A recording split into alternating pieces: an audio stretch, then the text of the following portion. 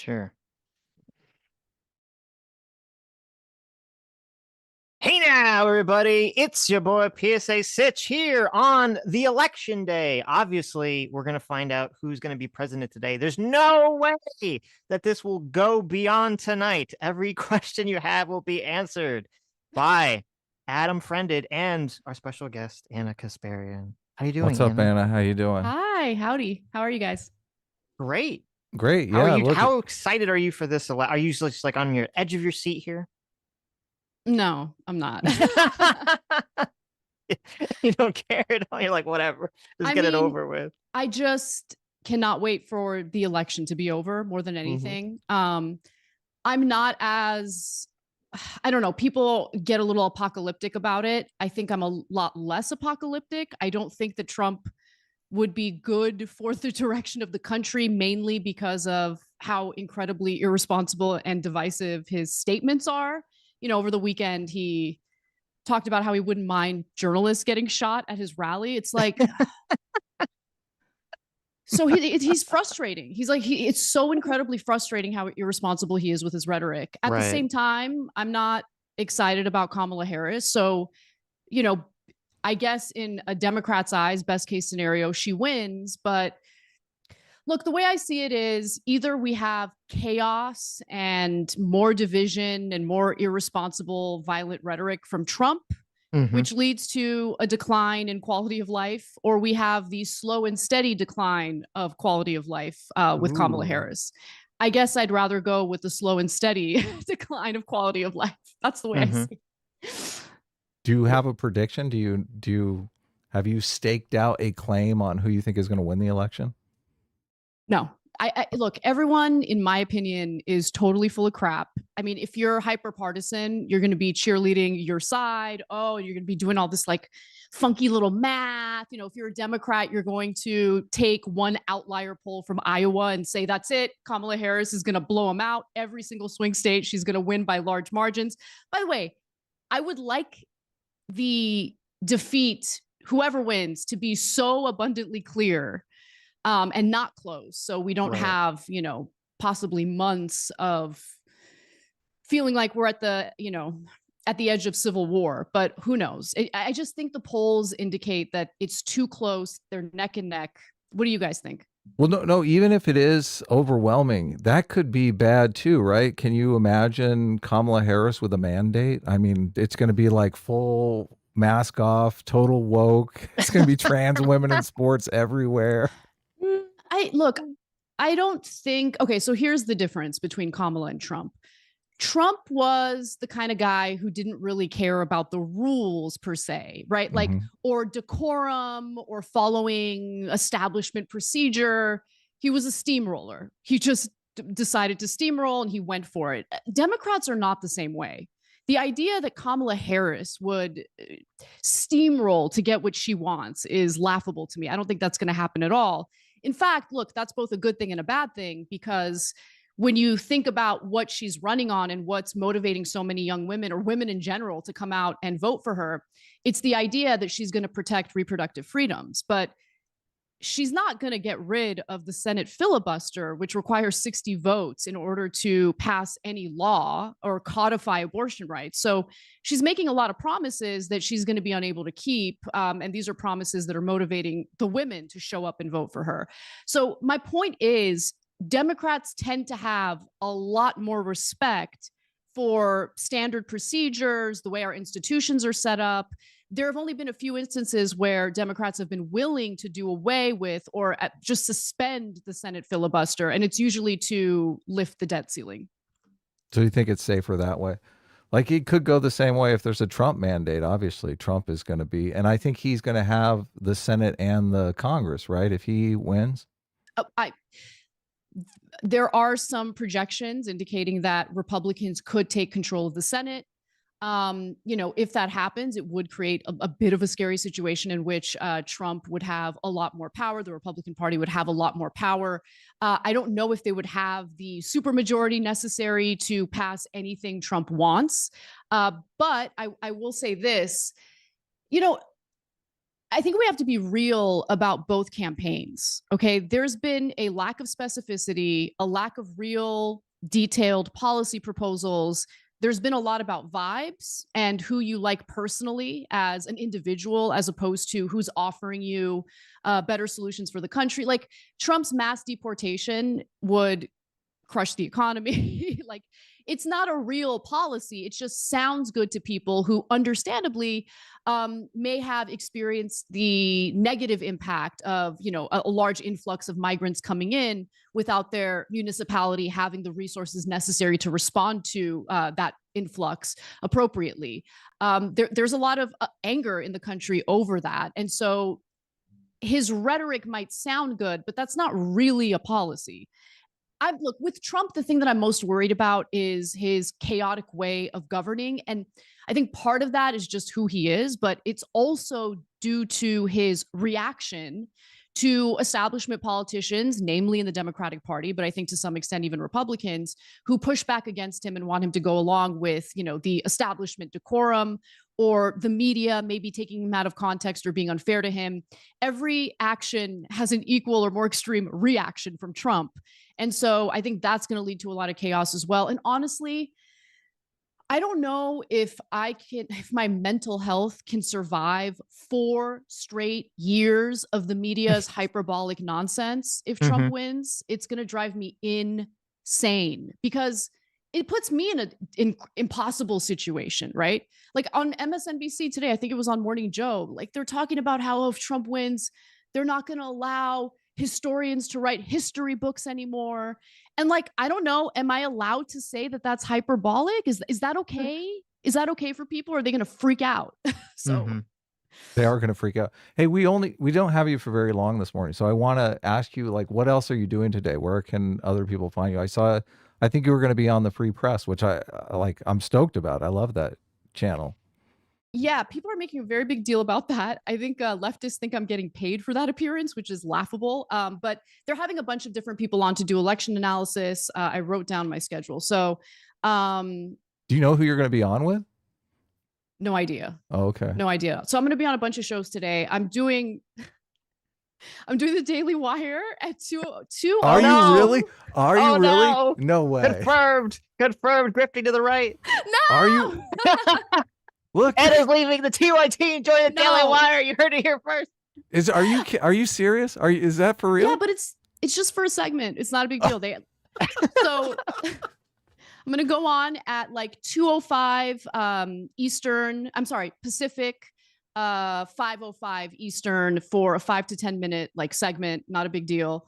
So you can check out that, and then I'm gonna do. Come on, that's just a tease. You gotta yell at someone. For at least an hour. I was gonna try to talk you into doing a show on the Daily Wire. No, do you guys really think I would fit in at the Daily Wire? I would be so out of place. Not at all. Yeah, but a lot of the right wing outlets, they hire some liberal to come on and give like the liberal perspective. That's not going to straw man the right wing perspective. And I think you could do some good in there, right? Obviously, you could be talking to right wingers and making liberals look good. Usually the person they hire is like a crazy person. So yeah, look, I think that there would be, I've done, you know, freelance work for lots of different outlets, right? Some far left, some more in the middle. And one thing that was true of all of these places was that there was some level of censorship or some level of control over the message, right? And really?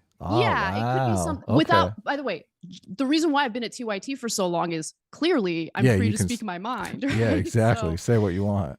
So I feel that TYT is just my home. It's a valuable place for me to be because I feel comfortable speaking my mind. But with the Daily Wire, I just think there would be pressure, and I don't want to deal with that. Now, if they want to have me on for segments, presenting, more left-wing perspective, I'm definitely open to that. But overall, like, I'm going to stay where I'm at. Okay, I'm happy at TYT.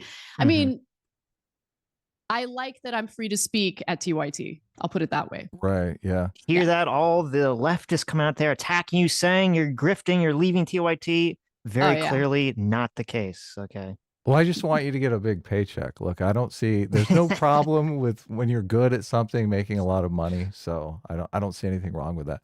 I want to ask you a question because obviously a lot of people are saying that you've left the left. And I think I have the perfect question to find out if you actually have left the left. Ooh. Okay. Is the Barbie movie woke?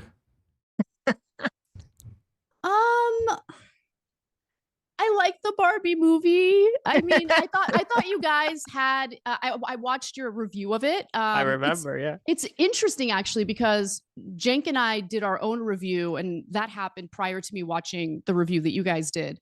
There were a lot of similarities in terms of the critique I had of that film, but I don't know. For me, maybe I have a higher tolerance level for woke, but when I see something that's like too woke, like it definitely bothers me and it's like annoying. I feel like I'm being preached at. Right. I didn't get that sense with the Barbie movie. Like I enjoyed it. It was entertaining. I enjoyed it. I watched your coverage. I watched your coverage with Jank on the Barbie movie, and I felt so bad for you because it was so obvious that like you had a lot to say, and I felt like Jank just kind of steamrolled over you. So, which you know can happen sometimes, obviously. Well, but this I think this confirms it that Anna has 100% not left the left if she doesn't perceive Barbie as woke.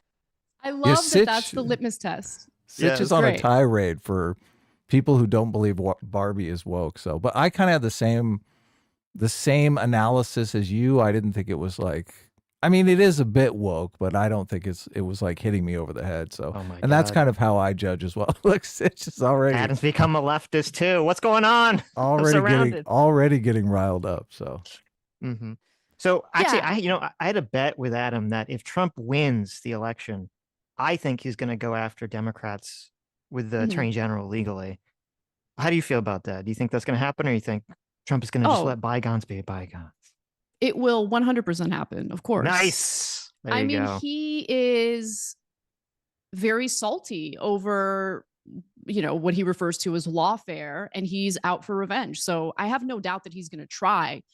Now, like Jink and I got into that shouting match about fascism, and it's look, I have an academic understanding of fascism. I got my master's degree in poli-sci. This is something I studied, and nice. So, where are Trump's brown shirts? Like, it's just fascism is not something that's possible unless you have like a militarized citizenry, like street gangs that are angry and frustrated after going to war and coming back and living in poverty. Like it doesn't make any sense. He hasn't done anything to weaken our institutions to the point where he would be able to take over as a dictator. And so that's where I was coming from. It doesn't mean that I agree with everything Trump's doing or I'm a supporter of Trump's. It's that I just don't find hyperbolic language appropriate. I think you need to identify what the real issues and threats are so you can address them appropriately rather than fearmonger about things that aren't true. But I bring that up because, look, guys, I really do believe in our country, and we still have rules and laws and regulations and a justice system. And if anything, what has happened to Trump and the inability of Democrats to, go after him and take him down through lawfare should give us all a little bit of breathing room to feel comfortable about the fact that, he might try to go after the Democrats, but he can't just throw them in prison. Like, you need to have probable cause. You need to provide evidence that they did something wrong. And so just this nonsensical idea that he's going to get elected and throw all the Democrat, like he's going to round them up and put them in internment camps is ridiculous. Right. No, I mean, I agree with that 100%. Yeah. There's actually, I should try to, I don't know, I got to find it. There's like a video that someone sent me. It's from like 6 years ago. It's called Stop Making Me Defend Donald Trump. And it was like a little comedy sketch of, some people are making some like accusation, like a very hyperbolic accusation against Donald Trump. And then the guy's like, well, I don't like Trump at all, but that accusation is wrong. And then everyone freaks out. And I just feel like that's kind of what continually happens to us and you whenever this topic gets brought up. I think, I didn't know this at the time, but, well, I did know actually, because I watched it live, but I totally forgot. Like the Friday before Jenk and I kind of got into that debate where I just gave up immediately because I'm like, this is not going to go. This was there right? There was another last week. There was another clip going around. Well, I heard people talking about it. I could never find the clip. I looked for it where you supposedly said that you hoped Kamala Harris would lose. Did you say that, or is that just people talking? Are you kidding me? If I said that, like, okay, like my home would have been bombed already. Look, I thought, I did see people on Twitter talking about, you said you hoped Kamala Harris would lose on the Young Turks, and I was like, what? Like, I started looking for the clip everywhere, but I couldn't find it. People on Twitter have said that I'm gonna, like, I've already left TYT. Oh, I'm gonna go. Like, I'm getting paid to do the free press today, which is laughable. What else? Well, they should pay you. You need a better agent, Anna. No, I mean, look, you don't get. It's actually kind of unethical to pay people for interviews, right? So I would find it a little strange if they're. Yeah, you're not supposed to pay people for interviews. Really? Oh, okay. Yeah. Yeah, it's like it breaks, journalistic ethics and stuff. I guess I've read Batya Unger Sargon's book, and she mentions this in the beginning of the book, because I guess she paid some people for interviews too. So. Oh, interesting. Okay. So I have I have a bet with Sitch also, that if Kamala Harris wins, that there ain't no way in hell any kind of immigration reform is getting passed. What do you think? Well, that really does depend, because, since that bipartisan Senate bill was squashed as a result of Donald Trump telling Republicans to kill it. But it was a bad bill, Anna, obviously. I mean, so it was better than nothing, right? But, the argument that you'll hear from Republicans who were supportive of that bill getting killed is, well, look, we didn't even need a bill. Look at Biden. Right. Biden did an executive order, and that slowed down border crossings, which is definitely true. However, that's already being challenged in the courts. And so it is very likely going to be deemed unconstitutional. And the Supreme Court is very likely going to argue that, no, you can't do this. Trump already did this, and we said no. So you need to pass immigration reform through legislation. And in that case, I am uncertain as to whether or not Republicans are going to be willing to work across the aisle to pass a bill, maybe with some changes, or try to get the bill that they already drafted signed by Kamala Harris. But I do think that she would sign it. Really? Yeah. If they have the Senate and the House, I think they're going to send her a bill that's like tough for her to sign. So maybe, but look, I'm kind of sick of paying the salaries of Congress members who don't do anything at all. All they do is performative, theatrical hearings, not because they're trying to get anything done, but specifically because they want to give the illusion of working on behalf of the American people. The fact that Congress is unable to pass legislation to improve Americans' lives is infuriating. And look, I know this is wishful thinking, but my biggest wish is that they would learn to work together and understand that they were elected to serve the best interests of their constituents, and they're not carrying that out at all. Yeah. So we'll see what happens. But I think the reason why I'm a little bit black-pilled is because I don't think either candidate is going to push the country in a better direction. Right. Mm-hmm. You said you thought that Kamala's going to have more of a slow and steady decline. What do you mean by that? I don't think she has any real ideas. I don't think that she's much of a fighter. I mean, she has a difficult time giving a speech off teleprompter. So I don't see her using the bully pulpit to make a case for policy that she's passionate about. I don't see her even consider institutional reforms to make it easier to pass necessary legislation to improve Americans' lives. I just think that she will be more of the same. What also concerns me is the amount of money she's taken in from outside donors. This election has broken all records when it comes to campaign finance. $1.11 billion has been funneled into this election alone, the presidential election. And so from outside money specifically. And so money talks, and anyone who doesn't understand how transactional politics really is incredibly naive and is setting themselves up for a world of disappointment. Kamala Harris campaigning with Liz Cheney, and that's really the thing that bothers me the most about her right now. Liz Cheney is not going to swing states and campaigning with Kamala Harris and not expecting something in return. Okay. Everything is transactional. And when I look at the neoconservatives of the Bush era and the constitutional violations that they committed, the suspension of habeas corpus, which prevented so-called suspected enemy combatants from being even able to legally challenge their detention. These are individuals who were detained without trial, detained without any charges, and they didn't have the ability for 2 years because of the Bush administration to challenge the legality of their detainment. When I consider the fact that George W. Bush attempted to fire 93, literally 93 U.S. attorneys because they weren't doing his bidding. Alberto Gonzales, his attorney general at the time, was like, oh, if we fire all 93, that's going to look bad. So why don't we do 8 instead? Like, let's just have a conversation about the laundering of the neocons' reputations right now by the Democratic Party. And I'm supposed to cheerlead this? No.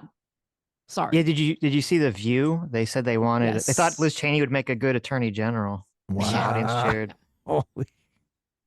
Yeah, look, they shouldn't have people who have no idea what they're talking about commenting on politics. It's pathetic. It really is. People talked in the past about a party switch. Do you think we're witnessing something like that now? I don't know if it's a party switch. It feels more, look, I honestly think that right now the Republican Party is cosplaying as individuals who care about blue collar workers and the working class. I hope I'm proven wrong. I mean, it would be amazing if they prove me wrong, but I'm not fully buying it, considering, Trump has focused much of his, like, one of the things he said recently was, I want to get rid of income tax altogether. No more income tax. And instead, we're gonna do tariffs, right? Okay, well, that is the largest redistribution of wealth from the bottom to the top in this country. If that actually came to fruition, like, his priorities seem to be helping out the rich and cutting their taxes, and in lieu of tax revenue, essentially slapping tariffs on anything that's being manufactured outside of the United States, which might sound good in theory, but obviously the cost will be transferred to Americans. Now, I'm in favor of targeted tariffs, and I think his tariffs during his first term were good. In fact, I'm not the only one who thought that. Biden clearly thought so because he kept them and expanded them. So there's a lot of tough talk from Trump, and he doesn't actually go as far as he claims he's going to go. But at the same time, if you look at what he's proposing as a whole, it seems to be a lot more like goodies for the rich as opposed to the ordinary working class voter. But you look at Kamala Harris, and she's funded by people like Reid Hoffman, who's a billionaire. And he just went on CNBC and clearly noted, like, yeah, I wanted to get rid of Lena Khan, who's the head of the FTC and who's been doing a good job preventing, larger companies from gobbling up smaller companies. Mergers and acquisitions have been pretty devastating for American consumers. And she's done a good job, fighting against that. Even JD Vance, of all people, has given her credit for it. And so I do think Lena Khan's days are numbered, regardless of who wins. And when it comes to Kamala Harris, I think that decision lies in the fact that she's funded by billionaires who want to get rid of Lena Khan. It's that simple. Well, yeah, I don't think we're in a party switch at all. And it would be really interesting if Trump loses to even see what direction the Republican Party is going to even go. Because I'm not convinced that the sort of like MAGA populist, isolationist, anti-neoconservative, somewhat anti-neoliberal, Republican Party is going to continue going forward. And it's going to be this weird battle of the soul of the Republican Party to see if a lot of the MAGA people jump ship, or I think a lot of them, not everyone, but I think like a lot of the Republican Party that's pro-Trump, like, it doesn't really matter. I think the same thing for Democrats. It doesn't really matter like the specific policies, as long as they're framed in a way that aligns with their moral intuitions, they'll just follow kind of wherever the party goes. You don't think the tariffs did end up saving jobs, though? I mean, and also their middle class people did also get tax cuts, not just the rich. The middle class tax cuts are the ones that are expiring now, which really sucks for us. Yeah, I'm a little Your bit concerned taxes about. will go up. Yeah. So Yeah, how is true. that not? How is that not catering to the middle class? I mean, you yourself said that politics is transactional, right? So Yeah. they make campaign promises. Like no tax on tips is a campaign promise that I think will, well, obviously, it It will depends put on how people. that's implemented, though, right? Yes, Because it's definitely everyone's going to going be to a suddenly go windfall from from. making a salary to being a tipped worker. Right. Yeah, it's going to definitely put some distortions in the economy, but I don't see how you can say that's aimed at the wealthy. Well, I mean, it's what he has said during this particular campaign, right? Right. Like doing away with income taxes altogether and instead relying on insanely high tariffs. Yeah, I don't Again, see would how be, that could work. It doesn't even seem yeah. possible. Yeah. That'd be So so massively inflationary. It'd be ridiculous. now I will say this, and I hope no leftists are watching because they're gonna like their Uh-oh. heads are gonna explode. Uh-oh. But it's true, and this is what I really felt. They're all watching right now. What are you talking I know, I know. All right, well, you guys can eat a dick. So I Don't I clip was that. actually impressed with some of what he had to say during his hour-long interview with the Bloomberg editor-in-chief. And Yeah. in that conversation, he was talking about very targeted tariffs, particularly tariffs that would impact the auto industry. There are a lot of auto industry workers right now who are concerned about this, factory in Mexico and how it might, just destroy auto manufacturing here in the United States. He seemed to be knowledgeable and very aware of that very specific case. And so when he talks about that, when he gets like granular about tariffs, I think that he's a lot more impressive. I'll put it that way. But then he gets super irresponsible and says like ridiculous things. And I get that he's a business guy and that's like his negotiating tactic, but like do less of that because if you're publicly negotiating like that, but it's not clear to people that you're just publicly negotiating, well, the media is just going to take it or take what you're saying at face value as if Yeah. that's literally what you're trying to do. And to be quite honest, that's most of his campaigning. So I'm really unclear what his specific, detailed economic policies would be. And to be clear, I feel the same way about Kamala Harris. Well, Well, the context, hold on, the context of the tariff discussion was using tariffs as a stick to get people to move manufacturing plants back to the United States. That's the perfect example of what I'm talking about, because if he's moving plants back to the United States, how does that not help the middle class? It could revitalize many of these towns by giving good jobs to people. So that's Yeah, a but fair also- point, but it would Yeah. take several years to set up these businesses. And so in those that's several exactly what years, Sitch said. but it's Yes. true. I mean, and even those who are in favor of such tariffs have conceded as such. And so it's something to keep in mind. I think there's a way to do tariffs, targeted tariffs, that could really work out. But if you guys can just remember back to, Trump's first term where he implemented these tariffs against China and China retaliated and we engaged in this trade war, farmers were hit real hard by that. And as a result, Trump had to fight, and he did succeed in securing some economic aid for these farmers who were caught up in this trade war. Right. But if you're, going to be belligerent about tariffs, I think it could be destructive to the economy. It And so I could, would it have totally liked to could. see, I would have liked to see a little more specificity from him. Look, I hope you get a chance to talk to Batya, because she is like way smarter than me. Like, and she is always singing the praises of Trump on the middle class. So she's kind of got me a bit convinced, but I mean, I'd like to see counter arguments against her. So Sitch, you want to say something?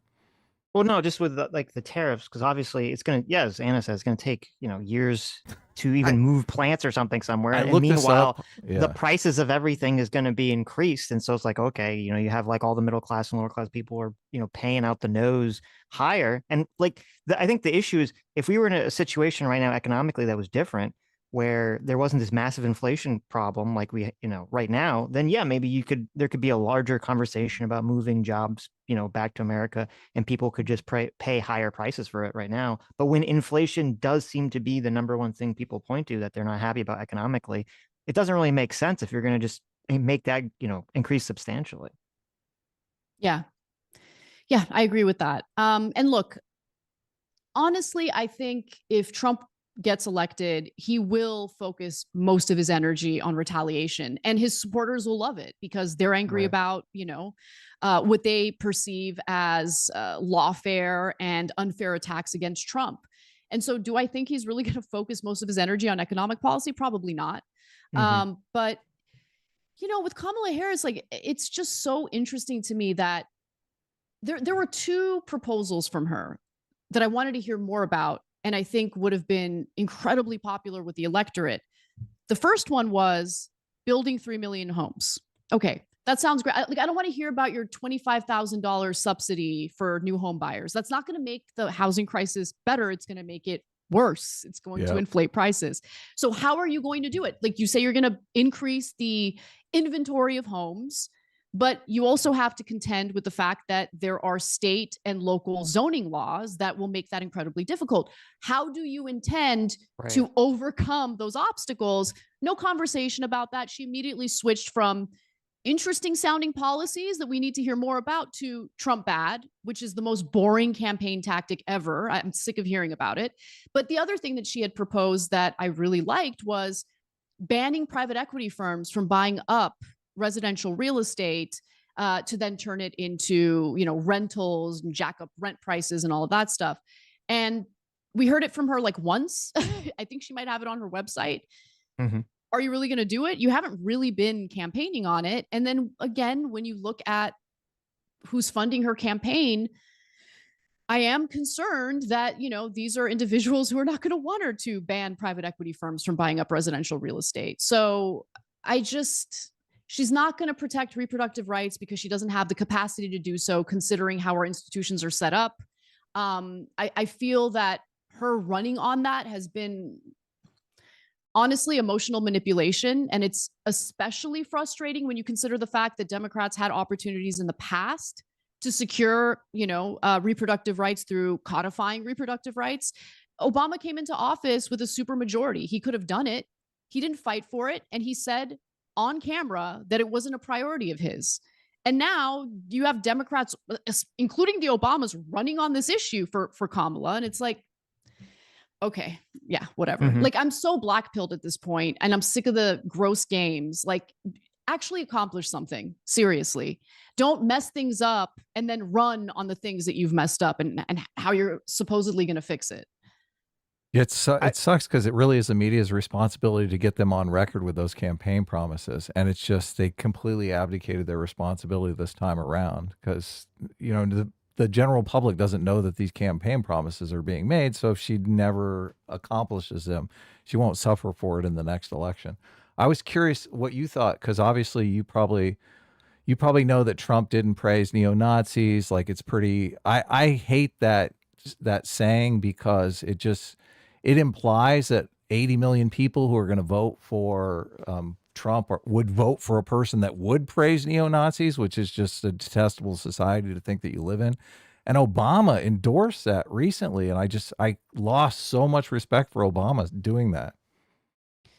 Yeah, I don't think Democrats or the media is helping their cause at all when they take him out of context. I think that there are legitimate lines of attack, but they don't, it's weird. Like, they don't go for it, right? Like, one thing I've really noticed with this election is they've allowed Trump to kind of get away with the I'm the peace candidate, branding.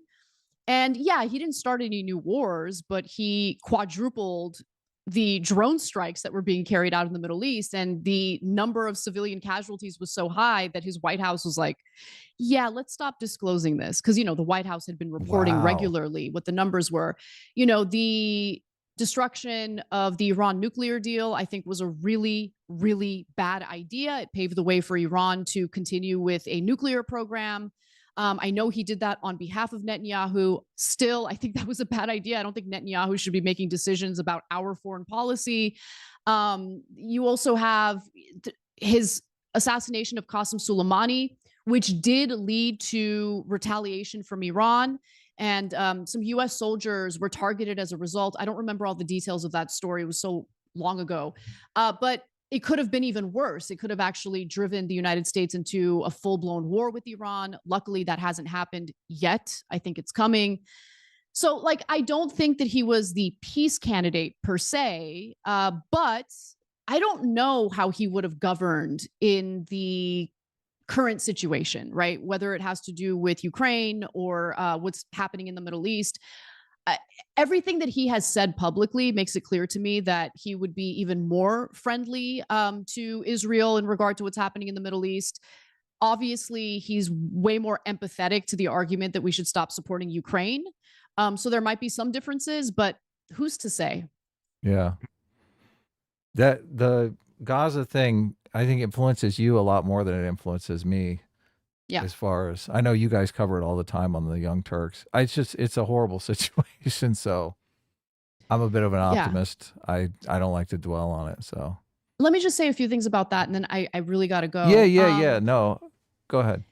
I constantly find myself in this impossible situation with almost every, hotly contested event or news story. And what's happening right now in the Middle East is a perfect example. I do not like dehumanizing people, and I think civilians should be protected under any and all circumstances. And right now, I think the people who get the most attention are individuals who engage in the dehumanization of one side or the other. But on the left, obviously, you have a small but very loud and influential faction that says things that are like so gross about the Israeli side and the Israeli civilians in particular, right? Like, I have no love for Israel's current government. I think that they are not only destroying the Middle East, but they're destroying their own country. I don't think that they give a damn about Israeli civilians at all. I think that there's a lot of interest in more land, more power. And it's not to the benefit of the Israeli people, it's to the detriment of Israeli people. And at the same time, of course, we know a ton of civilians are getting killed, in Gaza, in Lebanon, and it's bad. And I'm worried that it's going to spread to Iran. Now, with all of that in mind, yeah, Israeli civilians are human beings and they should be protected. And the trauma and atrocities that they've faced, no one should make light of it. No one should brush it off. It is very serious. But I'm in this impossible situation where if I'm too critical of Israel, people like put me or group me in with those who like dehumanize Israelis. And then, of course, like the far left will get mad if you humanize Israelis, but I don't really care about that as much. But It's just like the maximalist thing that I complained about while talking to you guys the very first time. It's like you can't just be a reasonable person anymore. You have to be an extremist on every political issue. And if you're not, well, then you open yourself up to an insane amount of harassment and ridiculous allegations and smears. Right. By the extremists. So this was great. Thank you so much for coming on. And I can't wait to see the fallout from your Daily Wire appearance, because that's going to be hilarious. That's going to be comedy gold. Thanks, guys. Always a pleasure. Always fun. Have a great time tonight. Take care. Take care. Bye. Gee, I have no clue who she could have possibly been referring to right at the end there, but I guess we'll just leave it up to chat to figure that out. What, the bad faith attacks? No, the getting roped in with the extremists on the left on Israel. Oh yeah. Yeah. Spit it out. Who is it? What are you talking about? Hassan Piker. Second thought. Oh yeah. Hassan's fans are toxic, so of course. Whatever.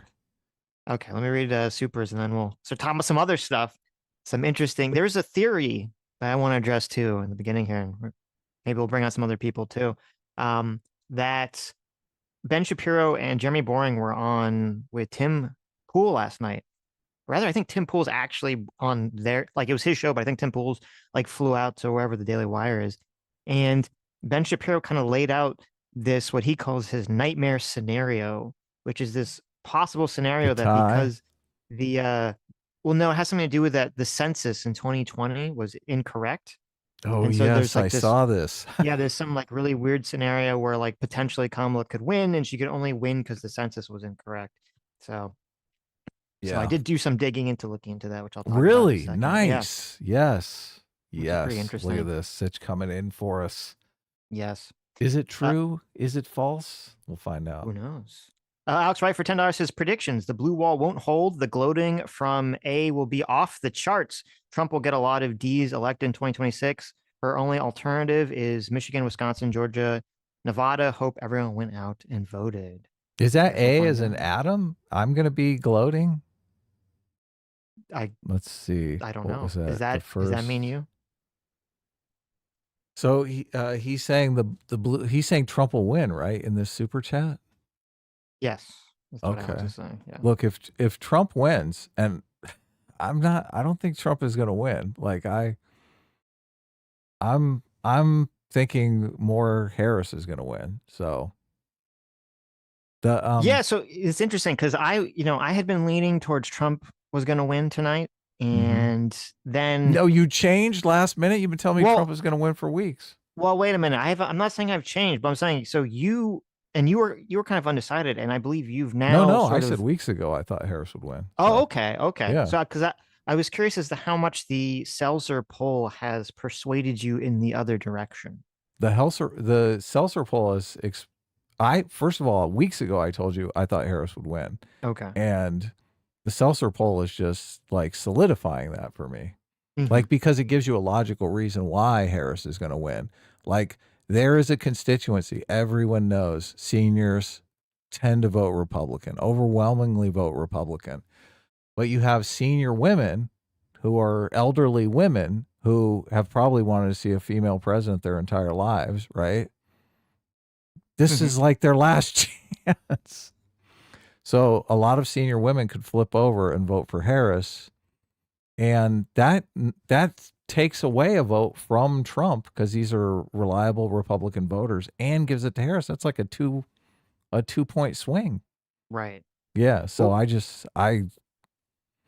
think, especially, and the Seltzer poll was taken in Iowa, which usually is red, but Iowa did vote for Obama 2 times. So Right. yeah. Well, there's going to be some contentions, like some states, there's question about, Nevada could take like weeks to find out. They think Pennsylvania could take more than, which obviously one of the most important swing states, could take more than tonight to figure out who won.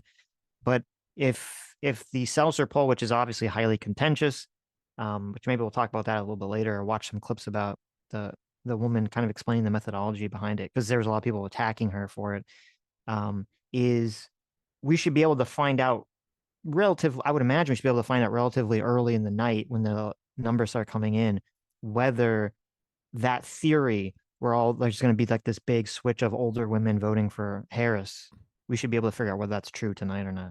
Well, and also I always look at ground game. Like I said, long ago, I read The Victory Lab, which is a book about campaigning, and ground game is so essential, even to the point where a lot of the states that are not swing states is because the party apparatus has developed a ground game in that state for getting their voters to the polls. It's just impenetrable. Florida, DeSantis has done this for Republicans. California, the Democrats have done this for Democrats. The swing states are kind of areas where there's a contested ground game, but I don't see the Trump campaign doing much in the realm of ground games. When people on the right are talking about Trump ground game, it's something like, I believe the Trump campaign has some tricks up their sleeve that they haven't disclosed. Well, I mean, what's up with that? Like, when we're talking about ground game for the Democrats, we're talking about Democrats knocking on people's doors and saying, "Hey, do you need a ride to the polls? We'll take you." Right. What's the big secret? Right. Why does that have to be a secret? Yeah, I don't know, because you're correct in terms of like the way it's being broadcast. I've definitely seen a lot more Democrat and Harris ads in messages and videos of them knocking on doors. I haven't really seen, like, now again, that could all just be like just for the propaganda purposes, but I haven't really seen the blitz of that footage for the Trump campaign. So I guess the question is that reflective of what's actually going on the ground, or is it just part of the messaging? Chat is saying Scott Pressler is the guy for the ground game. So maybe we'll look and see if we can find some articles on Scott Pressler. That's why I sent you a DM. But Tom Waiting for $5 says, we've had Chu and Mahler on together and Anna and Chu together. The question is, will we ever get Mahler and Anna on together? Maybe. That'd be interesting. Maybe they could talk about the Barbie movie. So the Wooster for $5 says, Oregon looks back at the audience for Peanut. There you go. Yes. I think Dev wants to come on. Can I send him the link? Sure. Yeah, we could send Dev the link. Have Dev come Okay. on. It's good to get a foreign perspective on our American election. Yeah, we want to know the Canadian perspective. This is technically election interference, him even talking about this election, but that's right. I guess we'll allow it since he's a friend. Mm-hmm. Oh, here we go. William Vance for 29 months of Discipline Equals Freedom says, I'm in Nevada and I got contacted by Trump staff multiple times an hour. I never get anything other than a few flyers for Harris. I think you're wrong, Adam. Sorry. Okay, so are they calling you? Look, and Nevada is an important swing state. Obviously, the no tax for tips was aimed at Nevada. Are they asking you, hey, do you need a ride to the poll? Are they asking you, have you voted yet? Mm-hmm. That's the kind of thing I'm like contacting you and asking you, like, what's up? It could just be part of the campaign, because as I said, I've been seeing like nonstop videos from Harris campaign stuff about them doing like door knocking and stuff. Haven't really seen that from Trump, but that doesn't mean it's not happening. That just means that's, maybe they're not just focusing the message on that. So yeah, look, I'm just absorbing the news as it goes. So I'm expecting people to be talking about ground game on the Republican side, and when they're not, I'm thinking, why aren't they bragging about their ground game? Right. Hey, Vito's in the chat. Vito says, white men for Kamala. Woo. Okay. Terrible. Well, thank you, Jay. Look at that. JMac is now outside the simulation, as if we didn't know that already. JMac's going to come on too. JMac wants to come on for a bit. So I don't know if I can send JMac the link if he wants to come on with Dev. So. Of course. Actually, I don't know, because Dev, if you do that, Dev might try to poach JMac away from us. Now, I don't think he'll be able to. Yeah, he's going to try. Look, it's more fun to tease him with the possibility that he might be able to poach. Oh, okay. Right. Just dangle JMac, the JMac, Daddy JMac in front of Dev and be like, look, reach for it, jump for it. That might be cruel. Never you mind. think so? It's bad enough that he's Canadian. Now I feel bad. Okay. Listen, it's totally, there's nothing against the law that says you can't torture Canadians. Okay. I'm pretty sure that's the case. Fun. Mm-hmm. Mr. Middleman for $2 says, Anna's here to spread free will, our queen. Look at that. Beautiful. Yeah. Christian Ball for 31 months says, Anna, our queen, I used to be a big hater of yours, but now I love you and your perspective. So glad to see the growth you've had these past years. I was listening to actually it wasn't a TYT clip. It was one of she's been doing a bunch of podcasts. So, which is great. I love seeing her kind of, sharing her evolution with the world. It's a really cool thing. So, but she was talking about how there are a lot of TYT viewers who, I would count myself among them, who drifted away from TYT because of all the identity politics stuff, that are kind of coming back now that she's kind of fighting against the identity politics, which is cool. That's a great story, right? That's like the prodigal son story right there. Yes. Yeah. I'm glad you asked her that question, because I too had seen this weird accusation about her saying that she hoped Kamala would lose. And I was like, it turns out it's completely false. Right. And I couldn't find the clip either. You looked for it. Holy shit. I was like, really? Wow. It was pretty shocking. And I was looking for it, couldn't find it. So it's probably based off of the Trump is not a fascist, which, look, it seems so short-sighted to me to gaslight half the country into believing everyone that votes for Trump knows he said, like, he praised neo-Nazis and thinks that's just fine. What kind of world are we living in? Yeah, it was pretty sad to see Obama kind of push the Fine People Hug stuff. So yeah, look, great. I did lose all respect. It's funny. I've been defending Obama throughout this election. Remember, everyone says, oh, he's so divisive. And I'm like, I don't remember him being that divisive. I'm literally looking for evidence of him being divisive. Guess what? He provides it right here. Here he is being divisive, lying about Trump. Yeah, obviously right now. So not great. But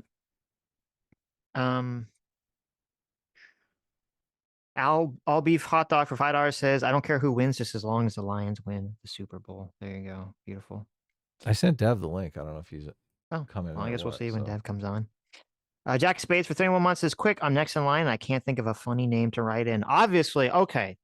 Now, we had talked about this the other day. This was on Sunday, I believe. We had talked about how Adam, historically, you guys, if you recall, Adam had historically voted for Kanye West.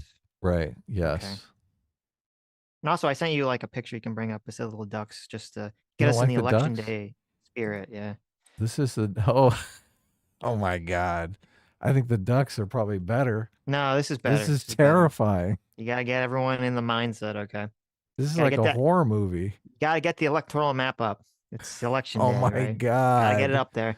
But no. So last election, Adam had voted for Kanye West very famously, and I had pointed out like, oh my God, Adam votes for Kanye West, and then a few years later comes out he becomes a Nazi, right? Yeah. Kanye West very famously puts on his black Balenciaga mask, goes on Alex Jones, and talks about how much he loves Hitler.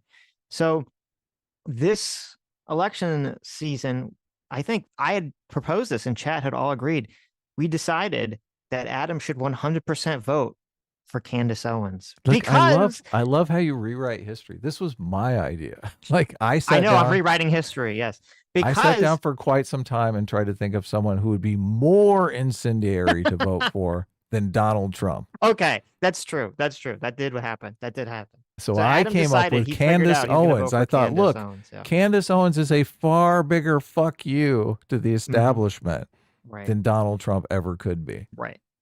So when Adam had concocted this idea, we had concocted, me and Chat had realized that, okay, we have to get Adam to vote for Candace Owens because we have to see if he has the meme magic power that whenever he writes in the name of a black person, they become a Nazi somehow through Adam's vote. Right. Okay. So we had all demanded that Adam go and vote for Candace Owens. And guess what? Didn't do it, guys. Yeah. He didn't do it. I can't believe this. I did not write in Candace Owens.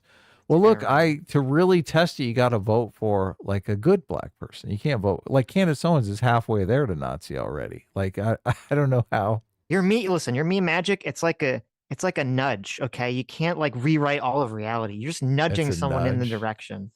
Though to be clear, I can't write in Denzel Washington and then it's over for Denzel. Yeah, if you write in Morgan Freeman, I don't think. Yeah, what happens if I write in Morgan Freeman? I don't think anything's gonna. If you write in Obama, I don't think anything. Look at that! I should have wrote in Obama. Okay, it's just a nudge. I think that would send the right. I don't think that would send the right message. No. Okay.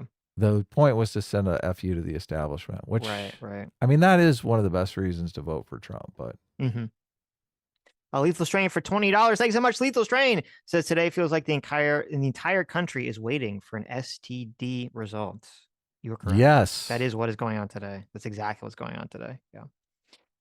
Libertarian Sasquatch for 2 hours says Kamala getting us into World War III will be funny, I guess. Yeah, think of all the yucks. Think of all the listen, I watched Fallout. That looks like fun, doesn't it? Living in your little shelter, not having a nose, fighting giant bugs. Aren't you excited? Yeah. You get a mech suit. Crazy. Adam wants the mech suit. Oh, of course, yeah. Hopefully Elon Musk has a mech suit finished before the World War III breaks out. But I think obviously if Kamala wins, Elon Musk is going to be in court or in jail within 6 months, right?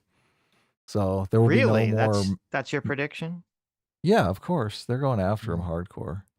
He sided with a fascist. What can they do?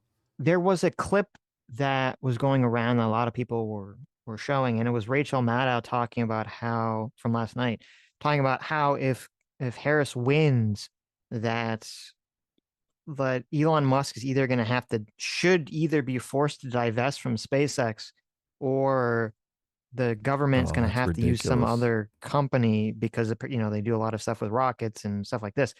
And so, when people were saying like, "Oh my God, Rachel Maddow is telling Kamala Harris to go arrest Elon Musk or this stuff," and I was kind of curious because I went and I watched. I found like the clip because I was curious what the context was, because the clip was just the result. It wasn't how we got there. What was the logic that Rachel Maddow sort of laid out for the audience to get to that position?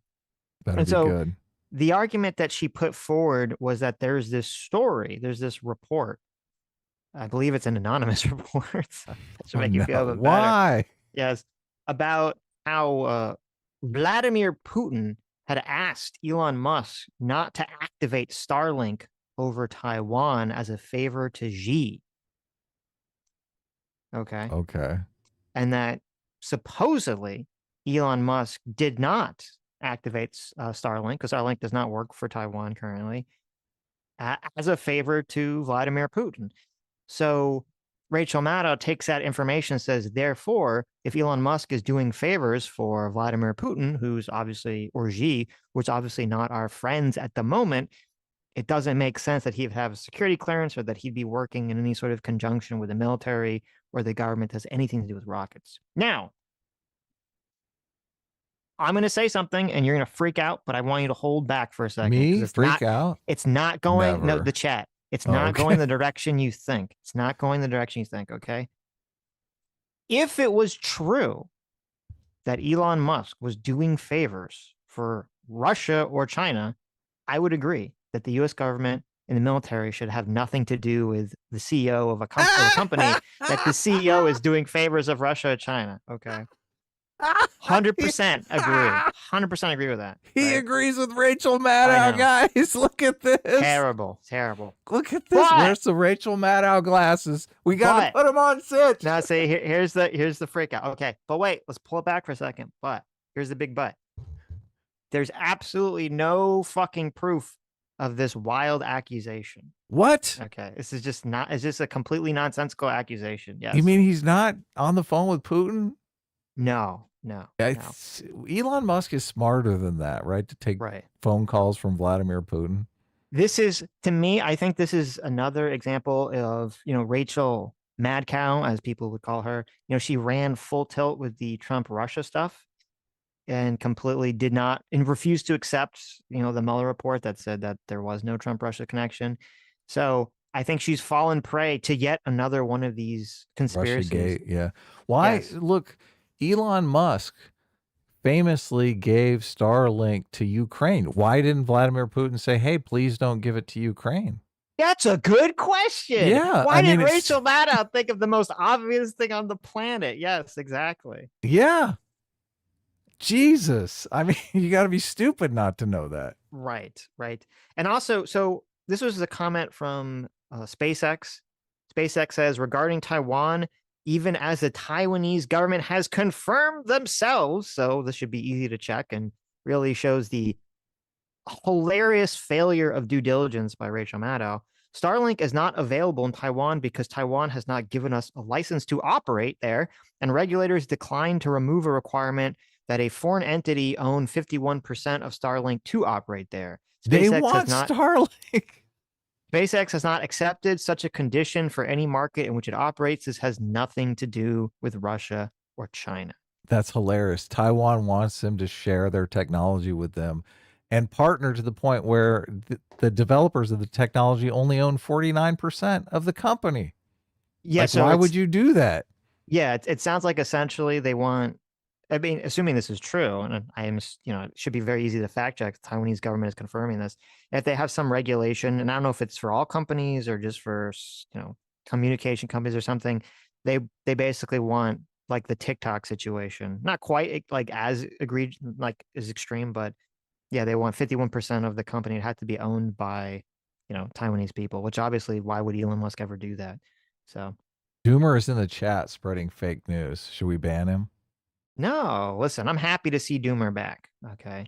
He's saying Elon Musk took away Starlink from Ukraine, that they no longer have it. I don't know if that's true. I know that there was some consideration to do that. I forget why.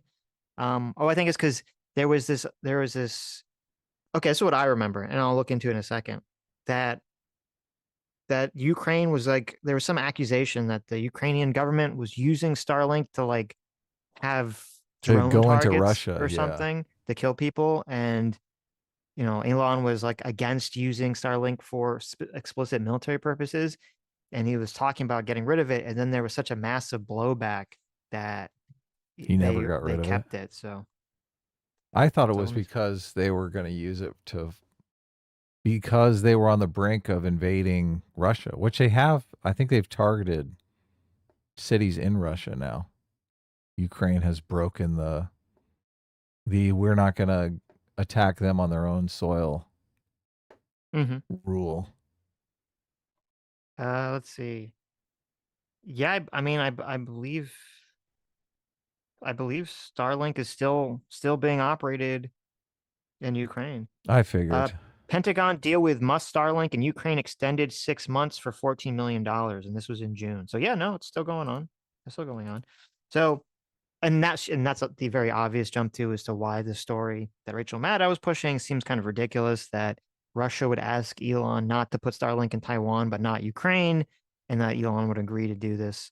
And that you wouldn't just ask, especially if there's this very obvious regulation in Taiwan that would prevent that anyone could ask the Taiwanese government to give a statement on. So, very embarrassingly stupid story from Rachel Maddow. Expected at this point.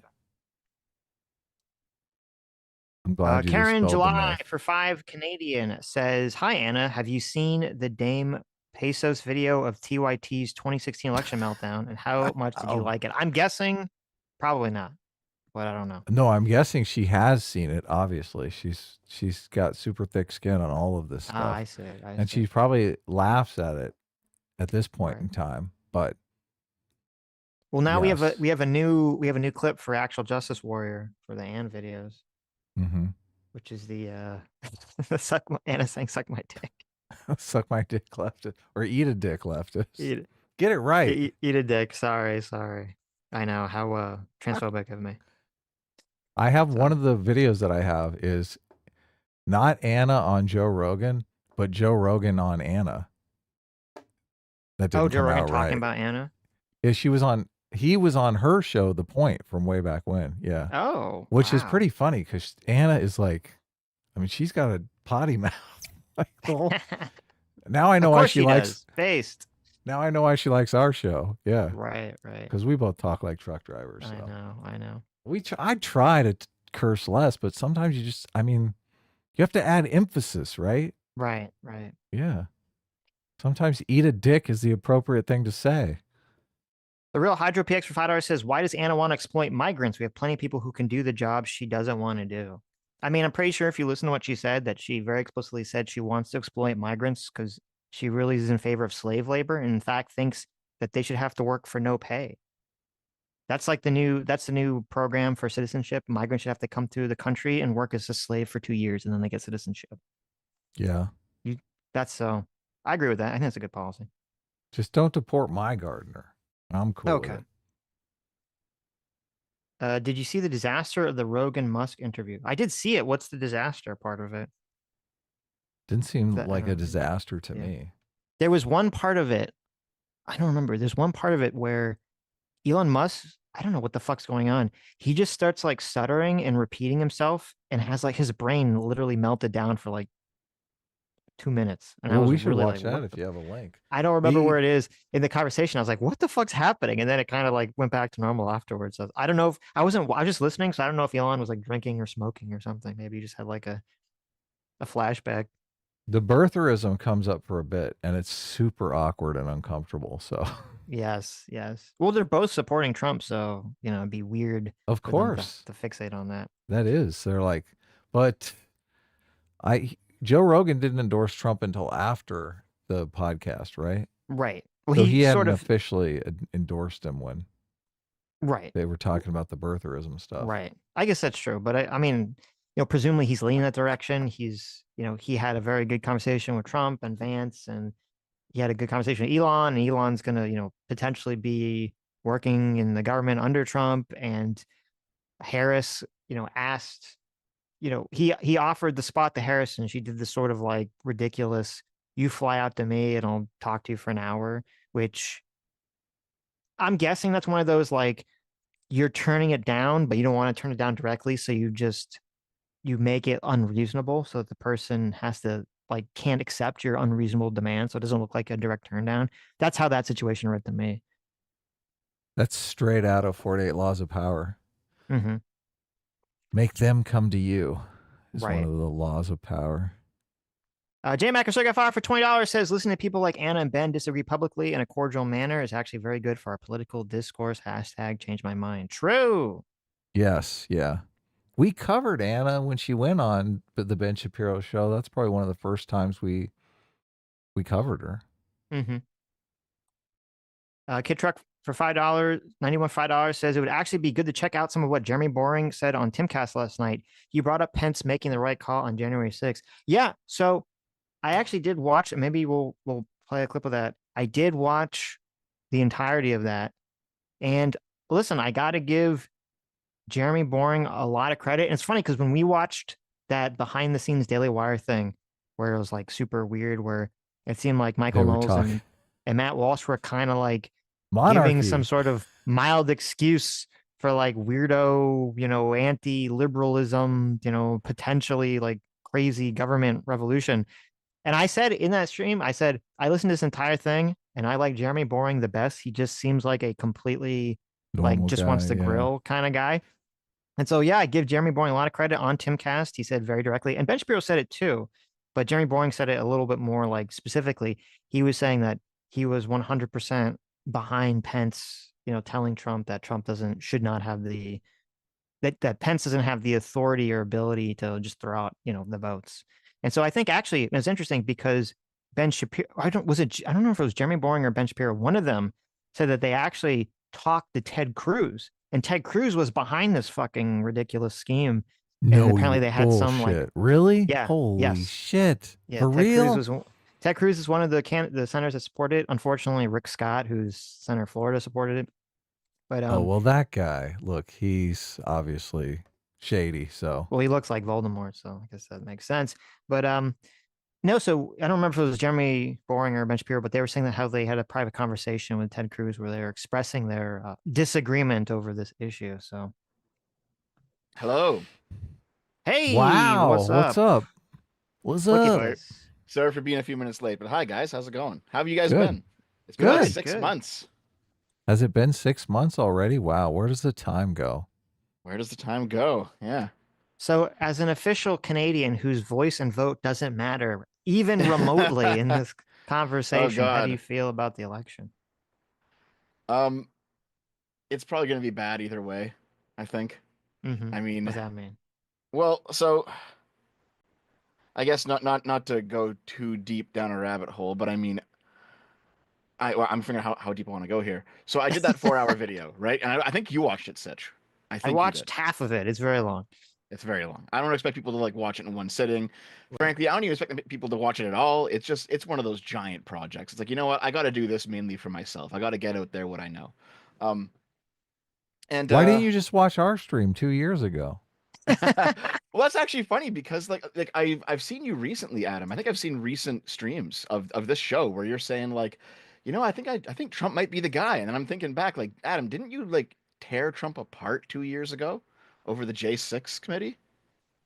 Yeah, obviously the J6 stuff is not great, but you have to kind of weigh the entirety of the situation. So, and I don't think Kamala Harris is a good candidate at all. There's definitely pros and cons for each candidate. So if Democrats put up a better candidate, I mean, yeah, obviously J6 would be completely disqualifying, but in this situation, I was going to look at both candidates. So, I mean, fair enough, right? Like for some people, like I know for people who are more like, just vote Democrat straight down the ticket, to them, the attempt to steal an election is like instantly disqualifying. So they're like, never Trumpers, It's like, okay, fair enough. Also, it feels wrong to me to, climb up on my high horse and say, this is morally repugnant to me and condemn anyone who wants to vote for Trump who thinks that Trump's policies might be better for them economically. So, I'm in a situation economically where it's probably going to be fine for me, whoever wins the election. If somebody else is, in a lesser, not so great economic state, and they think Trump is going to be better for them, why am I imposing my moral righteousness onto them? That, I think, is what morally offends me. So, yeah, I mean, at the end of that 4-hour video, I basically said, listen, if you looked at if you gotten this far into it, it's obvious that Trump tried to steal 2020. Mm-hmm. It's undeniable. Now, so just live with that, right? Like if you're somebody who still thinks that Trump would be better because because you think he's better for the economy, and you're having kind of a rough life because the past 4 years have been rough for a lot of people, and you're willing to see America's democratic systems be eroded in exchange for more material wealth. Well, That, that might that might be a worthy already, trade-off. That might be a worthy look, trade-off. already, not even an American citizen, and you're Yeah. going into this like moralizing here, like No, you're no, making this no. Okay, hold on. proclamation that the democratic system is going to be eroded away if people vote for. Look, if Trump wins today and is the president for the next 4 years, like what evidence do you have that our democratic systems are going to erode away? That's like a huge claim. And then Okay, well, the and evidence, then on top of it, you say, oh, you're just doing it because you're greedy. No, Like I you're didn't say willing greedy. to No, no, no, no, no. throw Adam, America Adam. into the toilet because you're greedy. Like, how are I'm you not not moralizing? That's insane. You're putting moralizing in my mouth. I didn't say those things at all. Okay, Get your morals out of his mouth. No, Okay. no. Here's what I'm saying. Like, I'm not moralizing. I'm not even You necessarily are. saying. No. Just hear me out. Hear me out. Okay. I'm not necessarily saying it's a bad Okay. choice. It might be a completely reasonable choice. If you're really poor and you think Trump's economic policies will help you and Kamala's will basically destroy you, and you're like, you know what? Even though he tried to steal 2020, fuck it. I want my life to get better. I'm not saying it's an unreasonable choice to make if that's how you view things. Well, no, I'm but not saying, you said I'm that saying you're greedy. I'm not saying you that. said that democracy was like if Trump becomes president, democracy is on the line, which I think that Well, hold on, claim is hold on. specious.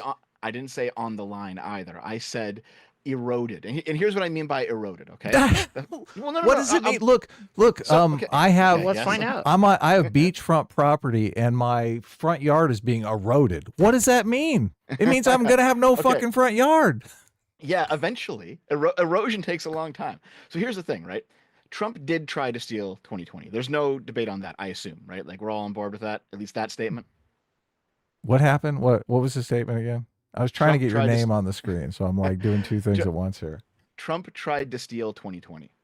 Tried to steal 2020. Yes, True. Objective fact. Yes. Objective Okay. fact. Well, do you agree, Adam? Yeah, not really. No. What? No. What? Oh. You said so 2 years ago. I went back and watched those streams recently. Ooh. Tried to steal 2020. Yeah. I mean, As in Trump tried to steal the 2020 election using the false electors. yeah, I see. I don't know if I think he believes that he won the election though. When you ask the question, try to steal, what do you mean? Like he tried to knowingly, maliciously say I lost and steal, or do you just mean like the outcome was? Look, the reason that I don't like the term steal is because steal is obviously outside the bounds of the law, right? I do think that he tried to become president within the bounds of the law. Like I don't think, and so if he tried to steal the election, that would be doing something illegal, right? Wait, what bounds of law though? He put up what we are calling a fake set of electors, right? What other people have called an alternate slate of electors. I do think like as soon as he tried to give those electors to Pence, like if Pence takes the electors, some sort of fraud has taken place. And then that would be adjudicated in court. I don't know whether it would be a criminal matter or a civil matter. So, well, it is currently being adjudicated in court. That's why it is. It is, but it's still an attempt to obstruct because he attempted to give the electors to Pence. Sure.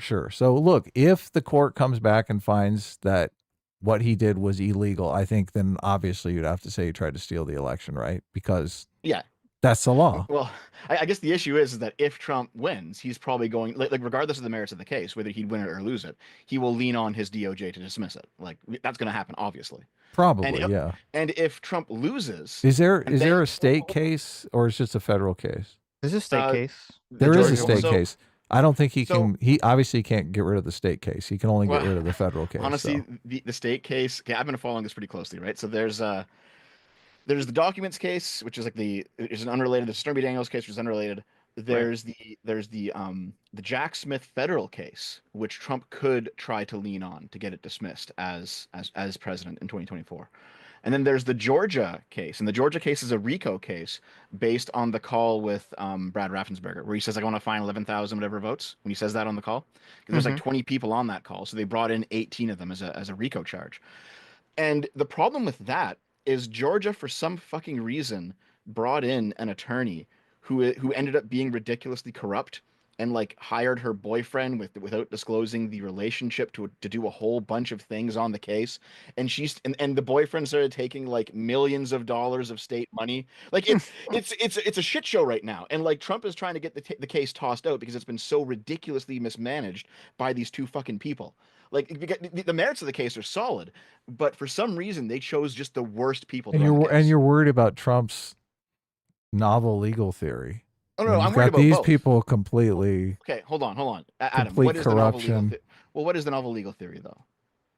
Well, obviously, the novel legal theory has to do with that the vice president can decide, which slates of electors that they want. Well, yeah, They but can override the will of do the you know? state. Yeah, but do you know why he thinks that, or do you know why like his lawyers told him that? Because they're evil. Because they wanted Trump to keep listening to them, and Trump wanted them to say things that were No, made because it like, possible for him to be a two-term president. so when I was working on this 4 hour video, I went hunting down. Here's the Mhm. thing. I got a list of every single question that Trump people ask about this situation, and I answered them directly in the video. I made sure to answer every single one. So I can answer all these questions very easily. So first of all, Trump went hunting for Eastman. He went looking for lawyers that would give him the answer he wanted. So it's not like Trump was ignorant and he just kind of sat back and got bad advice. He went looking for it. Okay. Secondly, I'll put in the Zoom chat Wait, right hold on. here Before you move for. on, Okay, well, is this um, moving on? well, no, I just wanted about what you just said because Okay, yeah, I yeah. I thought Eastman came up with this and then gave it to Trump. Was it the opposite? Was like how did when you say Trump went hunting for this? What do you mean by that?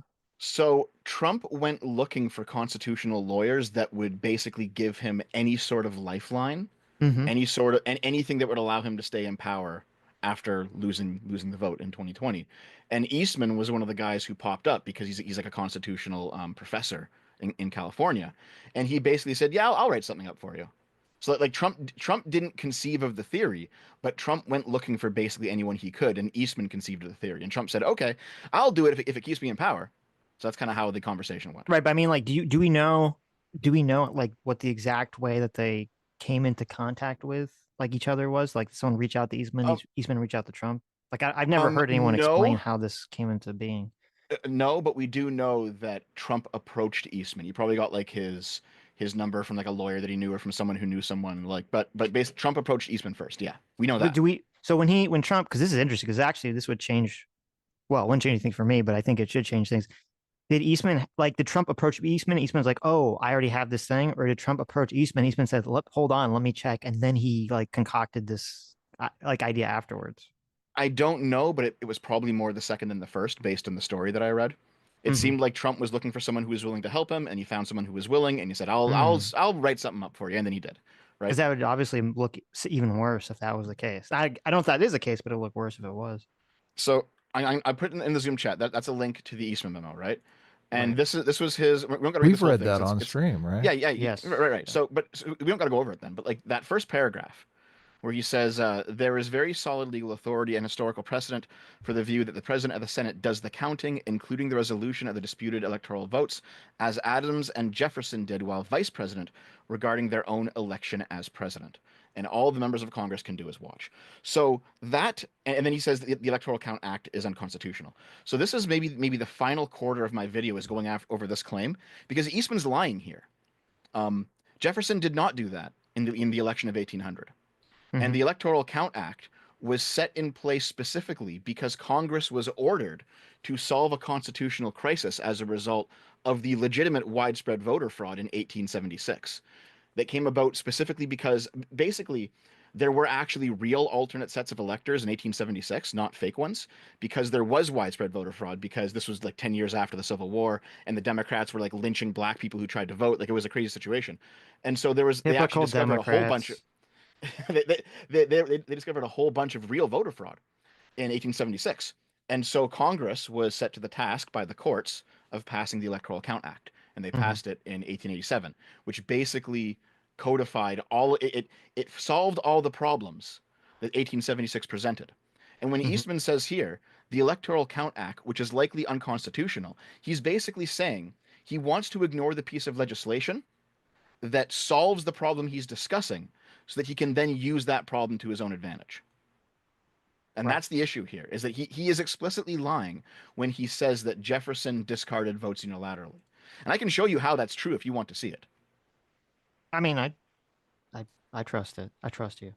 Okay, I trust you, yeah. Dad. I believe Because that's true. I went into the archives, I pulled up the actual electors, like the paperwork, and I found out what Wow. happened with Jefferson and Adams, and I put it all in the video. It's all out there. It can very easily be publicly found. It's just kind of obscure, but it's out there.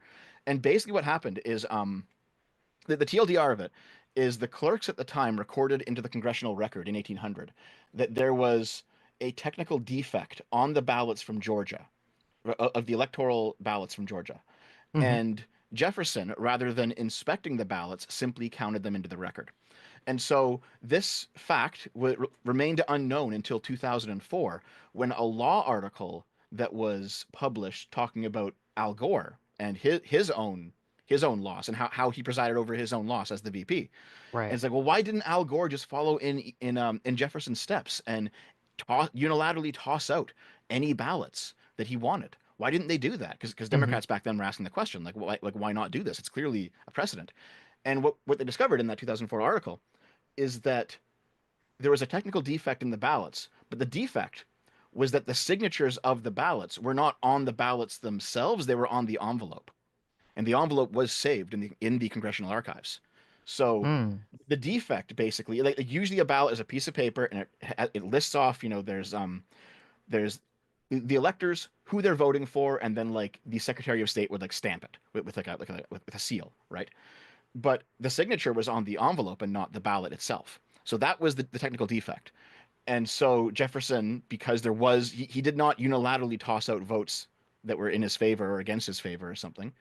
He looked at it. He said, okay, clearly, like they just like if you look at the ballot, it's like a post-it note. Like Georgia really fucked up.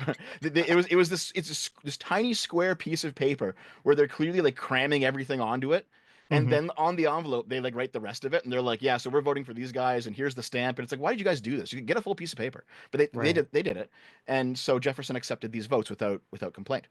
And for the 2004 article basically got buried and ignored until 2020 when Eastman brought it up and ignored the end of it and said, well, Jefferson clearly did this. He clearly just, he established the precedent that the VP can choose whatever ballots he wants, but that actually wasn't how 1800 went.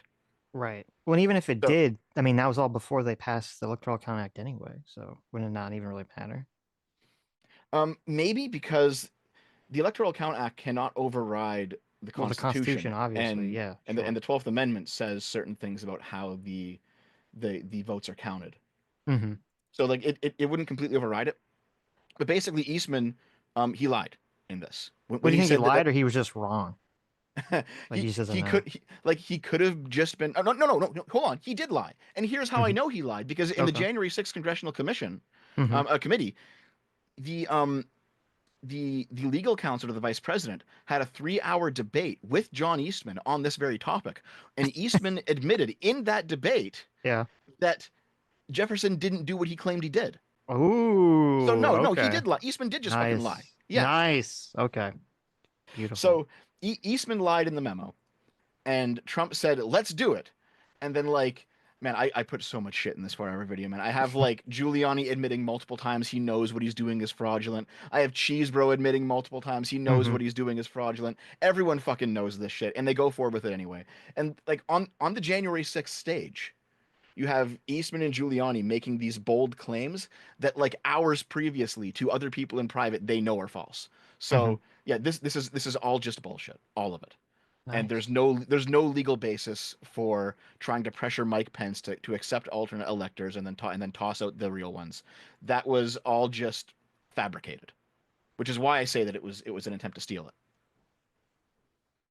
It was an attempt to prolong the inevitable because obviously the Supreme Court would have just said no dice.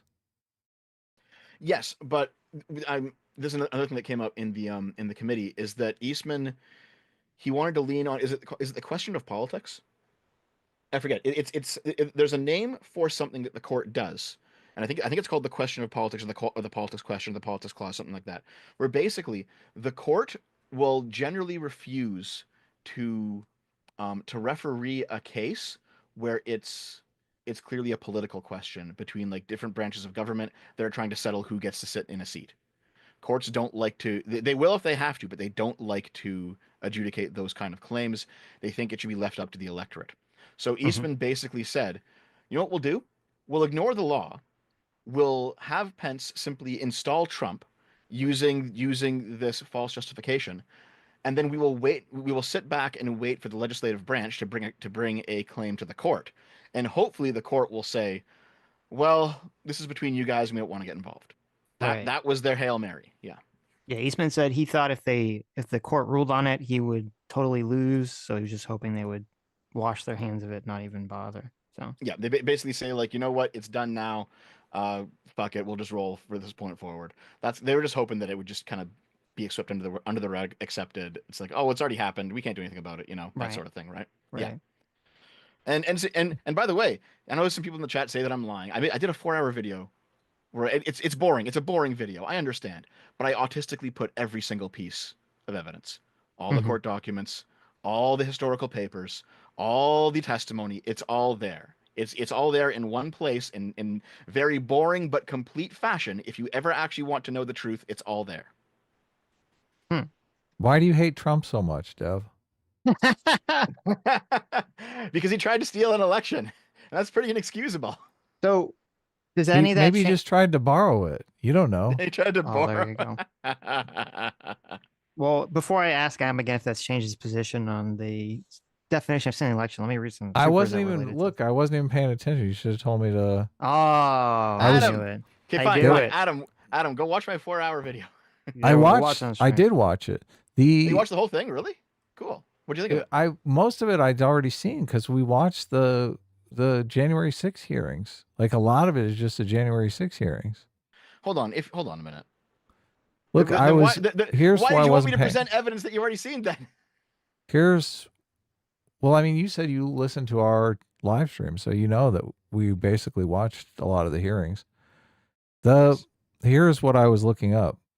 Okay. Trump says he shouldn't have left the White House as he closes campaign with increasingly dark message. What the fuck? Wait, So this is CNN. Obviously, I'm skeptical of CNN, but it Mhm. says at a rally in the must-win battleground state, the former president told supporters that he shouldn't have left office after losing the 2020 election, described Democrats as demonic, complained about a new poll that shows him no longer leading in Iowa. Oh, that's the poll we were talking about. A state he carried twice. And he said he wouldn't mind if a gunman aimed and also shot through the fake news. Oh, wow. Hmm. I heard a lot of people were complaining about this campaign rally that I guess he came to the rally like super late. And a lot of people had waited for, I think, like 4 hours for him to get there. And it was super low energy. And he said a bunch of crazy stuff. So, Well, I mean, Trump's compared to like 2015, 2016 Trump, when he was like at his peak and he was, destroying Jeb Bush. Trump is kind of like he's slowed down a bit. He's a bit more like rambly. He's like a rambly old grandpa now. Yep. Well, I mean, it's been what, 8 years? I mean, I'm sure he did 5 campaign stops yesterday, right? It's the last day before the election. Yeah, yeah. He's So, also probably really tired. Yeah, yeah. I mean, I'm not sure. I'm much younger than Trump, but I mean, I get into the 10th hour of our live stream and I'm like, fuck. Yeah, Fuck. yeah. I've been on a few like long EFAPs.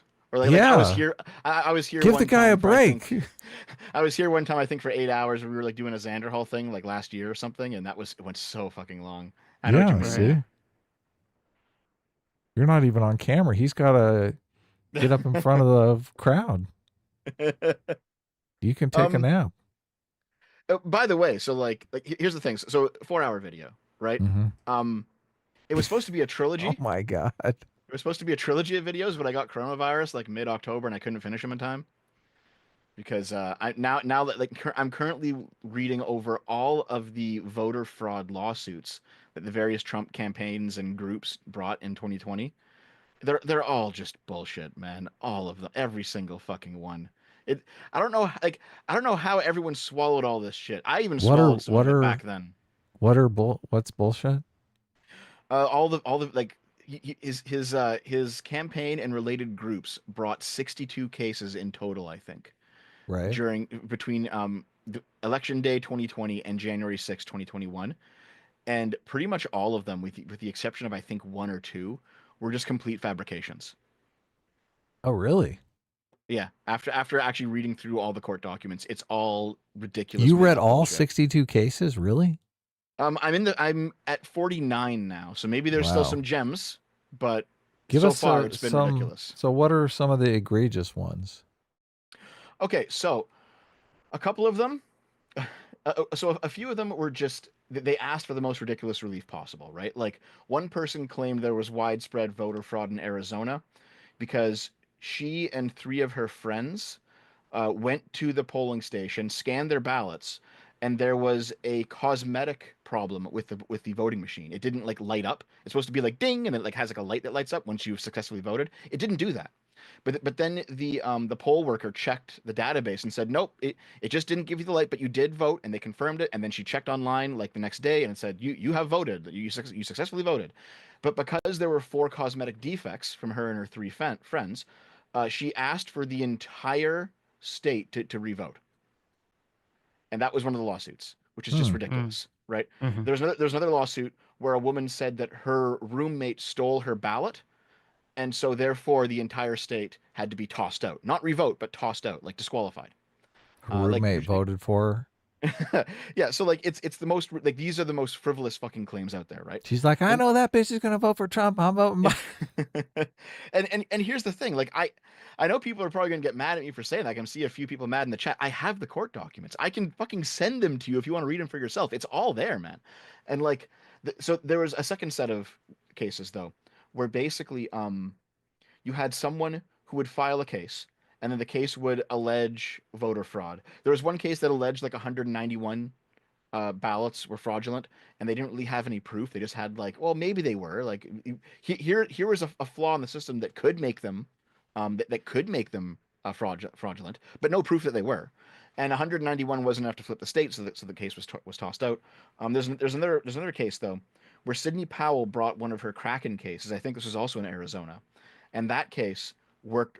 She said something like 400,000 ballots were fraudulent because of a statistical analysis that she did that was done by like a guy that she hired, and they looked into like where he got his numbers and what his credentials were, and it was all just kind of made up bullshit. Like the court brought the guy in and they like looked at who he was, and there's nothing to this, right? But then after that case is appealed and then finally fails, Sidney Powell turns around and gives somebody else the exact text of the case and has them file it as a new case under their name. And then it works through the system again. Right. There was one instance where a case was refiled under a different name, like with It's a, like a a shell. copy paste case. Yeah, just copy pasted. There was one instance, and I think this was in Georgia, where a case was refiled 5 times by 5 different individuals or shell organizations, specifically just to keep a case rolling in court, Mm-hmm. just so that it would look like there was fraud, so that Trump could turn around and use the alternate electors and be like, look, there's fraud. So it's like Hawaii 1960. There's still pending lawsuits, so I can do this. And in fact, I found emails from Cheesebro and Giuliani where they outright admitted to people in their inner circle that they just need to keep filing cases, even if it means filing the same case again under a different name, because it will make the false elector scheme look legitimate. Mm, They outright said that in their emails. Interesting. horrible. And I've got it all, baby. I'm the fucking listen. As I was reading this, I'm just. Why did was you like, make a I was, 10-minute video then? I just like what, you're clouding okay, it up with all this other stuff. well, because okay, I could like make a 10-minute video. No, here's okay. I could You Ah, got a sigh out of Dev. You got a Sitch sigh out of Dev. listen. I know Listen, it's I feel your great. pain, That's my Dev. whole Dev, I goal on feel the show the is to pain. get massive Okay. size. I could I think I just got lay like out all the 4 claims. size out of Anna. I got 6 size out of Dev. Like Sitch is like on I could perpetual sigh. Yeah. I could do like a tiny video where I just lay out the claims, but people are going to ask for proof, right? And the Right. proof No, is yeah, like who cares? you need to prove it. You can't just you can't listen. You think you can just make shit up? I mean, Eastman did. What are you talking about? Yeah, yeah, I guess he did. Yeah. Your problem is you're not. You got to tell people what they want to hear, Dev. That's where you're messing up. Oh, okay. Yeah. Let me tell Well, you. maybe I Mm. should explain this because this might come up and you'd probably be interested in this, Dev. Have you heard about this concept of the in the United States they fucked up the census in 2020, and that fucking up the census might make it so that Donald Trump loses? Do you know about this? Yeah, I think I've heard something about this where like there should be more electoral votes for Florida than there is. And like if Trump and it's like Florida should have two more than it does, and if Trump loses by two, that's going to be their next lawsuit, basically. Yep. So the argument is that, yeah, so the argument is that Florida should have two more electoral votes and Texas should have one more electoral vote. So, Oh, Wow. and that fuck. there are three Democrat states, Minnesota, Rhode Island, and Colorado, that have extra. Or, well, technically, the argument Okay. is, now I haven't checked the math on this. This is according to the article I read about this, which actually was surprisingly detailed and seemed to be well written, was from the Heritage Foundation. So this is the people that did the Project 2025 that everyone was mad about, and they wrote this article in 2022 about this, and they said, according to them or according to the whoever they were citing that did the math, I was too lazy to do all the math. They made the accusation that Minnesota and Rhode Island should have lost one electoral vote, and Colorado gained one that they shouldn't have, where Florida should have gained two additional ones and Texas should have gained one additional one. So, all in all, the argument is that if Kamala wins by 3 electoral votes and Trump wins Florida and Texas, that therefore the potential census fuck up should have handed the win to Donald Trump in actuality. And this will be the basis for some kind of lawsuit and years of Trump supporters essentially complaining that the election was stolen from them on this basis, if this scenario should occur. It's oh my God. Like There's definitely I, more base to that accusation. Right. that might be true, but I mean, Mm-hmm. honestly, if you go all the way back, right? Because Trump was saying that like Obama committed fraud in 2012, and he was Mm-hmm. claiming fraud in 2016, even though he won. And then he claimed fraud in 2020, and he's claiming fraud in 2024. He just seems to do that. He just Of claims fraud whether course. there's fraud or not. Of course. It's just bullshit. But this could be fraud, though. Well, okay. So, Maybe, but wait a minute. maybe. So I looked into this. Okay. Oh At no. least to know so far. And actually, again, as I said, the Heritage Foundation, this was written 2022. So this wasn't in regards to this election. They actually had a pretty good article about all this. So what all this means is in 2020, they had the census. And obviously, you had COVID and other issues that could have made the census difficult.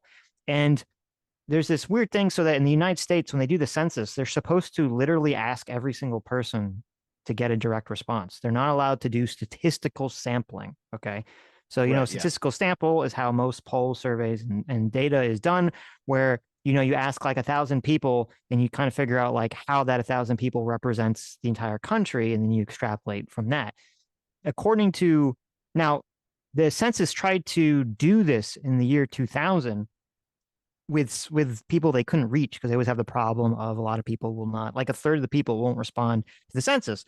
And they were thinking about using some kind of statistical analysis to extrapolate based on that. They got sued, and the Supreme Court adjudicated this case and said that legally the census people cannot use any sort of statistical sampling technique or the specific statistical sampling technique to make a determination about the census. They're not allowed to do that whatsoever. They got to actually contact the people. Right. Or they Which can is use, good. Government files if people aren't responding, or they can, like, if people are still not responding, they don't have files, they can ask other people like, hey, do you know if someone lives here? Blah, blah, blah, blah, blah. They just can't use this kind of extrapolation technique. So the way it works is that every 10 years they do the census, and then for the next 2 years they do an analysis of the census to try to see if they fucked up or not.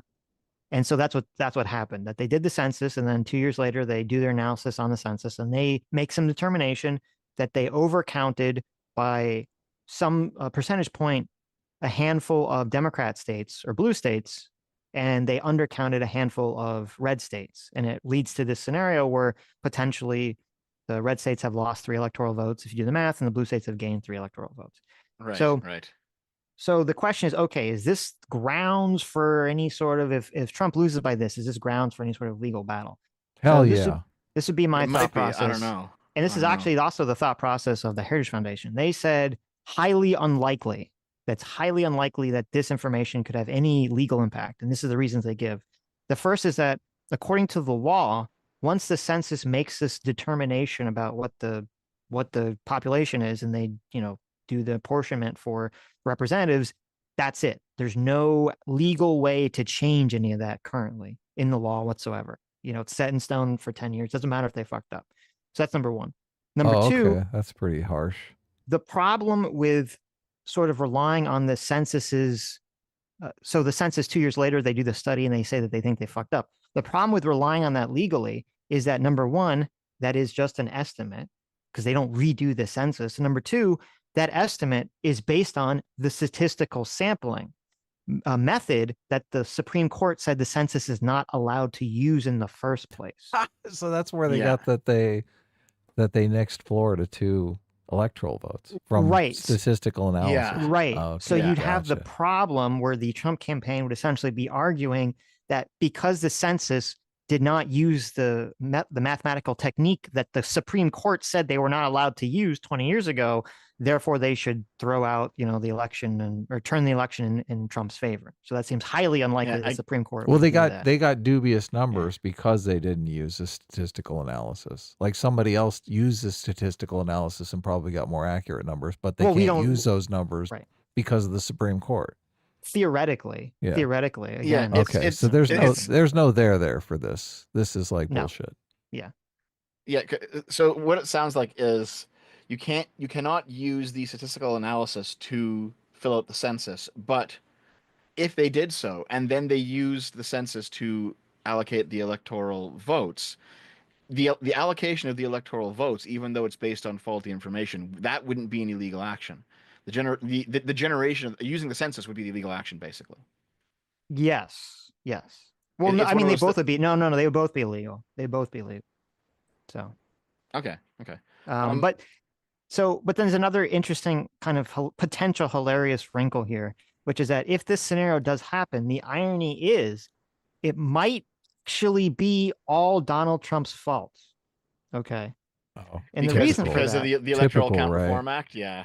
Well, no. So the reason for that is when you look into the numbers of why that there was this undercounting of states, specifically Florida and Texas. Why was there this undercounting? If you dive into the numbers, because he cut the funding for the no. So if you look into the numbers and you try to make, because the report that came out in 2022, it just says that there was this kind of mistake. They don't, at least publicly, they don't say what they think exactly was the cause of it, right? But Pew Research kind of had an article about this where they were looking into some of the specific numbers of who was overrepresented and who was underrepresented. And it's very interesting. And the guess who was the most underrepresented amount of people in the 2020 census. For what state? For ethnic groups. Oh. Latinos, immigrants? maybe? Illegal Correct. Immigrants? The Hispanic population. Yeah. Okay. So in 2010, the Hispanic population was underreported by 800,000. But this is in Florida, right? Well, no, this is nationwide. Okay. Nationwide in 2010, the Hispanic population was underreported by 800,000. And in 2020, it was underreported by 3.3 million. Okay, Right. so like a pretty dramatic increase. And there was an overreporting in 2010 of white people by 1.6 million. And in 2020, there was an overreporting by 3.1 million white people. But this helps or hurts Trump depending upon the state. Right. But so here's where I'm getting in here. So if you recall in 2020, to be clear, so it looks like, now we don't know, but it looks like part of the reason that there could have been this screw up with Florida and Texas is that there was a mass underreporting of Hispanic people, 3.3 million. And Florida and Texas, obviously states that have very large Hispanic populations. And if you recall in 2020, Donald Trump was pushing two things. Number one, he originally wanted them to put on the census, you had to answer a question about whether you were an American citizen or not. Well, that's why they didn't report. And now there was a bunch of legal cases about that, and it made all this news, and everyone was talking about it for months. And then there's a legal case, and they had to remove it, so that ended up getting removed. And then after it got removed, Donald Trump he put out some executive order that was trying to mandate that the executive branch would somehow figure out like who was an illegal citizen and like subtract it, or not a legal immigrant, and subtract that number from the census. Though it turned out to be like stupid because the executive branch had no authority to do any of this. So it didn't obviously occur. But so you could have a situation, which doesn't seem to be that unlikely, where part of the reason maybe that there was such a large amount of Hispanic population underreported in 2020 was the fear of being, outed as an illegal immigrant or something to that effect. And thus there was a massive amount of underreporting by that population. But it could be a wash, because if it's underreporting in Florida, that hurts Trump. But if it's underreporting in California, that helps him. So, right. But so now again, it depends on the math, because there was this. They did the math there, even though it was like more than those 3 states or the 6 states that there was number dispariting. It was only those states where the number disparity would have some effect, according to the Heritage Foundation, would have an effect on the electoral counts. So yeah, it would be ironic. Again, Florida and Texas, very large Hispanic population. So it would make sense that they get underreported or undercounted if Latin people were not responding to the census in mass, or disproportionately in mass. And I mean, if either of the candidates wins by more than 3, it doesn't matter. It doesn't. None of this matters if they win by more than 3. Yes. Yeah. It's only if they win by 3. So. Yeah. Or well, it's only if Harris wins by 3 specifically. Right. So yeah, I mean, there's a lot of ways this could be a shit show. And I mean, I know like I also don't like Kamala Harris either. Like, I think she's a pretty bad candidate, frankly. You love her, don't lie. Absolutely not. Listen. I was also making an anti-Kamala video. Kamala Harris is Dev is a Kamala Harris simp. We all know. Absolutely not. I just couldn't finish the video because I got sick. But I was doing a deep dive on her, dude. It turns out that deep dive on her what? Finish the sentence. A deep dive on her what? On her what? Environmental record. Oh, really? Yeah, so it turns out that like 90% of all of her claims about being this environmental activist in California was a complete lie. And not only was it a lie, she took part in a cover-up where there were 2 locations in San Francisco that the Navy had used for they had like Navy bases there, and they left behind a bunch of radioactive material. And there was a cleanup crew that was hired to come in and clean it up, and the cleanup crew didn't do a very good job. But Gavin Newsom, as the mayor of San Francisco, put like as a cornerstone of his mayoral project was to develop these 2 locations. So and also the fact that they put elementary schools on top of the nuclear waste, right? Willie Brown was the guy who was building the building because it was his company. Oh, and no. Kamala just did not, as the district attorney, she just kind of turned a blind eye to the whole thing. They didn't build schools, but they did build housing for poor black people on top of the nuclear waste. No. How do you like this, Sitch? Listen. Wait. Hold on. Okay. Obviously, Kamala Harris and Willie Brown had just got through reading Miles Morales' Spider-Man, and they were like, we need to create the next Black Spider-Man. All right. So, they basically ignored all the reports and all the watchdog groups and the whistleblowers. And as Kamala, Kamala, she prosecuted a guy who dumped a couple 100 gallons of printer ink in like an empty lot, but she was ignoring the fucking nuclear waste underneath. And like it turns out that 10 years later, after everyone has moved on, they started digging up like these radioactive nuggets of something that was like causing people had like radiation burns, they were getting sick and stuff, and like it's a whole fucking shit show. Jeez. And like it's so like Aaron Brockovich was about Kamala Harris is basically what you're saying.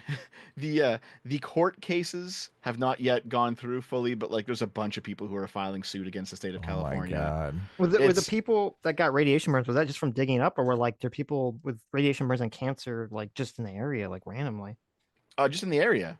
So like the most egregious bit was that they built an apartment building and something like less than a meter below the soil of the main walkway to enter the apartment building, there was a basketball-sized nugget of radioactive material that was Oh, just fucking oh my everyone who God. walked through.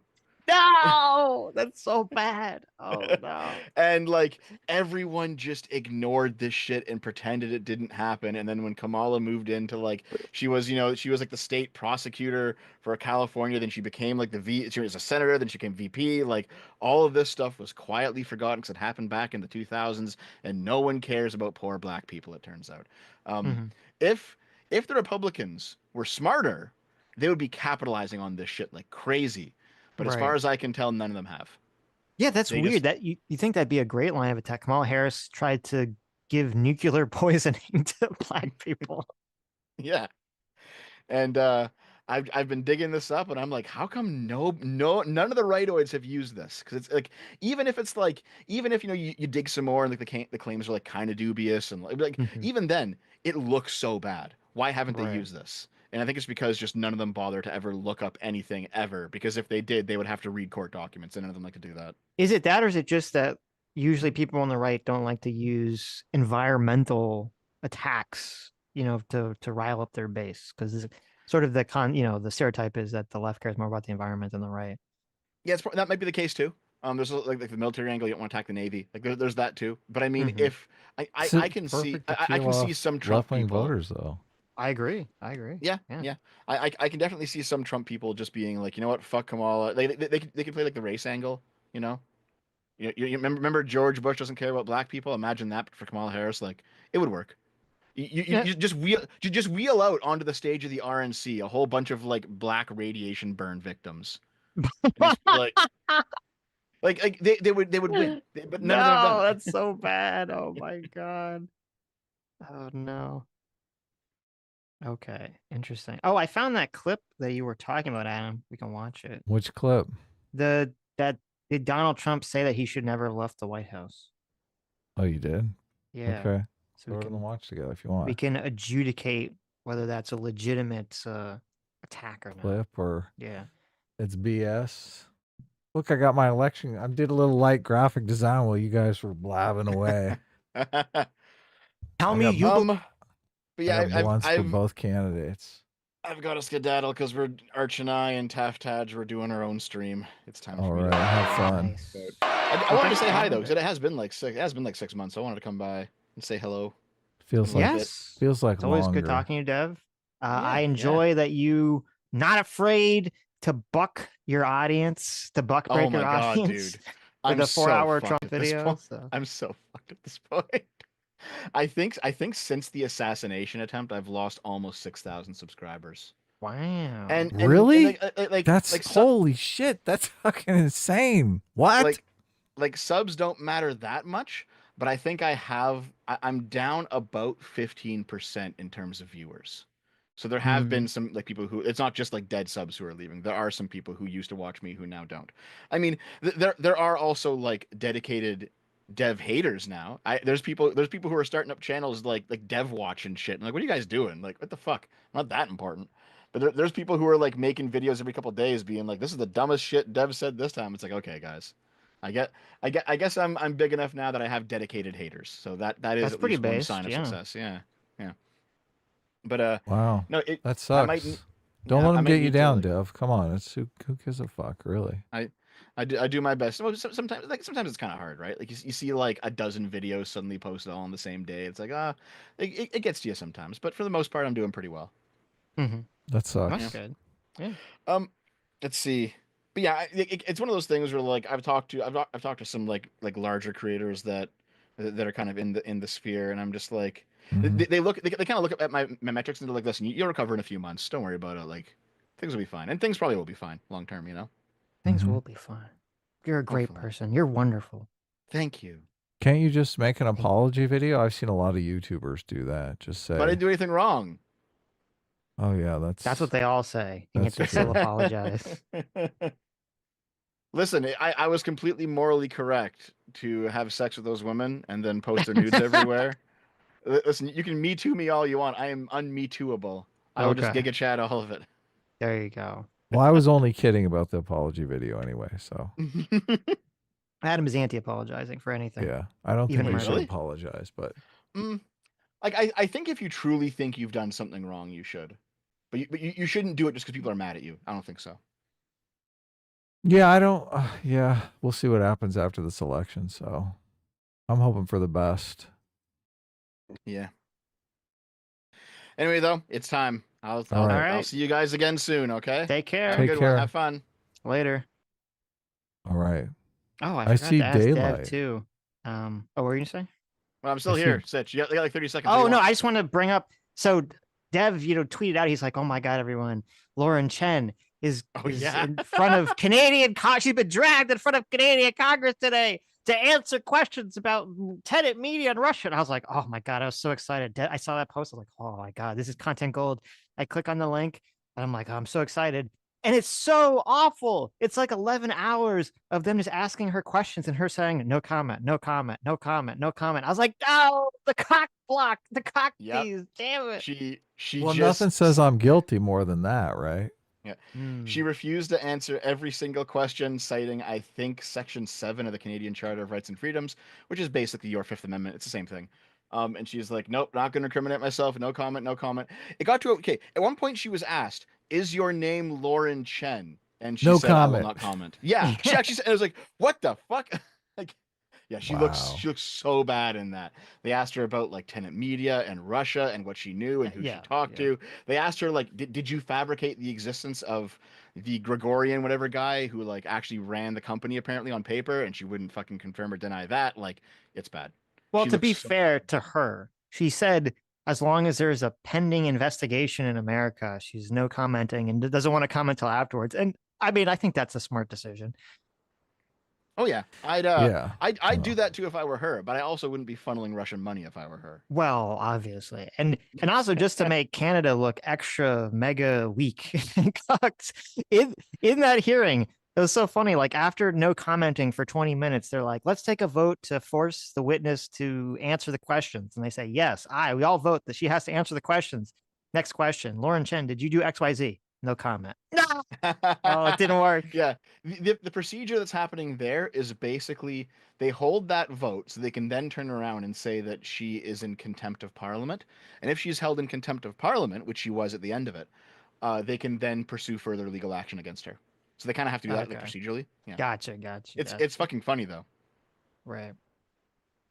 Anyway, well, thanks for coming on. Yeah, thanks for coming. Yep. See you later, guys. Have fun. Later. Bye. Okay. JMac wants to come on too. You want me to send JMac the link? Sure. You want to watch that? We can watch that clip or we can watch it later. No, we're gonna watch it. To adjudicate this can come claim, on. CNN saying He Donald can Trump come said on he and watch a didn't clip want to with leave, us. he shouldn't have left the White House. Also, hey, Shade Durex in the chat too. If he wants to come on at some point, it's more than welcome. Sure. Jonathan Smith for $20 says, "Are you skipping Archcast Dev? Bad Dev, be on time." Nope, he's on his way. Yeah, look. He's on his way. We don't want to get in trouble. We don't want to keep him from Archcast, obviously. Never. So Never. Thanks for coming on, Dev. You listen, whether you love or hate Dev, you gotta, even if you hate Dev, obviously if you love him, it's different. If you hate Dev, you gotta give him mad credit for not being afraid to piss off a large percentage of his audience. So. I guess 6,000 people. Wow. Yeah. That's a lot of disgruntled people. Mm-hmm. Some channels don't even have 6,000 subscribers. No. Right. Thal for $20 says Trump should go after his political enemies once he's elected. The left went after him with it. Turnabout's fair play. They threw the first stone after he left the Hillary stuff. He let the Hillary stuff go.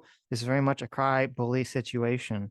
Well, number one, again, I mean, I guess you just won't believe it, but multiple sources, including the Mueller report, said that Donald Trump 100% did not let the Hillary stuff go and did try to get the attorney general to go after Hillary.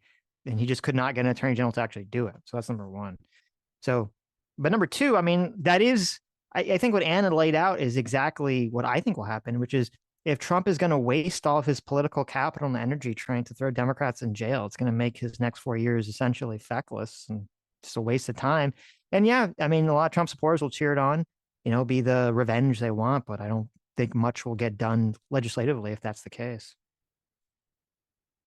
So I guess the question is, what's more important? Do you want revenge or do you actually want the country to be better?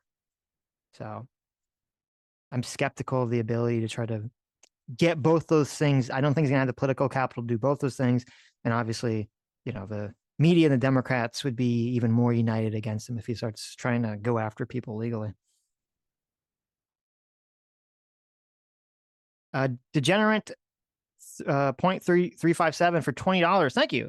Says 82% didn't even go to the border, 60 billion for Ukraine, 14.1 billion in aid for Israel, 4.83 billion aid for Indo-Pacific, 10 billion in humanitarian assets for Ukraine, Israel, Gaza, 2.3 billion in refugee assistance, 20 billion to US border, 2.7 for uranium. All right. I know check that out this clip. Oh, well, yeah. Well, I was just gonna say, yeah. Is that something you looked up, or was that in a super chat? That was a super chat. But wow, okay. No, I don't know if this was in relation to exactly, because it was just kind of a bunch of numbers. So I don't know if there's no super chat that was in relation to, but I don't think it's a good critique of the border bill. I hear this a lot. People critique the border bill and they say, oh, how, they attached, funding to Israel, they attached funding to Ukraine, that's why they should have voted against the border bill, blah, blah, blah, blah, blah. And that's a really bad criticism because that was the entire stipulation of the border bill in the first place, was the concept that there would be no foreign aid at all to any of these places unless it was attached to the border bill. That's what the Republicans wanted. So I don't think that's a good critique from the right against the border bill, considering they asked for it. Right. The Republicans were saying they weren't going to give any aid to Ukraine unless they got some sort of immigration, because immigration was what they wanted. Right. Exactly. They're like, you're going to get what you want and we're going to get what we want. Right. Yes. Yeah. That was the idea, theoretically. But then they turn around and say, nah, we can't give you aid, so we're going to kill the border bill. Gave them the perfect excuse, right? Right. Don't you love politics? Okay, so this is when he says it now, to make sure that we have like full context. I went like a minute beforehand, so I think it's like around the 11-minute mark is supposedly the comment which CNN categorized as Donald Trump saying that he should not have left the White House. Okay. So let's see if we agree with this categorization or not. This was yesterday at a campaign rally in Pennsylvania. Right. Friend of mine, they said that poll is wrong. Everybody said, why do they announce a poll that's highly skewed toward Democrats and liberals? Why do they do that? When you read it, they interviewed far more Democrats than they did Republicans. Why do they do that? Why do they do that? And I guess there's a law that they have to say that, because they would have preferred not having to say that. Our country is a crooked country, okay? Well, look, I mean, I can tell you why they said that, because I watched the interview with her about how they skew the poll. So how they skewed their own poll, or how other people skewed? Well, I guess you wouldn't even call it skewing. Why the election poll had more Democrats than Republicans. They do it based on likely voters. Oh, so a lot of the pollsters will look at who voted in the last election. So they'll communicate with potential voters, and they'll just kind of mirror what happened in the last election and assume that's going to happen in this election. But her methodology is much different, because she's saying that different elections have different issues, and those issues drive different voter turnout, right? So she contacts 1,000 people and pulls out a demographics group on who say that they've already voted, which proves they're going to vote, or they're definitely going to vote. Like if they say they'll probably vote, they don't pull them out. That's not good enough. They got to say, I'm definitely going to vote, or I have voted. And if they get a bunch of, this is how she got elderly Republican women that were voting for Harris, because they were a big number of people that said they definitely were going to vote. So, but Trump is saying, why did they have more Democrats in the poll? Probably because more Democrats said they're definitely going to vote. Crooked country, and we're going to make it straight. We're going to make it straight, and it's not an easy thing to do. They'll want to put you in jail because you want to make it straight. Think of it. Oh my God, they're gonna put you in jail unless you're gay, Adam. Mm-hmm. Well, that's Think true. of I it. mean, I They believe on that. That's actually accurate. I'm just kidding. cheat on You're kidding? elections, and you call them on it, and they want to put you in jail. Think about it. It's the most incredible thing I've ever seen, but I love it. You know why? Because we've proven something, we've shown something, and we're going to get it fixed, and we got to win this election. It's all up to now. I mean, we got 2 days. We've been working for 9 years. We did a great job. We had the best economy ever. We had the wall. We had everything. I built over 500 miles of wall. They don't even talk about the wall. But we had the best border, the safest border. I won't pull down my world's favorite chart because I don't want to waste a lot of your time. But my world's favorite chart, done by the Border Patrol, it said we had the safest border in the history of our country the day that I left. I shouldn't have left. I mean, honestly, because we did so well. We had such a great. So now, I mean, every polling booth has hundreds of lawyers standing there. It's all about the lawyers. Everybody's standing lawyers. Nobody should have that.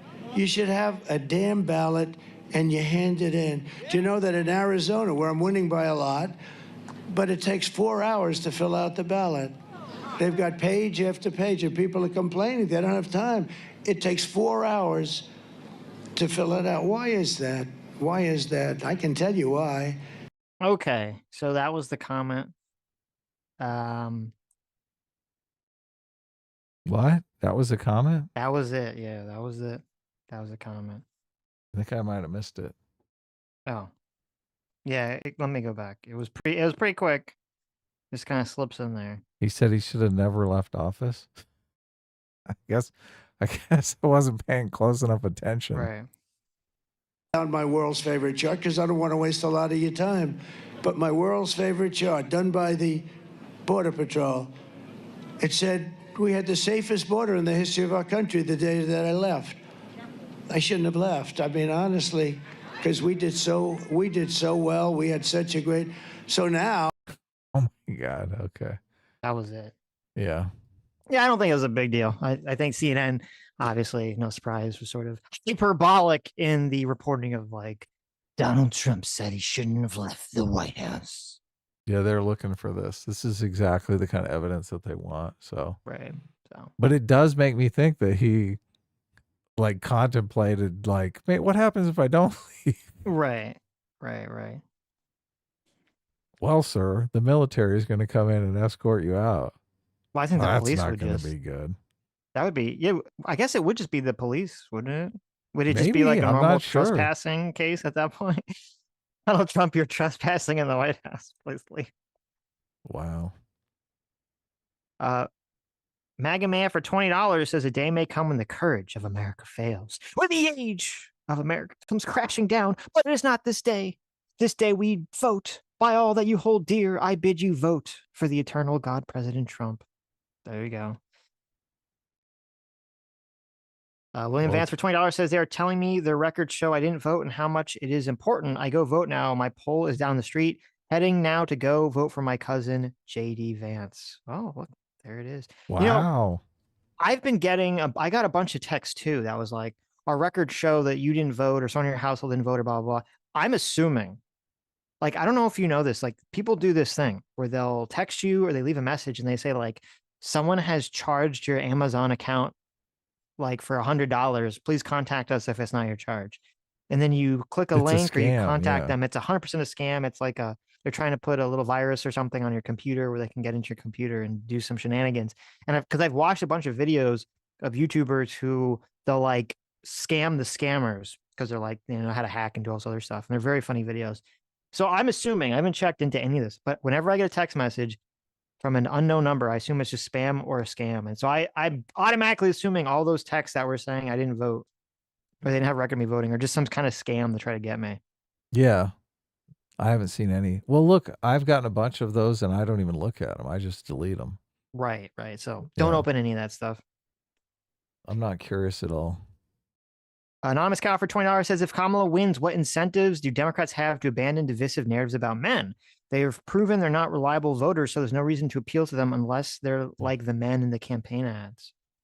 Yeah, I mean, that's a fair point. Well, I don't know if it's so much if Kamala wins and she wins because of the female turnout, like, yeah, then it's definitely going to keep promoting the Democrats to try to appeal to female voter strategy.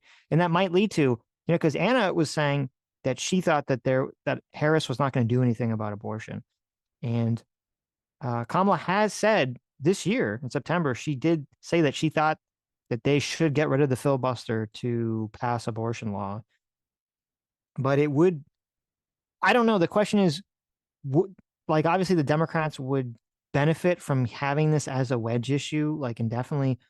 But I disagree. I think if the Democrats win, if Harris wins and they have enough to get rid of the filibuster, in Congress and pass some abortion thing, I think if she doesn't do that, I think it's going to actually be a big backlash against them. I think the Democrats win, they don't do anything for abortion, and then they try to run it again. I think it's going to backfire because people are like, in what the fuck? 2028, yeah. Yeah, they'll say, like, what the fuck? You didn't even, you won and you didn't do shit about it.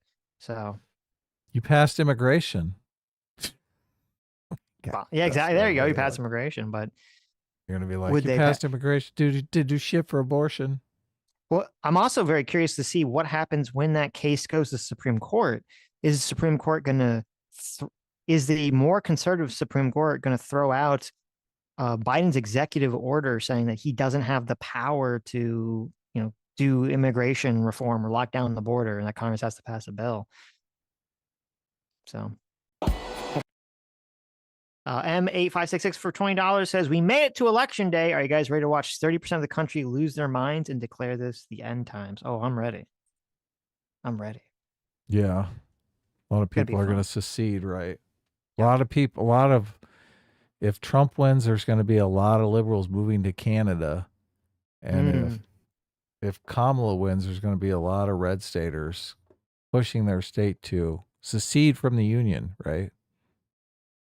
Yeah, I mean, obviously, I don't think any of that's going to happen. Oh, no. So I know that we very famously have talked to Rudyard about, Rudyard believes there's going to be civil unrest or violence, on the outcome of this election. And I said, I did not think there would be. Now, did we make an official bet, or did we just say that we didn't think there was going to be anything? I don't think there was any kind of official bet or anything. Okay.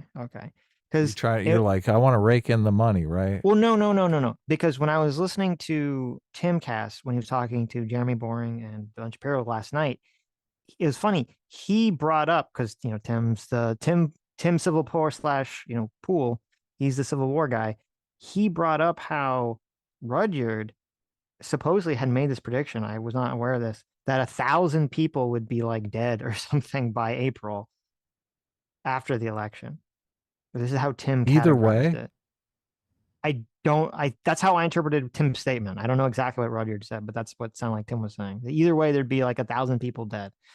Okay. And he said that Rudyard had bet someone $1,000 that there'd be 1,000 people dead by April. And I was like, was that us? I was like, was that us? I don't know. It sounds like a bet we would have made. I don't remember.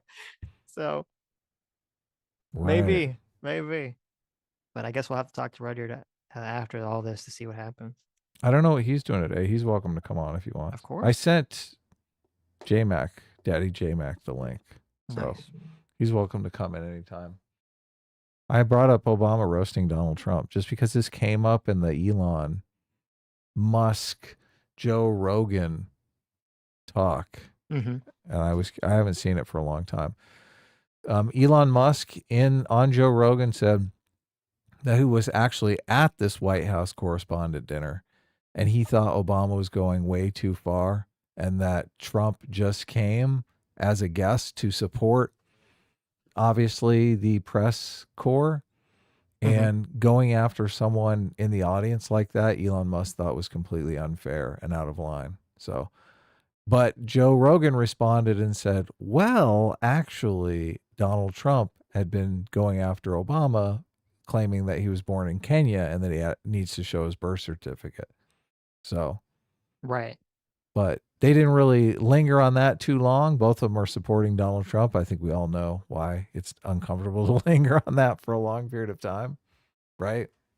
Well, I mean, I thought at these press things, like the people, they come up and they don't just roast the president, they roast like a bunch of people in the audience, a bunch of other politicians. It's a roast, right? That's part of the process. So to me, Elon's complaint doesn't really make sense. Like, it is a roast.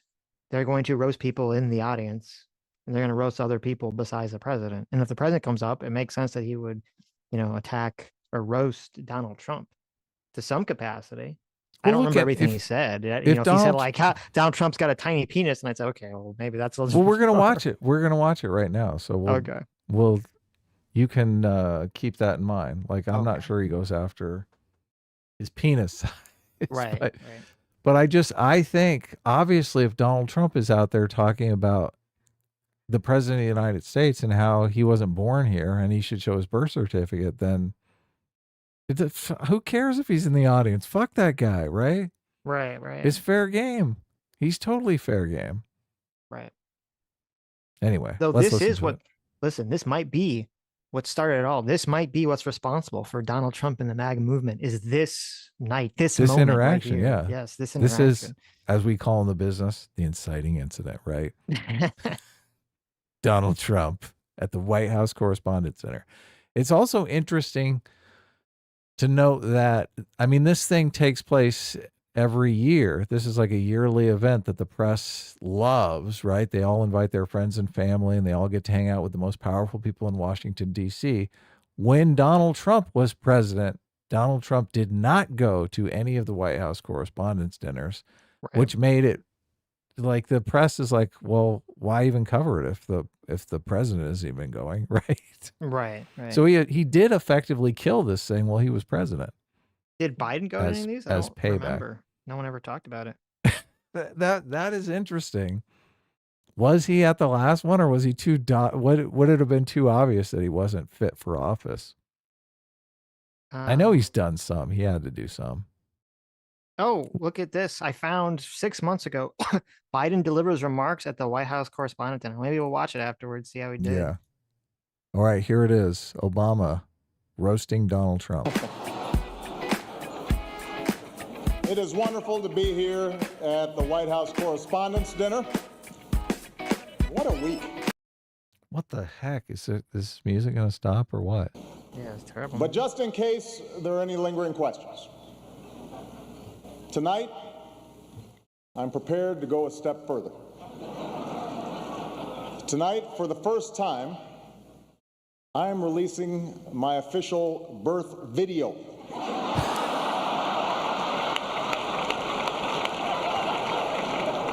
At the Trump in the audience. Now, I warn you, no one has seen this footage in 50 years. Not even me. But let's take a look.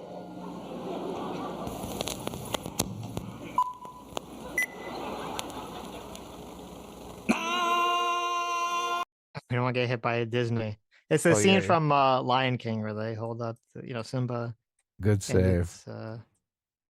Is it? Oh no, it's just there's no Obama photoshopped on it. It's just Simba. So. This is him being born in Kenya. This is him being born in Kenya. That's a good joke. That's pretty funny. That's pretty solid. Yeah. That's pretty solid. Yeah. Look at all these people here laughing at Donald Trump. All these progressives. Well, okay, but this isn't a directly a joke at Donald Trump's expense. No. Like, it's just a joke about the entire thing. It is, and it is somewhat self-deprecating, of course, obviously. He's saying, look, I was born in Kenya. Right, and also, like, I'm a king, because it's like, I'm the king. I was the chosen one, so. Right.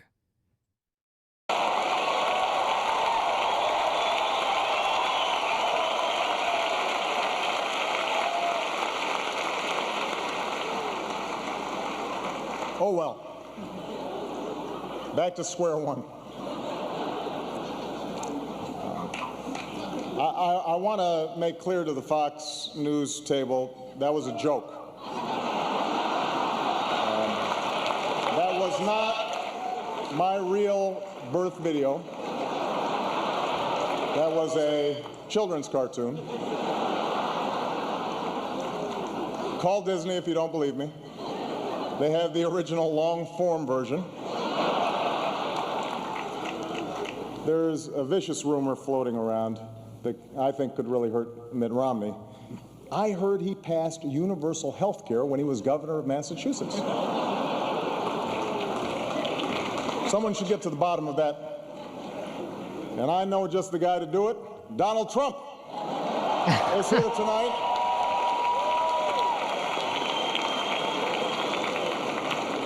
Now, I know that he's taken some flack lately, but no one is happier, no one is prouder to put this birth certificate matter to rest than the Donald.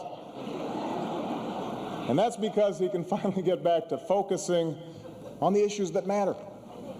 Like, did we fake the moon landing? What really happened in Roswell? And where are Biggie and Tupac?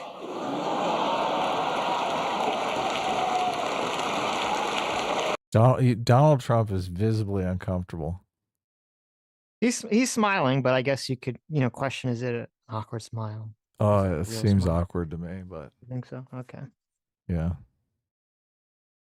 I think Trump got the last laugh in 2016. Sure. Well, so far, I'd say totally fair jokes, funny jokes, not super mean or anything. Right.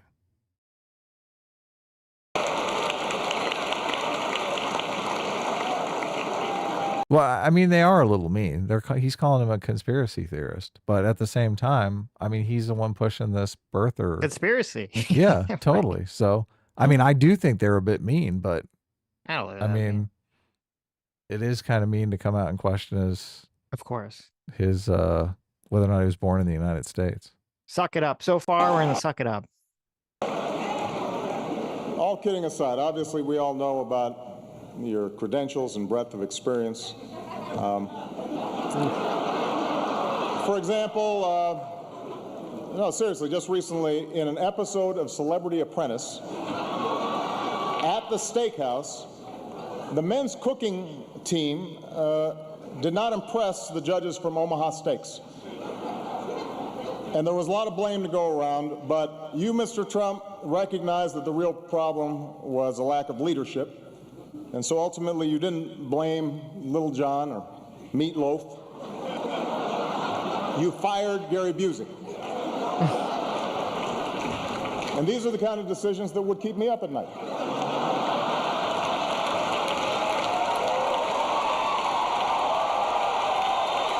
My God. Okay, a little bit hilarious, getting a little bit meaner. Definitely getting a little meaner. Still, I think warranted. Still funny. Like pointing out the gigantic difference in status. Yes. Like, look, you play someone important on TV, and me, I am important. I am the president. Yeah. Exactly. This probably drove a lot of the January 6th stuff too, because Obama was a 2-term president. He's like, oh my God. Interesting. I'm never going to be able to go up to Obama, my dream, and say, remember the White House? Remember the White House dinner on April 30th, 2011? Right. Well, fuck you. Well, is it, okay, here's the question. Is it better? Is it higher status to win the normal 2 consecutive terms, or is it higher status to be the second person in history to win 2 non-consecutive terms? Oh, if he wins tonight, he's definitely beat Obama. He will be calling Obama later this evening. I've won 3 times, Barack. 3 times. Yes, remember that White House press corps dinner? Fuck you. Right. I won 3 times. You only won twice. It's interesting. I didn't think about it till you said this. Going back to the Tim Pool, Jeremy Boring conversation, Jeremy Boring, he had this point. He said that he worries about Harris winning because he thinks that she'll be weak, in the foreign policy department. And he was saying that weak people, because they're weak, when they're confronted with this sort of conflict situation or a situation in life, they'll overreact to compensate for their weakness, right? They have like incorrect idea of what it means to be strong, and so there'll be an overreaction. And so Jeremy Boring was saying that he was afraid that Kamala would, start World War III or nuke someone or do something crazy. Or actually, no, I'm sorry. This was in regards to a hypothetical argument that someone had made in 2000, saying that they were afraid that Al Gore, if he had won instead of Bush, because Al Gore was weak, Al Gore would have ended up like nuking someone in response to 9/11. Mm-hmm. And so I thought, well, first of all, I don't think that's true. And I think 9/11 might not have even happened if Gore was president, but that's another story. But it's I worry interesting. the weakness that she's not strong enough to stand up to the people that really want to get us into conflict. That's what I worry about. And I think that's completely valid. Yeah. Yeah. It's seems Kamala having any strength of her own is not apparent to me whatsoever. No, yes, me too. At all. I mean, because she seems to just listen to, advisors. We don't really have any good sense, in my opinion, of who she is as a person. Or what she is as a advisors person. she's going to listen to. Right. Yeah. But I bring this up because I hadn't thought about this and tell you what you just said a minute ago, which is that, you could throw that accusation, exact accusation of Trump in regards to the elector scheme, to say that this is the overreaction of like weakness, is to try to do some kind of cockamamie scheme to steal the change the election outcomes. That was the overreaction. It definitely was an overreaction. Yeah. Yes. Yeah. To try to do this ridiculous scheme with Pence. I honestly, I'm not sure that not going the election was stolen route, not putting that idea out into the world would help him gain the nomination the second time around, though. So, well, if he had just said that he thought it was rigged, the election was stolen, right, and then that was it, like he just made a bunch of accusations, they filed lawsuits, and the lawsuits went through. Oh, and then there was January 6th, yeah. no elector scheme, no January 6th, right? Even if he'd after that still just said like for 4 years the election was stolen, whatever, I said would have been, I think he could have got the best of both worlds, because he would have got the turnout on his side saying that they still think the election was stolen, and yet there wouldn't be this accusation of him like, destroying democracy. Right. Yeah. Definitely less legal litigation, that's for sure. Right. And then on those cases, I mean, at least those specific cases against him would not have, I don't know. I feel like maybe there would have been no cases against him, because you wonder how much of the other cases, even the one like the New York case and all this other stuff that had nothing to do with it, is just brought on about because people's emotional reaction to January 6th. That's what like makes them feel, that they want the revenge against Donald Trump. So was the overreaction of January 6th because of the White House Correspondents' Dinner, because he lost the election? Yeah. Because what you're saying, he needed those two, the overreaction was because he needed those two terms to rub in Obama's face. Yeah. Wow. Hypothetically, in the Mind Cannon Palace. I think I have lost all respect for Obama now. So because of the Fine People hoax? Because of the Fine People hoax, yeah. Yeah, it's so in his disappointing. Mind, yeah. Look, in his mind, he can say, "Oh, well, Trump lies all the time, so I'm going to lie too." It's not good for the country to be going down this route where everybody's just lives in some different world with alternative facts. It's not good. Well, and also it really shows, it's interesting because a lot of people are saying that Trump, must be looking at bad internal polling because he's seeming to get desperate. But then this is like showing that that Harris campaign and Obama are feeling desperate if Obama's wheeling out the Fine People hoax on the eve of the election. Oh yeah, everyone's desperate. Everyone is worried. Yep. Completely worried. So the polls don't start closing until like 7. So we'll start to see what results are pouring in at that point. Is that 7 your time? 7 my time. So about an hour and a half from now. Oh, okay. I brought up the thing. So I have instead of your graphic, I have an interactive map.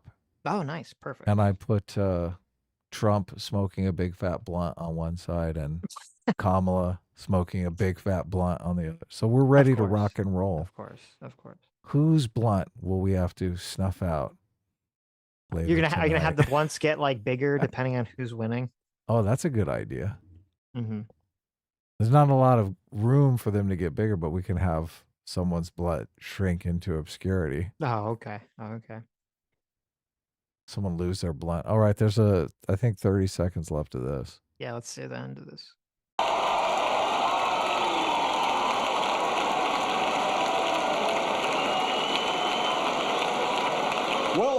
sir. Well handled. Trump is doing a little laughing and waving. He's definitely like, okay, you want to play this game? He's doing a good job. He's keeping his game face on. Sure, sure. Say what you will about Mr. Trump. He certainly would bring some change to the White House. Let's see what we've got up there.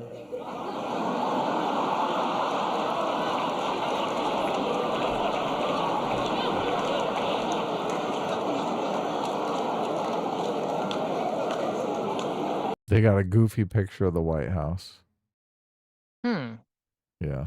I thought there was more to it because the clip ends. Wait a minute. You think there's more? Obama. No, I think he's got to move on. Nope. It wasn't all night. He didn't go I at coulda Trump swore- all night long. Now, this could be me misremembering. This could be that someone else made a comment, and I've associated with Obama. I thought that someone, I don't know if it was Obama, I thought someone made a comment like specifically saying that like the difference between me and you is that, you know, you'll never be president or something. Like I have this memory. That was later though. That wasn't at the White House Correspondents' Dinner. They did say that during the election. Obama said it when he was campaigning for Hillary Clinton that he'll never be president. But this was when Hillary Clinton was way up in the polls. You remember it at the White House Correspondents' Dinner? I mean, I remember it specifically I remember them campaigning and saying that. Oh, maybe you're right. I don't remember. I thought it was at the. And everyone was saying that. Everyone was saying, "Oh, Donald Trump will never be president." So everyone was laughing. It was great. Like, oh my God, I can't believe the Republicans would nominate someone like Donald Trump. It's an easy dunk. It's over. Right. Oh, you're right. When I said it was at some press event when Trump was actually running. Yeah, I really thought that's so interesting. My mind made me think that it was at the Correspondents' Dinner. And that was like the moment that Trump was like, I have to win, is when Obama said that. So, Oliver Stone says that he thinks that night is what motivated, Roger Stone said that he thought that's what motivated Trump to run too. So kind of pushing that narrative. So.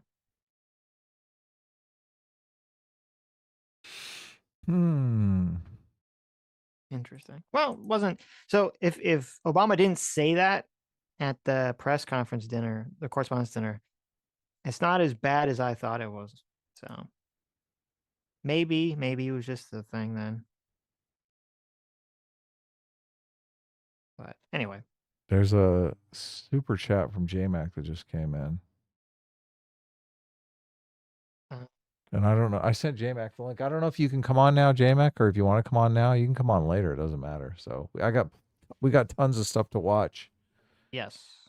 And we got other people that want to come on too. So JMac for $20 says, so is Sitch going to teach Adam how to play Magic the Gathering on the stream? If Vance gets into executive power, it might be a helpful skill to have. Oh yeah, look at that. But I think I should learn Magic the Gathering even if Vance loses. Now, if Trump loses and Vance is going to be definitely running for president in 2028, right? He's going to be still in the Senate. He's not going to lose his Senate gig. And yeah, I think he stands a good chance in the Republican primary. What do you think? Yes. Well, yeah, I think Vance will stand a good chance whether Trump wins or loses. So. Yeah, I think he's done a good job of, being targeted as being someone weird, right? Someone unusual, to kind of turning that around and seeming more just like a normal person, like a regular Joe, regular guy. Okay, we got to show how amazing J-Mac's memory is because he honed in on the exact thing I was thinking of. Is it in the White House Correspondents' Dinner? It was not. Okay. It was not. But it was also a comedic setting, which is why my brain combined them or put them together. So Obama JMac for was $20 always says, joking. Yeah. Sitch, that was celebs read mean tweets segment. Obama was reading a tweet from Trump. Yeah, so I found the video. I don't know if we can watch it because it might get copyright strikes. I'll just describe it. Trump is doing the Obama reads mean tweets. He's reading a mean tweet from Donald Trump. The tweet is, President Obama will go, this is from Trump. President Obama will go down as perhaps the worst president in the history of the United States. So Obama reads that and then says, yes, but at least I will go down as a president of the United States. Wow. So obviously in Was this on retrospect, Colbert or something? it was on ABC. So I don't know what show it was, but So after tonight, Obama's Jimmy gonna Kimmel. say, right. So it's just a matter of time before he updates that joke on Jimmy Kimmel, right?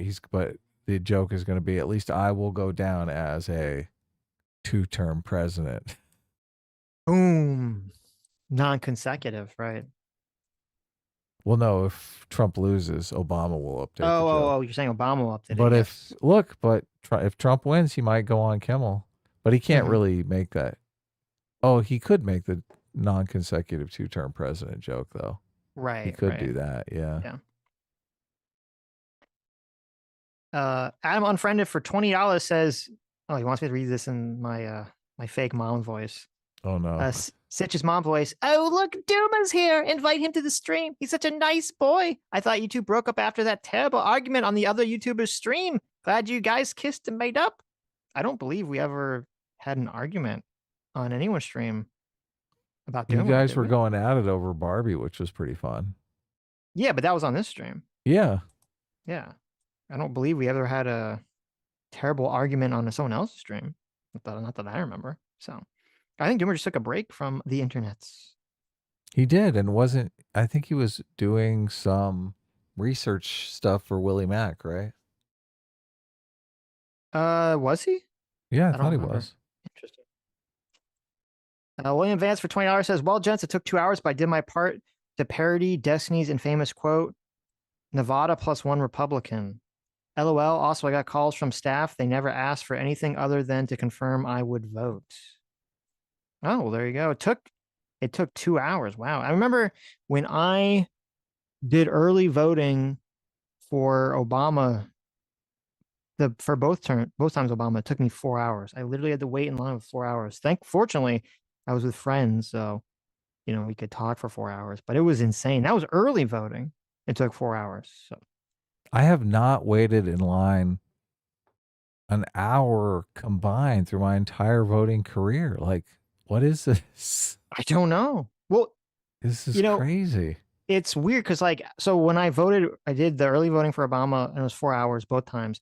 Then I remember asking my parents who voted in a different location. I think one of them voted on election day. They said it took them like 30 minutes or something. So obviously, I fucked up by early voting.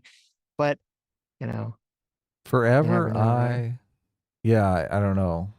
I guess it's different state by state. And obviously I'm in California where, obviously we have our shit together. So you're in and you're out. Mm-hmm. I've forever been set up with a mail-in ballot, but I just fill it out, and instead of putting it in the mail, there's drop boxes. So I just take it to the drop box. That's what I've been doing now. Yeah, that's so much easier. You just get your little mail-in ballot. You walk to there's usually a drop box right in front of wherever my polling station is, and I just put it in there. So, and just hope no one sets it on fire. Yeah. Ours is right in front of the fire station, so. Oh, what? Mine is too. That's hilarious. It's a library that's really close to a firehouse. So you're good to go, right? Even if they do set it on fire, the guys are going to That makes sense. That makes sense. You're safe. Austin Powers for 2 hours says the Barbie movie is anti-woke. I mean, only if you take sort of the unintended death of the unintended author perspective. Wokeness. It is intended to be woke. So, let's see. Wait, I'm curious. Let's see how Joe Biden did. I'm very curious. I don't remember anyone talking about this. I don't remember watching this. I'm very curious how Joe Biden did at his correspondence dinner. The president's supposed to go do a stand-up routine. So I think he did awful. Thank you. Oh, look, he's got the little sign language guy. Didn't we watch some of this? because the sign language guy was 10 times more hilarious than I think that's him? just the same sign language guy. He's at like all the White House stuff. I do remember the sign language. I do guy remember being him. pretty Yeah, hilarious. yeah. Look at, I mean, Joe already looks like he's just angry man shouting just for the still. Thank you, thank you. If you think your Irish grandparents are wondering, my great-great-grandparents that came here in 1846, and went, what in the hell's going on? I want to thank you for the warm welcome, but please, not so loud. Donald was listening. Sleepy Don. I kind of like that. I may use that again. These I don't are really get it. hidden. Sleepy Don? That's These not. because he calls him Sleepy Joe. So Yeah, but you can't just say, no, you. That's not a joke. we're 30 seconds in, okay, and this has already become the Donald Trump show. No, you. No, you. This is the problem. This is the problem. Donald Trump has broken the Democratic Party's brains. They can't Right. have a conversation that doesn't involve Donald Trump. Right. Is this all going to be Donald Trump? Let's see.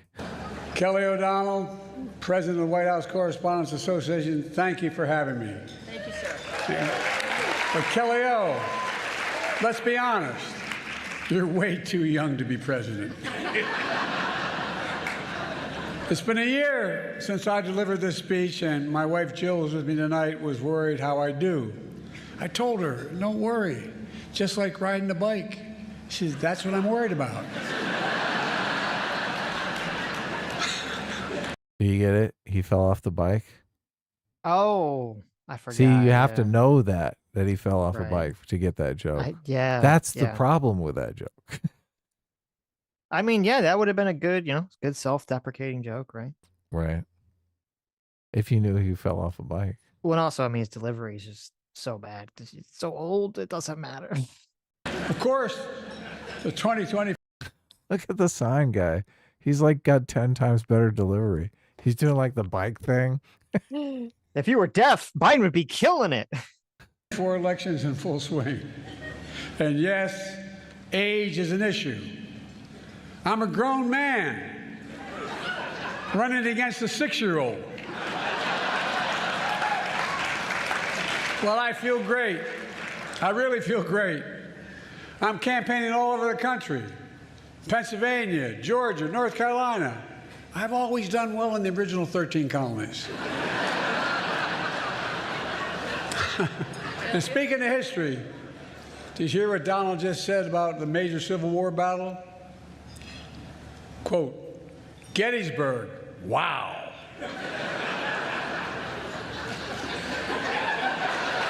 Trump's speech was so embarrassing, the statue of Robert E. Lee surrendered again. But look. All these jokes are about Donald Trump. We're 2 minutes in and we got 4 Donald Trump jokes. Not good. Yeah. Straight in a row. It's the Donald Trump show. It like, it's election year, so they should be in there, but they should be at like the end, right? Like, Maybe I don't think you should just immediately jump into the Donald Trump jokes. turning this into a campaign speech. Right. It's so like, yeah. It'd be better if he was just shining without the Donald Trump stuff. Well, And you were these jokes are correct. not even Yes. great. No, they're not good. Like, why does this have to be a campaign speech? You're supposed to be having a fun night out. This is supposed to be self-deprecating humor, not humor aimed at your political opponent. Well, it's supposed to be both. I mean, we just watched Obama, ribbon Trump. Wasn't his political opponent, but was a, opponent, I guess you could say. Yeah. Obama did plenty of self-deprecating stuff. Yep. Age is the only thing we have in common. My vice president actually endorses me. See, he is doing the self-deprecating stuff, but it's with the old, Right. which, Right. I mean, couldn't you do other things? I don't know. Anyway, let's stop watching this. This is boring. Okay. You want to continue? No, we can stop. I mean, it's stuff. probably all just Donald Trump, right? Right. That does make it interesting. Oh, look, it's our surrogate father here. Is he here? Oh, wow. Can you Saved. guys hear me all right? Saved by the bell. You're a No, little you sound a quiet. little Turn yourself up a light. bit. All right, yeah, my headset wasn't working and I had to go grab my janky headset. So, I Sitch, apologize. if you want to turn your volume down, I can just turn you both up. Well, we'll see. Give Jay a second to see if he can turn it up. If not, let me then we can see do if that. I can get this going. Yes. Ooh, okay, audio settings. Hi, I'm Dave for $50. Thank you so much, Dave. Says, Yeah. hey, Sitch and Adam. I've been watching since 2020. I was homeless and couldn't afford to send money. I'm going to college soon. I want to thank you for making me an enlightened centrist, pulling me out of my right-wing bubble. S-class is the best class. Well, thank you so much. And I mean, I'm so happy for you that you're going to college and no longer homeless. So that's great. Yeah, that is awesome. That is great. That's good to hear. And thanks for watching us for so long. Tonight, the extremists are all gonna be losing their minds. Well, I guess 50% of the extremists are going to be losing their minds. The other ones are going to be like overjoyed Right. because their candidate won, right? Of course. So, but You it's just made best yourself not to be in quieter, that. J-Mac. I don't know what you did. It's best not to be in that situation. Yeah, it's like even like it sounds like it's not even on the same mic because like so faint now. Like you switched the mic settings or something. So it's like he's at the bottom of a well. you're like two so far states away. over. Like, Yeah. It's the same. Very super mega ultra quiet. Worse than when you started. Okay, how's that? Oh, that's better. Okay, all right. So hopefully I had to switch my sound. Well, that's not that's not the mic that's on your head though. Definitely not. No, it's not. It's my webcam. Okay. Well, that works. Yeah, as long as my kids don't come in here, we should be okay. Okay. So as long as I can be heard, that's all I care about. So how are you doing this election cycle, Jay? We're doing pretty good. So my wife and I, we voted early, not like early in the month, just early today. We dropped the kids off and we went to go right over to the ballot because it's literally like right across our kids' school. And my wife did not have her ID. She couldn't find her driver's license. And so we're sitting in the parking lot. She's looking for it. And she couldn't find it.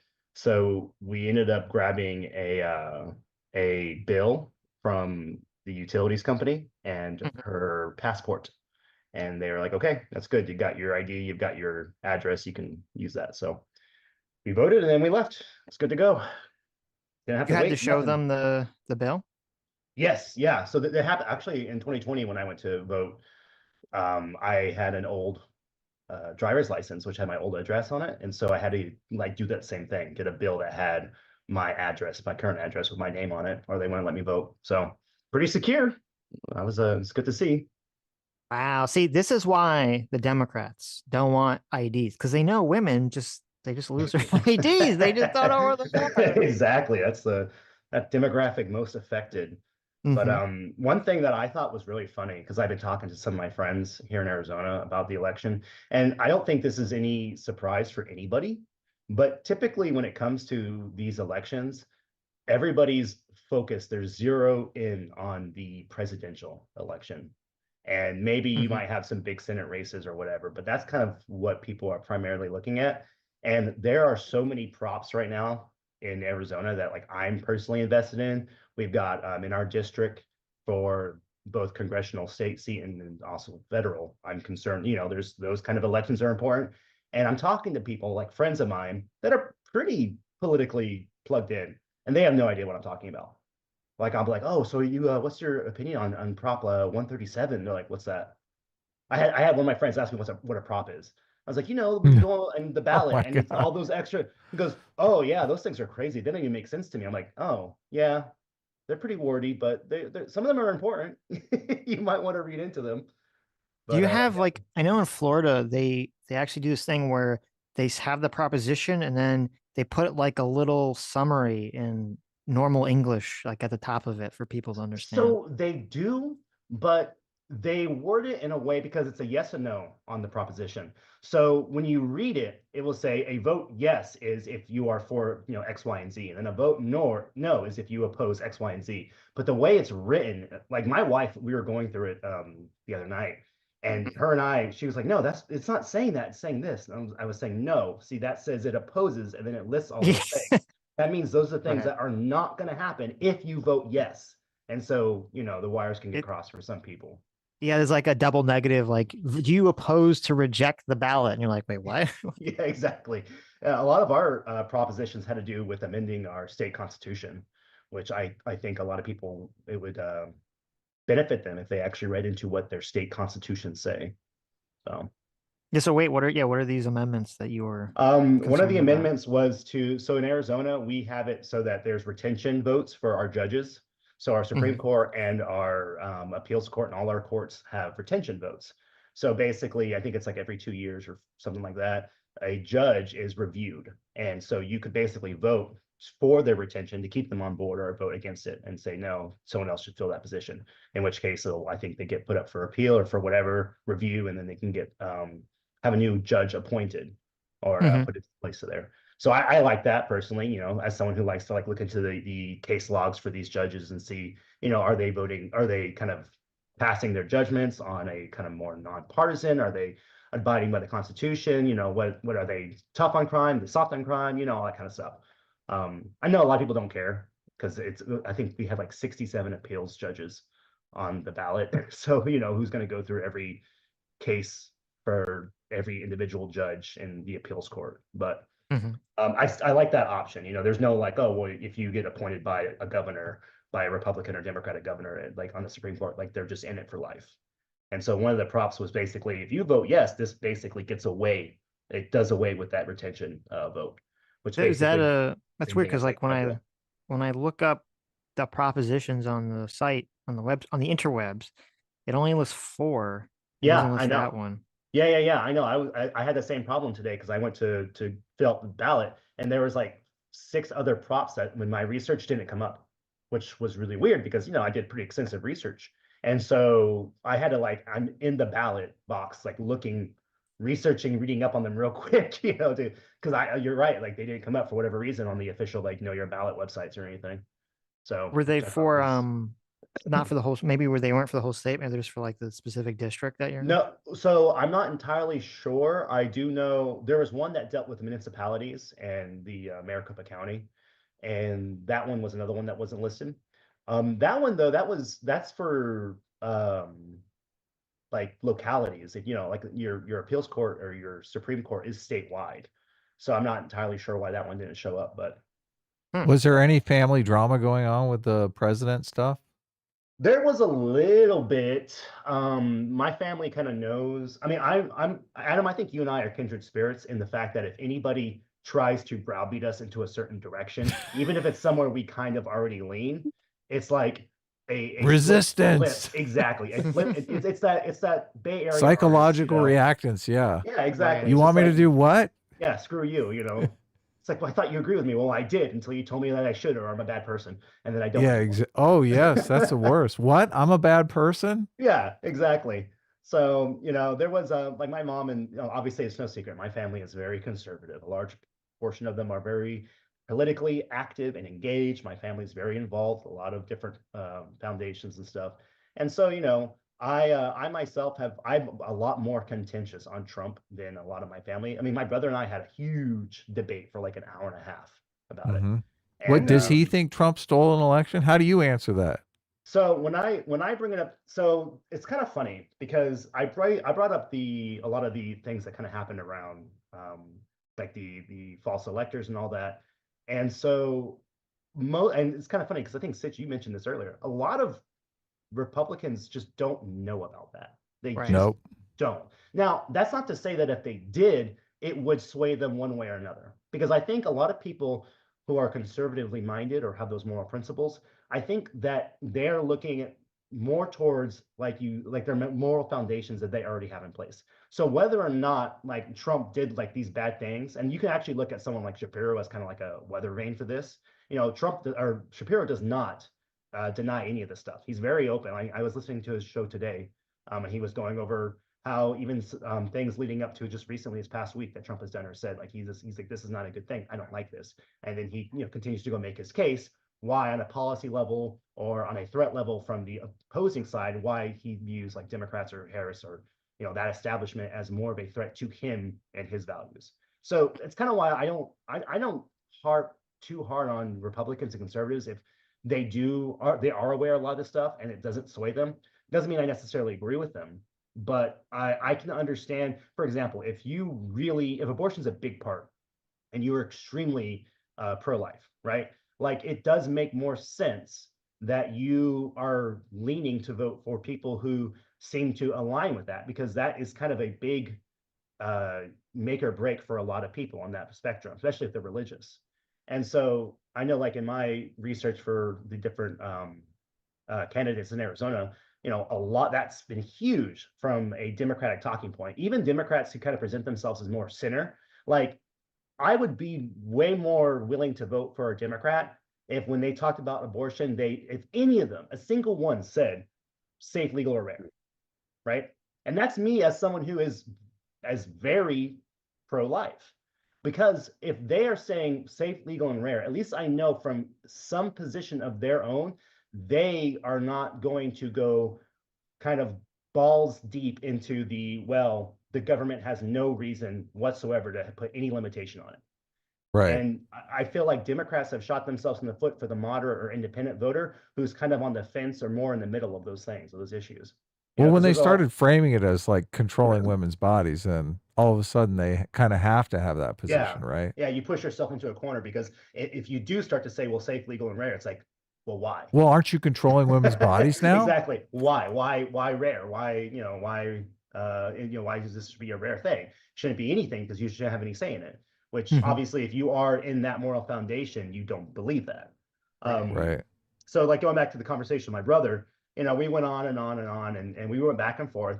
And so when I brought up because I'm similar to Sitch, one of my biggest contentions with voting for Trump was a lot of his behavior surrounding Jan 6 and the stolen elector scheme. Like the more you read into that and you research into that, and a lot of it came down to volatility because, when you have a candidate that is kind of, there's no containing factor on their behavior. And when you look at behavior, how it equates into policy or trying to enact policy, I think that's a really important factor to consider. And so that's kind of what I relate to my brother and I. We were going back and forth, and and a lot of it he came down to, well, if you want this, then you're going to vote this way. If you want that, you're going to vote that way. And I would counter with, well, the thing is, I might want this, but I don't know if I'm going to get this or if I'm going to get this at what cost. And that was kind of my contention with a lot of it. Yeah, I think temperament can disqualify a candidate. The problem that I have is in this election, temperament kind of disqualified both the candidates. Like, I don't think Kamala Harris has the temperament to be president either. Because look, if something happens, if we have some other terrorist attack or something like that, God forbid, something on the level of 9/11, she's not going to stand up to the generals. We're going to we're going to go hog wild. She's going to do whatever the military wants. Mm-hmm. And I do think Democrats, at least from my personal opinion, which what do I know? But I know what I know. And I have always felt Democrats have kind of, when it came to foreign policy, they're almost afraid of America's power as a superpower, like our ability to kind of enact the threat of force. And which sounds great on paper because, everyone loves peace. But the problem is not everyone loves peace. A lot of people don't love peace, especially when you're dealing with religious fanatics or you're dealing with ideologues that are so set. You have a dictator who is so set on preserving their own power. It's like, well, they will go through the ringer to ensure that power is maintained. And I think a lot of times Democrats tend to apply American sensibilities on those superpowers. And I just think that's unrealistic. I think Democrats have a compensation issue because they are perceived as weaker on crime, weaker on military. They're perceived as tree huggers often. So I think that they do want to to stand up on the foreign policy front. I think Obama did this, and I think obviously Harris did this in saying we're going to have the most lethal fighting force in the world. Like she's saying, look, I'm not weak. I'm not a weak, feckless tree hugger Democrat, right? Yeah, She's she's got the basically Cheneys. signaling. She's got the Cheneys on her team, and that guy Yeah, was through his friend. exactly. Like, The thing I'm worried about, I know so many of these military people. I mean, it's like they're training and training and training to go to the Super Bowl, right? They want to go to the Super Bowl, but they never get a chance to go to the Super Bowl until we get engaged in some sort of conflict or not. So it does like it's all romantic to them when they're in training and we're ready to fight. Hoorah. Yeah. So it's kind of funny too, because there's almost a reverse because when I was younger, when I first was able to vote, I mean, I was very against the war in Iraq when I was younger. yeah. Even when I joined the military, it was right about the height. I mean, it was I tried to join the Marines like in 06, and Were you in the Marines? No, I was Air Force. Okay. So I tried to join right out of high school, and was it because of 9/11? No, not at all. Okay. Absolutely not, actually. Yeah. It was because I was poor and wanted to get out, and I didn't want to be in California okay. anymore.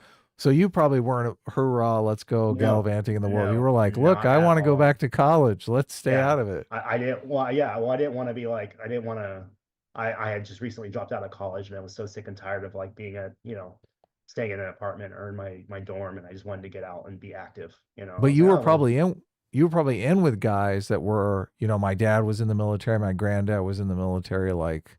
So they definitely had. When I actually didn't go in until 09 later. So a lot of the people, at least in my flight, or in where I was going through training, a lot of them came in for economic reasons, and this is right after 08. I mean, we had guys in their mid to late 20s, and some guys in their early 30s who got hit hard, and they were like, "Well, this is an opportunity for a steady paycheck and a house," and so they took it. A lot of guys were like that, not all, obviously.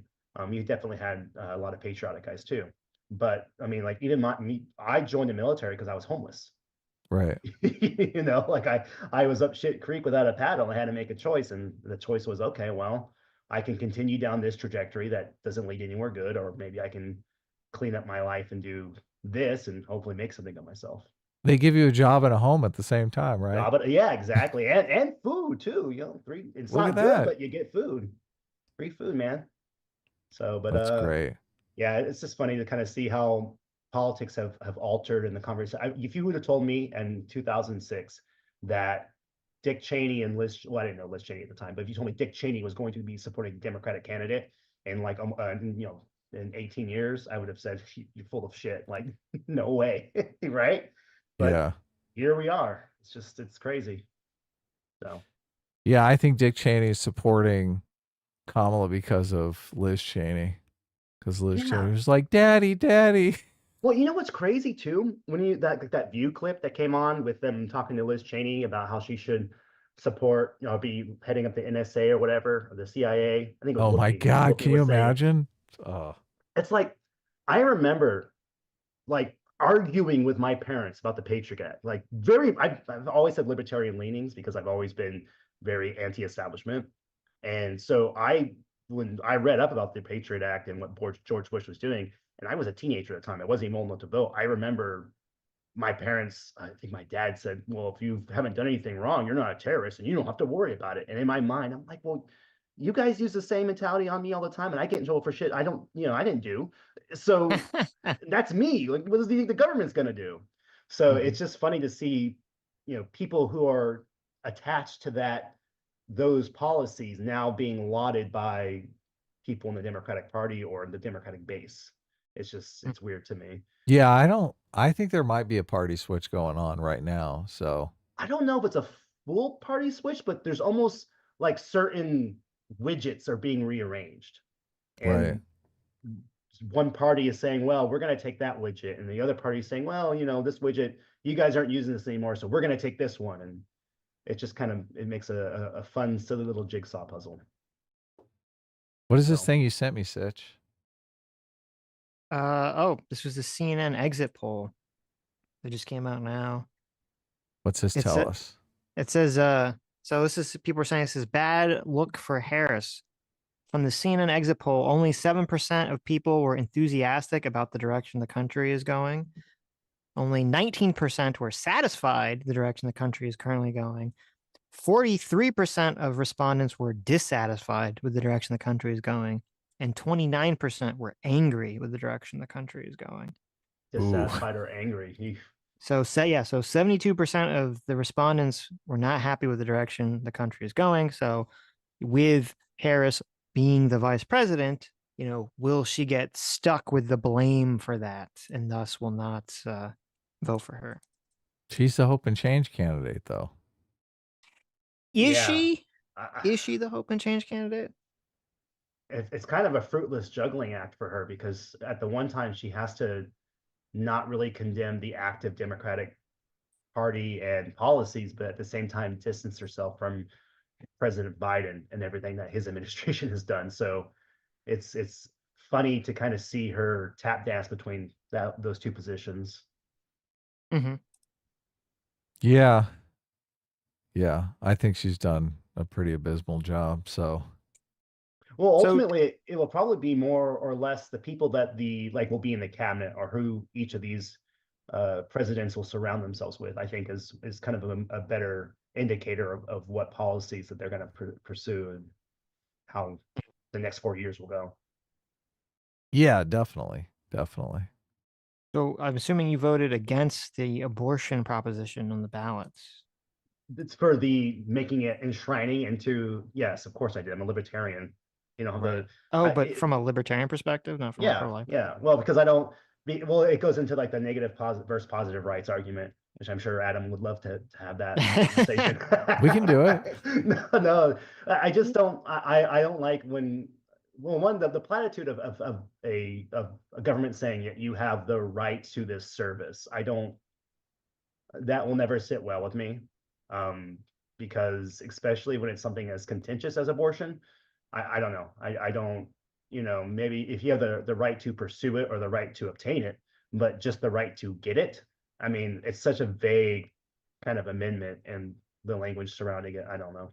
Especially because I'm obviously anti-abortion, so. Right.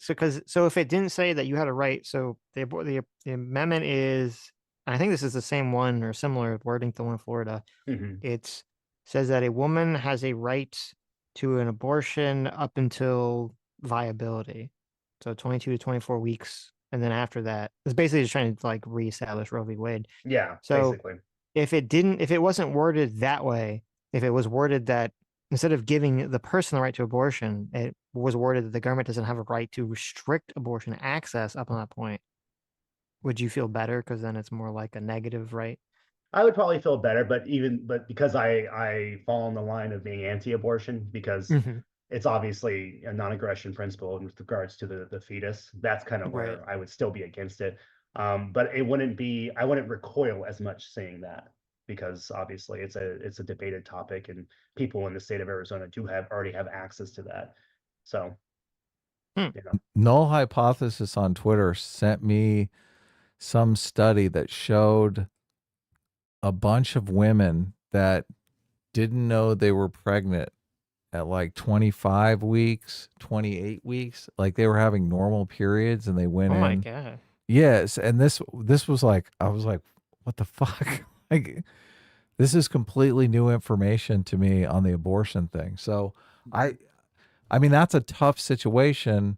Adam, there's people that give birth that didn't realize they were pregnant. Yeah, there's that woman that basically crapped her baby out into a toilet because she didn't realize that she was pregnant. The one that went to she went to the prom or something after she did it. Yeah, I mean, that was a crazy story. Yeah, it's just, and abortion is just going to be one of those contentious issues that I think will be debated for a very long time. I mean, I'm not shy about my positions on it, but I try my best not to fall into the camp of people who are anti-abortion, that are so kind of fire and brimstone against people who are not. Go ahead. Well, this study lays out that a lot of the like later term abortions are these women who had no idea that they were even pregnant. Like they weren't planning on having a baby. You know, they've got like they're married, they got a bunch of kids. They're like, shit, I was on my way to Tahiti next week. Like Yeah, yeah. they're like, get me an abortion like as quick as possible. This was not planned at all. So Well, I mean yeah. that's a major complication of the situation. So It is, unless you are under the pretense with the idea or philosophy that the fetus, regardless, is still a human, and in doing so, it has some like set of rights. Like right, yeah, if you believe that, then then at that point, whether the woman knows or not is inconsequential. I'm not right. saying like that's the case. Obviously, people are going to debate, the personhood, which is obviously why it's such a big issue. But if that is the direction you're coming from, then it won't change your mind. Yeah. Yeah, obviously, and the woman doesn't have any sort of attachment to the child because they don't even really know that they're like Yeah, that they have the child thing going on. So, and I mean, true. that would be a complicated issue. I don't know how I would feel if my wife and I were in that situation. Like, Yeah, I think we would probably be like, okay, we're having a kid. I mean, yeah. Mhm. yeah. Well, that's typically what it used to be like, I mean, medical science has been both, I mean, it's been amazing. It's been a blessing and a curse for people if you're on the side of, like, from my perspective of being anti-abortion. Because on one hand, viability has basically reduced in the amount of weeks where we have, I think the earliest is 21 weeks is what we have right now, which is a miracle of science because no time before now in history has that been like, oh, I've just given birth to this 21-week baby. It's going to be, no, that thing's dying without medical intervention. But because we've gotten to that place in advancements in fetal care, you can see a fetus as young as that survive. So viability becoming less and less would kind of help bolster the position of going, oh, well, up to viability. Now, but you're also looking at the case of things like the abortion pill or Plan B, other things, if you're against those measures, you also kind of have this other side of the coin where it's going to be a lot easier to administer abortions. Right now, abortions can have to be fairly invasive depending upon how late the pregnancy is. But that's if you kind of look at the hypothesized trajectory of medical science, like that probably will not stay that way. You'd probably be able to do it a lot easier as science catches up or advances. So it will be interesting because the conversation is not going away anytime soon, and people are going to argue about it.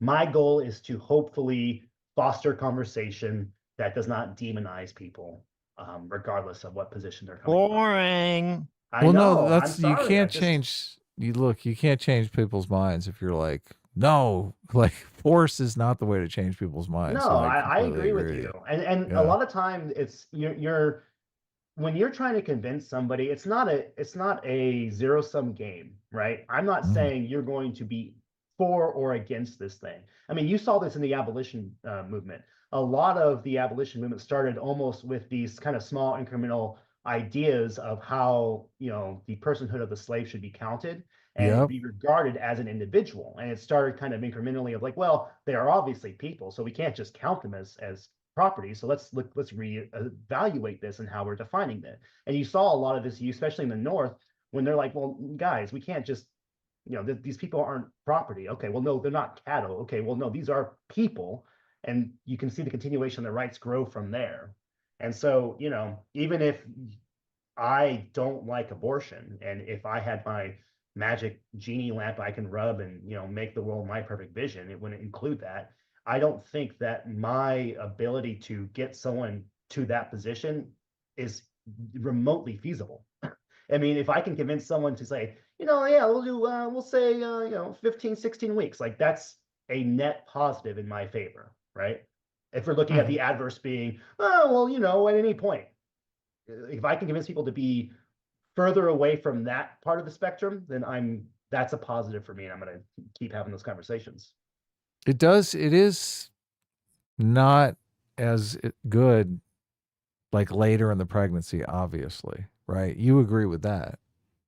Or What do do you you mean? just consider them all the same? Like, if someone gets an abortion in the first 2 weeks, do you look at it the same as if they get an abortion at week 20? Do I look at it the same? In regards to the rights, I do. Now, Mhm. not in regards to the impact of the individual. I think Okay. that, because I've taken upon myself of the very unfun task of like watching different abortions. Oh 'Cause my, yeah, what? I did. Yeah, I know. I actually did a paper when I was in way back when I was in college on it. So I actually went through and had like watched different abortions at different weeks and different terms, and Wow. not easy. It's not easy doing that, but it kind of removed a lot of the pretense of how I view any of, because obviously if you look at the baby at the third trimester, I mean, as a father, you get to see all the different ultrasounds. One of the first ultrasounds you see the baby, it's like the doctor's like, no, if you look, here's your uterus, and then they get like really, and you see a little bean right there, that's your baby. And so you see that ultrasound and you compare it to when you're 36 weeks and the baby's flipping you off and showing you its ass. Yeah. It's obvious that there is the level of growth in that baby is it's looks like a person now. But when we're talking about in the application of rights, I'm coming at it from a more philosophical place. So the appearance, or even the cognitive state of the baby isn't really a concern, because I'm trying to get to a blanket level of application for those rights. Salvo, another one of our fans, sent me a video after our last talk. I brought up that I would really like to get feedback from people who are in these abortion clinics, because I don't really have any idea the stats around them. People did bring up in the comments that there's HIPAA that stands in the way, but I do think you can get around HIPAA by looking at statistical information, not about information about the individuals, the specific individuals. But Salvo sent me this video, ex-abortionist, post-abortive mom.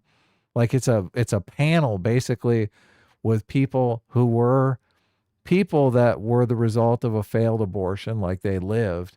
And also this one nurse. Oh God, look, I think the video is close to an hour, but I only made it about 10 minutes because it's just so horrific. This nurse takes one of the like aborted babies and like holds it until it dies. And I'm like, oh my God. She's talking about how this is such a transformative experience for her, which obviously, if I did something like that, I'd probably be pro-life till the day I die. So, but it's easy to have your opinion on these different topics without having those experiences. So I do think a lot of people bring their own personal experiences to these situations, and that just makes them immobile on having their minds changed, one way or another. So I'm sure there are plenty of people who have had, and JD Vance even has talked about this, like one of his friends had an abortion that she feels if she hadn't have had that abortion, her life would have been totally messed up. So she's on the other end of the spectrum where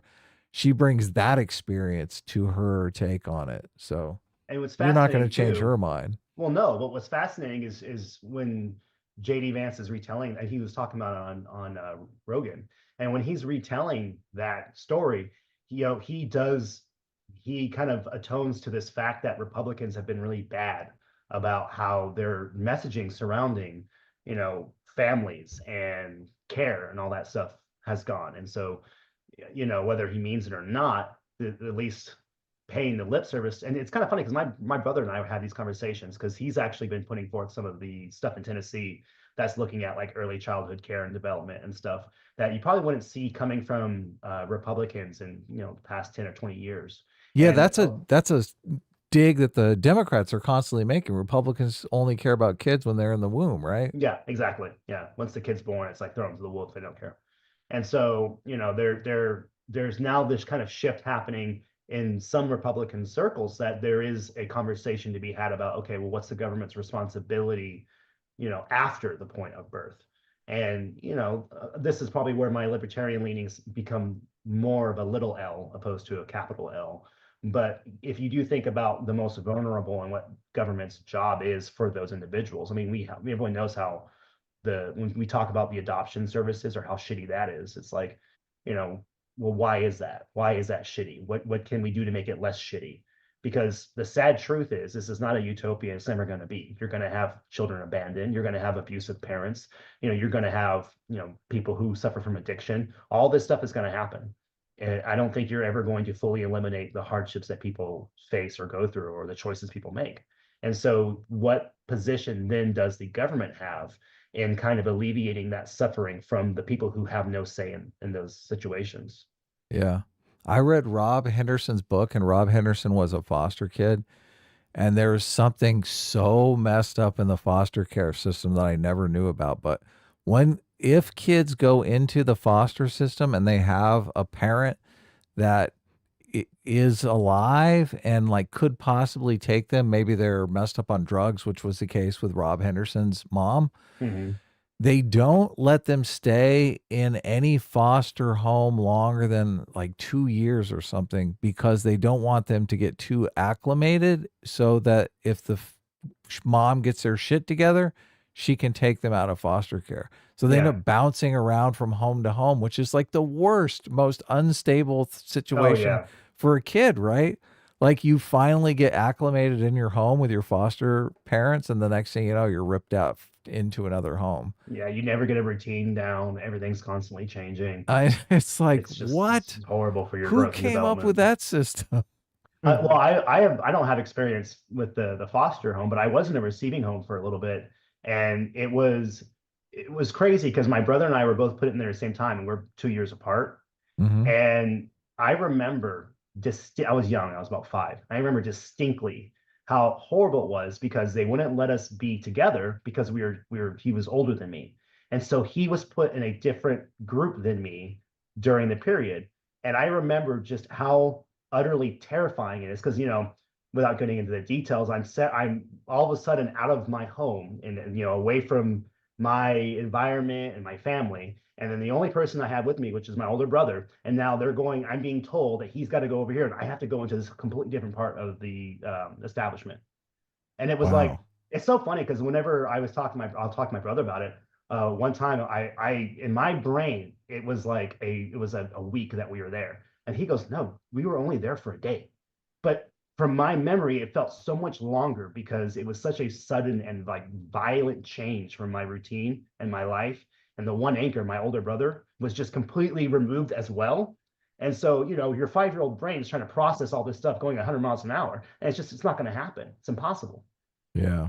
So, and, it's like, well, what can the state do, or what is the state doing to kind of alleviate because a lot of those changes too are permanent. When you get put through that kind of psychological torment from a young age, it doesn't go away. That's not like, oh, well, now you're fine. It's like, no, that stuff sticks with you and it can form trauma and PTSD and all these things. Yeah. How you doing, Sitch? There was a NBC exit poll that they were asking people what were the top issues that concern them. Inflation. And no, the top issue was the state of democracy in the country. Oh my God, that's not good. It didn't say which state. Yeah. State of democracy, 35% said that was the most important issue. 31% said the economy was the most important issue. 14% said abortion.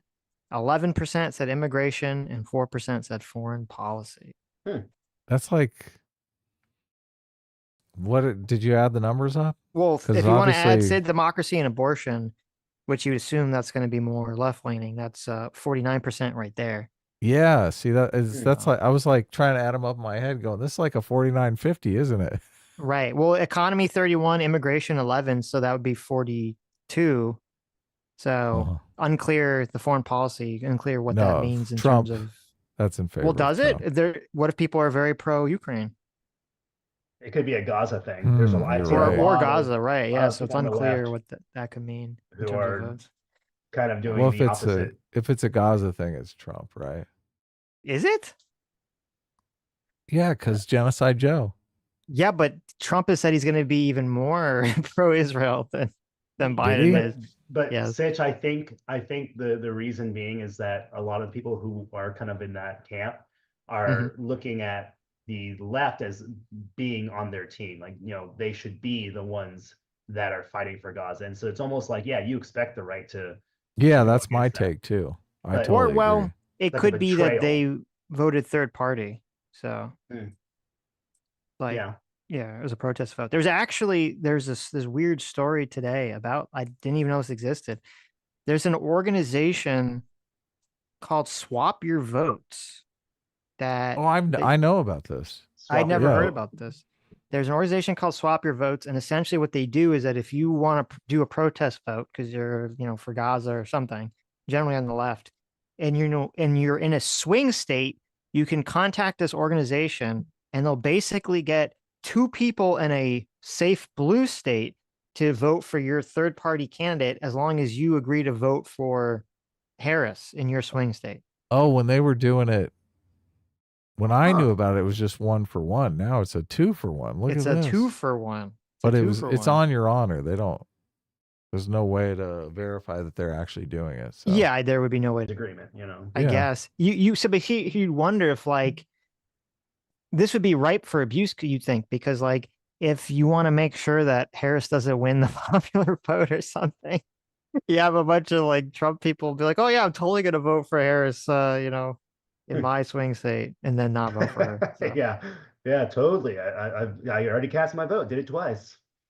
And supposedly this has been adjudicated by the courts and was found to be legal. Right. And this was controversial because I don't know the story here. Oh, well, I guess they're back.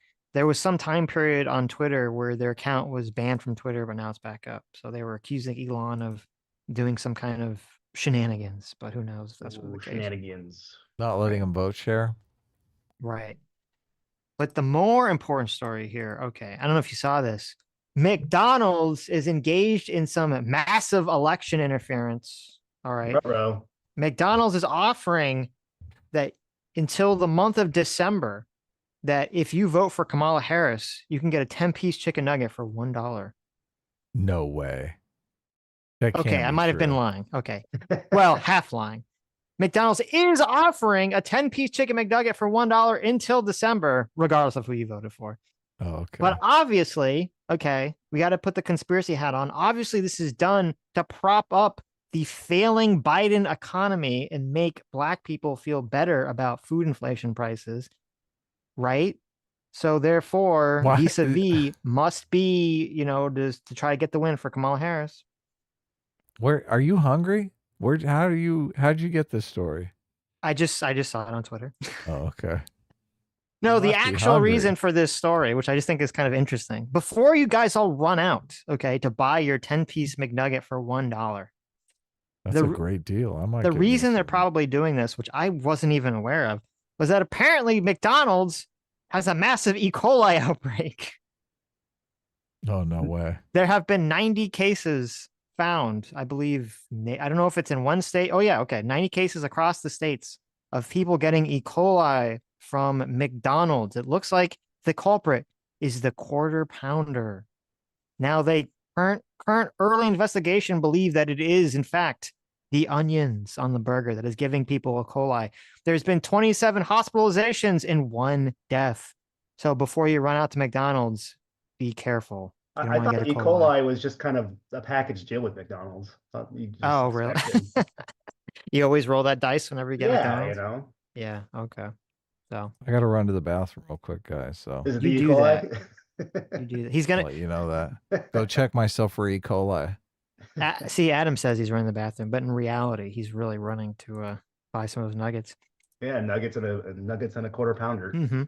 So another interesting story too is, I don't know if you saw this, the New York Times, they have like this magical needle that's supposed to, go in the direction of Trump or Harris as the night goes. And apparently the needle might be broken tonight. Okay. Bro. Because I don't know if you know this, the Tech Guild, which I've never even heard of. That sounds like something from Magic the Gathering. The Tech Guild. Tech Guild from Ravnica. Yes. Yes, Ravnica. Ravnica is on strike. The New York Times tech workers are all on strike on fucking election night. Jesus Christ. Can you imagine? They're currently on strike over racial disparities. Yeah. Also, you do know about this story. Yeah. Well, I just looked up the article. Oh, okay. Yeah, For it's like racial disparity. it's totally insane. It's like the tech guild is on strike for like massive woke reasons. When you look at their demands, some of their demands included that the tech workers believe that they should have unlimited break time. They should have, let's see, where's the article here? Unlimited break time, trigger warnings, and they believe that it should have editorial control. Okay, so the tech workers, these are not journalists. The tech workers believe they should have some kind of editorial control if they think that there's some kind of op-ed that is too offensive. So instead of the tech guild, they want to become the tech commune. They all have a say. Yes. They want to have the right to request letters to the editor not be published. So if you're a businessman, then at this point, or a woman, excuse me, at this point, you just put it in AI, right? Like you have an AI do this. Because I'm not in the tech guild.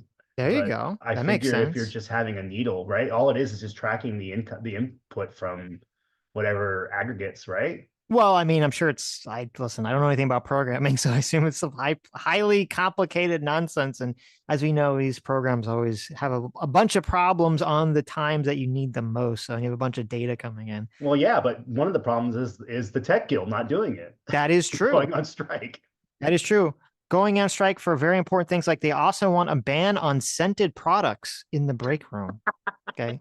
I mean, listen, how many times, you walk into the break room, right? And you're like, oh my God, what is that smell? Oh, did John use the bacon scented soap again? Okay. Doesn't he know that I'm trying to be kosher from the bacon soap? Look, I hate to play into stereotypes, but a lot of tech guys, they're busy programming and coding. Sometimes you forget to shower or use deodorant. So it makes sense to have maybe a scented candle or two. Right. Just kind of at the ready. Why would they want a ban on that? That's so weird. Usually it's the opposite. You go into a magic store. It's like, no, you're required to have at least 2 sources of scents coming through. Please, God, yes. So ban on scented products, unlimited sick time, and mandatory trigger warnings in company meetings discussing events in the news. Listen, if you're working for a newspaper and you need a trigger warning for company meetings, I think you should find a new line of work. Yeah, and what a time to do this. One of the largest, most impactful elections of our time, and it's like, no, we don't want candles. We need more pay. We give us unlimited time to do whatever we want. That seems somewhat silly, but totally insane. It's not my tech needle. So this is what the chief political analyst at New York Times, they in response to this. So they're worried that the little needle that they normally have, it's set up, but it could obviously break and then no one would be there to fix it. So they're saying, as you may have read, our colleagues in the tech guild are on strike. While they don't play a role in the model itself, they built and maintain the infrastructure that feeds us data and lets us publish on the internet. This is true of everything on the New York Times, but the needle is a huge data load. It's more brittle, and we've only published it a handful of times. There will be bugs, and it could be hard to debug. As a result, I don't know whether we'll be able to publish the needle tonight. There are good reasons to bet against it, though perhaps there are scenarios where things are running super smoothly. Yeah, right. Alternatively, we hit bugs at the start and there's no chance. Either way, we will run the model internally without publishing it, and we should be able to report our findings on the New York Times website. So they'll let you know. They'll let us know. Seems unlikely. I sent you a link to the Watch Together, J-Mac. I don't know if you want to stick around for a while, but you're welcome. Yeah, I got a bit. I promised my kids I'd make tacos tonight, but I got some time. That's pretty nice. Easy. I don't know if you have any timestamps on the Tim Pool thing, Sitch, or I do not. Okay. I brought it up. I don't have timestamps on any of my stuff either, but let me make sure my sound is right there. Okay, all of the businesses I saw it was an Asian. Well, if we're just bringing up random things, there's this funny, if you want to bring up that tweet I sent you, I'll send it to JMac too. Yeah. Okay. Real quick, do you guys think Tim has small hands? I'm looking at where you paused it. And... oh my God, James. How do you compare it to? You're trying to judge from the microphone size? Maybe just has a giant head. Maybe that might be what it is. Sorry, I didn't mean to get distracted. It's a big face. Listen, as a fellow small hand haver, okay, I don't appreciate the Hey, accusations and Look at my hands. insinuations. Look how small those J-Mac. are. I got Okay. small hands too. I get it. Okay. I'll have you know that any rumors about size comparison between hands and other things is untrue. It's completely Untrue. unfounded. Okay. Yes, completely Never proven. unfounded. Not true at all. All right. Nonsense. So what is They're this? very good. No complaints from women. They all say very good, very big things. It's not the size of the ocean. Okay. Yes. Okay. You see this Yeah, tweet, go ahead. Adam? No. Oh. Okay. And also, supposedly, someone sent me this. I'll get it Apparently, now. they want us to watch. Robbie and Nomika had their final predictions for the night, and supposedly, I haven't seen it. Nomika has a very funny prediction. I have okay. I have a Nomika Robbie and replaced, Nomika. Yes. Greyjoy, right? That's Okay. true. Yeah. Yes. Is it Nomika? Nomiki? Nomiki? Something like that. Don't get it wrong, Adam. It's racist if you get it wrong. No, she's white, so it's Oh, okay. okay. It's Never fully mind. acceptable. You're good. Sean Sullivan for $20 says, like the stream, buy the comic. Been here since PSA Sitch daily. S-Class builds low-income housing on top of the old nuclear plant. A-Team lives in those homes and gets spider powers instead of cancer. A-Team. Wow. That's a great, look at that. Very conciliatory. I like it. Thank you. Centrist-oriented tweet. Perfect. Now, I also don't know if you saw this very important story. Ryan Newell brings it up for $5. Says the election has already been decided. Mu Dang has chosen Donald Trump. Oh, Did you know wow. this? No, Well, I they, didn't know he was the decider in chief. Yeah, they gave The Mu Trump Dang a cake, 2 cakes, one that said Trump and one that said Harris, and Mu Dang ate the Trump cake. Who is Mudang? Pygmy. The Hippo. little hippo. Am I Oh, saying the her name hippo wrong? guy. Oh, yeah, Yeah. yeah. Okay. Mu Dang? Mu Dang? Yeah. I don't know how to say his Don't name. miss- Misgender her. Which She's a one did girl. they, was the Trump one in the cage and the Kamala one was in the other room? I believe they were side by side. Okay. Okay. This is a very important objective metric here. Well, it's kind of like what's the groundhog that comes out and lets you know when it's going to be Yes. longer or whatever. Exactly. Same thing, same principle. Yeah. So are we on the same time zone now, right now, J-Mac? It is 4:38 for me. I'm always on the same time zone. You would be Right. on my time zone. My Right. time zone don't change. Right. So you're an hour ahead of me. I guess Yeah. for now. Till you So, guys but we change. were on the same. Yeah, because you did fall we- back, right? Yeah. Yeah. Yep. So I guess sometimes we're 2 hours difference. Sometimes we're 1 hour difference. No, sometimes you're the same. Sometimes you're 1 hour. Because when you spring ahead, you'll be the same time as me. Oh, I will? Okay. Yep. Okay. I don't ever have to set my clock though. I'm good. So if we go permanent, because right now we're on standard time. So if we go permanent daylight savings, you will be on the same time always then. Because we're gonna jump forward an hour forever. If you go on standard, yes, and that will be the standard and it won't change. Okay. Wait. So in Arizona, you're always on standard. There's no Never daylight change. saving time. Nope. Okay. Never change. Right. No That change. sounds awful. Why would you do I such a thing? love it. Are you kidding me? How many times have you seen the whole like, oh, I forgot to set my clock back, or oh no, I'm missing an hour? I don't ever have to deal with that. No, I want that, but I want permanent daylight savings. So basically Right. our time zone is going to get bigger because our time zone is going to go into your time zone. Look, time shouldn't change, okay? Time is time. You got 24 hours, all right? This old man You don't here. need the government getting into your time, messing around with it, okay? You leave it alone. Time Right. shouldn't change. It should be the same time every day, every minute. It's the Lots same of time time. made it that way for a reason. God damn That's should be it. that is 4:20. literally anarchy.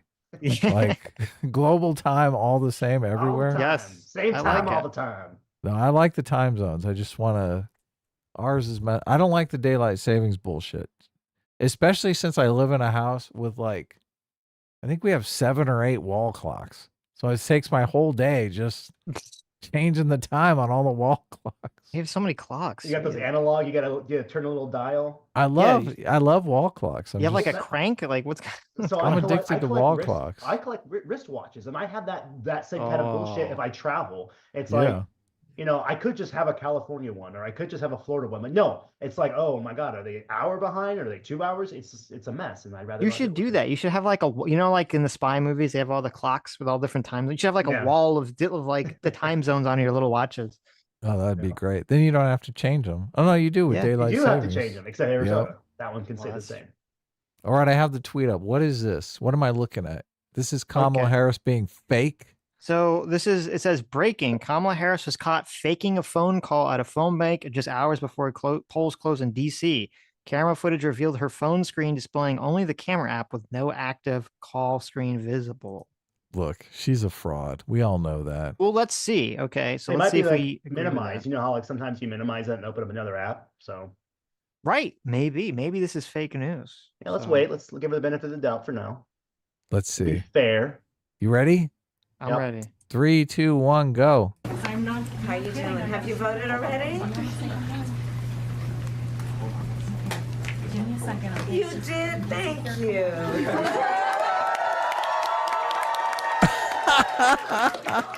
Thank you so very much. You know, it's. Here, why don't you just go? Wait, just go to when she she brings it up and because I'm pause sure you it. got a lot of other Like people. like a No, I lot. want to hear her lying.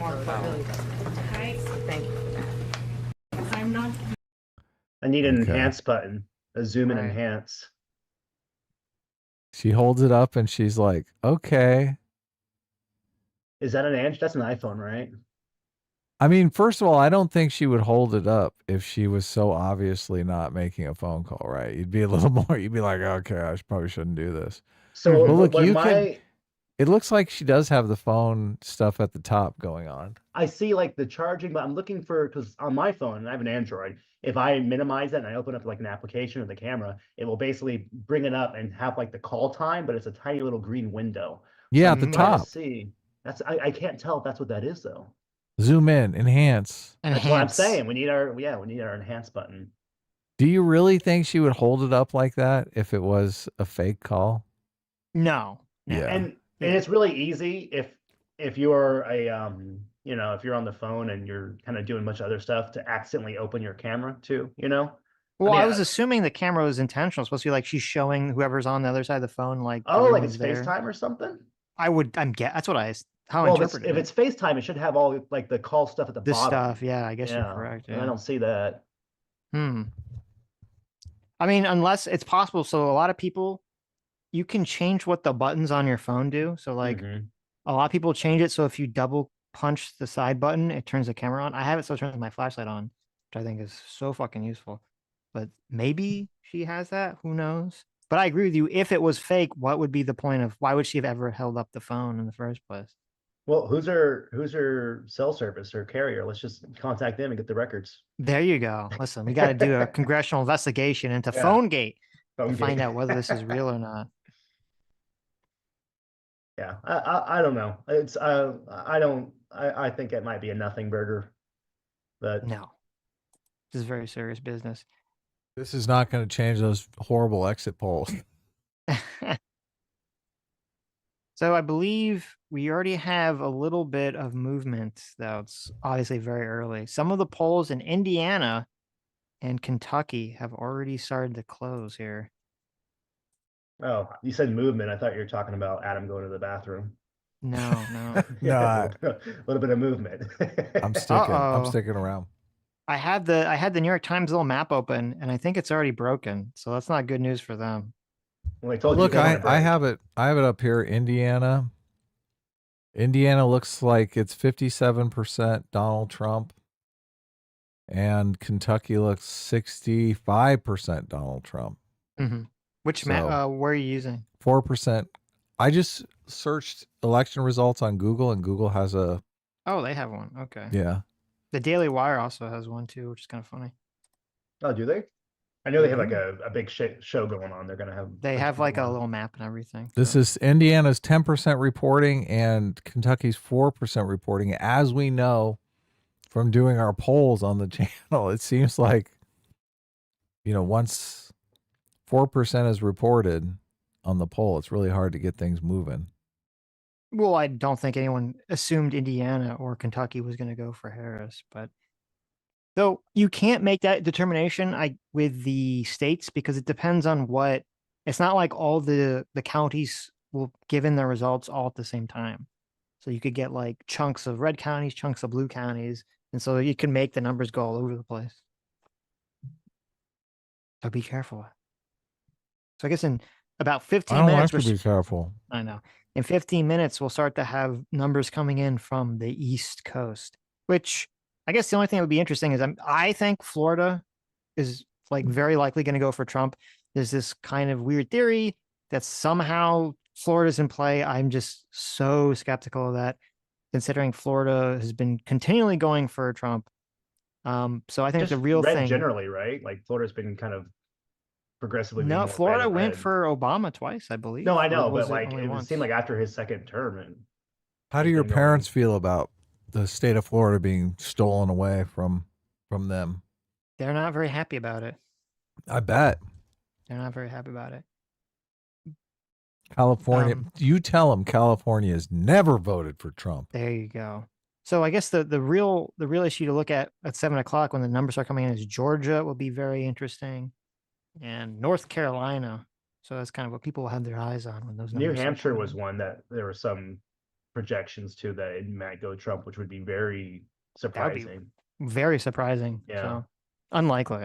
I imagine, agree. I don't but- think it's likely either, but Mhm. yeah, we'll see. And then I think Arizona is projected for Trump, but we will see there too.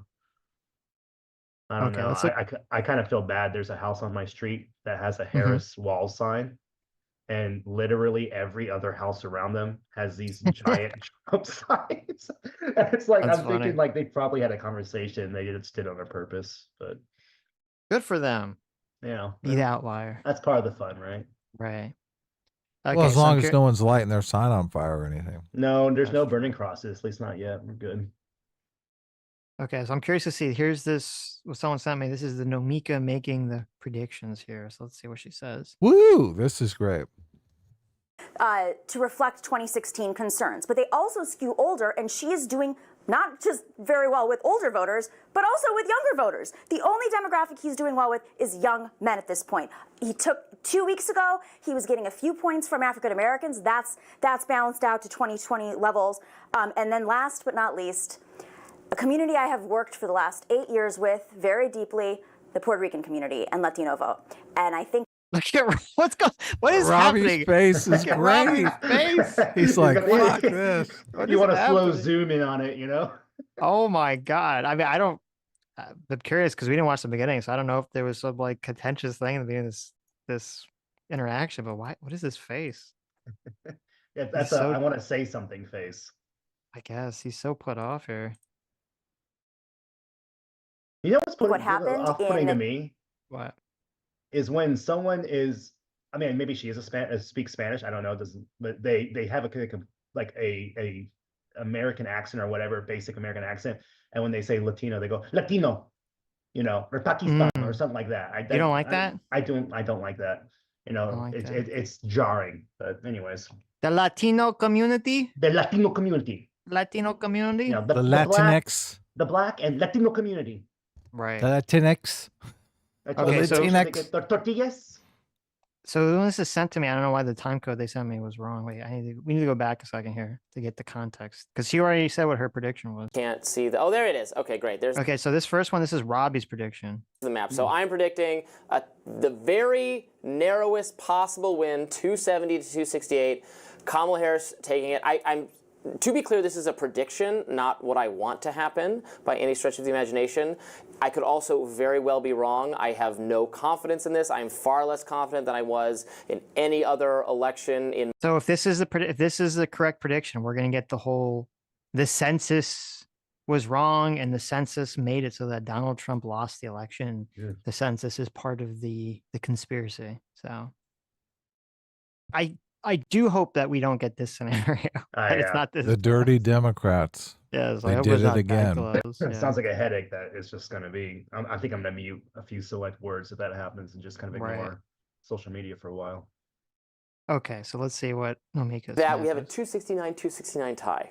And that will be crazy. Purgatory! Because then it goes to the House of Representatives, but it's the new House that picks the president, and it's by state delegation. It gets kind of tricky. It's possible they could deadlock, and then it's going to be the Senate will pick, and if the Republicans take the Senate, they'll pick J.D. Vance as vice president, and he'll be like acting president. Yeah. That is not an impossible situation. It's what happened on the television show Veep.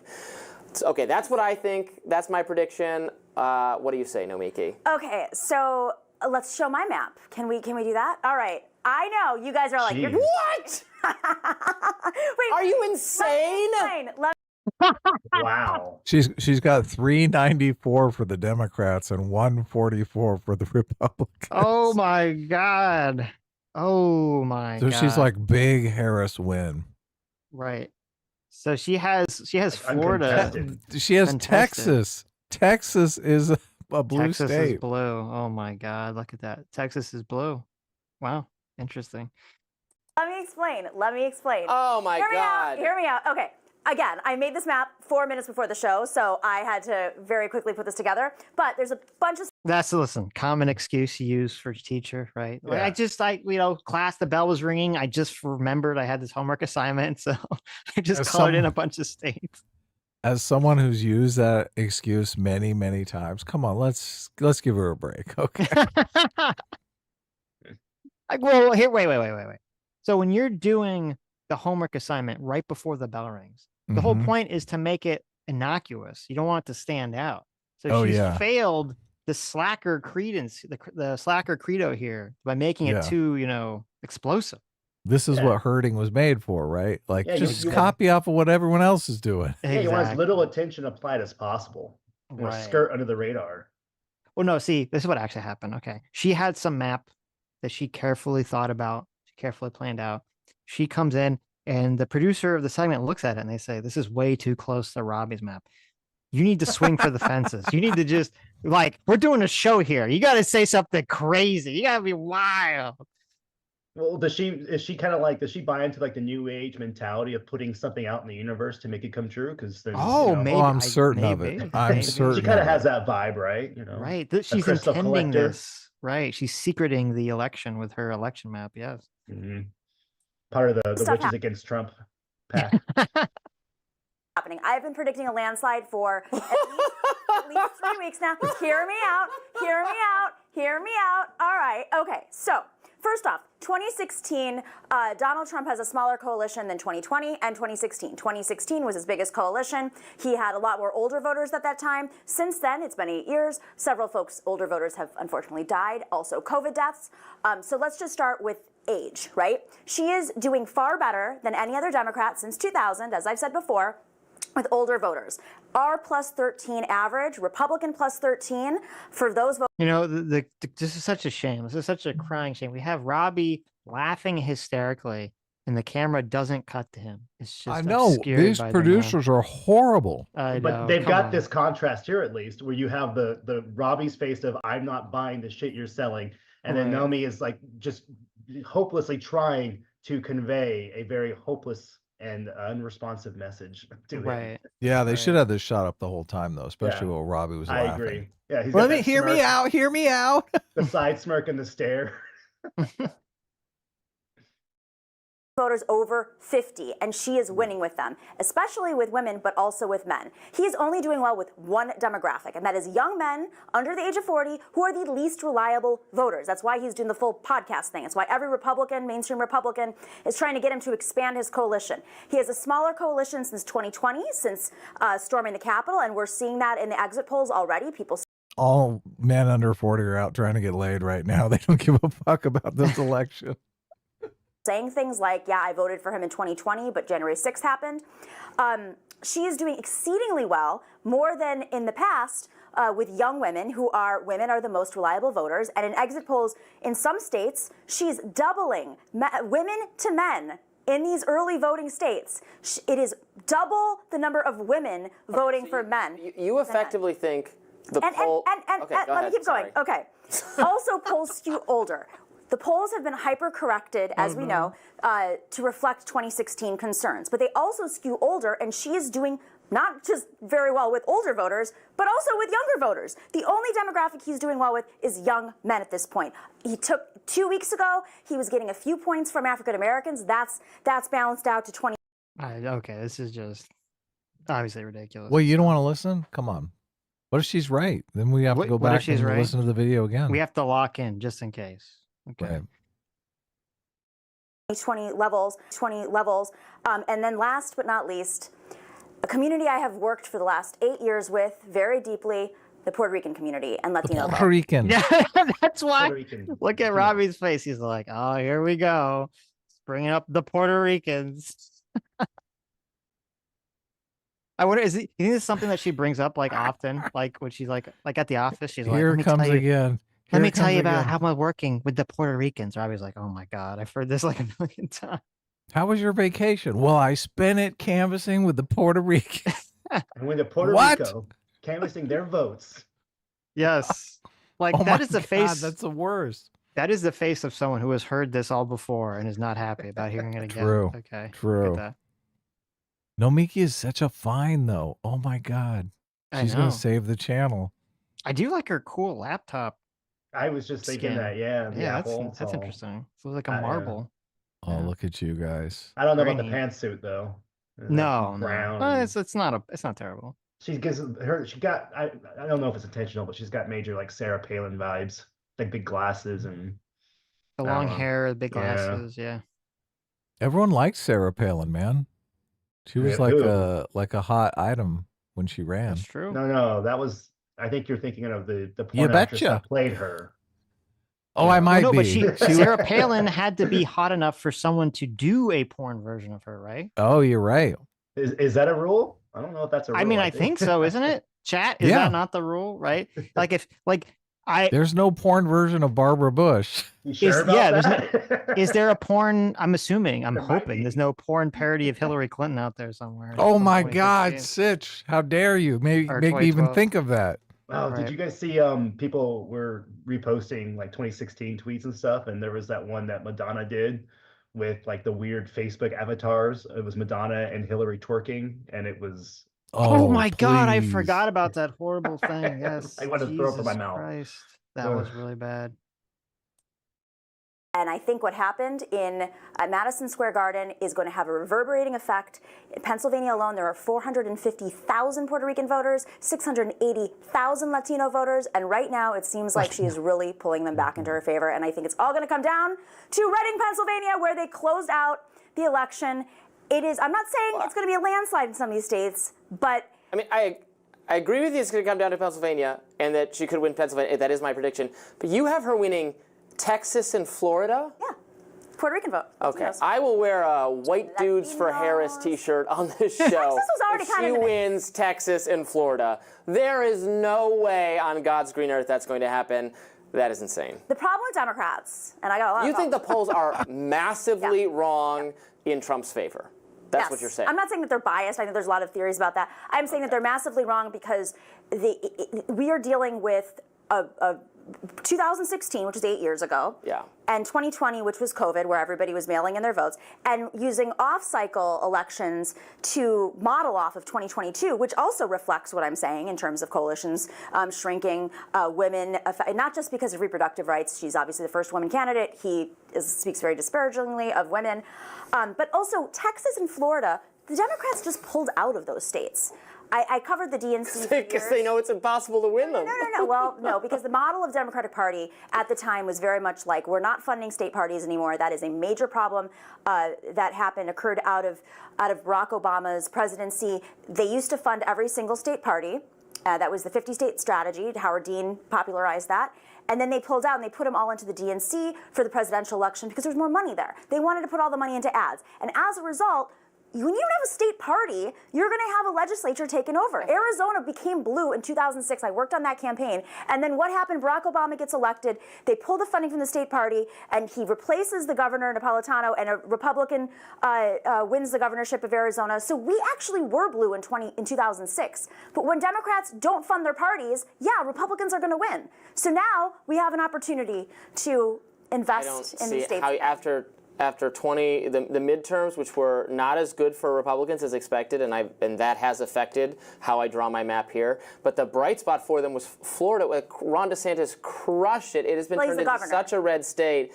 Fight for 15, Planned Parenthood was on the ballot, and Democrats won with those issues. On earth. Nostradamus. Everyone is bragging about Ron DeSantis' ground game for Republicans in Florida too. So and not only that, they report early. So we'll know that one at least. Yeah.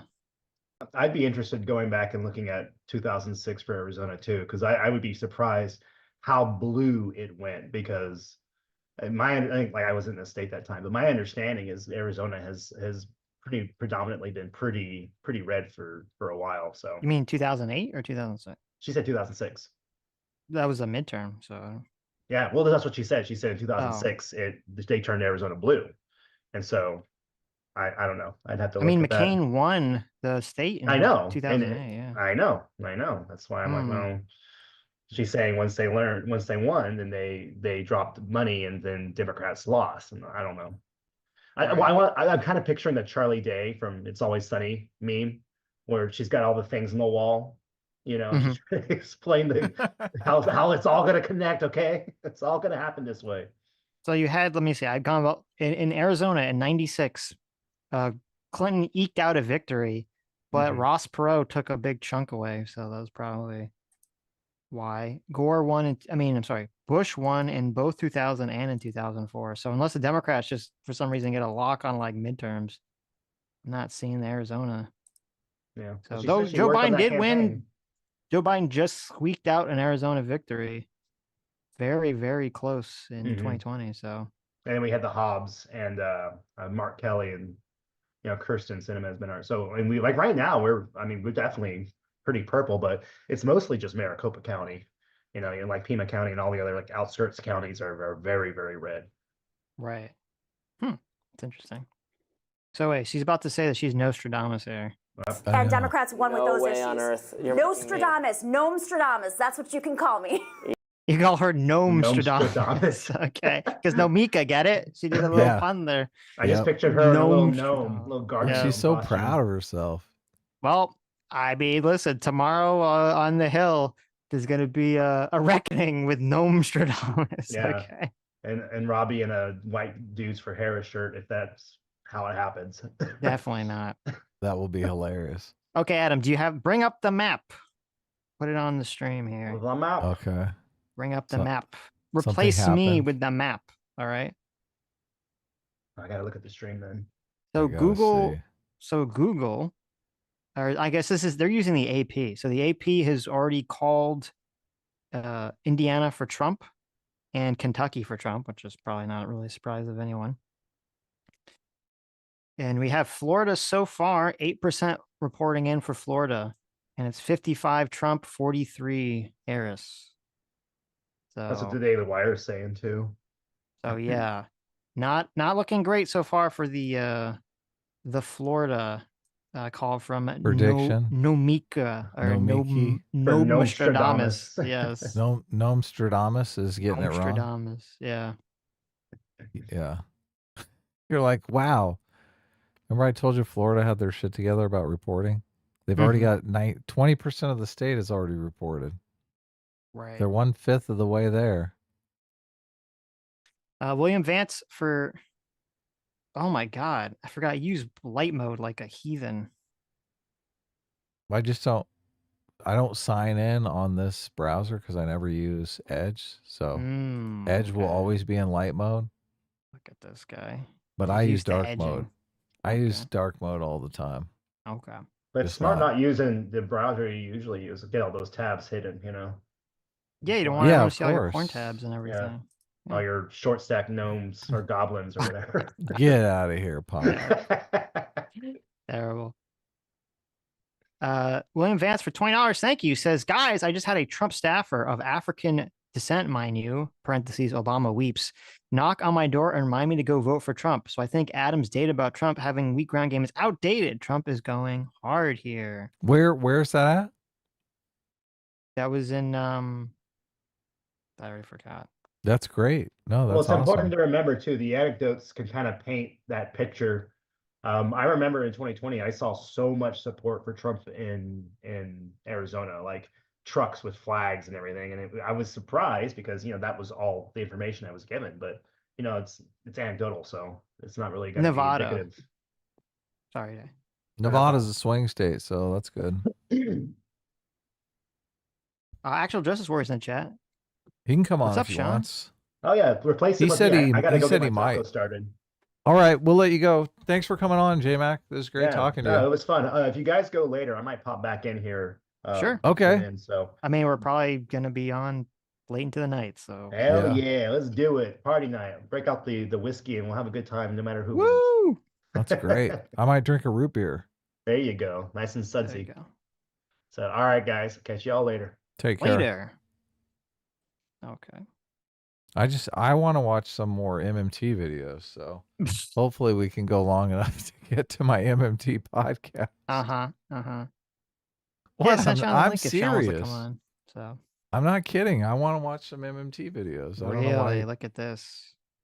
I only have like 3 of them in our playlist. So But we might have a super secret special guest come in later tonight, so we'll see. Oh, a super secret. Is it Kamala Super Harris? Is it It Donald might as well Trump? be Kamala Harris. Okay. It might as well be. It is a wild secret surprise. So It is a super secret I know surprise. the secret. I know the secret, chat. Yes. There's going to be And you're going to go crazy. You're some going to lose your amazing- fucking minds. It's insane. Everyone's Oh going to my lose God, their I can't minds. contain myself. Right. Sean says he's going to pick up his wife soon. Okay. Well, listen, talking to us is obviously more important than picking up your wife. Okay. Yeah, what are you doing? Right. You can talk to us and drive. But yes, it's going to be super ultra mega secret. I'm going to lose their mind. The Sitch and Adam community will be forever changed, perhaps shattered in twain. Okay. That's So, true. We'll see. Look, and I see a lot of you guys have been backing the comic Supervillains Anonymous as well. So thank you for that. We're up to $78,335. I think we got another $500 in backers just since the stream began. So nice. I put a little ticker counter up in the top there so you guys can, if you back, I will refresh and we will see that number go up. So right. Yeah, make sure because there's a limited quality. So limited quantity, quality? No, quality is quantity. There's infinite quality. Okay. The quality is infinite. Yes. The quantity is what is limited limited. quantity. So. Yes. So. But yes, okay, we're Sean, very you proud. go pick up your wife. It's going to be a lot of fun. You guys are finally getting it. As you can see from the campaign, it says estimated shipping delivery December 2021. So it's aged like fine wine. So Florida has gotten wow. First of all, based Florida here, like they're just really cranking out the votes reporting so quickly. Already, Florida's at 30% reporting in, and it's pretty close. It's 50.9% Donald Trump, 48.3% Kamala Harris. So Nostradamus. Yeah.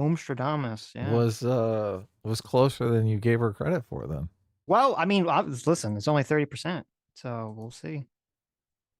Right. And actually, if you zoom in, you can see, I mean, obviously, there's a lot of, the way it works in Florida is that there's like the big city areas, Tallahassee, Jacksonville, Orlando, Tampa, Miami, West Palm Beach are like the big blue areas. And then the rest of the state is essentially red. Oh, holy moly. This is great. Look at this. Yeah, you can zoom in and see. So it doesn't, unfortunately, it doesn't show, you can't select each individual district's counting. But good enough. And actually, if you see, West Palm Beach is not, it looks, hasn't reported anything yet. So that's going to be a big blue chunk whenever that comes in. But again, I am skeptical. I am skeptical of Harris taking Florida. That'd be, to me, that'd be a insane if Harris takes Florida, then she's going to win. So I don't think that's going to happen. So that would be a pretty huge upset. Okay. Here we go. Click what? I did. It's been clicked. So it is let's see. it What's is Georgia being at? Georgia's only at 1%. So Georgia's still not going to get good data yet. Okay. Should I send the link to Christian Baller? He wants to come in. Sure. Okay. Let me go find the link first. I can Election violence fears grow. Major protests predicted amid concerns Donald Trump and supporters would refuse to accept a loss. They're going to mention National Guard has Hold on. No, this is a perfect part. Oh, okay. Is on standby. In Washington, Oregon, and Nevada, the National Guard has been placed on standby to deal with riots and civil unrest, which could begin as early as Wednesday. Okay. I have questions. Yeah. My questions are, first of all, about the locations. You'll notice that the places that they're citing, the places they're boarding up, not a lot of MAGA voters in those. You think there's gonna? I don't think there's gonna be any civil unrest. Do you think there's gonna be some massive civil unrest from all this? If Trump wins, yes, of course. So Really, if Trump wins, yeah, do you of think there's course. gonna be a bunch of Antifa people out there? Yeah, they're gonna go bash in storefronts and like bitch about capitalism. They're going to say, look, we live in a white supremacist nation. This is why I fucking hate the media, because they've gassed people up into believing this. They're like, oh my God, we're in Nazi Germany, burn everything down. Right.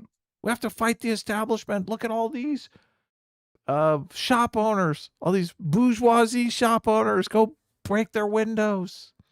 Yeah, These are the white supremacists right in here. The rich people. I don't know about Nevada, but I mean, I feel like in Washington State and Oregon, like the Antifa is going to riot on any day that ends in Y. So it's probably a safe bet. Not sure about the rest of the country, though.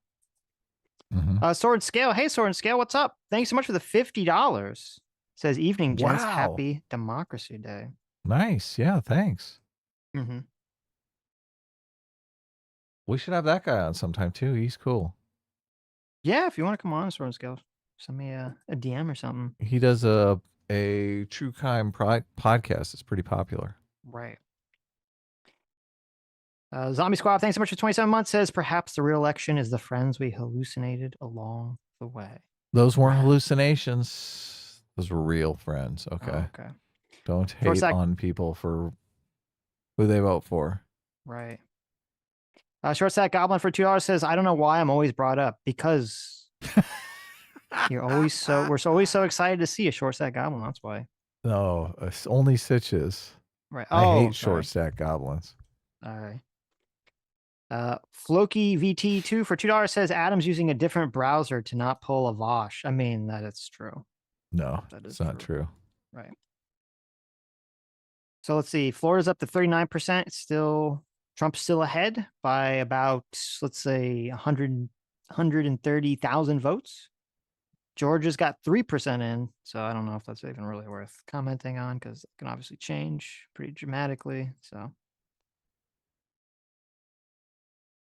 Hypnotoad for $10 says, sorry, boys, got to bounce. Keno Casino is covering the election with DSB and Josh Moon. Well, thank you so much for the $10, Hypnotoad.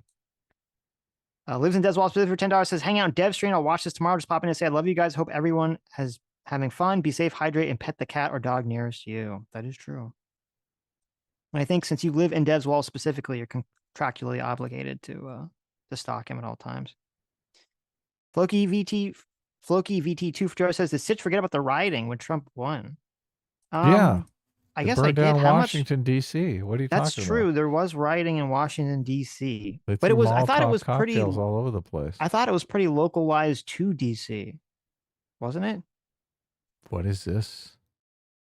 Georgia I don't turning remember blue? it being like a countrywide thing. So what'd you say? Georgia's turning blue. Georgia is currently Harris ahead, but again, it's 3% voting. I mean, reporting. So, Oh, okay. I don't know if that means anything. Harris is up by 4,000 in Georgia with 3% in. Georgia. So Florida's Is at Georgia- 42% now. Is Yeah. Georgia essential for Trump's win? I don't know if it's essential, but if Harris wins Georgia, that's definitely a big. That's a big bad sign. That's a big, good sign for her and bad sign for Trump if she wins Georgia. So right. that's one of the key states. So okay. Stuck for $10 says work is done. It's time to start selection night by voting either Jack Daniels or Sam Adams. Sam is more moderate, but Jack, you might give us the kick we need in these trying times. Right. There you go. I mean, I would go Sam Adams and then keep Jack Daniels waiting in the wings. Just in case, right? Yeah. You know? You need an It even might be a balance long tonight. night. Things don't go your way, right? Oh, yeah. I'm curious about the RFK situation. I was surprised to see RFK on the ballot in California because I thought they'd got him removed, and then supposedly he's on the ballot in I think over 30 states. Let's see. Map shows where RFK Jr. is on the ballot. This is a good question. Yeah. Curious about the RFK situation. Uh-oh. What's that? It's Christian Butler. Someone came in and... Was that Christian talking, or do you have a video? No, that's Christian Baller coming in. Okay. So RFK Jr. is not on the ballot in Florida or Georgia. Yeah, they tried to get him off the ballot in a couple of swing states, but the Supreme Court shot him down. Well, I'm assuming, obviously, if you're, a Democrat, you want him on all the red states, off all the blue states, and vice versa if you're a Republican. So. Mm-hmm. Here, I can send you a picture if you want. It's okay. I don't need it. Okay. Em doesn't. Is it the states that he's on? Yeah. Oh my God! Look at. I'm jealous. Christian Baller has this microphone, and it's got like LED lights in it. Super cool looking. So it looks good. Looks very good. Why are you jealous? I want a cool looking mic that changes colors. That'd be great. Yes. I said turned off his camera, so it doesn't even matter. William Vance for $20. Thanks so much. Says Nevada will be fine. It's open carry here. There are people packing in the lines to vote. It's a bad state for rioters. The mob doesn't take too kindly to other people smashing their things. Las Vegas Metro will crack heads. Very based. Well, that's good. Yes. During the Black Lives Matter riots, the LAPD cracked some heads. They herded everyone under an overpass and arrested everyone.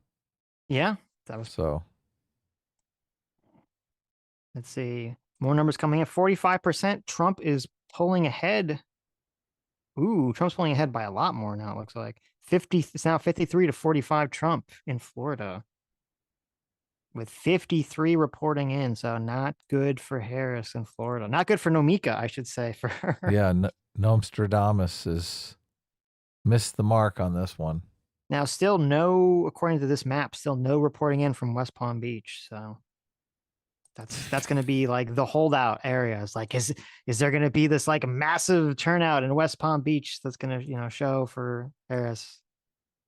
I think this is exactly what happened. If I recall correctly, this is exactly what happened in 2020 there was this like people holding out this hope that West Palm Beach was going to come and Broward was going to come and save, or I was going to go and, well, I guess Biden won, so it doesn't matter, but I was going to go, switch for Biden. And then the numbers come in and it's a big boost, but not nearly enough to overcome the rest of the state. So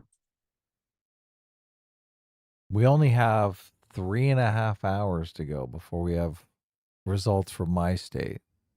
Right. Well, yeah, who no one cares about that. Everyone knows. Everyone knows where that's going. Some people care, Sitch. This has always been the bane of my existence. The fact that California, such an economic powerhouse, not really, I mean, no eyes are on California during the election. Why can't we get a little love? Because no one cares about you guys. Most of the time, the election is decided before our polls even close. Okay, so that's interesting. So I went on the AP site directly. They have a more specific thing. So, this is interesting. So according to the AP site, Miami-Dade County normally goes blue. 54% of the votes counted. Trump is ahead by 11 points in Miami-Dade County. It's blue on this map, though. Broward County is blue on. Oh, it is? Which one's Dade? No, see, yeah, Dade's the one at the bottom. Oh, okay. And Broward's the one is the Yeah, so the big one at the bottom is Miami-Dade, even though you see, like, if you don't zoom in, it looks like it says Miami. Miami's the dot. Right. So, Oh, I gotcha. right. So that is pretty interesting right there. That is very interesting. Well, I guess I Broward can. County. Now, Broward County is, Look yeah, I at guess this. going to go blue.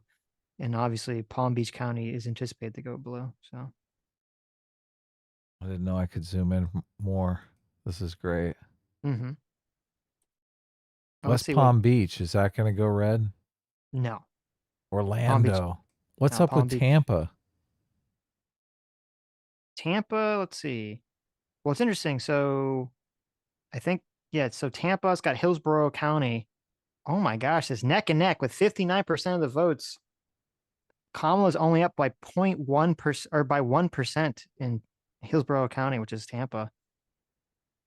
And then in the district that's, I think, west of Tampa, it's the reverse. Trump is up by 0.1%. So this is a bad sign, because the only way, or this is a good sign for Trump, a bad sign for Harris, because the only way that Harris could probably win or Florida, I should say, is she's got to win Miami, and she's got to win all these other areas like Tampa and all these things. She's got to win by like a huge margin to sort of overcome the rest of the state going red. So if she's losing Miami-Dade, I can't imagine that there's any way she's going to win the state of Florida. Is there a big Jewish vote there? There's a big Jewish vote in Miami, Broward, and Palm Beach County. Yeah. I wonder if it has anything to do with this whole Middle East thing. It's definitely possible, I guess. That's definitely possible. Actually, I'm curious now. I gotta try to look up Miami-Dade in 2020, because maybe they did go for Trump, but I would not have thought so. Maybe they're thanking Trump for moving the embassy. Maybe. They're Let's like, see. We owe Donald Trump a big thank you. So Miami-Dade County 2020 election, it was 53% Biden, 45% Trump. So it was a significantly in favor of Biden. So, wow. If that number stays around there, that's not going to look good for, maybe you were kind of reading the tea leaves here, but if Miami-Dade County has a hard swing for Trump, I would think that would be bad news across the entire country for Harris. If it's related to the Middle East situation. Or just doesn't really matter what's related to, just in terms of showing like that is probably a decent indicative of the rest of the country. So, okay, so let me look at what I care about, the ballot initiatives in Florida. Okay. Really? Yes. We're going to go through ballot initiatives we got in Florida? Legalizing pot, Adam. Well, we can talk about that, but I just... Okay. No, I only care about that and the abortion one. Those are okay. We have ballot initiatives in California, but I don't. No. Does anyone care about ballot initiatives in California? Care. So far, even though Trump, now this is interesting. So even though Trump is ahead total for Florida Amendment 3, legalizing the recreational use of marijuana for everyone above the age of 21, it's ahead. It's ahead by 11 points, baby. That means pot is probably going to 100% be legal in the state of Florida. We're doing it, boys. Finally getting with the program. I mean, we did this, I think, 20 years ago. Right. You guys are finally going to be allowed to smoke some weed. Well, you could, but you need to have the bullshit medical license. So now, that was the funnest thing, going to get my medical permission slip. Yeah, then you just went to some... My doctor wore flip-flops and cutoffs. Like on the beach, sipping like a drink, and you're like, oh, my back hurts. I need some pot. Exactly. Yeah. It was great. Mine was, I have let it lapse. I haven't, done it in a long time. But when I did now go you out won't and have I got to. One. Well, so in Florida, it was annoying. You had to like re-up it every year or something. I just didn't care enough to do it. But mine was like ridiculous. It was, I go to this place and they're like, oh, do you have a doctor's referral? And I'm like, no. And they're like, oh, okay, that's no problem. Like, give us your phone number. And I'm like, okay, I give my phone number. And they're like, okay, you're going to get like a call in like 10 minutes. It's a doctor's referral. Yeah, go wait. And I'm like, okay. So I go wait. I get this call. I swear you, it's like literally a person, a doctor, who says she's in Puerto Rico. No way. Yes. You have Some a Puerto doctor- Rican doctor? Was she Yes. hot? I mean, I don't know. She spoke perfect English and everything, so everything was fine. But so I talked to this lady for like 10 minutes, about why I'm using, pot for my anxiety and stuff. And she's like, okay. And then she, goes and calls the pot place, and she gives them the doctor's referral. And then I go in and they're like, here you go. Yeah. Or no, there's another doctor in there that I talked to for like literally 5 seconds. He's like, just give him my basic information and gives me the pot thing. So that's all out the window now. So yeah, we did the same thing. We had to do get a note from your doctor, and now it's fully recreational. Once enough states make it fully recreational, the federal government is going to step in and say, this is crazy. Let's just make it all. Guys? Hello. Yeah, what's up? Is there any kind of feedback? No, it sounds good. Oh, Okay. there's a little bit, I think, but is there? Chat. Okay, I guess it's fixed now. I think it might only be if you talk when one of us is talking or something. But no, it's fine. Okay. What's up, Christian? How you doing? I'm doing fantastic, guys. I don't have to work tomorrow, so figure I could stay up late and be on as long as you guys will have me.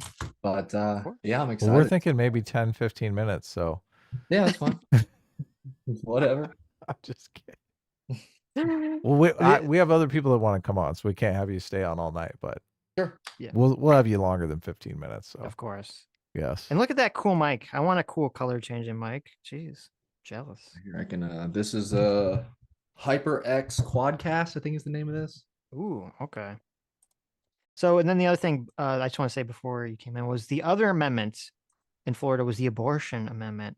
Now, this is interesting. It's actually winning. Well, shouldn't Christian talk for a while? I mean, does anyone really want to hear about your I want to hear about the abortion amendment. Initiative? I overrule. Okay. No, this is interesting. Nobody Even cares. With Trump, wait. This is important. Even with Trump winning the state of Florida so far, okay, and pot ahead, even more ahead than pot, 59% are voting in favor of protecting or enshrining abortion in the Florida Constitution up into the Roe time period. So that's kind of interesting. That shows you where Florida is. So they're basically recapturing Roe versus Wade in California. Is that what's going on? In Florida. Okay. Yeah. I said California. California, we're just like, whatever. Yeah, right. Whatever. Whatever. So. Wow. Governor DeSantis. I mean, that's not good for him because didn't he sign a 6-week abortion ban? He did, and looks like that's gonna. So, well, I mean, he might not care, but obviously. So right now, if you wanted to get an abortion in Florida, you couldn't get it if you were past 6 weeks. I guess I don't know if it can't. I don't know if it was going into effect or if it's already in effect because I've really been following. Or if it got challenged and is like waiting for the courts to adjudicate it. Right. So far, we're at 64% reporting in Florida. So Florida's only 30 minutes and Florida's already at 64%. And Donald Trump is still ahead by 8 points, 53-45. Look at that. Well, this is interesting if they're voting overwhelmingly to recodify Roe versus Wade, and they're also voting for Donald Trump on the top of the ticket. That is interesting because you would intuitively, that's a conflict, right? Well, you're correct. And so far, because Harris is only up by about 500. I mean, sorry, Trump is up by about 500,000 in Florida. And if you look at just the Miami-Dade results, Trump is beating Harris by almost 100,000. And so that really shows that Miami-Dade's swinging harder for Trump, as a high Hispanic population and a high Jewish population. And I guess the question is the Hispanic population of Miami-Dade, they turned off by like the accusations of wokeness and communism and any of these other things that are levied at Harris. So crazy. To fill out an actual election map. I'm just curious if you guys have any specific predictions in regards to how things are going to shake out. I didn't. I don't know if Adam did. But I didn't know. No. Everyone was doing, listen, I know all the cool kids, they were filling out their little maps and everything. They were, yeah. Yeah, I didn't do that. I didn't do that at all. Well, we are the cool kids, though. So we were That's like true. not doing it to be rebels. We were like, everyone's doing this? Fuck that. Yes. I'm not going to do this. This is lame. We are going to watch. And I like my prediction was I thought Harris would win. I've been thinking Harris would win for weeks now. And you said you thought Trump would win. So we're Adam, did you ever place a bet from that website I sent you? I did not. No, I did not. I contemplated it just because the odds are so good on Harris. Like, you can make 30% on your money. So, can you vote for both? You can. I did. But I thought of playing the I have spread questions. where. My questions are first of all about the location. Oh my God. Sorry. Anyway. I thought of playing the spread of having Trump win the presidency, but then having Kamala win the popular vote by a certain percentage points. Right. So essentially, I could make money either way. But I don't know. I'm trying to stop gambling. I kind of have a small That's issue probably a good thing. with sports specifically. I contemplated, but then I thought, I mean, we have a bunch of Trump supporters in our audience that I think are going to be obviously very disappointed if Trump loses.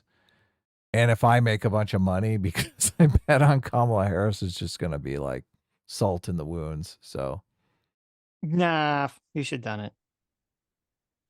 nah, I don't think so. Rub in their face. Yeah. There are better ways to make money than betting against, betting on politics. I mean, you could have just bet that Kamala would win the popular vote. That's pretty safe. That Kamala will win the popular vote? Yeah, but I want the odds. I want the odds. They give you percentage. So you could have done like 2.5 to 5%. I think it was plus 400. Okay, you can make that bet. Wow. I like this. With 0% reporting in, the AP calls West Virginia for Donald Trump. They don't even care. They don't even care to look at the vote. They're like, it's already Donald Trump for West Virginia. It's always bothered me how Virginia actually is more west than West Virginia at its most westest point. You're correct, but listen, it's like an average. All right. It's the average of the Virginia. So it's more Western overall than that little point of normal Virginia. Jim Justice flipping West Virginia Senate seat. Vermont. Vermont is called for Harris. Only 7% reporting in, but they're calling it for Harris. So right now, the official tally, 3 electoral votes for Kamala Harris and 23 for Donald Trump. Always the way it is. Yes. In terms of vote count, it's 4,200,000 about for Harris and 5,200,000 for Trump. So right now it's 44% Harris, 54% Trump in terms of the voting. Florida's at 71% reporting in, and still Trump has a large lead over Harris. 4.3 million. I should use the percentages. 54% to 45%. He's at 9-point lead. I think it's basically impossible for Harris to take Florida at this point. Let's see. They got. But Nostradamus said. I mean, she's way off here. Wow, I'm just so surprised that Miami-Dade County went for Trump. So, well, just wait till they pull those ballots out from under the tables, and then that's true. There's only 72% reporting from Miami-Dade County. So for the last 30%, they could all be Biden, right? They could pull out all the ballots under the tables, and there could be a massive switch. Buses come at midnight. Mm-hmm. Yeah, and Tampa, it's very interesting. Tampa's still 72%. It's still literally neck and neck with Kamala only up by 1 percentage point in Tampa or in Hillsborough County. So, wow, very shocking, very surprising. If Trump wins Florida or Miami-Dade, I'm going to feel more confident in my Trump winning the election prediction. So, we'll see. Okay. Renaro Zoro here for $5 says, I hope weed is not legal in Florida because if it is, Sitch will never make videos again. He'll be preoccupied. Joke's on you. I'm not going to make videos either way. All right. You ever guys actually met? I'm sorry, go ahead. Sitch. What's up? I was going to say, have you guys ever met someone in person, like in real life, that honestly thought weed should be illegal, but like drank alcohol at almost every single possible opportunity they could? I find that to just be so fascinating. Mm-hmm. You know a lot of people like that? I've never met one in person. That's why I'm confused. On the internet, though. They actually exist. Mm-hmm. I just don't understand the logic there. The difference between being drunk and being high is enormous, though. Right. Like yeah, but being drunk is much worse in terms of impairment, I would say, especially compared to marijuana. Like, you know, right. Obviously if you're shooting up heroin or something, it's totally different. But in terms of, you know, ability to do something, you know, if you're super duper drunk, you're obviously going to be way more impaired than if you're, you know, really high, in my personal opinion. I've never been drunk, so I couldn't tell you. You've never? Well, I just think of the drunk? personality difference. I don't drink alcohol more than the impairment. I've had one sip in my life and it was an accident. Why? No, just personal choice. Mm-hmm. Grew up with it a lot in my family, and I didn't want any part of it. Right, that makes sense. What were you saying, Adam, about the personality difference? Alcohol tends to make you more violent, I think, than weed does. So, oh, absolutely, yeah. Right, that makes sense. So more likely to engage in physical altercations. But I do think both make you a terrible driver. So, oh, for sure.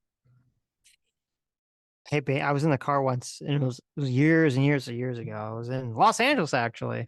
This person was driving me, and they pull out like a marijuana cigarette and start smoking. I'm like, oh God. I'm like, wait, what are you smoking? They're like, oh, I have anxiety when I'm driving. This makes me a better driver. And I was like, no, please, no.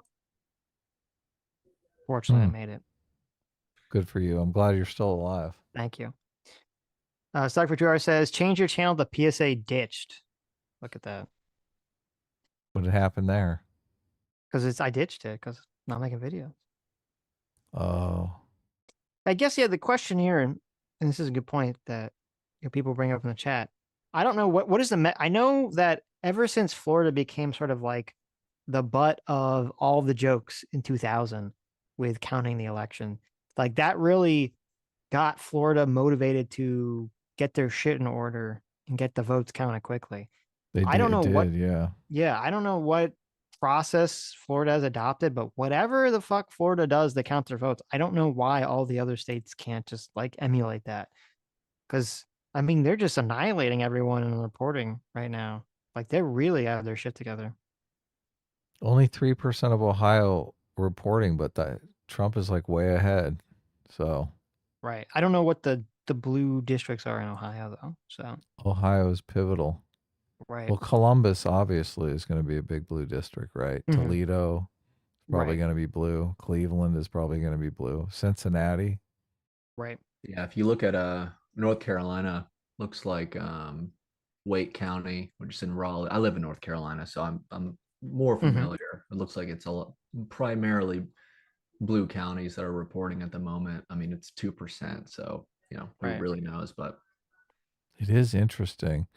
You've got the state of Kentucky, where it's like all red, but it's like Louisville, blue. Of course. That's what always happens. It's a city. Yeah, right? Yeah, the cities. Is it just me? Can I never hear the word Kentucky and not think of Kentucky Fried Chicken? I can't. It's impossible. Instantly goes there. No?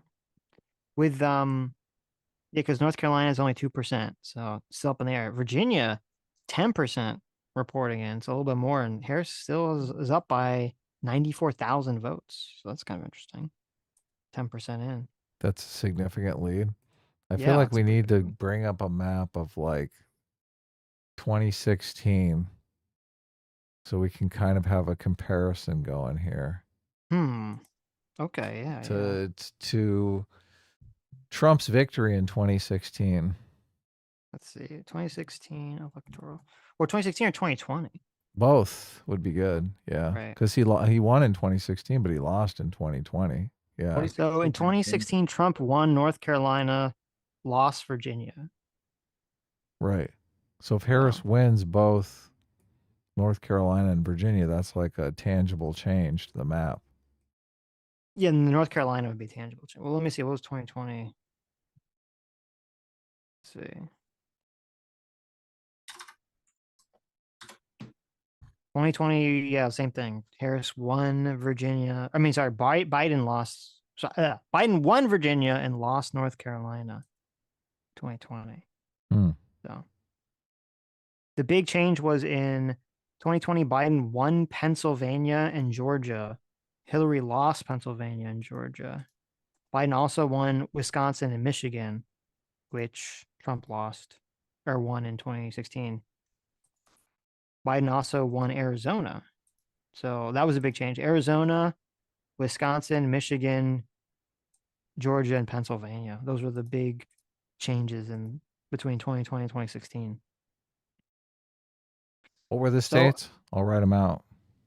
Pennsylvania. 10.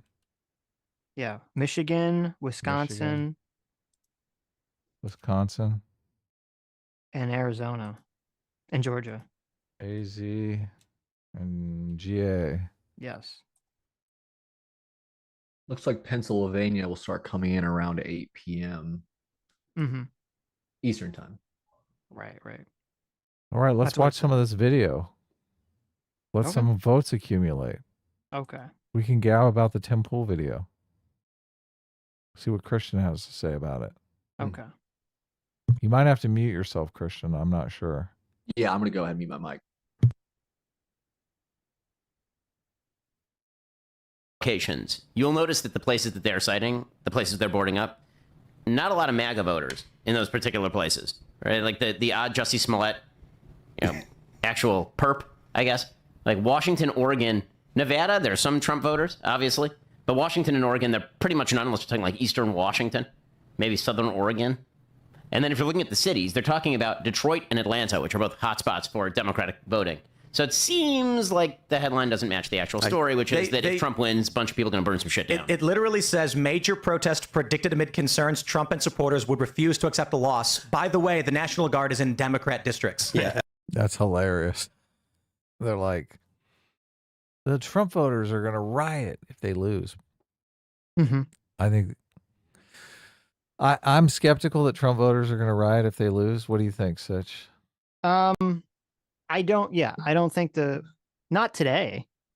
There could be some potential rioting, like, afterwards if there's this contention about the census or something, but I don't think there's going to be Trump rioting today. There could be some Antifa stuff maybe, because there always is, but if there's a decisive Harris win, I mean, if it's close, yeah, maybe. But I mean, if she wins overwhelmingly, then there wouldn't be any rioting, right? No, it'd be hard to claim cheating if it was like an overwhelming win too, obviously. Right. So, but if Trump wins and it's a mandate, there's going to be fucking rioting. They literally believe he is a fascist. Like it's evidence that it's evidence that the country's way more fascist than they anticipated.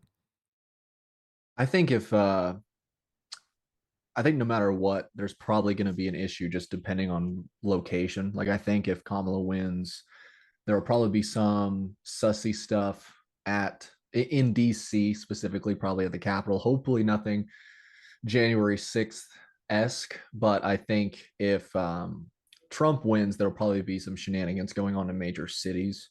Like, because you usually don't see Republicans, I know Adam, you saw me in reply to Hutch with this on Twitter, where you don't usually see Republicans rioting and looting random people and beating random people up and stuff like that. But they're gonna see specifically like the White House and those things as the establishment. These are kind of the issues, versus I feel like the more left wing rage kind of spills out against anyone that's nearby. You know, it's we saw in the BLM riots where it was just kind of whoever was nearby. So I don't think it's whoever is nearby. I think they specifically go after the businesses because they're anti-capitalist.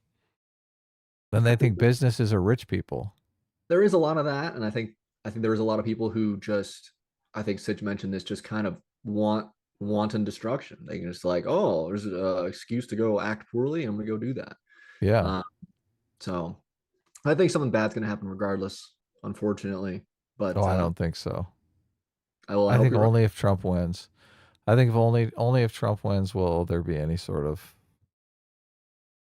because specifically, and I blame the media for this, because specifically they're the ones gassing everyone up to think if Trump wins, we're in Nazi Germany, and that everyone that voted for Trump is a literal Nazi.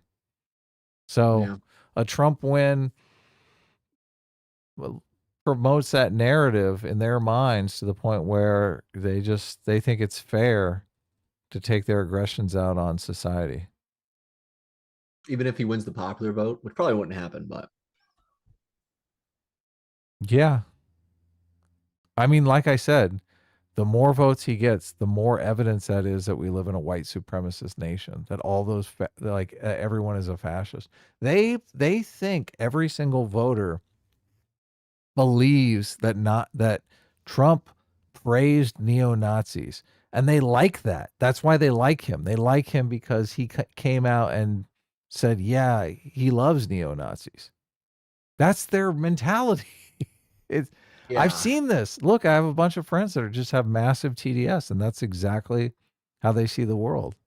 No, when I was talking to Pondering, I even brought that up, and he still refused to acknowledge that the media is lying. Yes. Yeah, no, I mean, he was like, well, I don't know why, it's like, if you look at all the ads for Charlottesville and it's like everyone all there the dishonest ads. Yeah, it's just, I mean, they think he literally, anyway, no point in hashing that whole thing out. It's that people with cognitive dissonance are going to do whatever they can to rationalize the position. Yeah, Hutch tried to argue against Snopes and was like, look, Snopes has a thing on there saying that actually it isn't false. I'm like, why don't they just change it from false to true then? Yeah, what was dumbass? it? Anyway, let's go back to I went back to the election stuff. I can't take my eyes off it. All this talk of violent. I saw your tweet earlier today, Ben, and I retweeted it, and I'm completely the same mind. It's Phil, friend of the show. Phil, look at this. Hey, Phil. It's ridiculous that they imply that it's MAGA voters or whatever when all of the rioting we've seen about almost everything has been from the left. In 2016, there was a riot in Washington, D.C. when Donald Trump won. Right on Inauguration Day, there was a big riot in Washington, D.C. And everyone sort of memory holes that one. I mean, obviously, they're not doing it right. If you're going to board up your windows, we know you have to write BLM on the boards. That is the way that you avoid your store being burned down. Or at least they can put the Harris walls in the window. That's how you're passed over when the angel of death comes down through your It's kind of scary, but it's real, especially go to Oakland.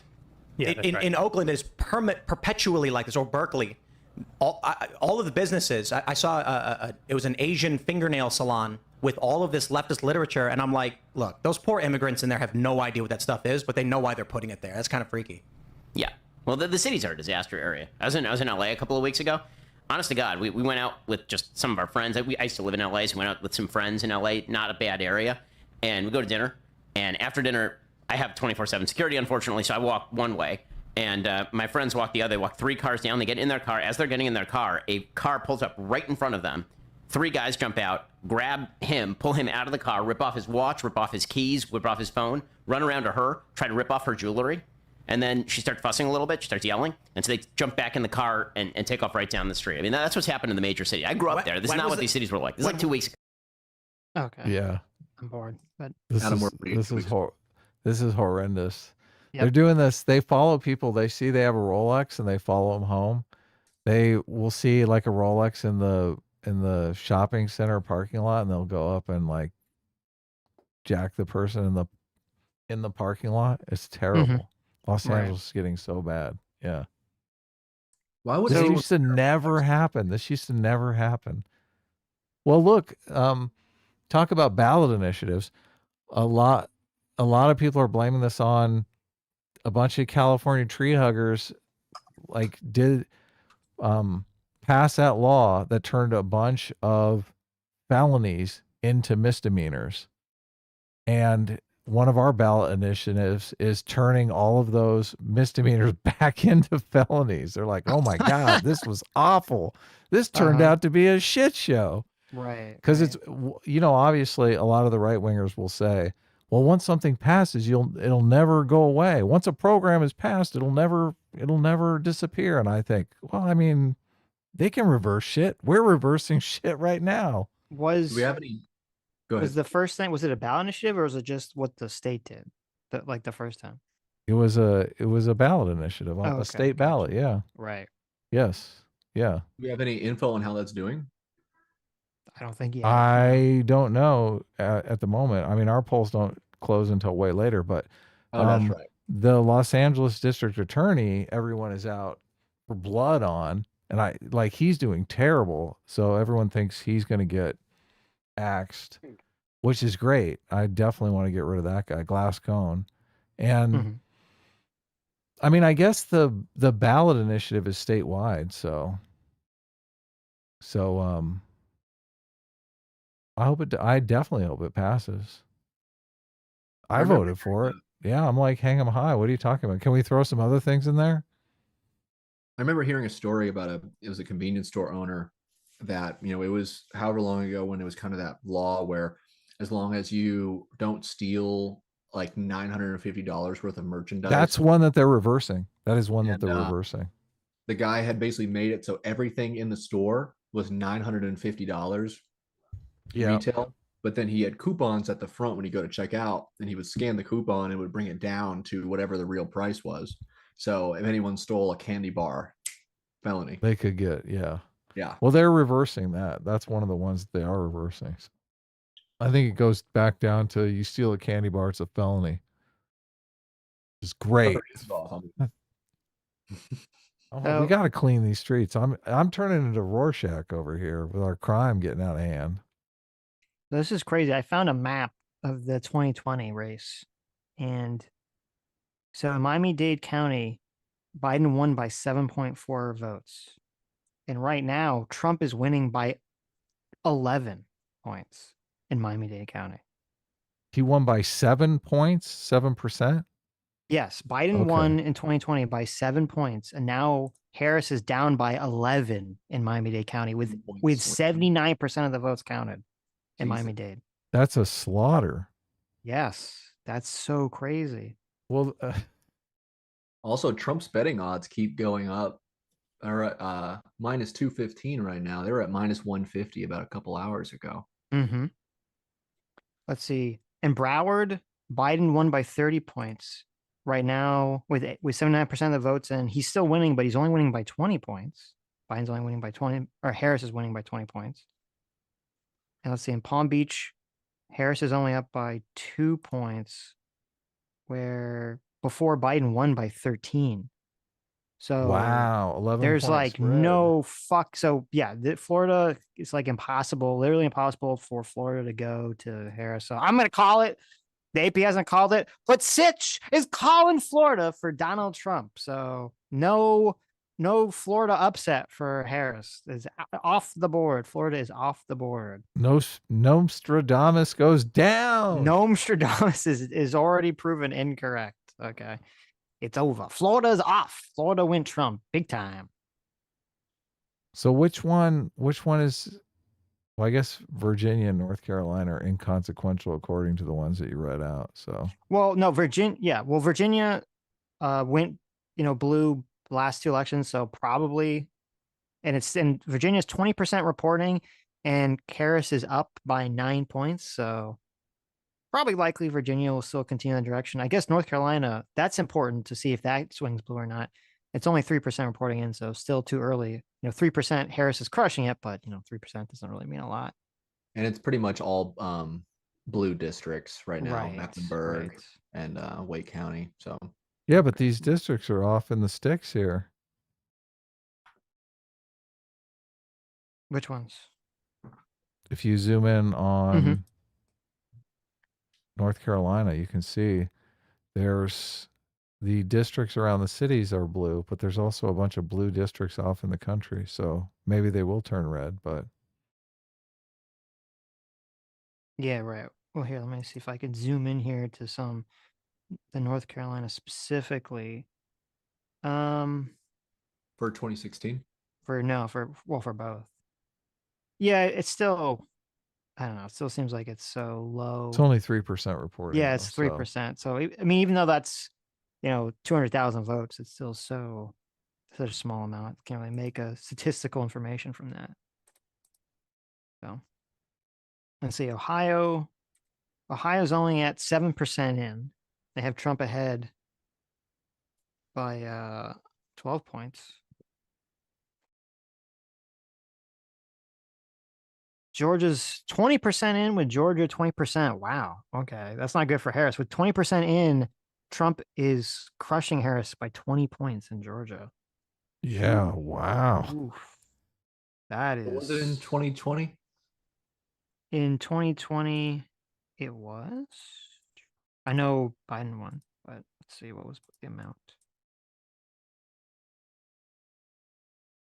I can't tell this.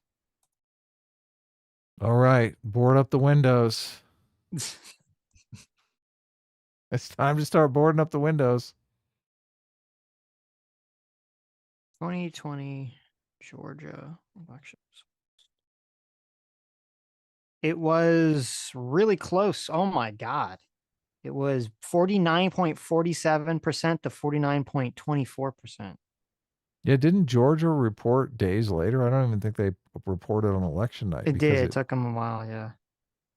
It took them a while. So, yeah, Biden literally only won Georgia by 11,779 votes. Jesus. And isn't Georgia where the call took place, where Trump called and said, Find me the votes. Yeah. Oh, they found him. They found him, yeah. Well, look, they found him tonight. He's way up.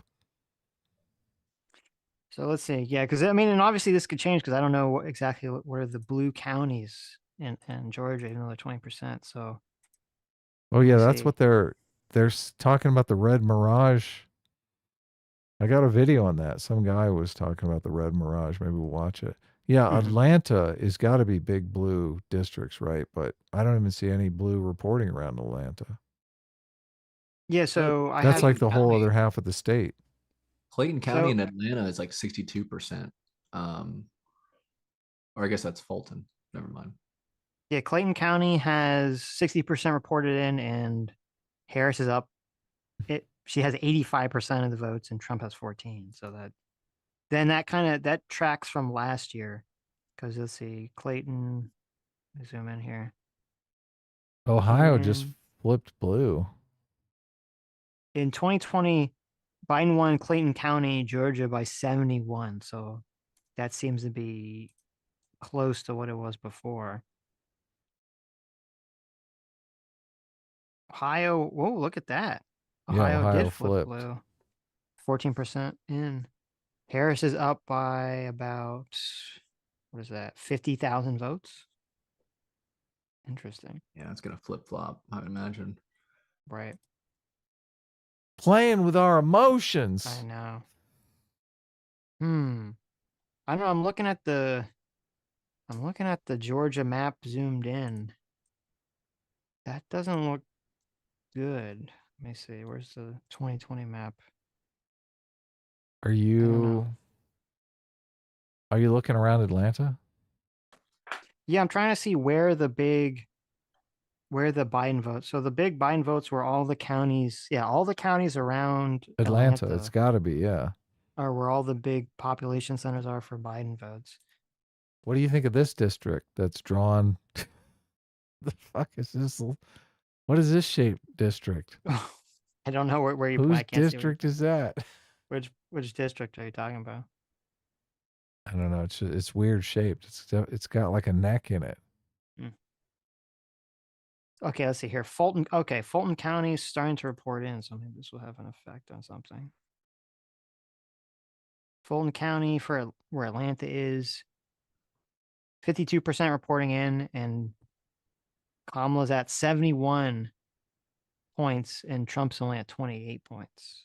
So that tracks with 2020. Where's the other area she has to win? She has to win Gwinnett County. So that's another big one. That one hasn't even counted yet. So Gwinnett County, that's another big blue district potential win for Harris. Let's see, DeKalb County. Where's that on the map here?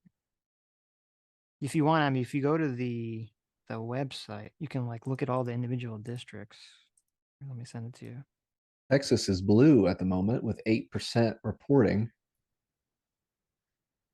Wow. I mean, Well, unlike Nomi, I don't know Nostradamus over there. I do not think that Texas is going to go blue. I'm very skeptical of that. So, And PA I'm gonna let starting. you click around while I watch the video. okay. I mean, this video is kind of boring shit to me, but What do you mean? You're clicking around.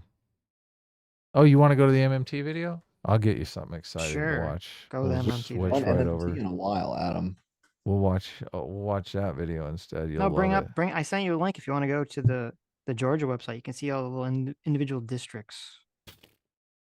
I don't care. I don't care about that shit. Okay.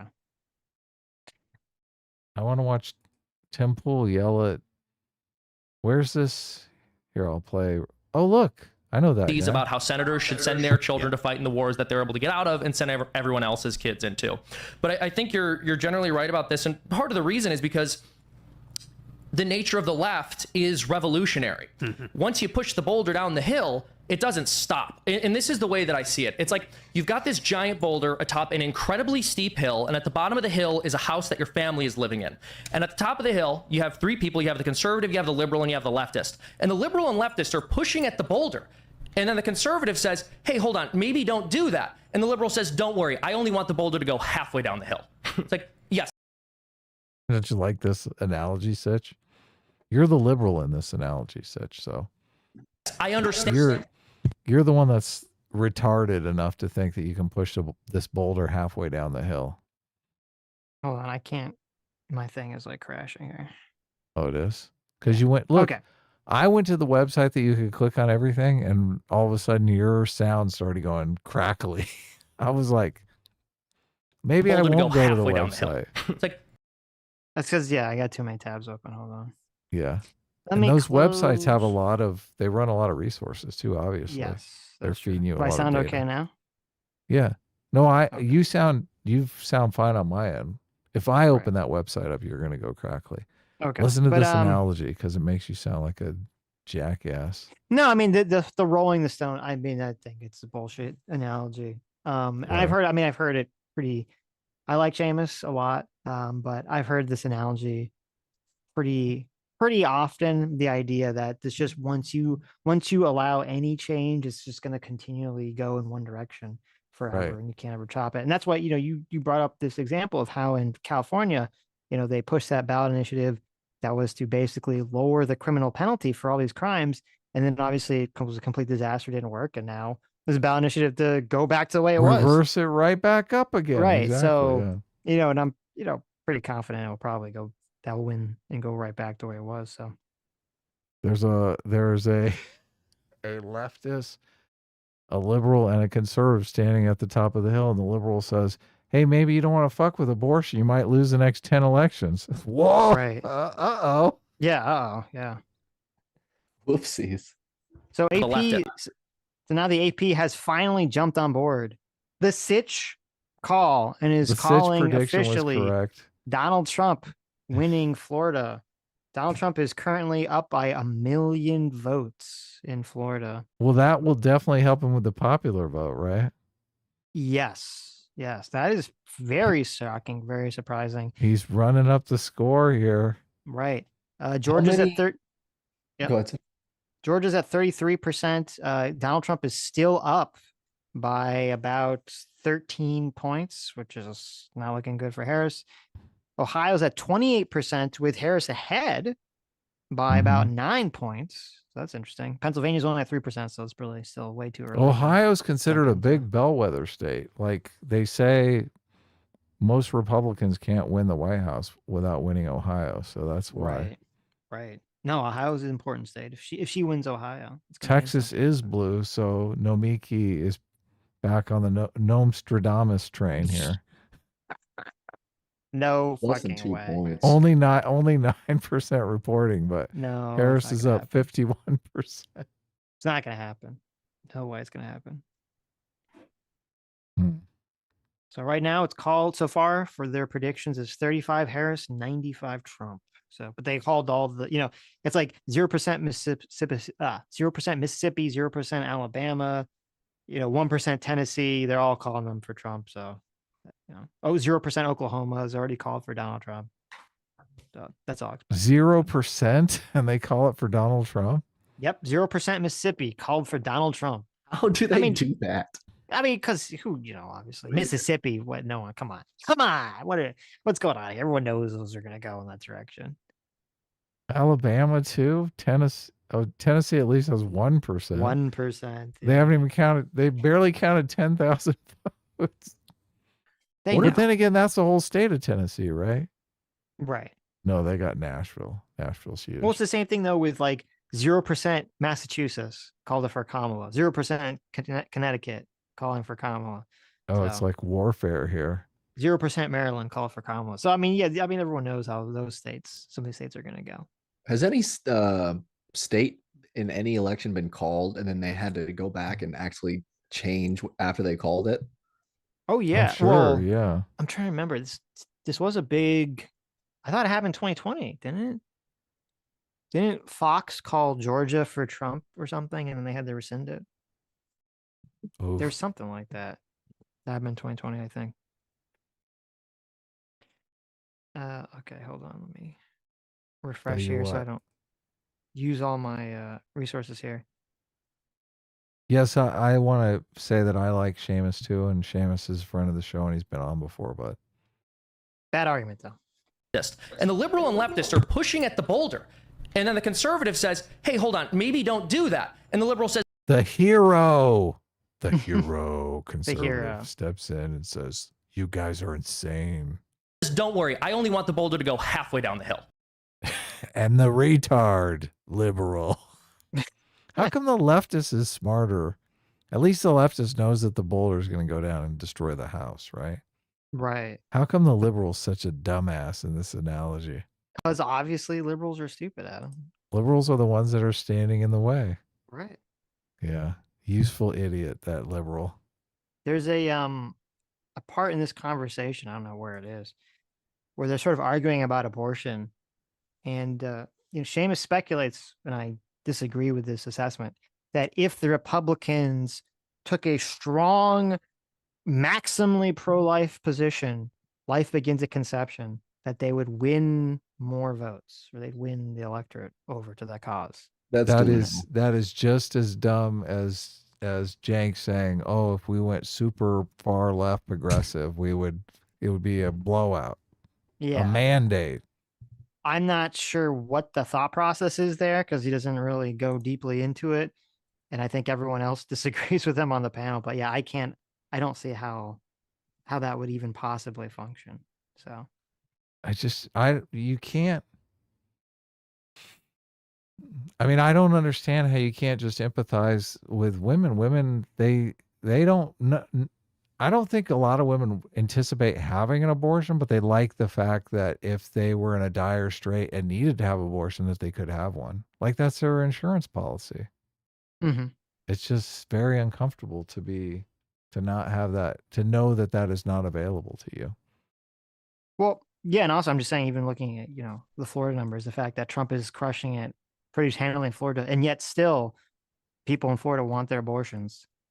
Yeah, because that's a perfect split because they're voting overwhelmingly for the abortion proposition, right? The pro-abortion proposition, and voting for Donald Trump, who came out continuously, despite the fact that Kamala Harris keeps lying about his position and saying, "No, I wouldn't sign an abortion ban." Kamala knows she's lying. All caps on Twitter, right? Liar! I am pro IVF. I'm the IVF president. I want IVF to be free for everyone. Right. More babies. Free IVF for you. I want the total slaughter of every embryo, every unneeded embryo in America. It's like, yes, I understand that you think in some bizarre reality. So Biden lost Ohio in 2020 and in 2016. Yeah. Oh, really? But he still won. But he still won. So if Harris wins in Ohio, that would be a pretty big feather in her cap. That'd be a pretty big change in the landscape. That would be a big change in the landscape if Harris wins Ohio. And Ohio is the bellwether for Republicans. Yep. So right now, 33% Ohio reporting in. So still early, 33%. But Harris does have a pretty strong lead. She's up by, let's see. I can't do math here, but she's up by about a little bit under 100,000 votes in Ohio with 33%. Yeah.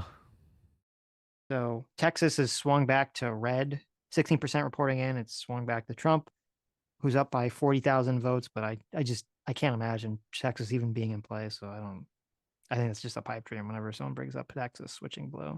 Only 5% of Pennsylvania reporting in, but she's like way ahead in Pennsylvania, 50 points up.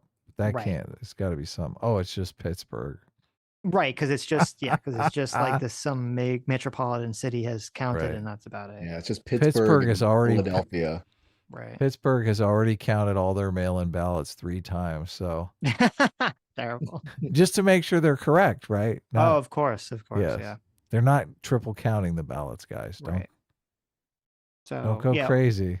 Only 5% in Pennsylvania, still only 8% in North Carolina. So still those, I would say, too early. But Ohio, 34%. I mean, that's good news for Harris, bad news for Trump. So, but we'll see. It could obviously change. Only still needs 70% of the votes to be counted. There could be some major switching going on there. We got $100 super chat too. Maybe we should read that. We should read that. Duke Norton, thanks so much. Duke Norton for the $100 says, good evening, gentlemen, A-Team and S-Class. No matter what happens tonight, always remember you all are a wonderful community that I adore being part of. And as always, A-Team reigns supreme and S-Class is the best class. Thank you. Nice. Yeah. Thank you so much for the very generous super chat. Yeah. Thank you. William Vance for $20 says, Trump really wants Nevada. Polls will close in 2 hours, and I've gotten another 2 calls and 3 texts from the Trump team. Harris has not called me once for the record. So look, obviously your phone heard Adam make that accusation about Trump having a bad ground game, and they said, no, we got to call William like 20 times in a row here. Well, that's good. Look, I hope they got some ground game together. Maybe they are keeping it a secret. Trump does like to be secretive. So here's the real question. Adam Unfriended for $5 says, who's going to be the first to slip in No Nut November? Team MAGA or the Kamala comrades? No Nut November? I mean, obviously, listen, does anyone even think that the degenerates of the Kamala comrades are obviously, they're not even trying to do No Nut November. It's already over. They've nut like 35 times in November, and it's only November 5th. Right. You guys ever actually try that? The No Nut November? Yeah. I never masturbate ever. Okay, I'm just a pure wizard. I've never had sex. I'm just a pure wizard. I retain all, what is it? I retain all my seminal energy. I won't let any woman or the universe steal it from me. I've never kept track of November nutting, so maybe it happened arbitrarily and I didn't know it. See, that's how you get psychic powers. If you do, don't let anyone take your seminal energy, Adam. Is that how it works? That is how it works. That's how you become a wizard. Look at Christian there. He's got his little kitty. Oh my God, look at that. It's licking his nose. This is cheating. Let's go. Let's watch this video again. The selection stuff is too depressing right now. Let's listen to Seamus call liberals idiots. How is that less depressing? Okay. the boulder could stop halfway, but that's not how the revolution works. And then what happens is they jump out of the left and they start complaining that the revolution didn't stop where they were comfortable with it. But the reality is it is going to keep moving until we stop them. Now they left the left. Look, they're like, I'm not a liberal anymore. Now I'm a conservative. I want to give you another example too about if Trump says it's wrong, and it's my favorite. Breaking news in the past week: Lancaster County. This is what I do to Sitch. When Sitch says something crazy, I just ignore it and I move on. Nobody's responding. Wow. Oh, what a jerk. Can you Look, you believe do it? the same. You do the same thing to me. We both do it. I So. have never, ever, ever in the history of this show ever ignored something crazy Adam said and moved on. I always We make should sure to never- point at it and call out the No. turd that has been on the floor before moving on. They're too nice to shame us here. They should be like, what the fuck? What are you talking about? Well, I mean, I don't know. I feel like they probably agree. I don't know. I don't know if I agree with you. Do they? Yeah. I don't know. Tim goes after I think- leftists. I don't know if he goes after liberals. I think they all agree. It's That'd be pretty nice. weird because it is like the leftists and the conservative kind of agree about the liberal. Well, the far right conservative definitely agree about the liberal. They're like, they're standing in the way of our revolution. Right. The far left think the liberals are worse. Yes, yeah. But Everyone they want always the thinks communist revolution, and they want the right wants the handmaidens, no abortion ever revolution.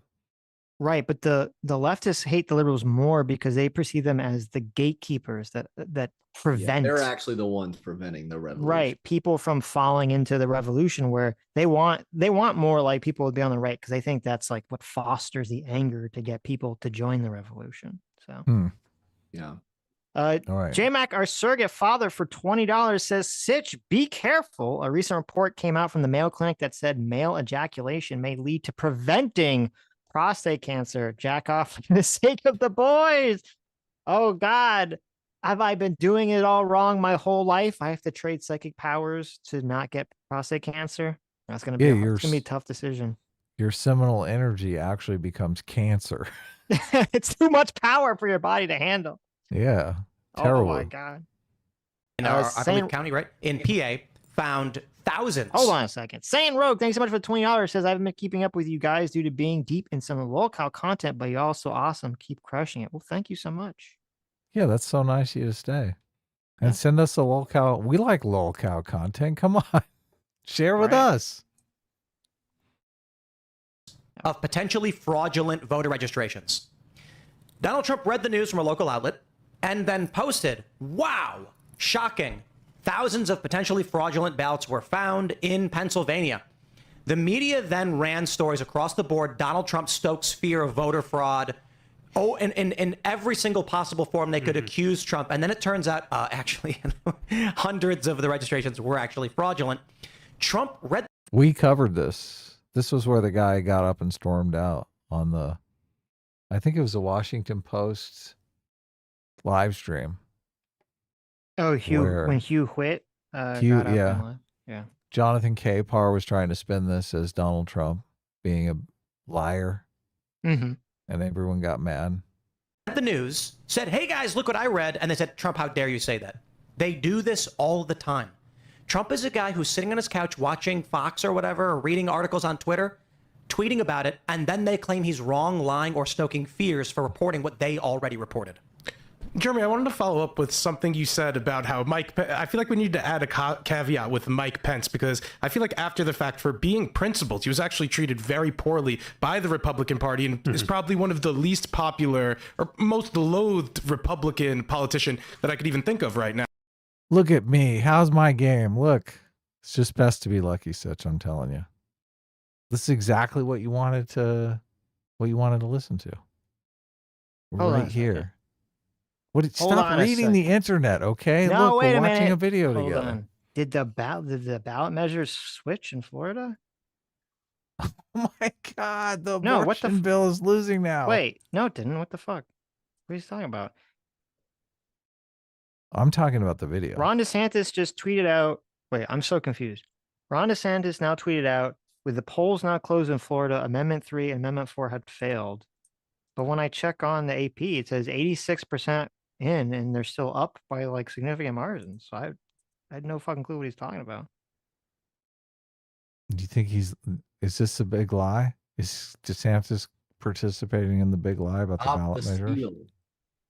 How? I'm so confused. What would be the point of lying about it? I don't know, because he's probably against the ballot measures. He passed a 6-week abortion ban. Wait a minute. Oh, you know what? Oh, I think it's because it needs like maybe it needs like 60% or something. No way. Wait a minute. Holy Hold on. shit. Because it's like a constitutional amendment. It's like, to amend the state constitution, you need a eighths majority. Right, wait, okay, wait, hold on. Okay, wait, I might have got excited for prematurely. Uh-oh. Well, it's November, so you're okay. I had a premature excitement on the ballot initiatives, so. Whoops. What's the percentage at? Right now it's at 55% are in favor of marijuana and 57% are in favor of the abortions. But you need 60%. That's crazy. Well, I don't know. I'm just You need a guessing. super majority? I don't know what it is. I'm trying to find the answer to that now. You need 90%? Okay, wait, yeah. So the Florida Constitution Amendments require 60% super majority to pass. Oh, boo. Boo! That's bullshit. We're 5 points off of pot and 3 points off of marijuana or abortions. Oh, that's terrible. That's Look, terrible. your blunt is getting really tiny right now. Oh, no. No. My California blunt is getting bigger and If bigger. I want to to go, it's so bullshit. If I want to go get my marijuana, I have to go do the bullshit again, where I have to Did you call a let it doctor in lapse? Puerto. Yeah, I did. Damn. I have to go call a doctor in Puerto Rico, and they have to give me some bullshit excuse. Oh, that's so stupid. Stupid. Ohio's about to flip. That's terrible. Is it? How do you feel about that, Adam? In terms of like, you're a big voting guy. Mhm. Okay. How do you feel about like You have to have the having super to have it be majority? super majority as opposed to just a normal vote? Yeah, that's pretty messed up. Mm-hmm. It should just be a simple majority. Do you feel the I same guess way the about other- the federal constitutional amendment? Federal constitutional amendment? Look, I don't know. I don't know about a constitutional amendment. Constitutional amendments are super hard because you got to get like states to ratify them and stuff. Right. I think And with you're, a constitutional dealing with a amendment, much larger population. I think with a constitutional amendment, I'm fine with it being like so difficult because the constitutional amendment, it's like, that's it. There's nothing above it, right? That's the end point. So I understand that you want like such a very strict, like everyone on board with it for the Constitution. And maybe that's kind of the problem is that you have these ballot initiatives in Florida are literally amending the Constitution in Florida as opposed to just like passing Making a law. Yeah. Right. A state law. Why do you have to make it why does it got to be put in the Constitution? Yeah, maybe because I don't know if in Florida, I'm not sure. Maybe the only way to get it on the ballot is to have it be a constitutional amendment. I don't know if they just put like normal laws on the ballot. So Yeah, I don't know if you can. Yeah, that wouldn't really make sense if you could just put a law, because that would be the job of the legislature. So if exactly. the legislator can't just say, "Hey guys, should we pass this law?" Random people. Well, I mean, listen, if it helps me get my marijuana and abortions, right? If I want a blunt in one hand and a baby poker in the other hand. A baby skull in the other hand. There you go. Make the baby skull into a bong. Oh my God. I love it. Now, so I mean, he's dealt with the consequences of Adam that. doesn't like it. Well, yeah, absolutely. I It's like happen to baby think skull that Mike pie. Pence did the right thing. See, look, this is exactly what you wanted in this video, and I just randomly clicked on it. What? That's how based I am. Okay, wait, before you play it again. You let me just read wanted the to talk about Jeremy Boring saying that Pence did the right thing, right? Yes, based. But before that, Sketch for $20. Thank you, Sketch. says Trump and Vance really didn't do themselves any favors by not addressing the concerns over abortion. Should have learned from 2022 and gotten out in front of it instead of letting Kamala run wild with the issue this year. Well, I don't know if I kind of half agree. But the problem is so many people in the Republican Party, like if Trump comes out and he's just very soft on abortion, I mean, that's going to piss off a lot of his base. I don't know if he can do that. I think abortion is sort of an untenable position for Trump. So he did have to kind of do the kind of vague tightrope rope that he did, where he just said, leave it up to the states. I don't think Trump would lose any of his voters, any of the actual like MAGA cultist type people. Not that everyone who votes for Trump isn't a cult, but they are. I don't think. I'm just kidding. I don't think he would lose any votes. If anything, I think he would gain votes just from undecideds. Since abortion is so many people there. I can't think of anything that's probably more of a single issue like voter than for people than abortion. Probably the single biggest one. So you're saying he should be more pro-abortion or more anti-abortion?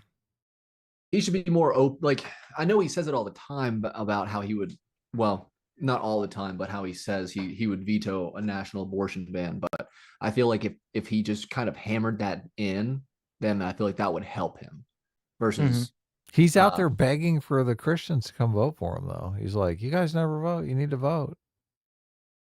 Like, how is he going to do that? Go beg for them to vote for him and say, oh, and by the way, fuck you on abortion?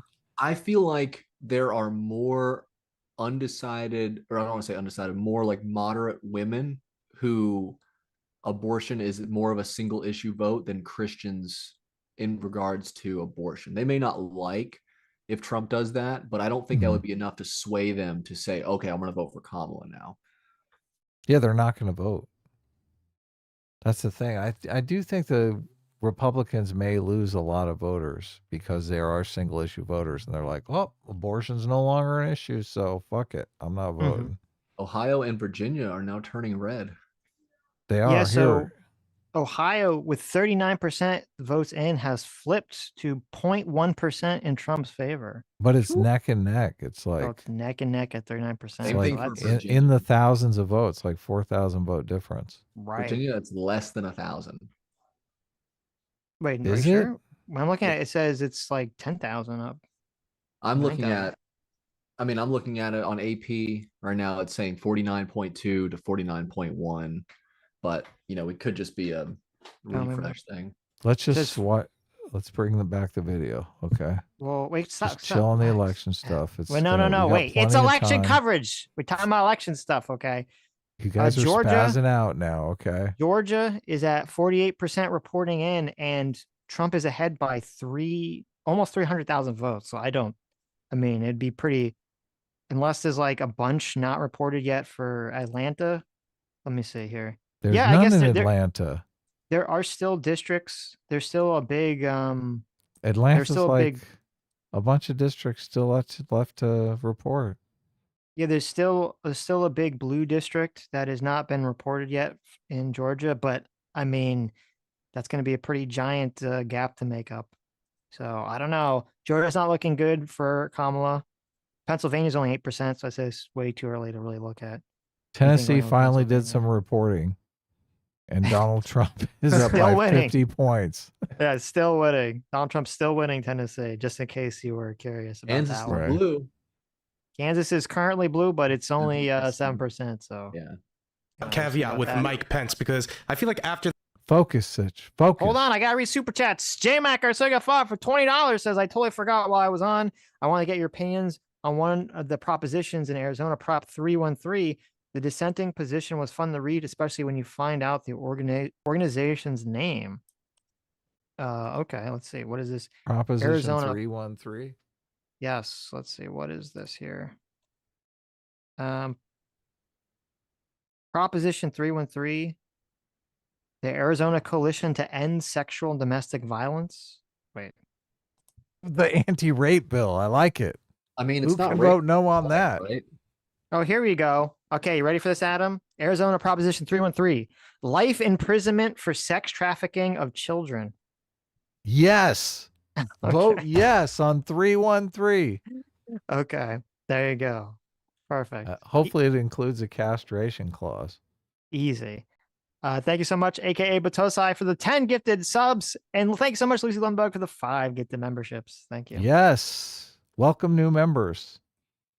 Okay. Now, I struggled to find this part of the video just because it's exactly what you wanted.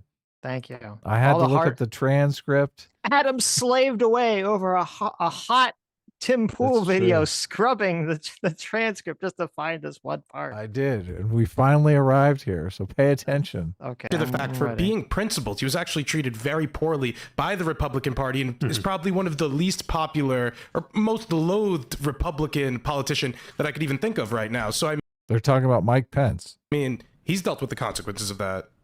Well, yeah, absolutely. I happen to think that Mike Pence did the right thing in 2020, which is not a very popular opinion today based on the right, but I think that he rightly ascertained that he didn't have the authority under the circumstances to do what he was being expected to do. Listen, the bottom line is there is cheating. Cheating happens in every contest. The question is there enough cheating by one side or the other to actually materially impact the results? And one problem that we have in this country is that the left goes out of their way to obscure visibility into things like our election, into things like their motives behind their immigration policies. And so you wind up in a situation which is detrimental to any sort of democratic institution, which is at least half of everyone doesn't trust the process. And in that situation, I mean, okay, wait. I gotta give him a lot of credit for the beginning for supporting Mike Pence. So that's super based. Support Mike Pence for not, destroying the country or potentially destroying the country by going along with the electoral scheme. I don't agree with this part though. That it's why? It is opaque. It's the same thing that Ben Shapiro does at some point in this stream. It might be the next point where he blames the Democrats for starting the election denial stuff. He's like, well, because Hillary, wasn't, complained about Russian interference in 2016. That's what set up Donald Trump complaining about it in 2020. And to me, that's a totally absurd claim. Hillary, as we talked about, she called Donald Trump and conceded that night. There wasn't really this she didn't contest. She didn't do any wacky fucking election shenanigans. Yes, she didn't go to Biden. Biden was the fucking vice president. She didn't go to Biden and try to get him to throw out, Trump votes or do anything like that. And so, if Hillary complained about it after she conceded and said well, he's illegitimate because of Russia, because of Comey or whatever, that's so fucking different than Donald Trump literally trying to get Pence to throw out the votes and spending 4 years saying that the thing was rigged, and everyone literally buying into this concept of it being rigged and completely destroying everyone's faith in the election. After, Hillary grumbled about it, the Democrats did not lose their entire faith in thinking that all the elections were rigged going into 2020. That was not the case. So I just don't think that's a fair comparison at all. It is opaque though. What are you talking about? What's opaque? The reasons systems. for the Democrats Yeah. Immigration positions. Well, I don't that think it's opaque. too. That's what he's arguing. I don't think that's opaque. The election stuff is opaque though. Is it? I just feel like there's so much misinformation about it. It's hard to tell. Well, when the media comes out and says, "Oh, there was no cheat," they never explain the processes. They never come out and say, "Oh, this is why it would be impossible for them to cheat. There are this many people on the rolls. This is how the rolls were collected. Mail-in ballots. This is how they're handled." They don't come out and give you any sort of assurance. They just say, "Oh yeah, it's perfectly okay. Our candidate won. Shut the fuck up."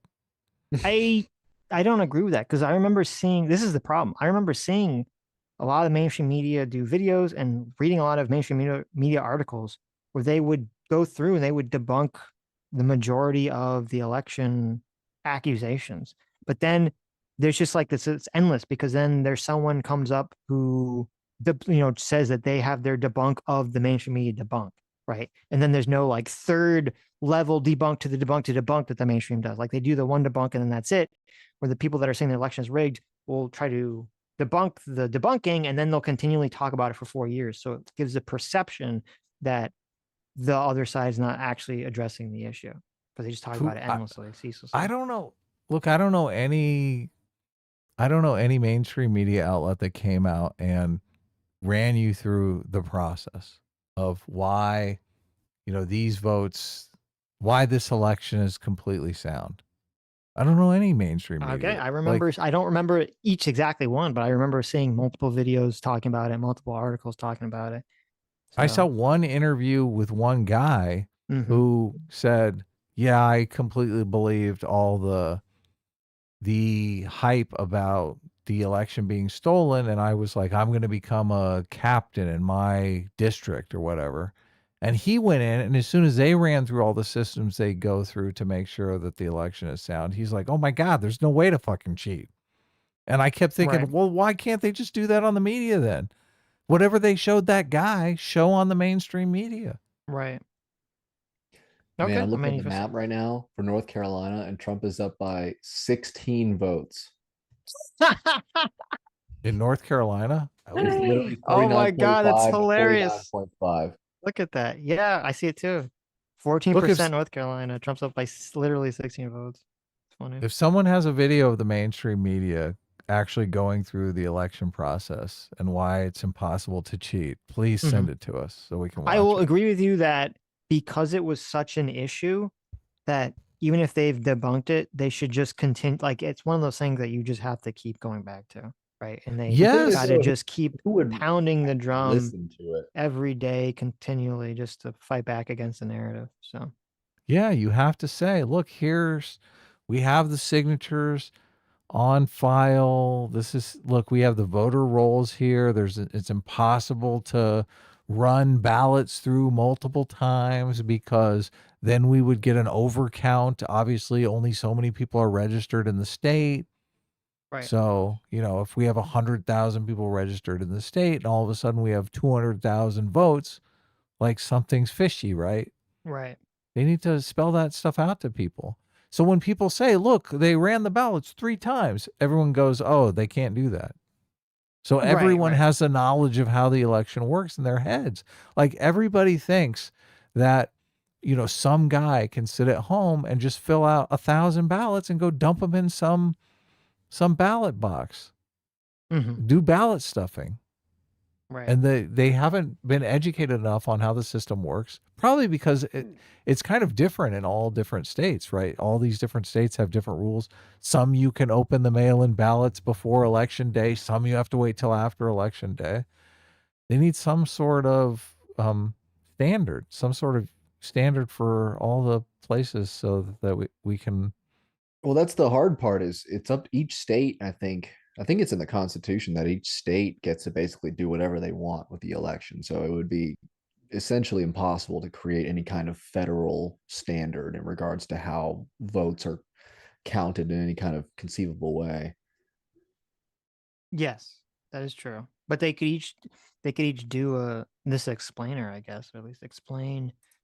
The media could do this explainer explaining what the fuck's going on. Yeah, they should. So I don't know. Shouldn't be okay. dicks. So we got 52% reporting in from Georgia. Trump is still ahead by 11 points with 52% in. So now they just have coming in now, just starting to come in now are some of the blue areas of Georgia that weren't really reporting, but it's a pretty commanding lead, 11 points. Ohio, 41% in is flipped the Trump. Trump is up by 2 points in Ohio. So Trump is up by about 50,000 votes in Ohio. Virginia. If he wins Ohio, that's a great sign for Trump. If he wins Ohio and wins Georgia, like that could be it. Like that's gonna be. And if Virginia flips too, I don't think he would need Pennsylvania. If Virginia flips, I think it's 100% over at that point.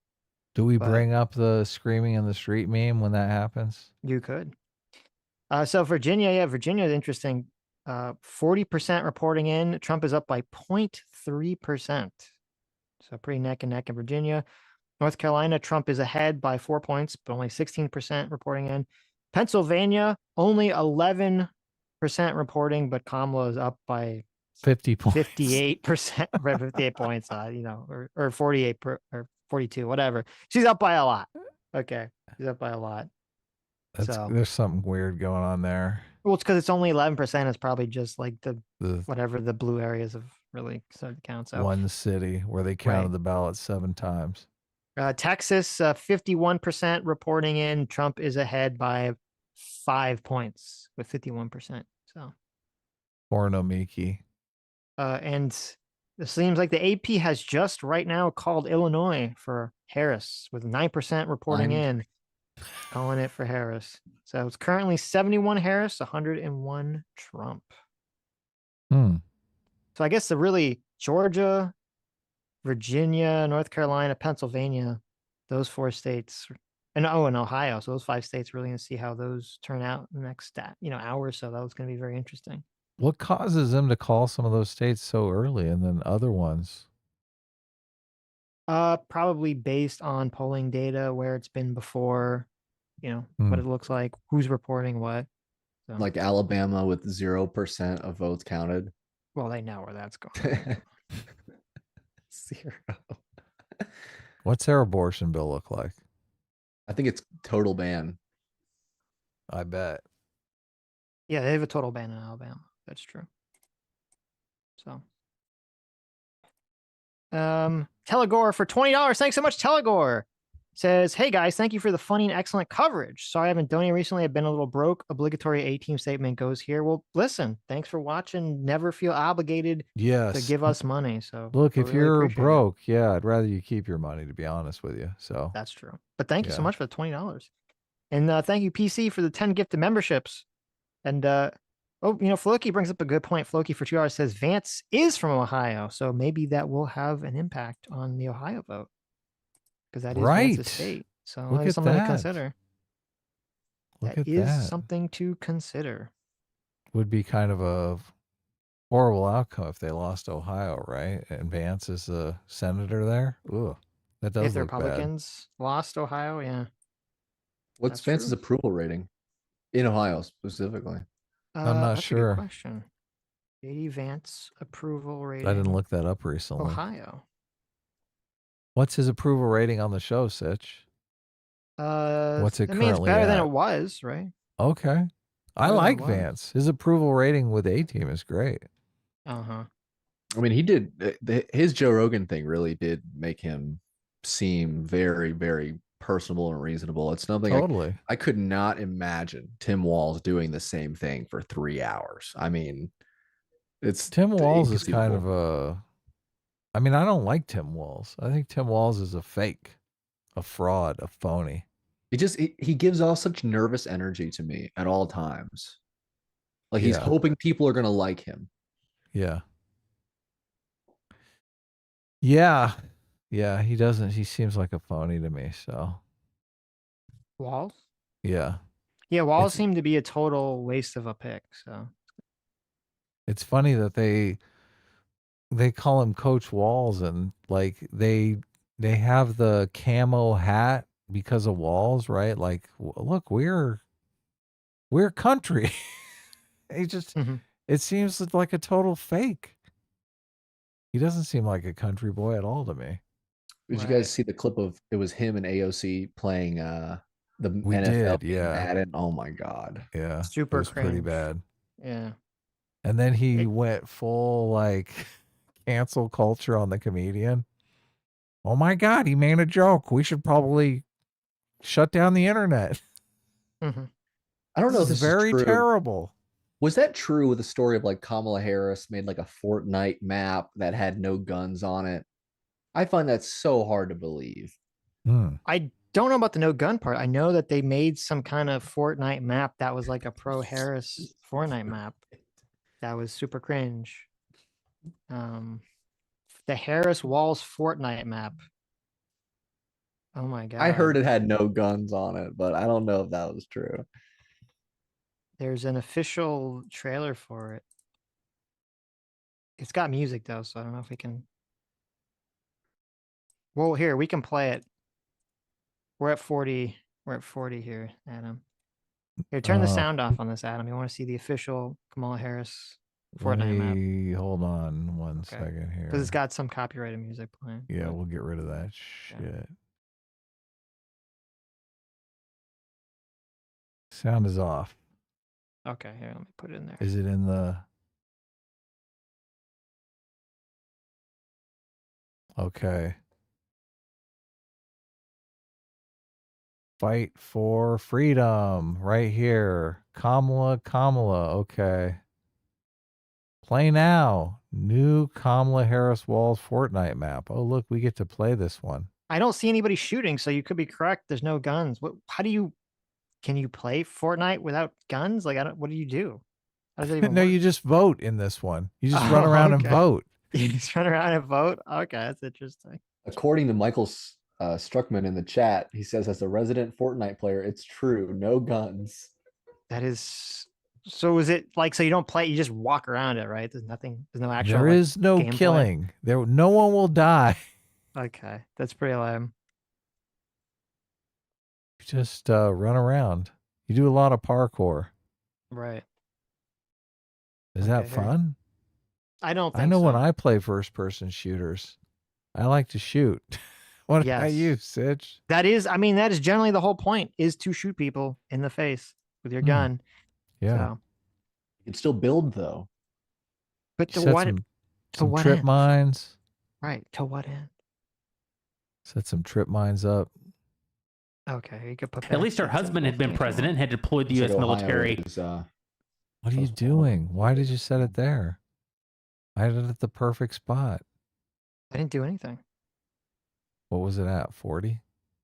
You got to re-put it back in the thing.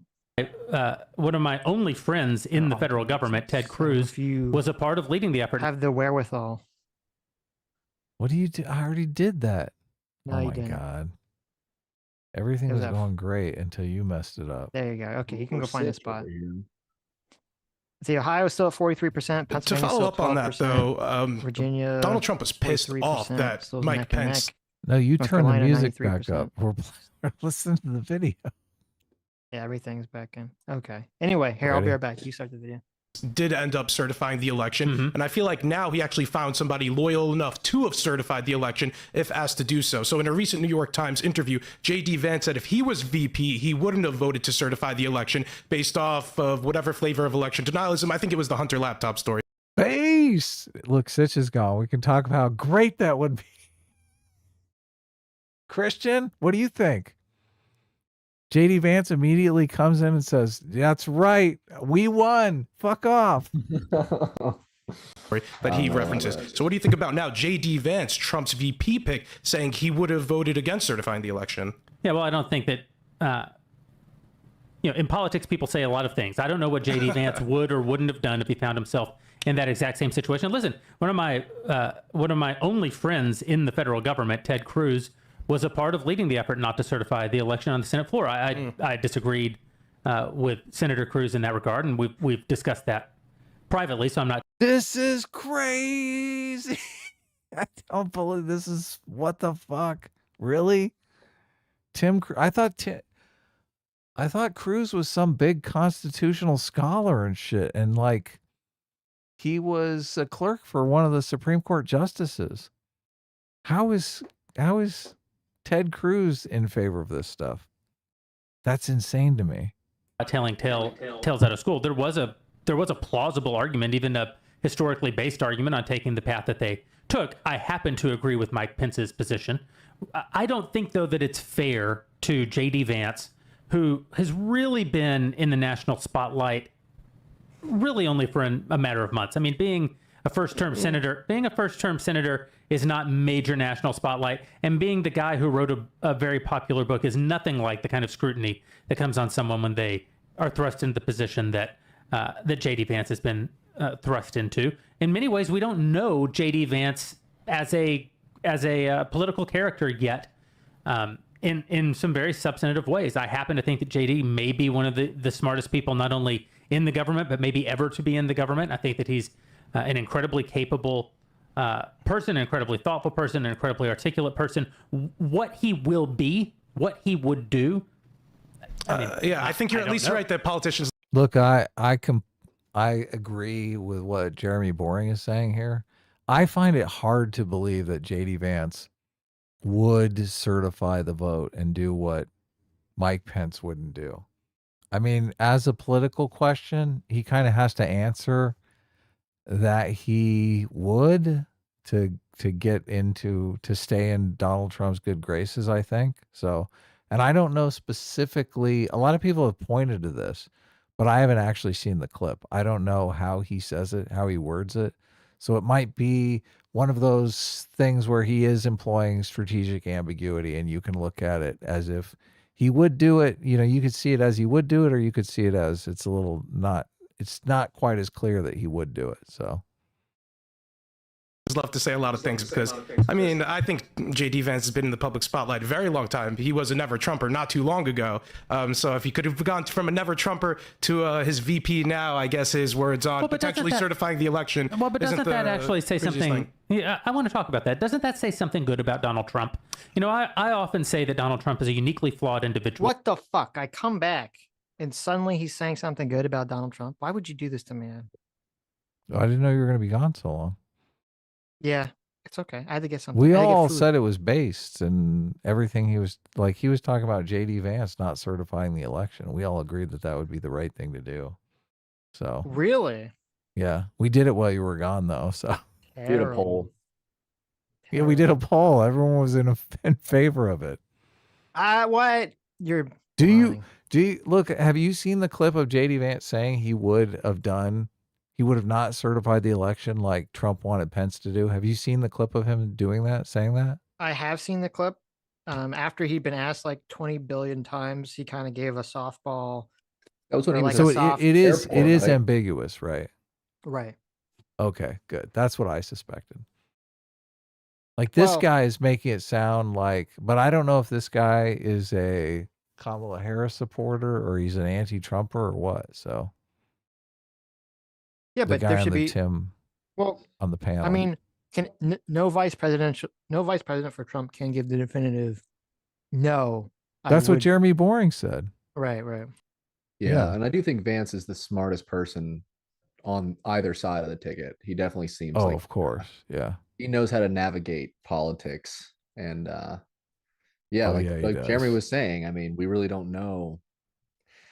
We've never seen him really in a position where he could. But as a monarchist, do you think he Vance would be in favor of it, right? Oh, of course. If he was a monarchist, what do you think he would not certify the election, Sitch? If he was in the same situation as Pence, do you think he would do? Or you think he would not do? That's such a good question. Do the deed or not do the deed? Throw it into the Congress, throw it to the Supreme Court, or would he do the same thing Pence did? I would think that he would do what Trump asked. That'd be my guess. I think he would do what Pence did. I think he's Why? big talker. Why? Because J.D. Vance, where Pence failed, like Pence believed he would be president one day, right? Which we all know is laughable. But J.D. Vance could actually be president someday. That's why he would not do it. I think if he actually would have listened to Trump, I think that Vance would have to know that he would completely lose any chance. Yeah, he throws career away. Yeah. What are you talking about? It's the opposite. What do you mean?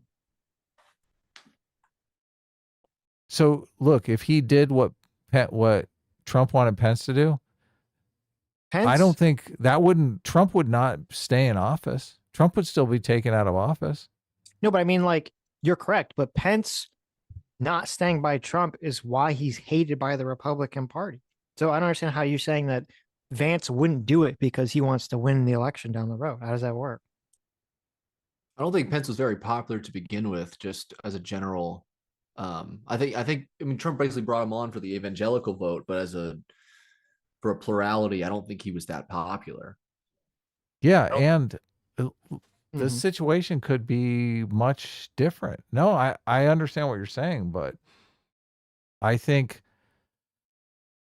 I mean, it puts Vance obviously in a bad situation, but I do think Vance has a much stronger chance of like winning a primary and becoming president of the United States. And he seems smooth enough to talk himself out of, talk America into why what he did was the right thing, which I don't think Pence was ever smart enough to do. Like, obviously Jeremy Boring agrees with him, but Pence didn't make the right kind of argument. I also don't think. Go ahead. that there's no. I think if Vance was president instead of Pence, and he had not done what Donald Trump wanted, I think there's no amount of talking. I think there's nothing he could have said on the planet Earth that would get the Republican electorate to vote for him. It's hard to say when we aren't really seeing what Vance is saying. Like, it's hard to say yes or no. Well, look at it this way. You're Donald Trump, saying that the electorate is immobile, but I don't think they're immobile. it's not a question. Like, look at it this way. Donald Trump was the one who did the elector scheme, did the January 6th stuff, and still had overwhelming support from the Republican Party. So it's hard for me to imagine that someone that would turn against Trump, that Trump would spend the next 4 years shit talking, would be able to talk the electorate, the Republican Party, into voting for him after that. Right. Well, this is never going to happen. This is never going to play out the same way again. Obviously, Trump is not going to have an opportunity to do this. Vance is not going to have an opportunity to do this. So politically, it's just better for Vance to say he would have done what Pence didn't do, because he knows he's never going to be put in this situation ever in the future. Trump wins. Trump wins, and Don Jr. is coming up in 2028. Okay. They already closed the loophole. That's ridiculous. I am joking. It's never going to happen. So you do agree that politically it's best for him to say, oh yeah, I totally would have done that. The question is, would he, which, I mean, it is an interesting question, because it is, I mean, oh man, Trump just completely screwed Pence, because, and Pence had this idea that I'm going to do the right thing and the Republican Party is going to rally behind me because I'm the one that saved America. Yeah, that was delusional. And it just didn't go that way. I don't, if there was a shit talking contest that broke out, let's say, we rerun history and it is Vance instead of Pence, and Vance does the same thing Pence does. So a shit talking contest erupts between JD Vance and Donald Trump over who did what and whether or not Vance did the right thing. I'm putting my money on Vance for winning the shit talking contest. I don't know. I don't think Trump can lose a shit talking contest against anyone, it seems like. If he can lose against anyone, it's Vance. So look, if there's a contest, a Republican primary between Vance, and Vance has the same positioning as Pence, I think Vance has a way better shot to spin his lot into I saved America than Pence does. Pence just is not as good a politician, especially against Donald Trump. So Pence has no charisma. Yeah. Well, I think Donald Trump has more charisma than Vance. I just think Vance is much smarter than Trump. So Trump is a once in a generation level of charisma. So the bar is very high there. But for the average politician, I think Vance is definitely on the higher end of the scale. Mm-hmm. Well, and I don't mean in the way that like all have sinned and fall short of the glory of God. Like we're all flawed. Yes, of course we're all flawed. But I mean that I think that Donald Trump's particular set of flaws should have been disqualifying. I think his handling of COVID-19 should have been disqualifying. Now, it wasn't disqualifying because, as it turns out, the entity that determines your qualification is the primary voter. And the primary voter selected Donald Trump to be the Republican nominee. He therefore is qualified to be the Republican nominee. I therefore very much hope that he wins the election tomorrow and voted for him and have publicly supported him, even though not only is he not my choice, but again, I think he's sort of uniquely flawed. But he does have unique virtues. Do I think that they outmatch his unique flaws? Possibly not, but he does have them and no one ever talks about them. And one of his truly unique virtues is his ability to work with people who have done him wrong, people who have said bad things about him. Tucker Carlson called him demonic, and now Tucker advises the campaign. To your point, J.D. Vance was not only a never-Trumper, but a far more outspoken never-Trumper in 2016, even than, say, Ben or I were in 2016. Now he's his vice presidential nominee. See, there's still hope for us. Sitch has talked a lot of shit, but we could still get in the We could still get in the cabinet. We could still be a part of the Donald Trump campaign. What do you Well, think? this completely contradicts the quote that you sent me. That was in Donald Trump's book, where he said that you should always get revenge on people. Maybe he's learned. Maybe he's turned the page on that quote. That quote was written. That quote was written a long time ago. Okay. What do you think that loyalty? Why are you laughing? Look, I got the quote right here. I kept it. Read it. Read it to me. Oh no, wrong one. Here, let me find it. Damn it! I messed up my blunts. This wonderful quote about how Donald Trump. Damn it! Is so pro forgiveness. Okay. No, there was some loyalty test Trump made Tucker do behind closed doors. Whether who God knows what it could have been. He's like Tucker, I want you to get on your knees. He's like, yes, Mr. President. And then he starts unzipping his pants. He's like, let's see how loyal you are. Right? They played gay chicken. Gets closer and closer to Tucker's mouth. You know, see Trump at what exact point he's gonna pull away. Trump's what, 6'4"? I mean, he's got to be packing. There you go. Terrible. Okay, you don't actually have to find the quote, Adam. I don't have the quote, but it's something to the effect of, if somebody screws you over, you screw them over back in spades. Uh-oh. Right. Yeah. Wyoming, with literally no votes, goes to Donald Trump. Typical. Terrible. Wait. Wyoming? 9 o'clock. Some of the more Midwest states are coming in. Okay. What website are you on? Are you on CNN? I'm on AP. Oh. Mine's a little ahead of Sitch's. When he was reading some out, I had like some more higher percentage of the votes counted. Interesting. Donald Trump, a commanding lead with 120 electoral votes to Harris's puny 99 votes. She can't even break 100. Double-digit Harris. That's what we're going to call her for the rest of the night. Yeah, she's definitely not winning California. Jeremy's not boring. I think this is right on the money. Donald Trump sort of uniquely doesn't hold political grudges. And that really does. Sitch is like, bring up the quote from the book.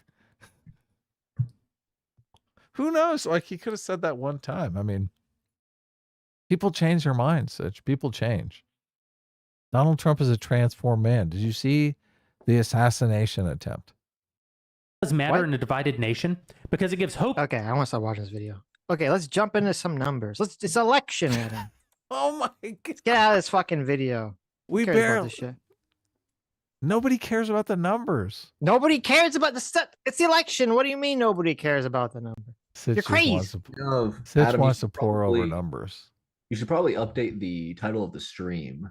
People have been asking me to, but I was asking for variants of Sitch melts down, and I wasn't seeing any good ones. Sitch melts down over election news. EDS Sitch returns. Election day, streaming all streaming all day. Come hang out. And Anna first. People can can pause the video, and not only that, when people roll over it in the app, they see what is up on the screen. So it's not that big a deal that it's like.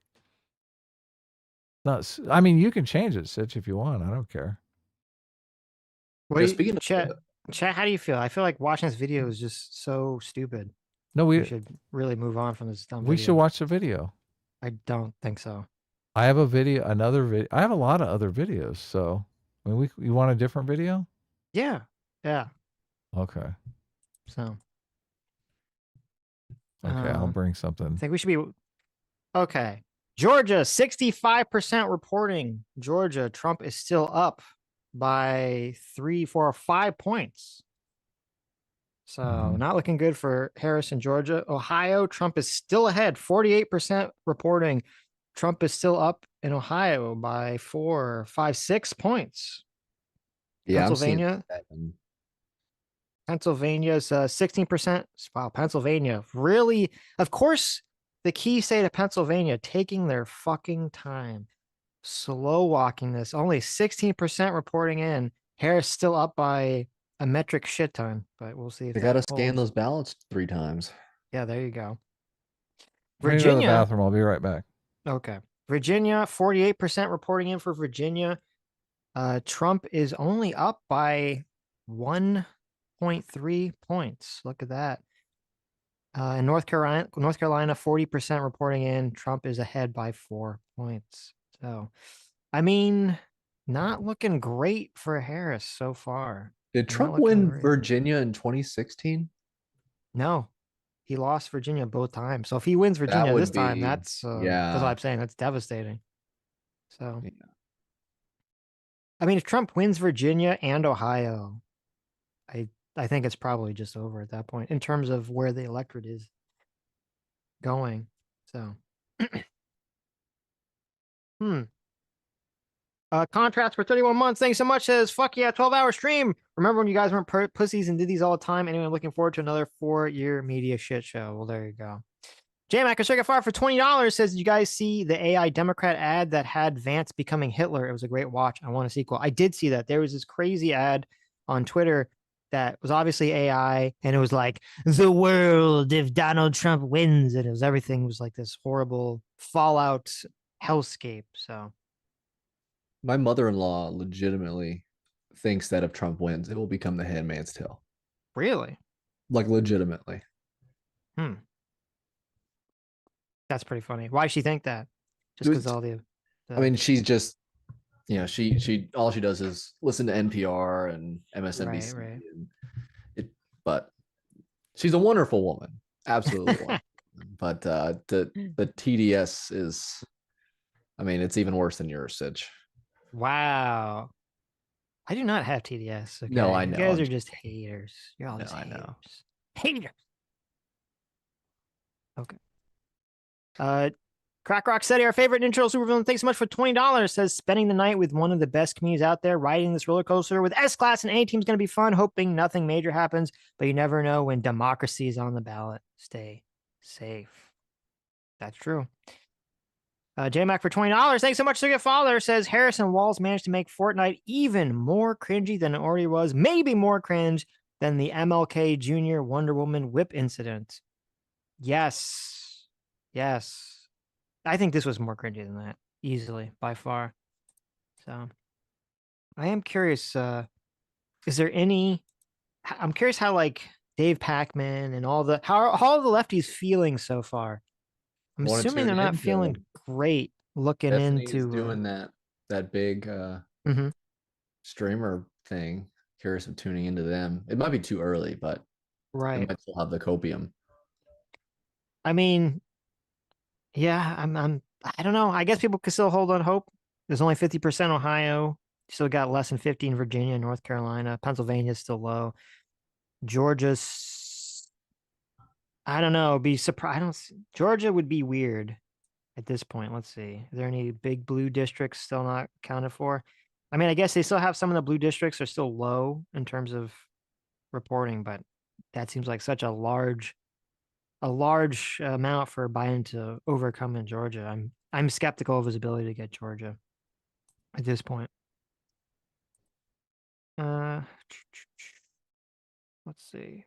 Herb Walker, thanks so much for $5. Says, first super chat ever. Love you guys. Y'all keep me centered. S-Class is the best class. As always, I just like A-Team as a friend. As you should. Listen, S-Class is all about getting down with it. A-Team is just like, your side hustle. Val Van Gogh for $5 says, not a progressive, but I think Doomer needs a wellness check. No, where's Doomer? Oh, he's not in the chat anymore. Doomer's fine. Listen, Doomer's great. Okay, Doomer's fine. Fire Everything for 27 months. Thanks so much. Discipline Equals Freedom says, thanks for the coverage. Guys, been with you guys for a while. It's a great time to be alive in the amazing USA. Thank you. Wow. Look at that. Welcome back. Amazing. And yeah, when we get Lee Peterson on. Yeah, there you go. It's a real What's question. that? Some Jesse Lee Peterson? I keep saying Biden. You're right. Yeah. What's going on? I keep saying Biden I brought instead of another Harris. video up. Oh. This video is massively requested, Sitch. So, Mm-hmm. Are you done with your shenanigans with This video was not requested by literally anyone anywhere alive on the face of fucking human earth. Okay. Ohio is officially when Benjamin Franklin AP called Ohio for Trump. Holy shit. Wait a minute. Wow, that's big news. 51%. Yeah. Let's see. On mine, it's still not official yet. Hold on. Yeah, so look. Oh, they did. Holy crap. Ohio officially called for Donald Trump. He's up. Well, I mean, he is up by a big chunk. 51% in, and he's up by 8 points. Oof. That's big news. Look at that. Big news. Wow. Let's see. Not looking good. Well, let me see. I think Trump won Ohio in 2020. So that's not a shoo-in. Not a shoo-in. Oh, no. He won Ohio. So in 2020, when they called Ohio for Trump, we were all going, yes. But ultimately, we got dead beat by. Exactly. So Trump won Ohio in both 2016, 2020. So the Ohio upset seems to be ripped from Kamala's, not Biden, ripped from Kamala's grasp. So Ohio is not going Kamala this election cycle. Weirdly enough, Destiny just tweeted 3 minutes ago, I'm calling it. Harris wins. It's over. That's a little bit premature. Nothing has changed on the map since 2020, right? Virginia, I mean, but it hasn't been official, but he is leading in Virginia at the moment. It's like a razor close in Virginia, though. In Georgia. Okay, Georgia. Yeah, Georgia, he lost Georgia, and he's up substantially in Georgia. So, okay. So Georgia is different. So that's a good sign. There's like he's breaking out of the 2020 model with Georgia so far. Oh my God. Look at this. So thank you, Dan Irish. He sent me this on Twitter. So there was a Twitter interaction that Nate Silver was involved in. This guy named Keith Rabois, I don't know if that's like a big county thing. He calls Nate Silver a buffoon and says that Trump will win in Florida by 8 points, more likely 10 to 14 points. Nate Silver responded saying, dude, you got to stop huffing the Twitter vibes. How much money are you willing to bet on Trump 8-point spread in Florida? Keith responds saying $100,000. Okay. Nate Silver responds, have your lawyer drop a quick contract and it's a deal. Nate.silver.media@gmail.com. No contract, no bet because you've been nutty lately and are a payment risk. So I don't know if this guy went through with that, but if he did, he will now be $100,000 richer. Because Trump is up by over 10 points. He's up by, it's like a 14-point lead in Florida. So currently with 94% of the precincts reporting too. So, I mean, it's almost done in Florida. Right, Texas right. is called, which to no one's surprise. Well, I guess Nostradamus. Right. Well, so to her surprise. There you go. What? Oh, okay, so wait. So there's an official statement from Keith here on Twitter. Someone said, did you confirm the bet? Keith said the offer was withdrawn by Nate. So sad he did not get the 100 grand. He almost got that 100 grand. So close. That 100 grand. Wow. Look at that.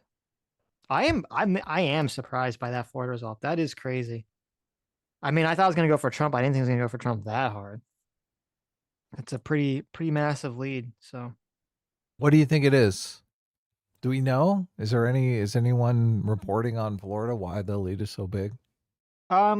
It's because Trump won Miami-Dade. I mean, that's a big chunk of it. He didn't really win Broward or Palm Beach Harris didn't win Palm Beach or Broward by the massive margins that Biden won. So how much more? I know it's not all in yet, but by how much did Trump win Florida by in 2020? You said it's more now this time around? I think so. Here, let me see. Yeah, but I'm asking for the motivation. Is it misogyny, perhaps? I think it's probably wokeness, socialism. Oh, yeah, they're so close to Cuba. They're like, oh, my God, we got communism breathing down our necks. We don't need one in the White House. A lot of Cubans live in Florida. So a lot of Hispanic people from South America who don't like communism live in Florida, so that would make sense. So in 2020, the final count was Trump won Florida with 5.6 million votes. Biden lost with 5.2 million votes. The current count is Trump is winning by 5.9 million votes to Almost Kamala's 6 million votes. 4.5. Yeah. So I don't know. Maybe I don't think it's a sexism thing. I mean, who knows? Maybe, but I think it's probably just like a commie thing. And Harris has still not beat the double-digit curse here. She's like stuck at 99. She's stuck at 99. Yeah. Trump Very is just racing, barreling right up there to 270. I believe that's sort of what happens though frequently. So people, because that's kind of what happened last time. That's why people got like whiplash when Biden Yeah, won.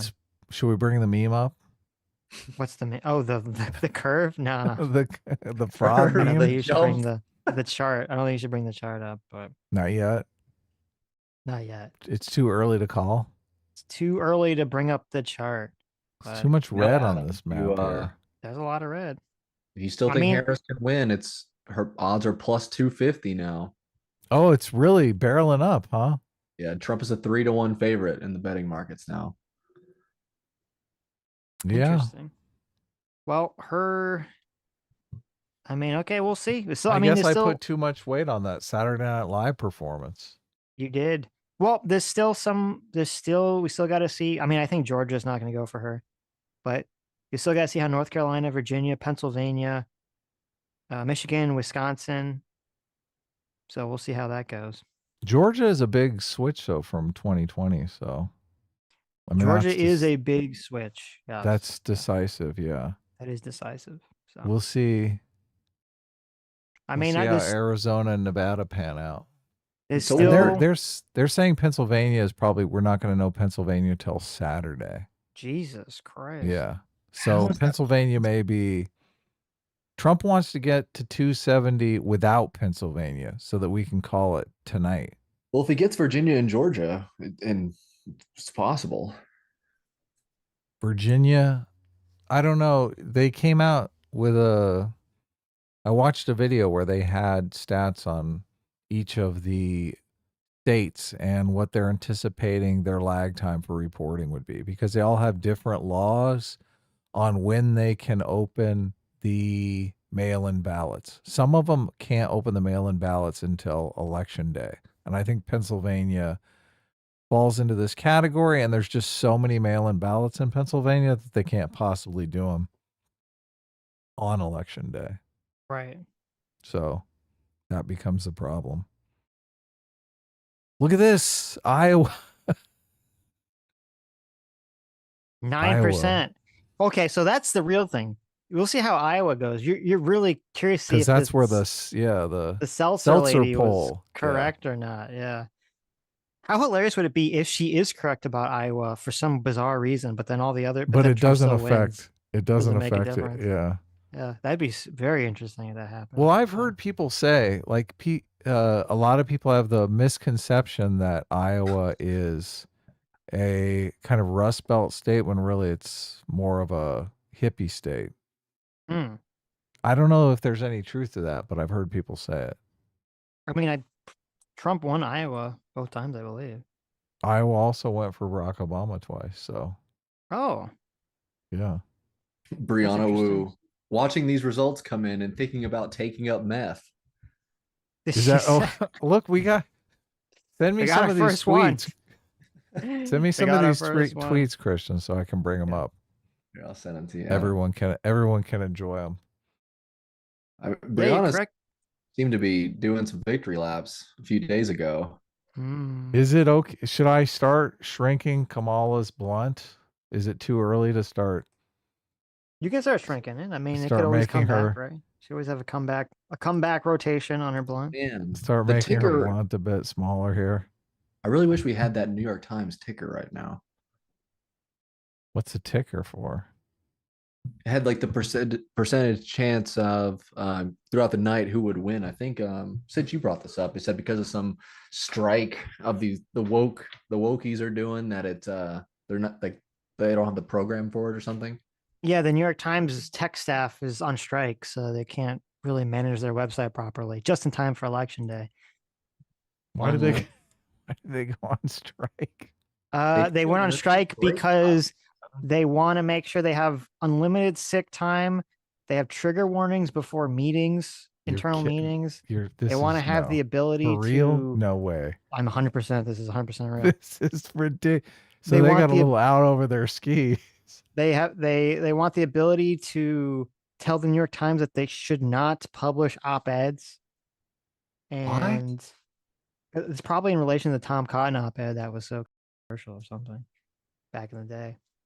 And then what was the other one? There was one more thing. Oh, no, I forgot it. Whatever. It's a bunch of woke shit, bunch of woke nonsense. So totally insane. Unlimited sick leave. Just never go to work. Unlimited sick leave is interesting. So, okay, well, I don't know. I went on the New York Times website. Their little needle thing is still apparently working. It's on a 66% chance of victory for Donald Trump. Really? Wow. Yeah. Oh, I see. Maybe they gave in to the demands. Right. All right, Or I maybe they made just Trump's gotta- blunt a little bigger. Kamala's a little smaller. So We'll see if there things you go. change. So Trump is favored. You know, if Trump wins, I mean, me and you, Adam, we're gonna just be shaking hands and backslapping us, telling us we told you guys all. We told you that not having the contested convention was a mistake. We kept telling you Harris was a terrible fucking candidate, and you motherfuckers, you kept trying to gaslight us and tell us that she was like so good, so amazing, and we're just like, no, no, no, no. Yeah, we gotta have Hutch on. We're gonna have pandering politics on. We're gonna have Pisco on. Oh my God, it's gonna be a full meltdown stream. It's gonna be great. But it's a little early to celebrate. It could go either way. They could come on and they could be, bitching at you guys, saying you guys. They could turn it into a cope stream for you guys. I think it's a bit early. That's I'm curious true. to go check She out could- what the stream looks like over there. Harris could listen. It could be too early. Harris could totally pull this out of the bag from nowhere, and it turns out that she was in fact the best candidate. Now I'm Look, highly she's skeptical. she's winning in Kansas right now. She's got Kansas on lockdown. Okay. Well, she doesn't have a lockdown, but she's ahead in Kansas and in Iowa. Hey, look, she's ahead in Missouri too. You never know, right? Don't celebrate yet, you guys. It's an early night. Virginia's still neck and neck with 52% reporting. North Carolina, Donald Trump is pulling, decently ahead in North Carolina with 50% reporting in. So very interesting. You want to watch this video? This highly requested video? I know you're gonna love it. Not really. Too bad. Exited the Constitutional Convention, he was asked by a woman, "Sir, what have you given us?" His immediate response was, "A republic, ma'am, if you can keep it." Yet most Americans today have been persuaded that our nation's governmental system is a democracy. Adam, notice how he doesn't say democracy? Watch the video. And not a republic. The difference between these two is essential in understanding Americanism and the American system. Finally, Sitch. Someone's gonna learn us the difference. Oh between my a God, we're republic finally and a gonna democracy. learn. We're gonna finally know. America's a republic, everybody. This is it. This is the Finally definitive it. video. Got it. Pay attention, Sitch. Just in time. You need to learn. Listen. Just in time for Donald Trump, to maybe win the election. This is very important. Someone needs to tell Donald Trump very quickly, this is a republic. So he understands. Okay. He needs to understand this information more than us. Yes, look, I want to know what they mean by republic. This is very important. Before we discuss political systems, however, it's helpful to address the confusion that has been spread about the political spectrum. Many have been led to believe that the political spectrum places groups such as communists on the far left, fascists or dictators on the far right, and political moderates or centrists in the middle. However, a more accurate political spectrum will show government having zero power on the far right to having 100% power on the far left. At the extreme right, there is no government. The extreme left features total government. Wait a second here. What? Hold on a second. Hold on. What? Hold on, partner. What happened? I mean, the anarchists are on the far right now? Oh, wait, what? So, well, if you do your spectrum, which is why I think this spectrum is really stupid. People just frame it this way. If the spectrum is left is government, right is no government, then you have to put the anarchists on the right. But it just doesn't make any sense, obviously. Yeah, it's this ridiculous dichotomy, the way to change it like that. Yeah, look, I've always been told the anarchists are on the left. So, hard for me to imagine order-loving conservatives being on the right there with no government. Okay. All right. Under such labels as communism, socialism, Nazism, fascism. Oh, look, Nazism's on the left. There you go. There you go. Communism, socialism, Nazism, fascism are all on the left. Who produced this video? I don't know. It says jbs.org. JBS. People Is that the John Birch Society? The John Birch Society produced this video. Interesting. Right. Okay. Notice how anything with the word society in it is just like an automatic conservative Is outlet. I feel like that's true. But no, the John Birch Society is very famous, super libertarian, right wing, organization. So Okay. that's why things are framed the way that they're framed. But Princes, potentates, dictators, kings, any form of total government. Those who claim that Nazis and fascists are right-wing never define their terms. This amounts to spreading confusion. Toward the middle of the political spectrum can be found the type of government limited to its proper role of protecting the rights of the people. That's where the Constitution of the United States is. Those who advocate such a form of government are really constitutional moderates. So let's analyze the basic forms of government. They are monarchy or dictatorship ruled by one. Is that on the right or left? The monarchy's on the left now? the monarchy is now on the left, everybody. According to the John Birch I don't. Society. It might just be the. I don't know. I think they're fading out the spectrum in the background, so it may just be further graphic. Oligarchy ruled by a few. Democracy ruled by a majority. Republic ruled by law. And anarchy, which is ruled by no one. In discussing these, I mean, I don't know. Do you really want to be one political step away from anarchy with our current system? I don't think of America as one political jump step philosophy away from anarchism, but that's just me. Yeah. I'll be right back.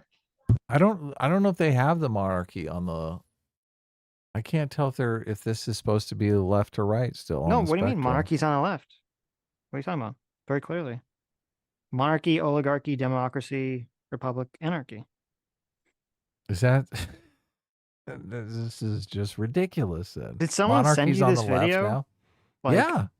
So A someone lot saying of this video, people like, look. A lot of people have sent me this video. they were like, "Listen, you guys need to know about the republic democracy dichotomy here." So here's a video explaining it.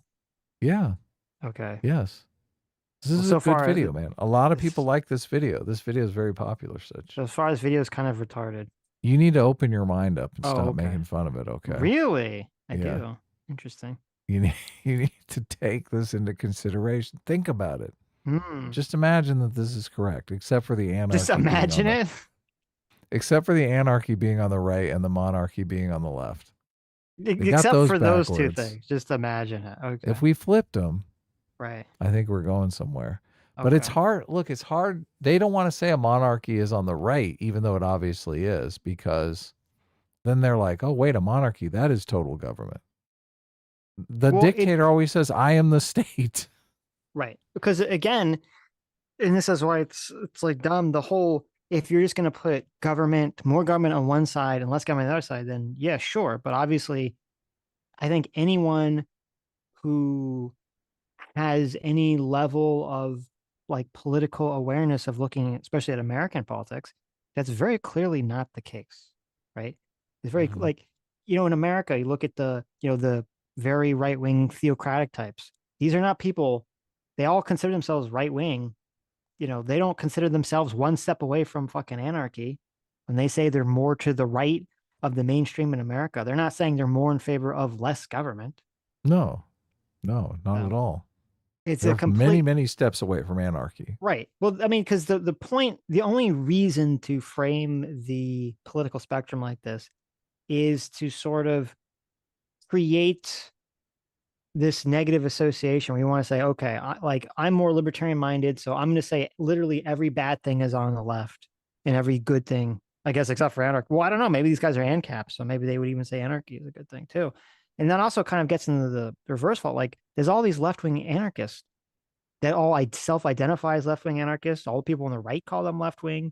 Like, how the fuck do they even fit on this chart? It doesn't make any sense. Yeah, what about the libertarian monarchists like Aiden?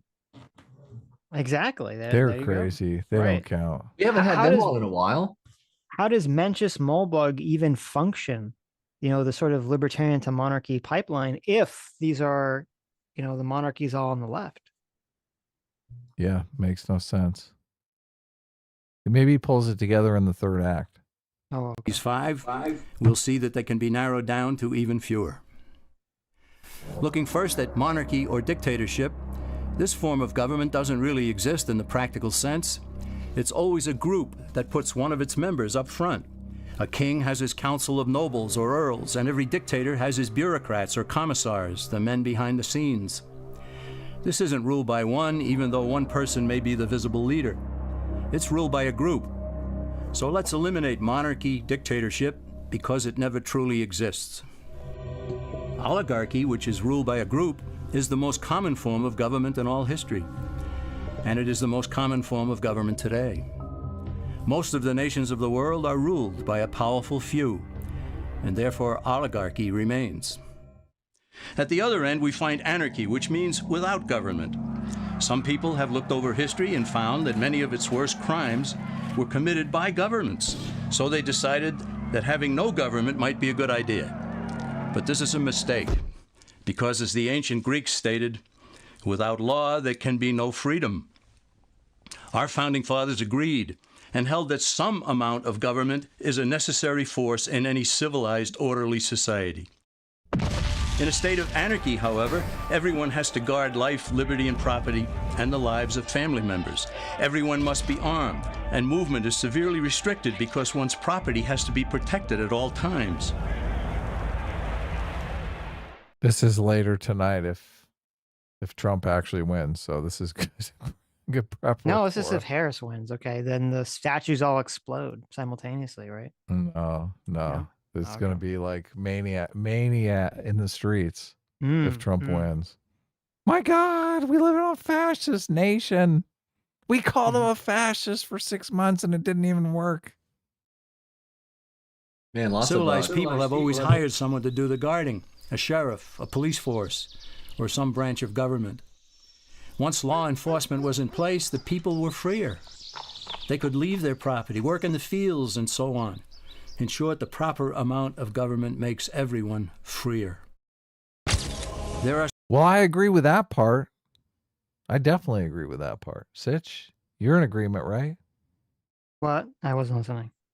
Oh, the proper amount of government makes everyone freer. We need some amount of government so that we have a freedom.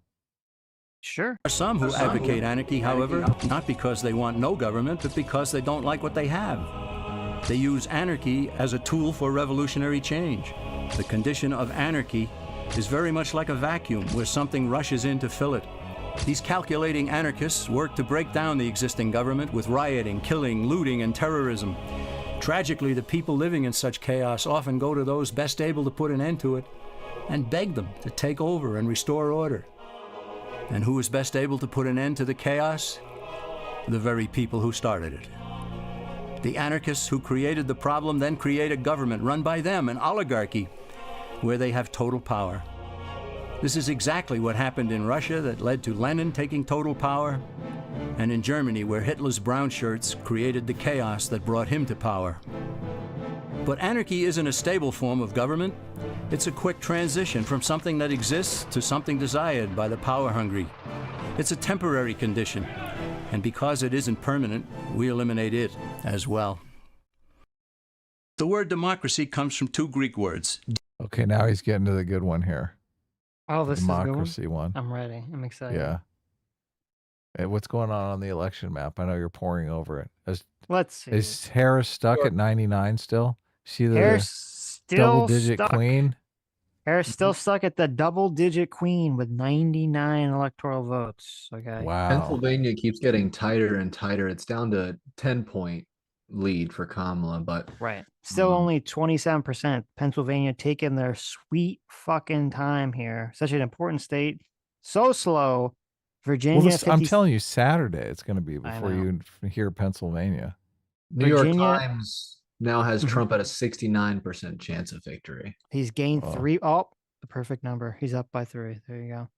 Call it. Georgia, 75% reporting in. Trump is still ahead. North Carolina, 58% reporting in. Trump is ahead by about 100,000 votes, which is about a 4-point lead. Virginia, 57% reporting in. Trump is still ahead by about 2 points. So it's tightened a little bit there. Let's see. Ohio, they already called. Michigan, 13% reporting in. Only Michigan. Harris is up by about 8. Wisconsin, 7. Be if Trump wins Minnesota. If he wins Minnesota. With Kamala specifically taking Tim Walz. Oh, right.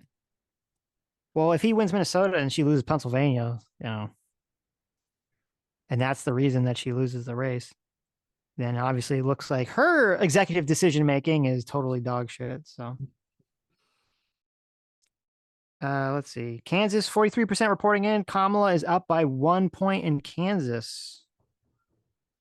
Colorado, 33% is reporting in. Kamala is up by 9 points.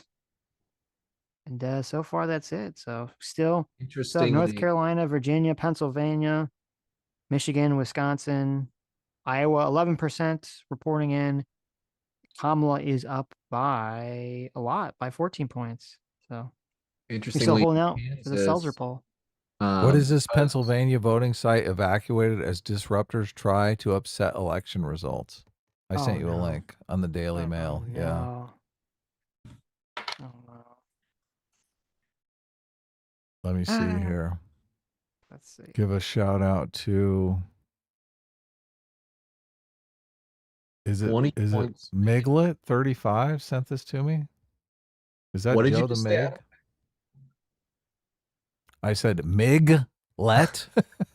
Okay. Oh my God. 35. Watch your language, Adam. Yeah, it's like, whoa. Trump isn't president yet. Yeah, exactly. You have to wait, Adam. Then you can say that kind of language. You guys are so evil. Anyway, Pennsylvania voting site evacuated. Okay, this is from Daily Mail. A voting site in the key swing state of Pennsylvania has been evacuated after being stormed by disruptors. Multiple people burst into the Center County election office in Bellefonte shortly after 7 p.m. That triggered an evacuation by local police. The identities of the disruptors has not been shared, and no further details on their behavior has been released yet. It is unclear if they're Trump or Harris supporters. So that's always terrible. It's crazy to think if you look at Kansas, because they had that whole issue where RFK was left on the ballot in a few states, that right now, if you took the amount of people, because Kennedy has about 1% of the vote, if you gave that to Trump right now, he would be winning. Oh, really? Interesting. In what's in Pennsylvania? Kansas. Oh, Kansas. Yeah, RFK is on the ballot in like 30 states. It's like brutal, right? Because it's like it says Kennedy on the ballot. A lot of people are going to vote for that. A lot of people are going, oh, Kennedy's running as an independent. Oh, they fixed his head. Not that Kennedy. So I'm never going to underestimate the stupidity of the average person. Okay. So Kansas just switched to slightly red now. Donald Trump has overtaken, but it's still, neck and neck here. Kamala's leading. Donald Trump's ahead in Kansas by 0.3%. So you will see. It's down to about 6 points in Pennsylvania. closing rapidly. 30% is in. Well, they in that county that got evacuated. So it says voted Democrat in the last election, with Joe Biden winning 51% in the county and Trump getting 46%. So I just checked in on Destiny's stream. He's just talking about how Kamala still has the keys, and all the chat is basically just saying he's coping. what was the guy's name? Alan Lichtman. Alan Lichtman. The Alan Lichtman keys. Really? Listen, you Like know the keys. She has the keys. You know you're desperate when you have to pull on the Alan Lichtman keys. Okay, that's not a good sign. That's definitely not a good sign. Right. So it's interesting. Even though the AP is not calling it, this website, the decision desk, is calling Virginia for Harris. I think this is premature. I'm surprised, but they're calling it for Harris, even though she's technically down at the moment. I believe Fox News has not called any of the disputed states as of yet. So let's see if MSNBC has called any of the disputed states. Yeah. There's a lot of shit going on in Pennsylvania.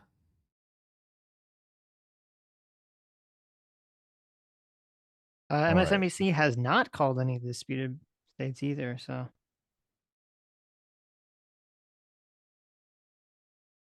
okay. Yeah, now I'm seeing AP has Trump almost 2 points in Virginia. Yeah, so I don't know. It could be a decision desk. Unless, I mean, so again, you have to be careful, because if it's the way that you would call that, now I don't know if that's what's going on here, but the way that you call it is Virginia's got 57% reporting in. You could have a situation where it's like all of the red counties have fully counted and reported in, and there's just nothing left but blue counties. And so you could say, oh, well, judging by the difference, Kamala's going to definitely crush when the rest of those numbers come in. So theoretically, I don't know if that's actually the case. Demos meaning people, and kratian meaning to rule.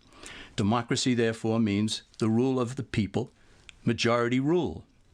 This, of course, sounds good, but suppose the majority decides to take away one's home or business or children. Good. What is this? What are these pictures? Why is it it's like a little kid drawing?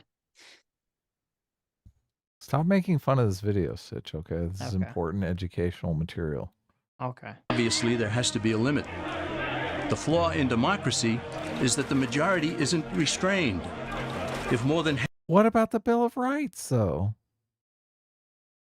Well, they're saying when they say democracy, they literally just mean there's like direct rule for everything. I mean, direct vote for everything. Right. So I'm for representative democracy. The Hill's called Virginia for Harris. half the people can be persuaded Interesting. to want something in a democracy, they rule. What about republic? The good one. Right? Well, that comes from the Latin, res meaning thing, and publica meaning public. It means the public thing, the law. Why? How is the public thing the law? What do you mean? He's just like the public thing, the law. I mean, couldn't it be? Couldn't it be the restroom? That's the public that's the thing in the public. It's the law. All right. The public restroom. The public thing. Yeah. It's the public thing. Mm-hmm. Yes. The bathhouse. The public thing. A true republic is one where the government is limited by law, leaving the people alone. America's founders had a clean slate to write on. They could have set up an oligarchy. In fact, there were some who wanted George Washington to be their king. But the founding fathers knew history, and they chose to give us the rule of law in a republic, not the rule of a majority in a democracy. Why? Let's demonstrate the difference in the setting of the Old West. Ooh, this is the part you've been waiting for, Sitch. I've been waiting with bated breath to know how the Cowboys are going to do this. Between a democracy and a republic. Here it is. Right. Okay. Consider a lynch mob in a democracy. 35 horseback riders chase one lone gunman. They catch him, and they vote 35-1 to hang him. Democracy has triumphed, and there's one less gunman to contend with. Now consider the same scenario in a republic. The 35 horseback riders catch the gunman and vote 35-1 to hang him. But the sheriff arrives, and he says, "You can't kill him. He's got his right to a fair trial." So they take the gunman back to town. A jury of his peers is selected, and they hear the evidence and the defense, and they... Is that the gunman or one of the jurors? That guy's going to hang him high. They decide if he shall hang. Does the jury even decide by majority rule? No, it has to be unanimous or he goes free. The rights of the gunman aren't subject to You see the gunman? Majority rule, but to the law. This is the essence of a republic. Many Americans would be surprised to learn that the word democracy does not appear in the Declaration of Independence or the U.S. Constitution, nor does it appear in any of the constitutions of the 50 states. How is that devastating for democracy as a principle? What do you mean? Because it doesn't say it, so it's not there. It doesn't exist. No, why is this Old West thing? Why is that useful? Oh. Because it was a lynch mob, Adam. Because there was a lynch Are mob. they saying like all laws should be decided unanimously? No, they're Like saying we should decide whether or not gambling is allowed unanimously? they're just saying that the lynch mob is democracy and that the republic is not. Seems like that's what they're trying to say. That's all their point is what they're saying. We're like a representative democracy. Right. Yeah. Which is good. I don't look direct democracy is too complicated. We don't want one of those. Mm-hmm. The founders did everything they could to keep us from having a democracy. A direct democracy, but a representative democracy, they definitely made sure that we had. Right. Even to the point where they argued on, well, who's allowed to vote in this democracy? Yeah, Right? but Adam, the word democracy is not anywhere in the Constitution. Checkmate. Okay. It's a democratic republic. James Madison, rightly known as the father of the Constitution, wrote in essay number 10 of the Federalist Papers, All the other founding fathers were like, you can't put this shit in the Constitution. You write your own letter.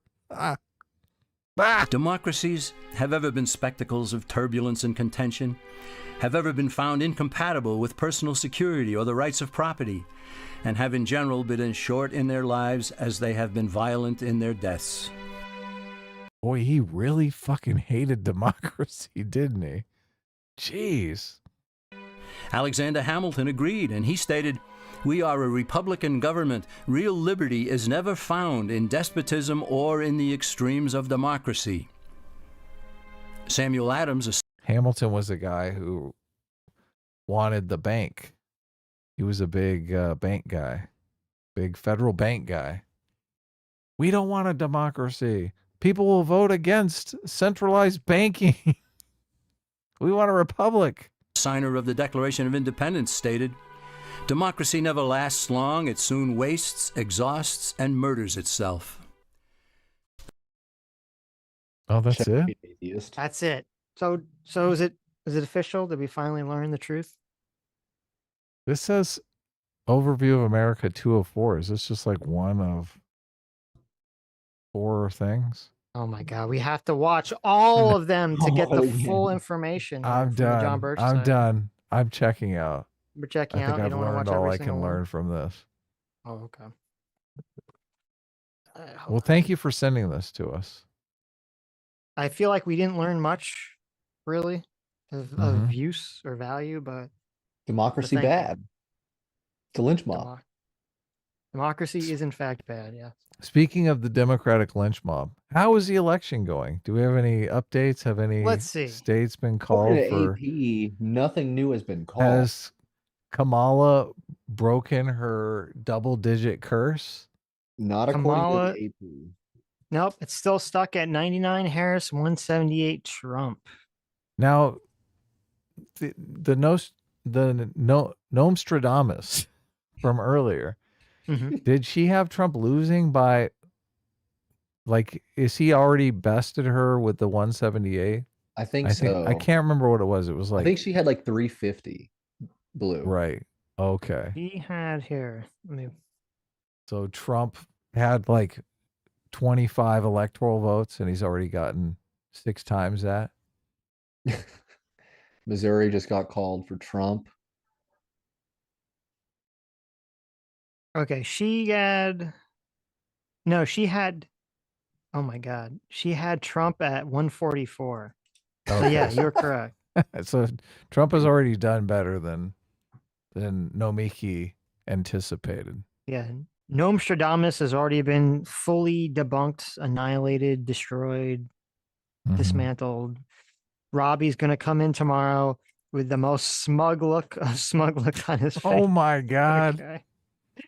Is he going to be wearing a Make disaster. America Great Again hat? I don't know. I hope he's wearing I hope he's just wearing he's wearing nothing but a giant Make America Great hat. Like it's so big, it's like over his entire body, like his arms sticking out the side. His arms sticking out the side, right? Yeah, and he's like, or he just comes in with a big shirt that's got her face on it, and it's got like a little wizard hat, and it has like the no smoking sign. It's like no, like Nostradamus was annihilated. Incorrect, wrong. Pennsylvania's within 4 points now. Keep shrinking. Yeah, Pennsylvania keeps shrinking for Harris, though the reporting is just trickling in. Everyone who's made these maps, it's pretty funny. Because everyone's like, oh, this map's gone. This map's dead. Nomiki's map is gone. Crystal Ball's map is gone. What's Kyle Kalinski's map look like? Has it been annihilated yet? I'm I sure. wonder what it is. I'm sure it's gone. They should. Aren't you like glad we didn't make maps, Sitch? So people could be like, look, Adam's map is toast. Mm-hmm. Here's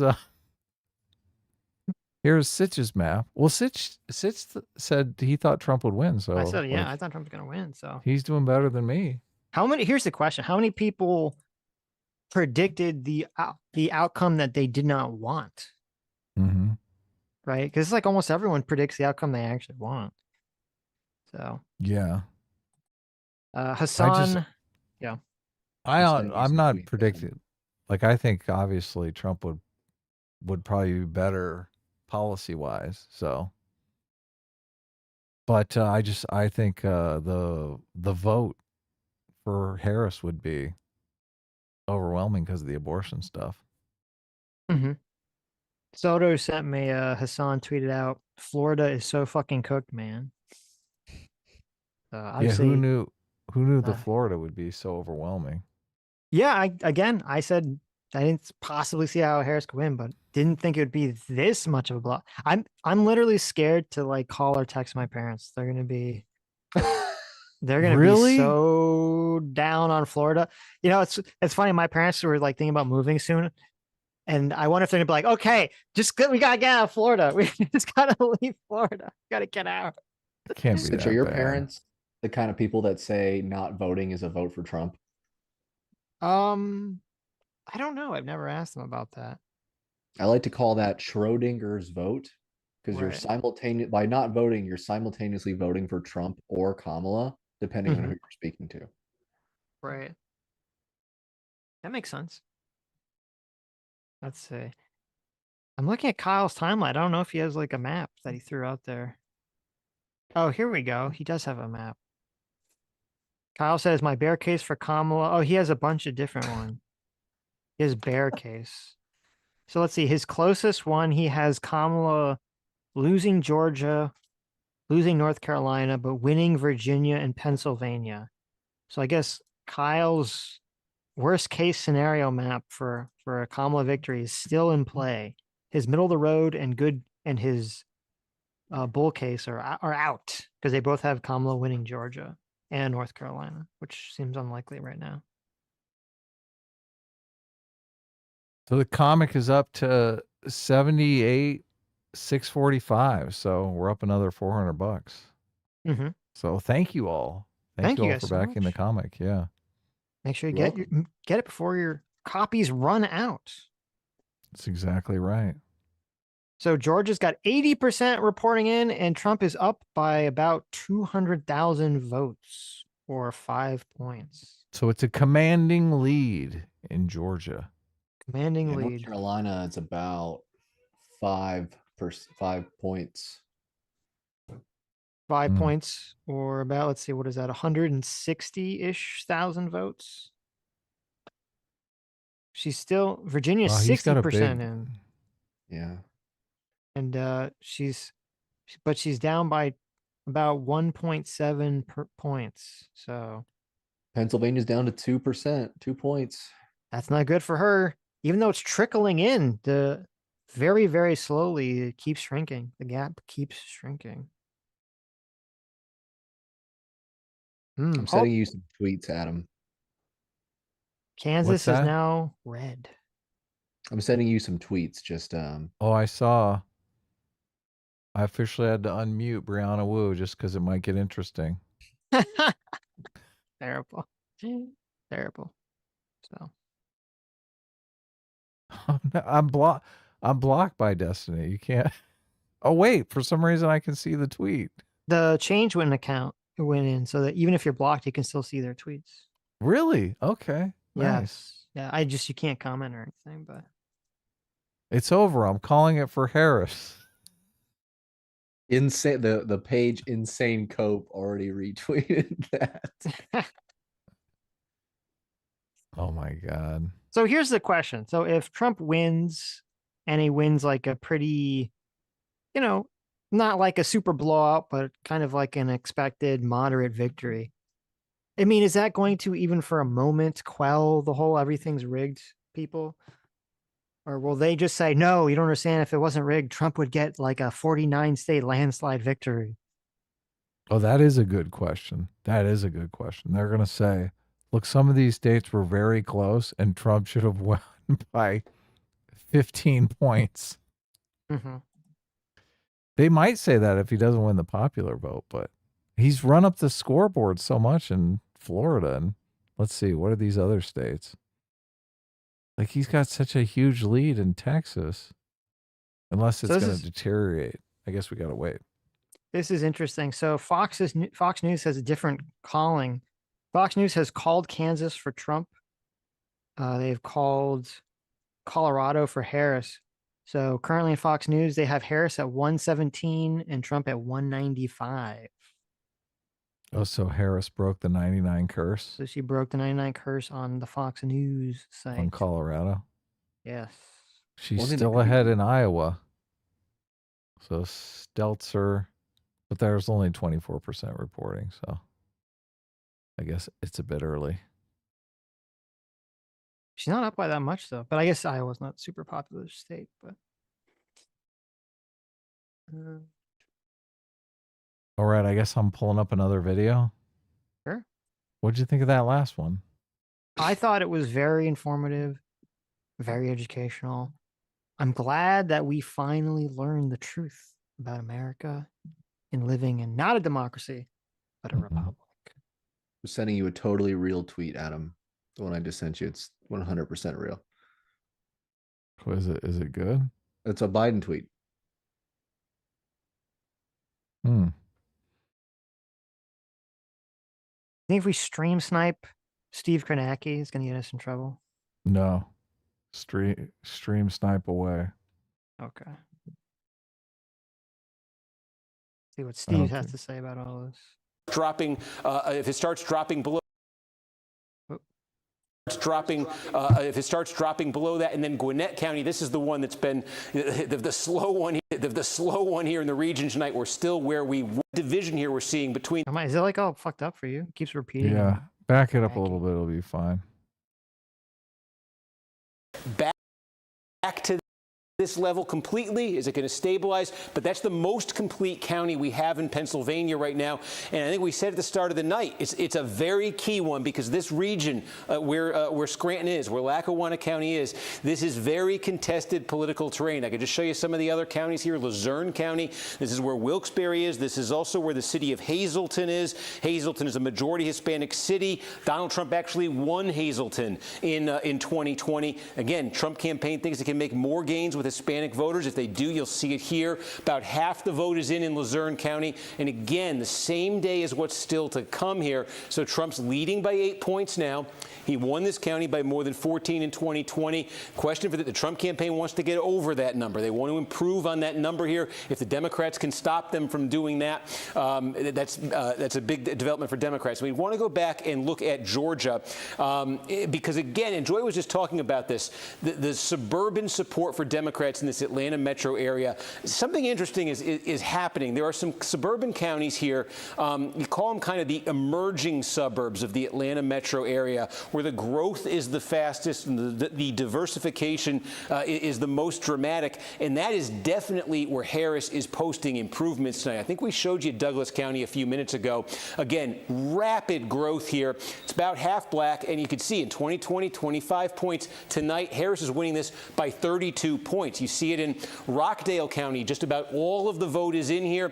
Biden got 70%. Harris has pushed that up to 73. This is a majority black county. You can go. Trump now leading in Pennsylvania. Let's see. Oh, ooh, let's see. There's a big jump ahead. Pennsylvania, 40. What does it say? 41%. Wow. The actual AP site works a little bit better than the one on Google. 42%, and Trump has pulled ahead in Pennsylvania. Oof. Oof. Okay. Okay. Interesting. What are the numbers on the CNN feed that we're on? This is MSNBC. Oh, it is? Steve Kornacki's MSNBC. Yeah. Do you know what they're pulling in? MSNBC is at 81 Kamala, 201 Trump. So they're actually. No, how many people are watching the stream is what I'm asking. Almost 200,000 people. Oh, okay. There's someone else who's doing this election night. Someone sent me election time. Some guy's doing a breakdown. I don't know if it's better, though. I kind of want to check it out. Okay. People are saying it looks like it's possible for Trump to win the popular vote at this point. All right. It could be.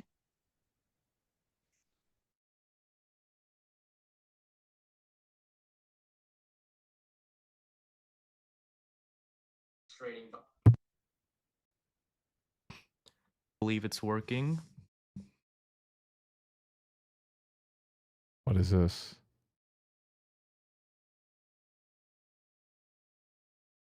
Okay. Nobody's saying anything.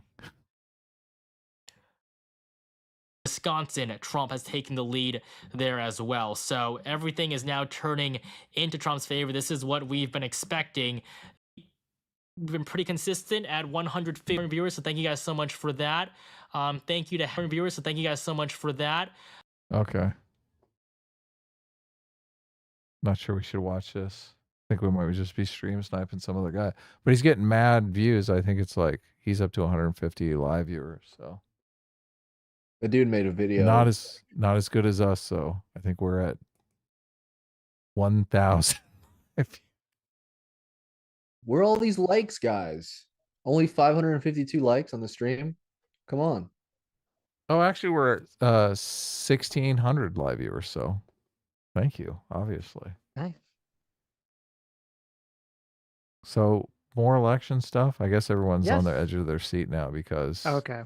Well, anyway, I can switch back to Kornacki if you think. we might have switch back to Kornacki. But we might have someone else come in a little bit. So thanks, Christian, for coming in. Yeah, thanks for coming on. Thank you for having me. Always a pleasure. Of course.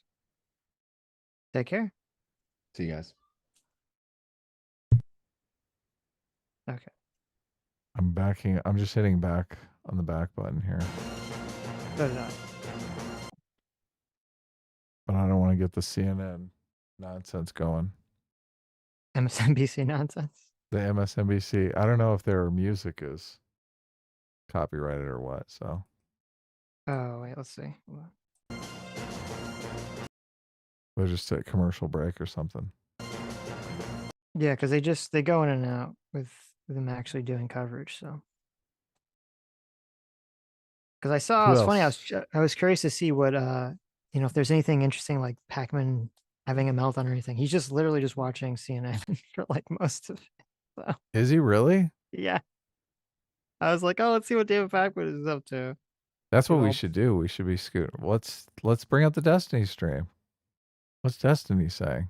okay, we could, yeah, let's do that. Well, hold on, let's see what David Pac-Man's saying first. Then we'll See go if to he's Destiny. saying anything.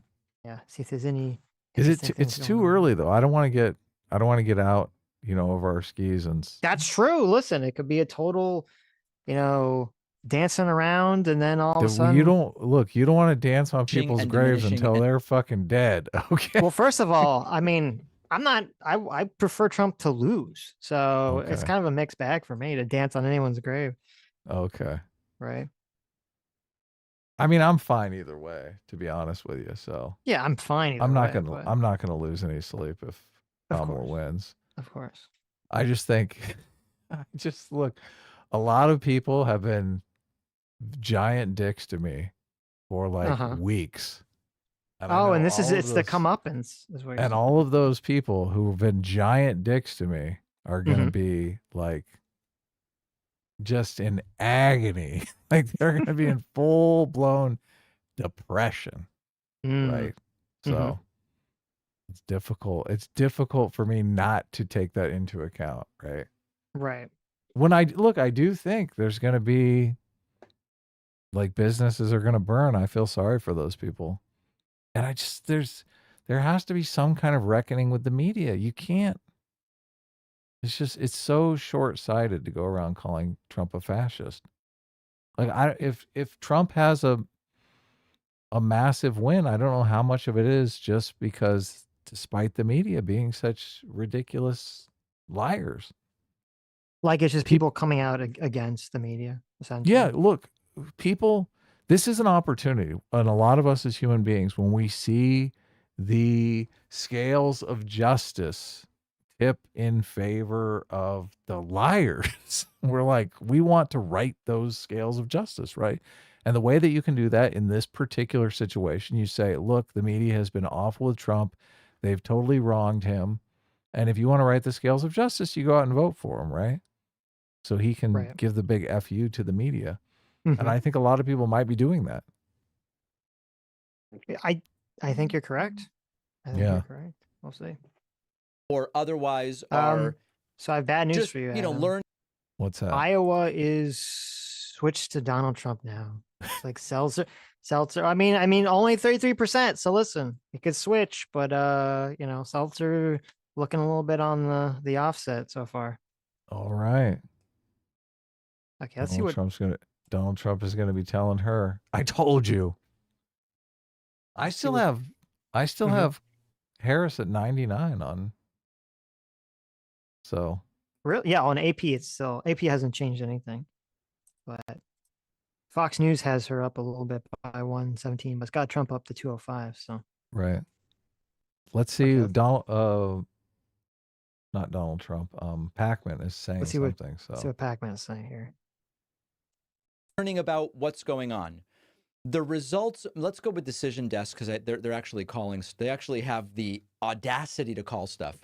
The changes so far from 2020 are that Georgia is likely soon to be called for Donald Trump. That's a significant difference where Trump is winning by hundreds of thousands of votes with almost all the vote in, 79%. And North Carolina was thought of as maybe a state that Kamala Harris could flip. It has not happened. Indeed, Donald Trump has secured North Carolina. We are only now going to start getting some numbers in from Arizona as that has closed and Nevada as well. We just don't know otherwise about changes out on the West Coast. And then as far as Pennsylvania, Michigan, and Wisconsin, as of this moment, Harris is leading all three. Now, we have been tracking very closely that Kamala Harris's lead in Pennsylvania is diminishing and diminishing and diminishing. And now with 43% of the vote in, her margin is only 15,000 votes. What was started 90 minutes ago with a 300. On my map, Pennsylvania just flipped red, so And I think we're a little bit behind on what David Pakman is saying. Yeah, Pennsylvania, AP has Pennsylvania 47% of the votes in. Donald Trump is up by about 50,000 votes, which is about 1.2 percentage points so far, about 47%. And the Harris finally came out of the double digits into triple digits. 109 to. Oh, they gave her Colorado. Yeah. 198. Gave her Yeah. Colorado. Now with Pennsylvania, there's still, like, when I zoom in, you still have the big blue districts still very low reporting. So Philadelphia County, which Harris is up by like a huge amount so far. She's up by 80 points in Philadelphia County, but it's still only 36% of the votes. So obviously Philadelphia County is like the big issue area stronghold. Montgomery County next to it again. Kamala up by massive margin, only 30% of the votes in. So Philadelphia is still definitely in play until you start to see Philadelphia and Montgomery County start getting their votes in.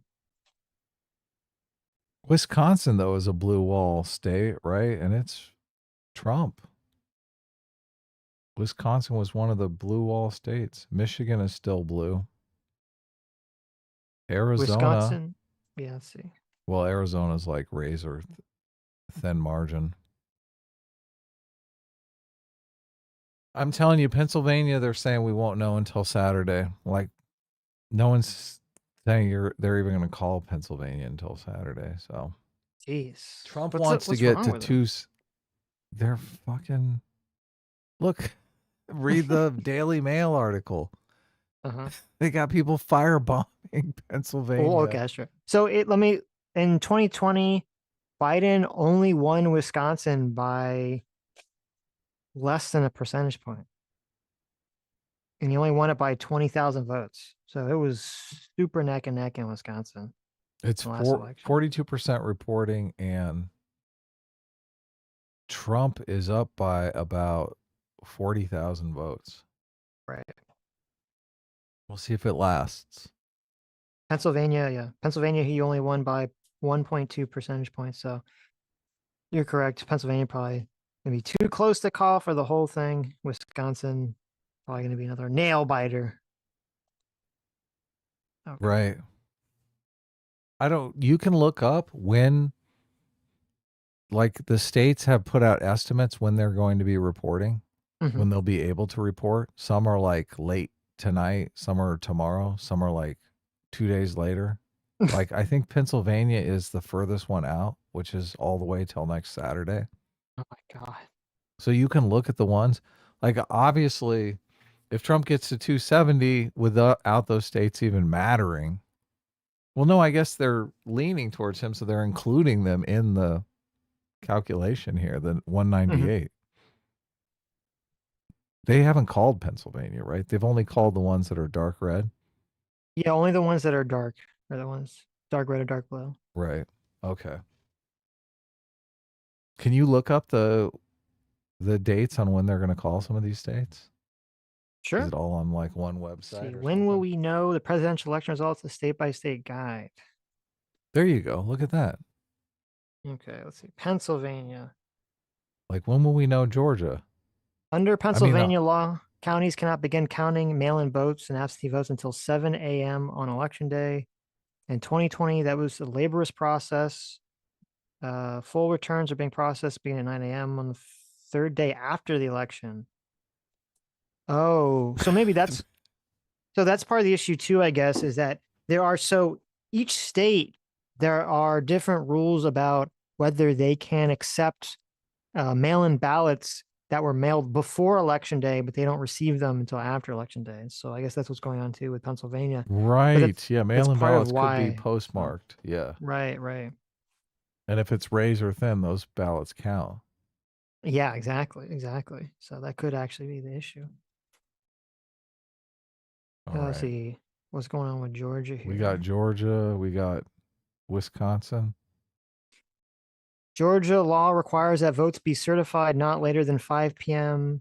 on the Monday following the election. But since this year that Monday falls on November 11th, the Veterans Day, the deadline has been moved to the following day, Tuesday, November 12th. So I guess it's the same thing with Georgia law. They give extra time. So maybe that's also why they would have, it could take a long time for this stuff to get in.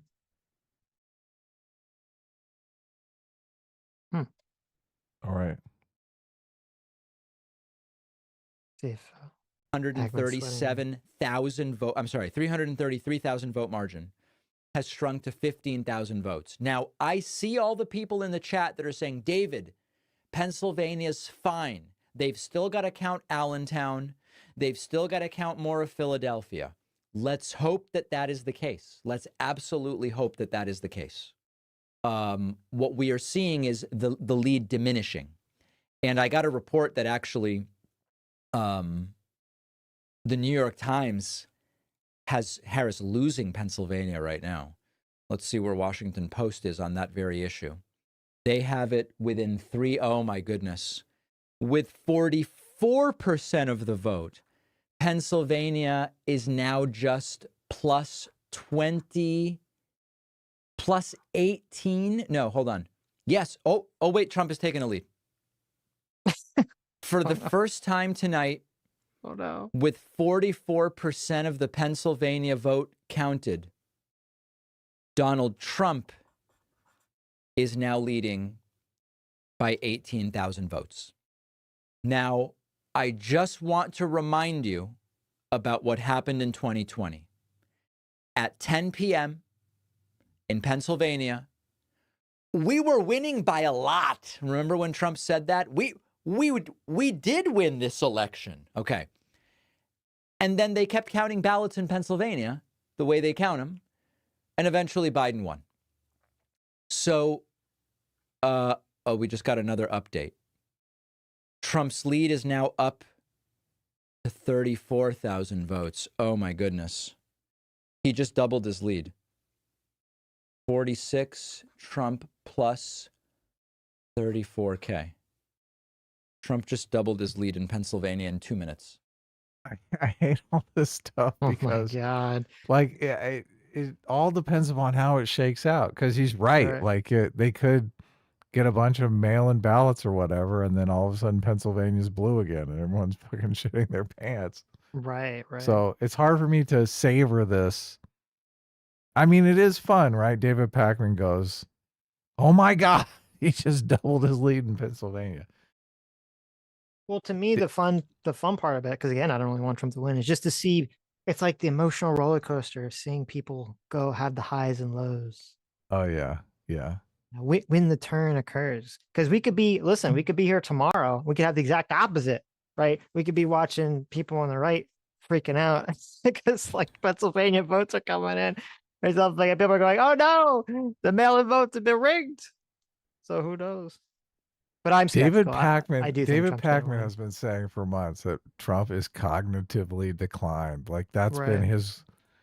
been his go-to moneymaker for months now. If Trump comes in and like cleans house, that's bad for David Pakman. So. Right. Yeah. Anyway. Kansas okay. is at 59%. Trump Pennsylvania takes a long time to count. Oh God. It just does. It's just what it is, folks. We're gonna and it has flipped red over here as well. So we're gonna continue looking at that. Michigan is looking okay for Kamala Harris, where she is +3. Wisconsin with 38% reporting has Trump ahead, but there is a lot of vote to count there. And Minnesota is just in its first 2%. Why is Oregon red? They counted 1% of the vote. Arizona with 34% reporting is a dead heat. 40 votes, that's 40. 40 votes separate Scrumps and the vice president. 40 votes, and they've already counted 34%. So let me discuss a little bit of what's going on here. First of all, if you've just been looking around for a stream, you stumbled upon this one. I'm glad to have you here. Everybody's welcome here, regardless of who you supported. We don't tolerate slurs or epithets or epitaphs in the chat. We just don't do it. We don't do any of it, okay? I know that many of you are extremely fatigued. I know that many of you are ready to check out of politics. And whatever the results tonight, I give you full license to check out until the inauguration. That being said, fortunately or unfortunately, this is only the beginning. If indeed Kamala Harris wins, then we are going to have an opportunity to push her to actually do some great things, and we will need to be engaged, and we will need strong independent media. If Donald Trump were to win, we are going to need to play very high stakes defense for 4 years, and we are going to need strong independent media. Regardless of whether it's this show or another one, we have to do what the right does in supporting independent media. They have Turning Point USA. They have all of the funders of the Daily Wire. They are doing it and the left is not. So whether it's this show or others, I don't care. Certainly make sure that you are subscribed to my YouTube channel. It's so quick, it's easy, it's free. Listen, this is a great idea. If we lose, I would love it if you got a membership on my website. You can. Can you hear me? Yeah. Yeah. If we lose, you got to make sure to give me more money. You got to make sure that you really just dig in. And if we win, we'll have to push Kamala Harris, and be sure to give me more money so I can push Kamala Harris. Exactly. It's a perfect grift, perfect idea. It is, yeah. We should. I like that. Look at that lifetime membership. I've never seen this before. You can get a lifetime David Pakman membership for $1,500. Wow. Look at that. Are you clicking? Listen, getting on my credit card right now. Okay. I'm not clicking. Not clicking that. No. I'm suspicious of it. Okay. What's going on the map? I was just waiting for him to see that Wisconsin turned red. Because on his map it's blue, but on my map it's red. So Wisconsin, 47%. Donald Trump is up by, what is that? 0.5 points. 0.5? Super close. Yeah, 0.5. Oh, okay. 53% Pennsylvania in. Donald Trump is still ahead by about 1.5 points. Virginia has flipped finally back to blue. 67% reporting in. Kamala is up by 0.5 points. Right. Kansas, 59%. Trump is up by about 7 points. Iowa, I'm so sorry, Adam. Iowa, only 39% reporting in, but Donald Trump is still ahead by He's about still winning? 6 points. Yeah. Seltzer was incorrect. Seltzer was incorrect. Arizona, Arizona's important potential swing state, 48% reporting in. Kamala's up by 0.8 points. And New Mexico has Kamala up by 6 points with 29% reporting in. All right. Let's fast forward a little on Pakman. Or do you want to go over to Destiny's stream? You want to watch the ad? The ad? What ad? Hit the ad he's doing for his. No, I was going to fast forward. Harris, and you lose Pennsylvania. You then are in the situation where you have to get. But she gets Arizona. You lose Pennsylvania, but she gets Arizona, where she's leading right now. Not only does she have to win Nevada, she has to flip Iowa. And of course, get Minnesota, Wisconsin, and Michigan. Speaking of Minnesota, Wisconsin, and Michigan, how are those going right now? Well, let's take a look, because each website has it a little different right now. In Michigan, it's Harris plus roughly 2.5, but only 19% counted. In Wisconsin, with 45% counted, it is a dead heat. 1,000 votes separate the two. However, Decision Desk has much less of the vote count, so I think we go with this one for now. Minnesota, only 2% reporting. We can't say anything about that at this point in time. It is just too early. So the takeaway here, if Pennsylvania falls to Trump, it is must win everything that's left for Kamala Harris. You never want to be in that scenario. But I want to restate, I see people in the chat assuming Pennsylvania is dead. Pennsylvania is not dead. With 51% reporting Trump's, oh dear God, with 51% reporting Trump's lead is 75K. Yes, that's the biggest lead he's had tonight, but we are still expecting massive, massive dumps from the cities of Pennsylvania. Let's get an update here from CNN. New Mexico. Kamala Harris takes the lead. Okay, well, we can get an update from CNN. Right. And Montgomery. Yeah. Screaming. Do any of you guys remember back in the day when the first time Trump ran against Hillary? Hello. There was this video Casey Neistat made that was like he got into the camera. Yeah, who's that? Who What's is up? that indeed? Is that Sammy G? Perhaps. Oh my God. How'd you sneak in here? How did I sneak in here?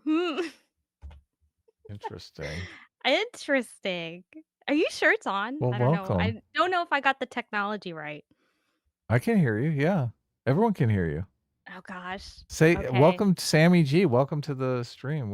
I put up Destiny's live stream to see if I could scan through for some interesting moments. Okay. How are you doing? What do you I'm did doing you first good. of all, did you vote in this election? I Are you did. It might be the obviously you reason that voted for Florida you're a turned woman, red. right? Yeah. Oh, I thought you were I'm a voting for woman Kamala and Harris. Hispanic. Kinda. Oh my God. Mhm. You voted for Trump? I voted for Trump and voted for abortion. Oh, wow. So He's you're one one of of the those. split tickets ones. Wow. Okay. Yes. Fascinating. You know, a lot of people I know are a little shocked it's red, but I'm not really shocked because it's more so I think you pissed off the Hispanics. I don't think it's, oh, everyone, all the red people moved down here. I'm like, nah, you like there's just something when you piss off a Hispanic. I was telling someone that, you know, if I had a yard sign and it said like Kamala and someone came over and put a Trump one, and even if I'm like, let's say I'm pro-Trump and I had nothing in my yard, and you come over and you put a Trump sign in my yard, I will purposely go buy 100 Kamala signs just to piss you off. And so that's kind of how I feel what probably happened before. Nice. Okay. So you knew that Florida was going to go to Trump pretty decidedly. Oh, no. I think Florida's still a purple state. I think it could have gone either way. I just think you've pissed people off that it's kind of red right now, but I still think deep down we're more purple. I don't think that's true at all. I think Florida's totally lost to the Republican Party. The red wave, it's over. Are you Sammy, you're in the Watch Together, right? Yes, I am. Now, should I turn my camera on? I wouldn't say I'm like You in can't- cosplay or anything. You can if you want. Turn it You're on. You're on the screen Show if us, you turn it on. show us, though. Sammy. Get this Watch Together out of here. I want to see what's going on with Sammy G right now. Really? Yeah. We gotta go vote. We need Morgan. He has Got who's my this nerdy guy on cape. screen? Look at that outfit. Look at that beautiful outfit over there. Got the American flag. Let's check it out. I don't think you put that on the See if screen. this is any good. Oh, I can Oh, see it. look in at Zoom. this. Yeah. Look at this. How adorable. Look at this. Super You got cute. your Look at that. you got your outfit on. Mm-hmm. Isn't she cute, chat? Look at that adorable outfit. I should Where have you worn an looking? American. I should have worn an American. Some sort of American Yeah, flag. I'm kind of surprised you didn't wear like a American flag jacket or something. Show your yeah. patriotism. What am I thinking? Here, let me see what I can dig up. Look Tammy, at we this- can't hear you all of a sudden. What happened? Oh, she's muted. Unmute yourself. Listen, I'm still trying to work all the functions. Turn your mic It's like- back on, Sammy. It's like randomly muting. I hate you both so much. Why You're is so it muting? annoying. Look at the background. She's got all this like nerdy anime and everything going on in the background. I We're got gonna have to my do a. Trump Pikachu. He's got a little hat. What is the? What do they do on the TV show where they're like zoom in and enhance? How do I do that? I don't think even if you zoomed in, you could tell all the manga on my bookshelf. I'm not 100% sure. I have a lot. I need more. I don't have enough, but it will do. It will do. Let's see what we can do. Don't you have a spot for Supervillains Anonymous whenever it is released? I do have a spot. There is a spot right there, Adam, where the comic book needs to go. And I printed out that Fairy Odd Parents meme that it says this is where like the Dinkelberg meme with Timmy's dad, where like this is where my trophy should be, and I put the comic like that's where my Nice. comic needs to be. And I redid my whole entire office and painted murals on the walls and everything, and I don't have that comic, and I'm really mad about it. Sammy has some drawings in Supervillains Anonymous. She did some of the cute Sitches, and also like she helped me on some pages. So I don't think I helped you as much as I should have, though. no, well, look, you helped me plenty. I know, like you got a full-time job and stuff like that. So,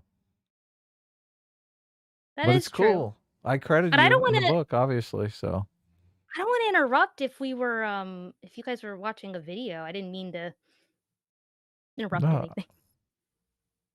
I don't know. I think you needed some more femininity in here than well, we and don't all want this to. nat- If like there's a huge celebration in the chat because Trump wins, we don't want to be accused of being misogynist, right? So it's good that No, you're listen. here. You're like No the female shield for us.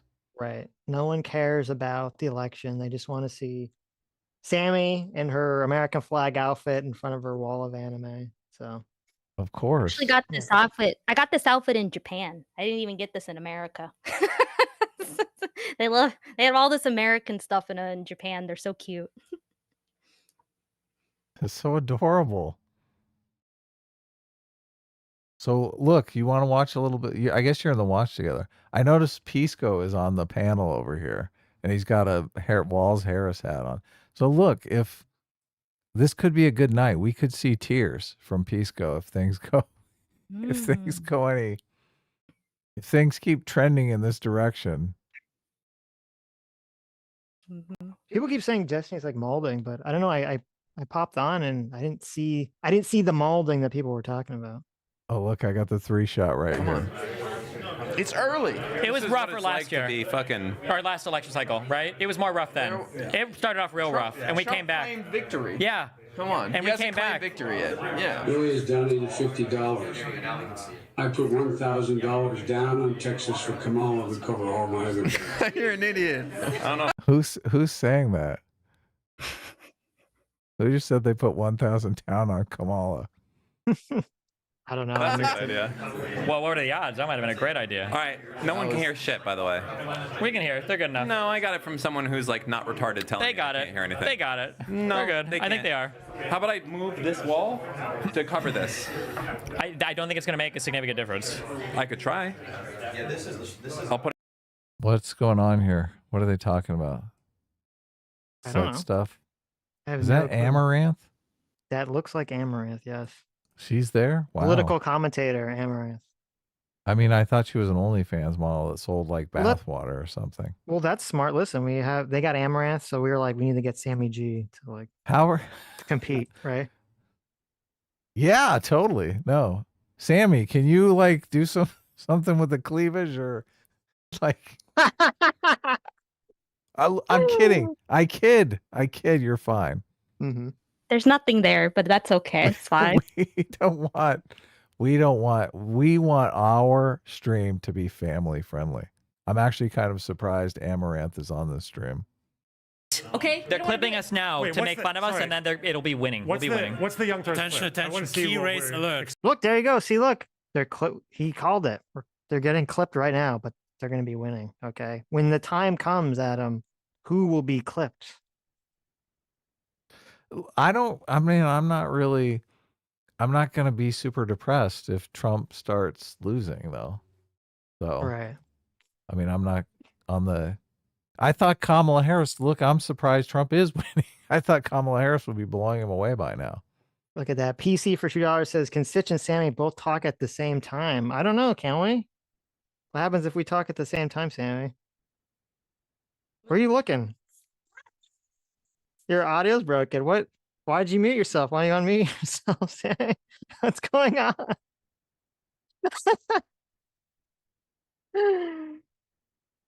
Did you actually break your microphone? Oh no. I think Sammy G broke her microphone.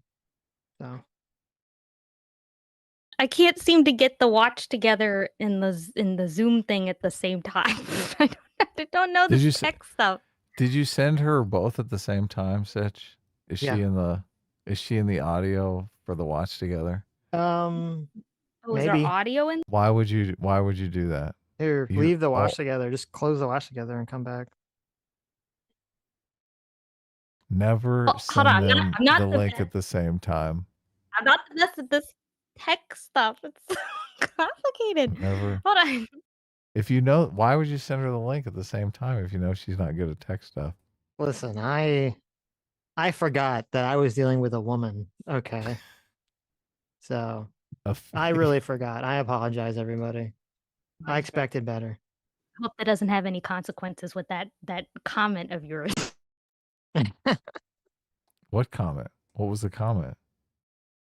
What happened? The comment. Wait, hold on. What's going? What do you got? Comment? Unfortunately, we have just You're lost talking about I can't work technology because I'm a woman. That's not why. I'm just. Oh, comment. I thought you said comment, like a comet. I was like, I don't know what you're talking about. Okay, we didn't need North Carolina. We didn't even need it. Did we win that? We didn't even need it. Did we win North Carolina last year? No. Hopefully not. Hello? Yeah, give me a second. Adam, I'm being bullied. Who are you being bullied by? Yeah, who are you being bullied by? Are you being bullied by your microphone? Mm-hmm. What's going on? We're trying to. Who's bullying you? Is someone over there? It's possible that someone is sitting next to Sammy, but I can't tell who it is. So, Sammy, do you have a boyfriend? Who's over there? Let's look over. I don't This is see anyone annoying. there. What's going on? is it echoing? That might be the problem. There might be some echo. If Echo. me and Sammy talk at the same time, Talk. turn your mic on. Wait, just forget the wash together. Just leave the wash together completely. Just get out of there. Just get out of there. Click on the. I wonder, can I boot her out of the watch together? I don't know. Okay, whatever. Anyway, you fix that. I guess we'll keep going here. You're supposed to have every single one memorized. Wait, is Cornel West running in North Carolina? Do you see that? Okay. Yeah, he's just there. See, Like this a is loser. whatever. Big deal. Wait. I want to see if I can bullshit myself into think we would have won this one. Show me the top outstanding county here. It was not one. North Carolina was. Oh shit! Wait, that's not good. Wait, and what was Mecklenburg? What was the percentage there? Love that guy. Mecklenburg. Oh no. Oh no. Okay, Some Vadim. serious flaws in your strategy, Is Steven. Mecklenburg like Vadim, we got big problems right now. Okay. Okay, I might have to retract that Georgia call. Why? What happened? I mean, we're still doing fine. We probably will lose Georgia, but it's all eyes on Pennsylvania right We didn't now. need If you win Georgia either. Pennsylvania, Yeah, we Georgia's don't need still Georgia. It's Gucci. fine. It's fine. Oh God, what happened? Remember, it was 270, 268. I figured it out. The 3 Rust Belt states. Can we see? I am bad It's at about this. tw- I'm not going to it's touch about- anything anymore. It's about 20. What do you keep? Look, Sammy, the mic has to stay plugged into the computer. Okay, you can't constantly pull it out. I'm being sabotaged. Uh-huh. And Listen. look, Sammy G, you're officially in this call twice. I don't know how you did it, but I had to makeshift my microphone and everything. Okay, this is not my fault. Uh-huh. Uh-huh. There's no echo though, so I guess that's good, right? Is there no echo? Did I fix that? I Adam, kicked do you the hear o- an echo? No, well, there was an echo until I kicked the second Sammy G out. So Okay, that's I good. think that fixed it. Okay. So let me look so far at the election results. Let's see what's going on. Yeah. Arizona, 50% reported in, and it's neck and neck. Oh my God, it is a statistical dead even heat in Arizona, 49.6 to 49.6. Look at that. Okay. Just tell me if there's an echo, because I think I fixed it, but I'm not Sounds 100%. amazing now. This is great. Okay. I think you're not going through the. You must have been going through the laptop or something. Or they'll watch together or I something. have So no idea. Georgia is Georgia is 88% reporting now, and he's still up a good 3 points. So over 3 points. Yeah, I think Georgia's it's over. I think Georgia's probably over for Biden or for Harris, whatever her name is. I just wouldn't count Virginia? the chickens. Mm. Virginia's 70% reporting, and Virginia is in major flip territory. Like Virginia could flip. Oh, look, Pennsylvania has flipped, and Trump is 2 points ahead. Really? Wait, what are we 58%. looking at? 58% reporting, and Trump is 2 points ahead. Wow. Okay. You need to make the map bigger than me, Adam. No, everyone, we want to look at you. Politics is more important than women. Look, that is completely a lie. Why would you say that, Sammy G? That's not even close to true. I think that's true. Listen, we gotta. Women is the reason for politics. Mm. Okay, if you say so. I'm not convinced. All right, I shrank you down. Be nice to me, or you're getting blunts. Thank you. Listen. I also need it to be shrinking down because my lighting's not perfect. I just. What you look great. What are you talking about? Yeah, look at that. Oh my God. Terrible. I think she looks awful. Listen. Just sometimes when we are on video, we'll have maybe 5 different lights. Okay, it's not cheating. It's just good lighting. Yeah, it's important. I know the value of good lighting. Okay. Use Sammy G to cover up Adam, says Tarl Chud Munch in the chat. Hey, George, I Don't worry. I thought I was better. Should we do that? Sitch, how do you have that Trump math than I voter in was your on that. house? Now I'm doubting. Ooh, look at that. What's a good question? Hold on. What do you mean? You have a Trump voter in your house? I Sitch, might. Do you need to grab your gun or something? I might be in a Trump voter house. I'm not sure. What's the Trump going voters on? have guns. So silly. The decision, Flocky VT for $5 says, Adam, check decision desk. It's more accurate in what all the others use to base their decisions. Georgia was called for Trump there. Oh, really? At the pull up Are you saying it's like already over? stream on my phone. Well, in Georgia, they're saying. Let me see. Decision desk, Georgia. I'm hearing some feedback over there. What's going on? Why are you hearing feedback? I can't imagine. I don't know. why. It's weird. It's almost like you're coming through Sammy G's mic. How is that possible? How is that be possible? I have no clue. Georgia. Let's see, Georgia. Yeah, they're calling Georgia for Trump on the decision desk. So with 88% reporting in. Oh, they are? Yep. Oh, look, Sammy's doing the Trump dance. I recognize that. She is. Someday in the Should we bring future, the Trump meme up? Maybe, but sometime in the future, I know if I ever get into politics, someone's gonna find this damn stream and go, "Oh my God, she was on the team Hitler." I already know. No, they're gonna have a problem that you were on our And his stream. name will be PSA Sitch. Yeah, exactly. I can care about the Trump thing. Hmm. But I don't know. So look, I feel this is- like even if Trump wins or loses, like for the next 50 years, like people are gonna be asking grandma, who did you vote for back then? I mean, it's just he's perpetually gonna be in people's minds forever. God. I think it's horrifying that the Fine People hoax is in a Jonathan Haidt book. Like, if anyone should be able to see past the Fine People hoax, it's Jonathan Haidt, right? But I think it's coddling of the American mind. He brings up the Fine People hoax. I'm like, oh God. So bad. It's pretty bad. If they just, I was saying that. Oh my gosh, that if I heard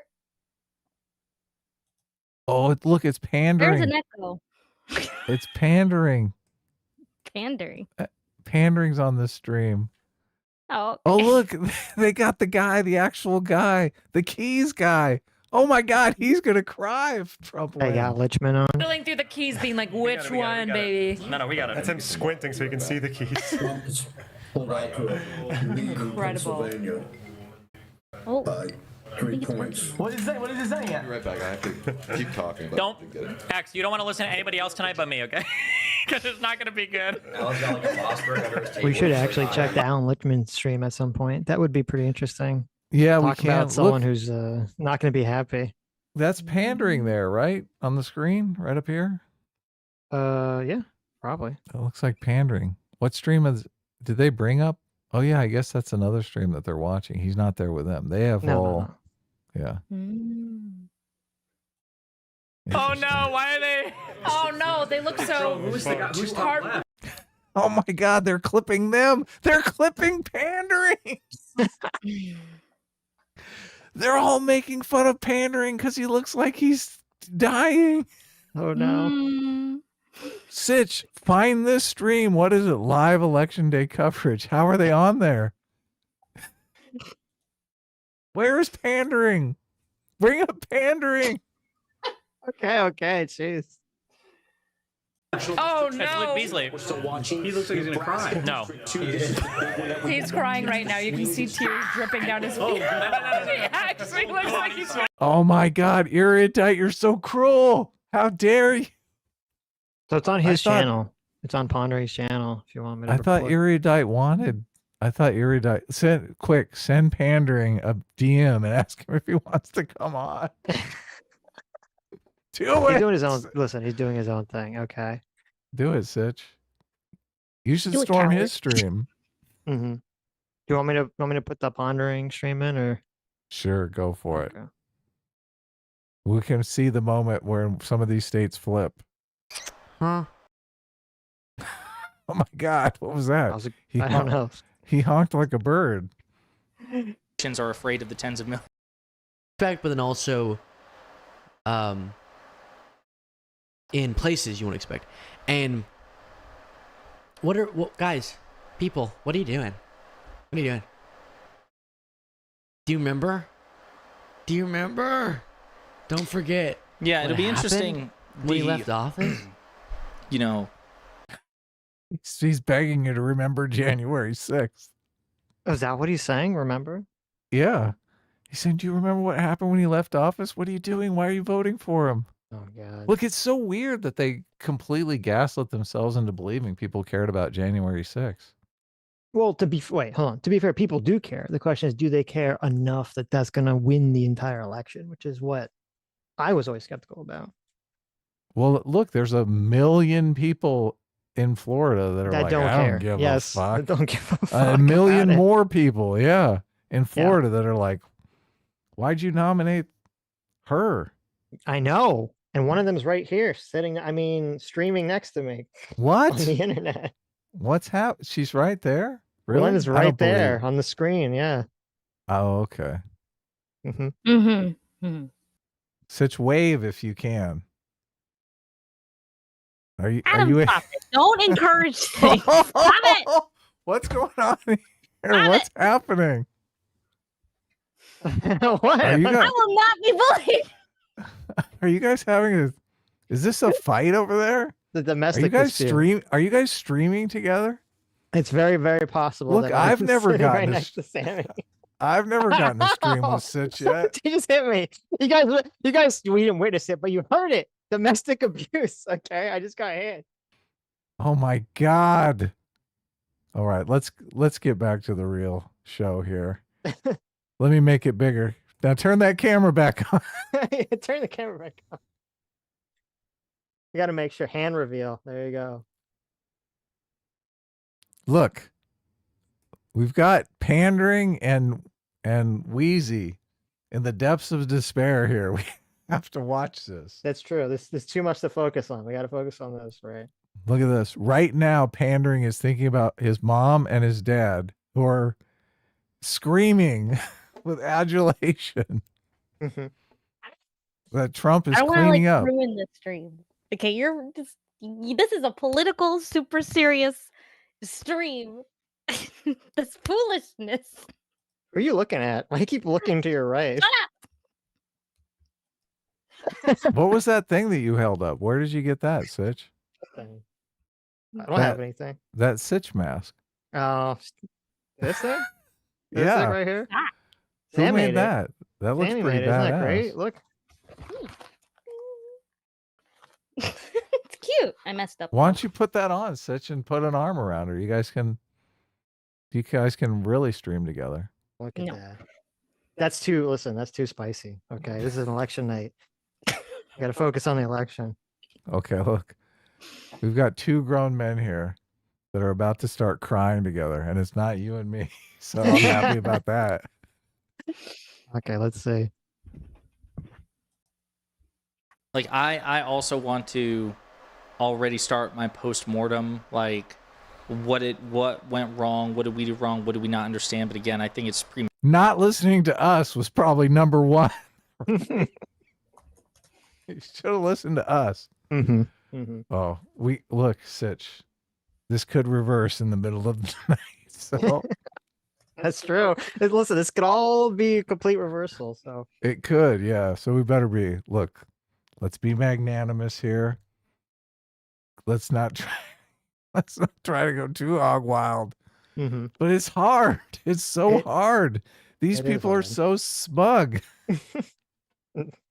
So smug and self-righteous. I mean, listen, to be fair, if this was the exact opposite, I feel like I would be wanting to tune into someone on the right and just also laughing at the misery. Oh my God. I'm an equal opportunity misery enjoyer here.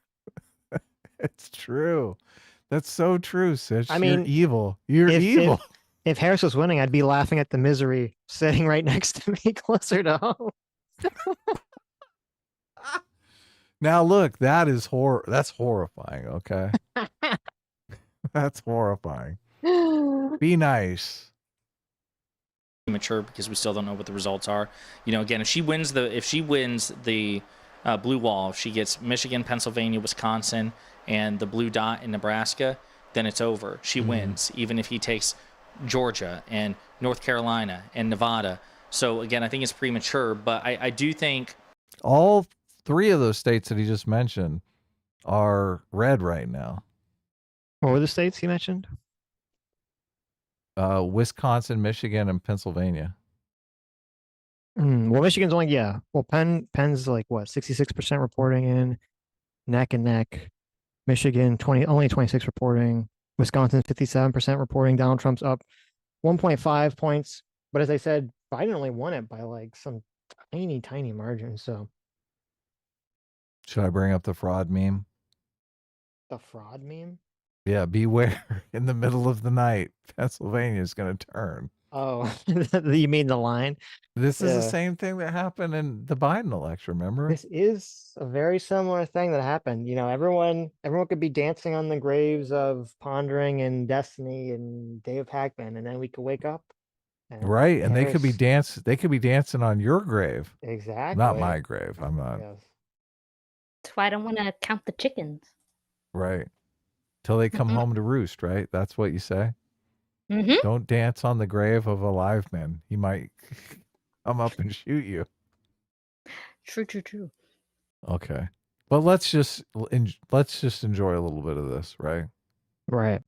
I think every party, win or lose, should engage in introspection and really reflect on what it is. Because I'm not one of those people who say that it's just the candidate's fault. Everybody has agency here. It's the voter, and it's the candidate, and it's the party. What voter? What are you talking about? Kamala Harris didn't win any votes. She wasn't in a primary. It's the general voter, Adam. Oh, okay. I mean, look, I think if there was a primary, Shapiro would be kicking ass right now. And some of these things, you can't Look, and I think picking Walls was a giant mistake. Like, what the fuck? Why not pick Shapiro and have an advantage in Pennsylvania? Yeah, it was. I mean, I don't think it would really matter at the end of the day. I don't think it would really matter, but You don't think so? no. She'd probably be up in Pennsylvania right now. Yeah, but even if she's up in Pennsylvania, I mean, I don't think that's going to be the sole deciding factor. It doesn't look like so far. Shapiro's probably dragging his feet on the ground game. Oh, yeah, we got Pennsylvania covered. Stop calling me. Shouldn't you be calling Walls about this? Isn't he your helper in Pennsylvania? That's what he's saying right now. It's like, Just Yeah. redirect all phone calls to Tim Walls' place. Yeah, exactly. Right. She was a sacrificial lamb. I'm not even sure Democrats wanted her to win. No, I mean, obviously come pandering. on. No way. Wait, what are you talking about? There's no way that that's true. Then why aren't they out there? Why aren't they out there campaigning for her? I don't see Newsom campaigning for her. I don't see You mean Shapiro campaigning for her. When you said Democrats, you meant like politicians, not voters. Yeah. Oh, okay. Yes. I mean, because yeah. she raised so much money. Didn't from Newsom donors. support her or something? Did that not happen? I think he might have like put a tweet out or something, but he didn't like go out and campaign. Oh, okay. can't always overcome certain challenges. So again, I say with the perceptions on the economy, the anti-incumbency sentiment, some challenges are insurmountable in the moment. You know, let me put it like this. No campaign is perfect, but I think we will look back on the Harris campaign, win or lose, and say that it was an expertly run campaign. Every decision they made was sound, even if in hindsight it might have been the wrong one. Does that make any sense? Like Yeah, it makes sense. There were no like major missteps. Like for example, I mean, choosing Tim Walz is a major misstep. Having Kamala in the first place is a major misstep. Not doing Joe Rogan, just the entire inability for Kamala to articulate a issue or position in a way that would give you confidence she knew what she was talking about. Like this is wild take that there were no missteps. And he's talking about introspection. Like, what kind of introspection is this? We made no mistakes. I mean, well, I guess is that the question? It's going to be that the country is just irredeemably racist or something. Oh, look, that's what I said they were going to pivot to. Maybe we'll see. I was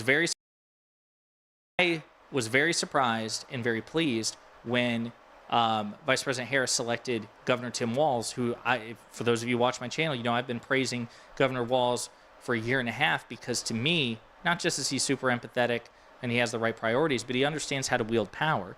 You know, he has a 1-seat majority in one chamber of Minnesota's bicameral legislature, and yet he has gotten so much done. Free school, lunches, he's legalized marijuana. I mean, just the list of all the progressive accomplishments under Governor Walz has been tremendous. And with a 1-seat majority, this is a guy who's like, hey, listen, if I'm in the majority and you're not, and we can't work together in good faith, I'm going to get my way because I'm in power and you're not. That's an attitude that, by the way, the Democrats have really struggled to really embrace.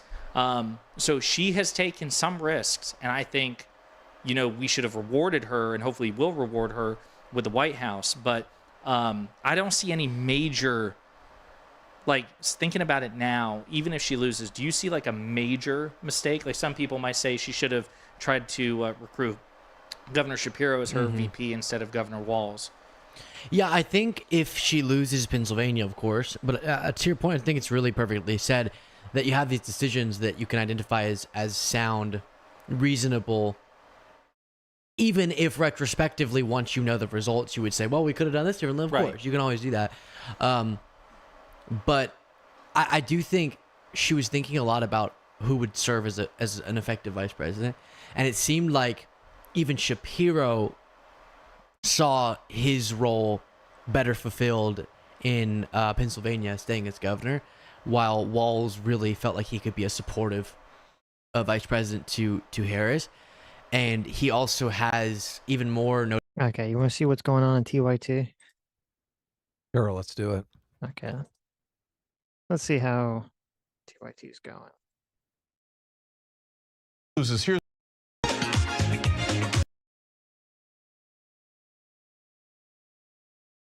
Let's go to Nevada and Arizona. Yeah, well, Nevada, we don't have anything yet, unfortunately, so I can't tell you about that. But Minnesota, no, there's not much reporting, but Trump is ahead. So, like, if they lose Minnesota, it is just going to prove Tim Walz was just nothing but dead weight. Yeah, like he couldn't even deliver his own state. in Arizona, we've passed the halfway point. We're at 53%, and right now Donald Trump is up by 0.2% of the vote, which is fascinating because, but we still have another half to come. But like Arizona's 2,200 votes, one of the states that he was, even in some of the instances in which Harris was leading in like all the swing states, he would generally be up in Arizona by a point or two. And at least as of right now in the count, it's obviously very tight. Yeah, so yet another reason. I think Sammy G is like typing in the chat. She's like shaking her head and like. Yeah, Sam, what is all this typing you're doing here? What are you typing? What are people typing to you in the chat? What's going on here? It's There's pretty. just so many messages. Everyone's messaging you. What's going on? What are all Getting the a lot messages? of private, a lot of PMs, a lot Chat, of what are private you- messages. Oh my God. Chat, what are you messaging here? Let me see. Equal shit ox for $5 says. Don't read it. Equal shit ox for $5 says Sammy G trolled and Yowie parodied her way into Sitch's arms. Honestly, respect. That's my headcanon until y'all tell yourselves. Listen, I mean your headcanon's pretty close. That seems pretty close. That seems pretty pretty accurate. okay. We're supposed to be focusing on an election. What is this? We've got some new news to cover here. Yeah, who cares about the election? Okay, something more important is going on. Reason why I kept saying unpredictable, because drama. he was supposed to win Arizona more comfortably, and she was supposed to win the blue wall more comfortably, as in 2-3 points, right? Maybe 4 if you're going nuts. And she was supposed to do that on the blue wall and maybe North Carolina, but it's kind of flipped. And so, or it's not really flipped. It is flipped because she's doing better in Arizona and he's doing better in the blue wall and in North Carolina. And again, North Carolina, a lot of people would have said that Trump would win it. So it's not like it's a big, giant, shocking development. A lot of people would have said that Trump would win Georgia. So again, we come back to the blue wall. Again, Kamala Harris still has plenty chance to win. Yeah, you have to understand too, there's not one state, I don't believe, that Donald Trump is winning or has won tonight that he didn't win in 2020 and he lost the presidency. So that does matter here. I mean, we're still looking at a map that has some fluidity to it. It doesn't look great. And then when you see that Virginia hasn't been called yet, of course, it looks like it's going to go to the vice president, but it's still not called. She needed Virginia to be called a little earlier tonight. And so that's what the trends you were seeing, especially in those counties outside Washington, D.C., Fairfax, Prince William, those sorts of places. Yeah. By the way, Larry Hogan, I guess that has been called. Yeah. I don't know if we mentioned that. He lost. Okay, yes. He lost. And notable too. Let me switch over here for a second. Let me switch over back to Destiny for a second. Free Press is doing stuff too. I don't know what time Anna's going on there. I can't remember when she said. Now, Felix. Don't do it. I wonder if we can catch. It's getting closer. Yeah. I wonder if we can catch Anna on Daily Wire. Oh yeah. That might be interesting. That could be interesting. Let's see what's going on. There was some line I just saw on the Destiny party stream. Pretty funny. Just chat. Doing what? Hoping? No, we're winning. Okay. Haven't you been Question. paying attention? Question. Yeah. New York Times projecting that she's going to lose a popular vote. No shot. Nah, I don't believe it. Nah, That's what they're projecting. They're saying it's very likely. Why does the number keep going up? Okay. So it's darkest right before dawn. Is that true? It could be wrong, right? It could switch over, but they're saying it's very likely. So I want to ask you, What does that mean if Democrats lose the popular vote? Maybe the Electoral College will change if.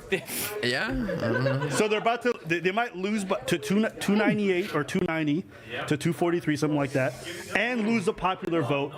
They're going to lose the Senate, potentially the House. So pretty much they're going to sweep everything. Nah, No, no shot. hold on a second. Who now. is this? Where are you Wait. getting that from? Full disclosure, he is Canadian, so he'll say some wild shit. Go ahead. I mean, you've been coping all night, so you can call me You're Canadian all taking you extra want. shots on the All right, House. all right. I'm just saying, I'm the objective party in here right now. I think the House is definitely ours. I don't know. We got to wait. Okay, let's say you keep the House. I'll guarantee you. You lost the popular vote. You're potentially going to lose the Electoral College by a lot. You're most likely going to lose the Senate race. Maybe. All right, so those are 4 big L's. Don't look at me, motherfucker. Come on. All right, so I want you to own that. I want serious analysis. Listen, I'll say this. What do you think it means? Or do you want to wait like till tomorrow to do that? It's right now. We're going to win the popular vote. It's just a question of how much we're going to win the electoral vote by. He's 50K. We'll get there. We'll get there. We'll get there. Okay, but I want you to sit with me in this hypothetical. You're talking to a man who survived the 2007-2008 financial crisis, COVID, and the season finale of Game of Thrones, okay? No matter what happens here, I'll make it. I know you're going to make it. I want you to talk about what it means politically. Tomorrow, maybe. What does this tell us about America? It means nobody gives a shit about January 6th. I mean, yeah, if Trump gets a big sweep, I'll be surprised. If it's like a big sweep. Right. But let's see. Means you were wrong to put all your eggs in the January 6th basket. Mm-hmm. Mm-hmm. Nomad for $5 says, Sammy, now it's time to put Sitch in a chokehold in front of the camera. Do this and my soul is yours. Oh my God! Here, let me zoom in for that. I am pretty strong. Let's do it. Let's see that. At least give him a swing. We sell all the comics, extra comics. We sell all of them. Maybe I'll accidentally the camera. You'll accidentally. Oh, okay. You'll accidentally what? Pull him onto the camera? Yeah, Can you wrestle him in front of the camera? Look, we want a face reveal. That's I what don't we want to really show want. him losing on camera. And if he you, did I that. think, are our opportunity here, Sammy.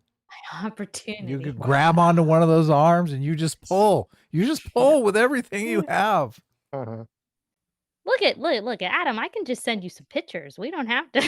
Oh, I've seen him before. I think the audience wants to see him. That's what's going on here.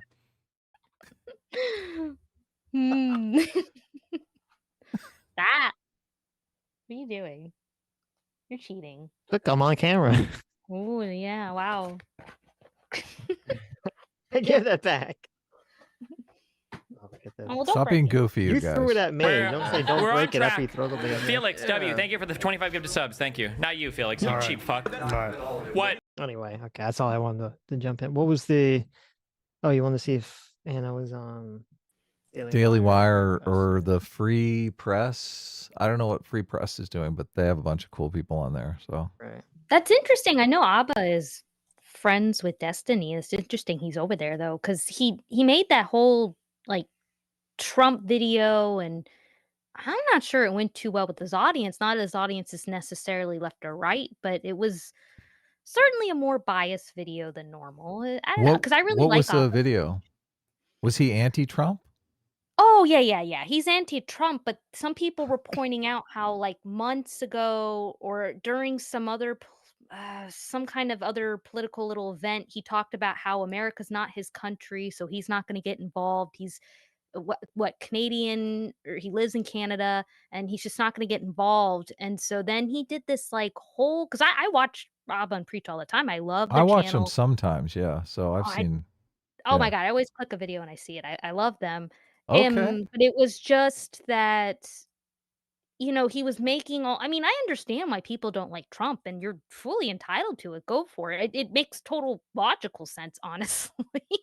But it What was his just What was his argument against Trump for the video? Look, and I think his obviously argument, it was after the Joe Rogan podcast, and he was basically saying how, I don't think he said it exactly, but it was kind of saying, Joe Rogan was a sellout and all these podcasters are having What? Trump on. Oh, really? Yeah, and that all these podcasters are having Trump on and that they're big sellouts and they shouldn't, podcasting can't become this wing of politics. And then, everyone was in the comments How's he going like, friend with Destiny then? well, that's what some people were kind of pointing out is they were bringing up the Destiny drama. They were bringing up that there were other times in the past where they he said he didn't want to be involved and then and he didn't want to give comments on more political things. He never commented after Trump got shot about toning down rhetoric, which is okay. You don't have to. It's not the responsibility of their channel. But people were saying, well, why didn't you comment when Kamala had all these celebrities or Kamala, whatever, when she's going on these podcasts too, it's only the second Trump goes on Rogan, you all of a sudden throw this like fit about it. And again, it's okay to, but a lot of people are like, you should have just kind of thrown the other side. He also didn't bring up that Kamala was offered also to go on Joe Rogan and didn't do it. So I think that's where some people were I think a lot of neutral people watch them, and that's kind of where I think some people are a little mad about just the non-neutralness. Yeah, I perceive them as kind of being neutral too, but I don't watch. You seem to watch more of them than I Oh, do. I watch a So lot. No, I yeah. watch a lot of their videos. I really like them, and I don't mind if he's friends with Destiny. I don't know why people get so touchy if you are friends with people with different political views. I don't like that. Well, that's the But thing about being friends with Destiny because Mhm. I feel like you can't be friends with Destiny unless you have the same political views. So I I suppose. I mean, I have friends who are we're very different political views. I mean, we certainly have maybe same principles. Like, I'm still like, I'm all about like the gays should get married. I'm cool with that. And the abortions, I'm like, you do you, it's your body, whatever. But I guess maybe because we have some of those things in common, my friends don't throw me under the bus, but I have some other friends that are more conservative and they're all still seemingly to be friends. Now I might have to do a health check on some of them after this election. Um, but I always like to, at least when I talk with them, I like to see their view on things because I have one friend who gets her news completely from TikTok. And well, it that's is a not good. fascinating. Oh, it's so fascinating. I remember it was like a year, I think it was after the Don't Say Gay bill came out. And she's a teacher, Mhm. by the way. And she kept telling me we went out for drinks and we're having a good time. And she maybe got a little drunk. So some of her politics started to come out. She was telling me how Ron DeSantis was going to put like black people in chains or Oh that my he already was. God. And I was kind of like looking at her. I was like really confused. I was like, what are you talking about? And, she's complained to me in the past about how her classes, she had to take a lot of these woke classes. She didn't realize they were woke, but they were teaching her, about how she's like a elementary school teacher. She teaches little children and she had to get a master's degree and to be able to teach in better schools than some of the public schools because she found them very unruly. And essentially, she said in order to get to these better schools, she had to get a master's. And when she took these master courses, they were all about understanding race and teaching kids about like all this racial shit. And she was telling me how ridiculous that is. She doesn't understand why kids need to know that. And I was like, oh my God, this is it. Finally, This is like the click. sensibility. And then after like maybe 30 minutes later, she started complaining about the Don't Say No Gay bill and how they're gonna lock the gays away or something. I was like, okay, we were so close. We were and it just went out the door, which is again okay. And I like to get her view on things, but I don't know. I'm not really too honest with her when I talk about politics. I kind of keep everything very, very nice. Because you Like, have to, yeah. well, she unfortunately has some friends who were very lefty. They all work in like music departments, and some of them did have that aha and become Trumpsters. And she kind of broke friendships off with them. Now, to be fair, to be You fair, could be in these the friends firing line at any minute. well, that's true. I don't think she knows I own a Trump hat, but to be fair, a lot of her friends were getting on her back. She'd post something on TikTok about a lefty candidate or some crazy thing she obviously didn't do research in, and they would comment and go, why would you think that?" They weren't handling it well. They're basically kind of like calling her silly, and that's not the way you approach it. That's not the Oh way you yeah, approach that's it with not good. anyone. And And so, for example, I remember when Kamala, what was it? I think Kamala had her debate with Trump, and we went out to dinner or something like that. And as we're driving back, she told me she didn't watch the debate, that her mom saw it and thought Kamala did really well. And I said, "Oh, I think Kamala really rambled." And she goes, "What? But Trump's a rambler." I said, Yeah, but I really want to vote for Kamala. I just got to watch her more because I can't seem to understand where she's coming from." And she kind of cocks her head at me and she goes, "Well, Trump, but Trump talk." And so I was slowly getting to things, and she didn't even know about the Project 2025 because I said, I kind of got a little annoyed at Kamala when she lied on stage. She goes, "Kamala doesn't lie." I said, "Well, she didn't really say full truths, and it kind of bothers me. Trump lies too, but and she asked me what, and I talked about the Project 2025, and she's never heard of it, which was Hmm. very interesting seeing how she's such in a blue bubble. And I mean, that was a couple months ago. That was during that first debate. It was very interesting, but I appreciate her view. I love her view because it's like I don't know, it's just very important to me. And I have other friends who are hyper feminist that are very well educated. Like I have one friend, super, super feminist, and she is very smart. I love talking to her about stuff because I think she understands I'm coming from a good faith position. So she's like willing to go into things with me. And she's so smart, but she can't concede any goodwill to people on the right at all. It's very But she she had doesn't a know you're on the right. I'm not really on the right. I'm really in the center. I just like the right now because they're kind of chaotic. Like I like that they're in this. I mean, it's just true. Trump is funny. You could say that's bad, but it's like I kind of like the guy. I like the idea of the guy coming in there and rattling the cage, and everyone's like, "That's terrible. We need order." But I'm not a pro-government person, okay? I'm very biased that I've had stuff down my throat as a child all about Venezuela and Cuba, okay? So I'm not pro-government, and I'm okay if someone goes in there and causes them problems, and you could say, "Well, Sammy, that's gonna trickle down and cause everyone problems in our government and economy." But I don't know. I don't see the See what I have to president. put up with, guys. It's Oh, terrible.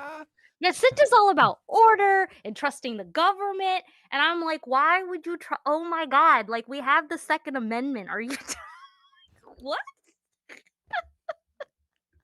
Oh Okay, my trust the God, government. I this can't even stream trust is the this government to stream is fix becoming little holes in my amazing. roll. I have to argue with this every day. Trust the government. How's our education system? Trust Uh-huh. the government. Where is Oh my yeah, free I healthcare? agree. We can't even figure out some people don't know what diabetes is. Okay, just stop. Look, are you excited? Look, if Trump wins and Elon Musk helps with government efficiency, I think that's a Oh, good. oh my gosh. You should read Musk's book, like that algorithm that he has for fixing things. I'm like, this is a good idea. I want that government efficiency board. Turn off your mic. I want Yeah. I want that government efficiency board because it's like that I know it probably won't happen right away and it may not work at all, but like just the idea of like someone going in there and trying to clean up government systems or just audit them. Like you should look and see what they're spending. Oh my gosh. Oh I my think gosh. Elon Musk, though, it's almost like Elon Musk has made this a campaign promise for himself. And you read the books on Elon Musk. Elon Musk seems like a completely ethical person, like the kind of person that's not going to make a promise and then I'm not going to do that. Well, yeah, So but I can see why I think some people don't like Elon or anyone kind of like him because of this notion like rich people bad, which I understand, but I have a different stance on that. I know it's not one some people like, and I know especially my lefty friends don't like, and I always make this argument that I don't think all these rich people are bad, all these corporations are bad. Sure, there's some, sure we need some regulations, but I think a lot of people when they hit a certain amount of wealth, they feel obligated to like help or give back. Like they have this yes, yeah. chasm where they have like they're trying to look for meaning now. Okay? So they Well, try and to do also all they these feel like life has been so generous to them that they almost feel like it's unfair. They're like, look, right. I've And lucked it's a out so certain much. And it's a certain type of rich person. It's rich people who, like, they do have to understand the value of money, and sometimes new money doesn't really get that as well as some people who are, well, it really depends. There's a certain character. I don't know how you necessarily get this character, but I do think there's a lot of rich people who try to help. And I make this argument that I think a lot of rich people help out with a lot of these nonprofits, the economy, and charities that I think America would have already fallen apart if it wasn't for some of these people going in and filling in the holes. I mean, sure, there are some places, I know there's some charities that can go awry. There's weird things, but I just don't think the government is as efficient as people think they are. And I think the reason why they haven't been as called out is because there's people who pick up the slack. There's people who, I wouldn't even say just rich people. There's people who have money. They see the problem, they go out and fix it. And that's the true way to fix things. And I think that's why cooperation is so David important. Chalian. But yeah, This you is can go back what to the clip. this is like what Elon Musk has basically done too. Like Mhm. he said, well, we need to fix the energy problem. We need to transition away from fossil fuels. So he's like, I'm going to start a solar company. I'm going to start a electric car company. He's like, Mhm. we need a backup planet. Like Yeah. humanity may be snuffed out by one of these Herculean asteroids that could come by and completely cause some sort of extinction level event. So he Mhm. jumps into it. He completely Sure. jumps in with both feet, and I like that. He's a optimist. I'm an optimist. No, I'm an optimist too. I think that's why I don't, so some people are like, "You're gonna be okay after the election, Sammy. You're such a Trump simp." And it's like, yeah, I'll be fine. Like, Mhm. I'll be a little upset because I think it'll be boring. Like, it's not that I'm upset Trump is like losing. I'm more upset that I think it won't be as fun, like, the idea of Elon making that efficiency board and the media going crazy. Like, it just seems really fun to me, and I know everyone's like, "Sammy, the health of the country." I'm like, "I understand, but I can't laugh that we're living in this clown world." Like, I too want I want everything to function. I want when my taxes get paid, I'm not questioning where it's going and it's helping.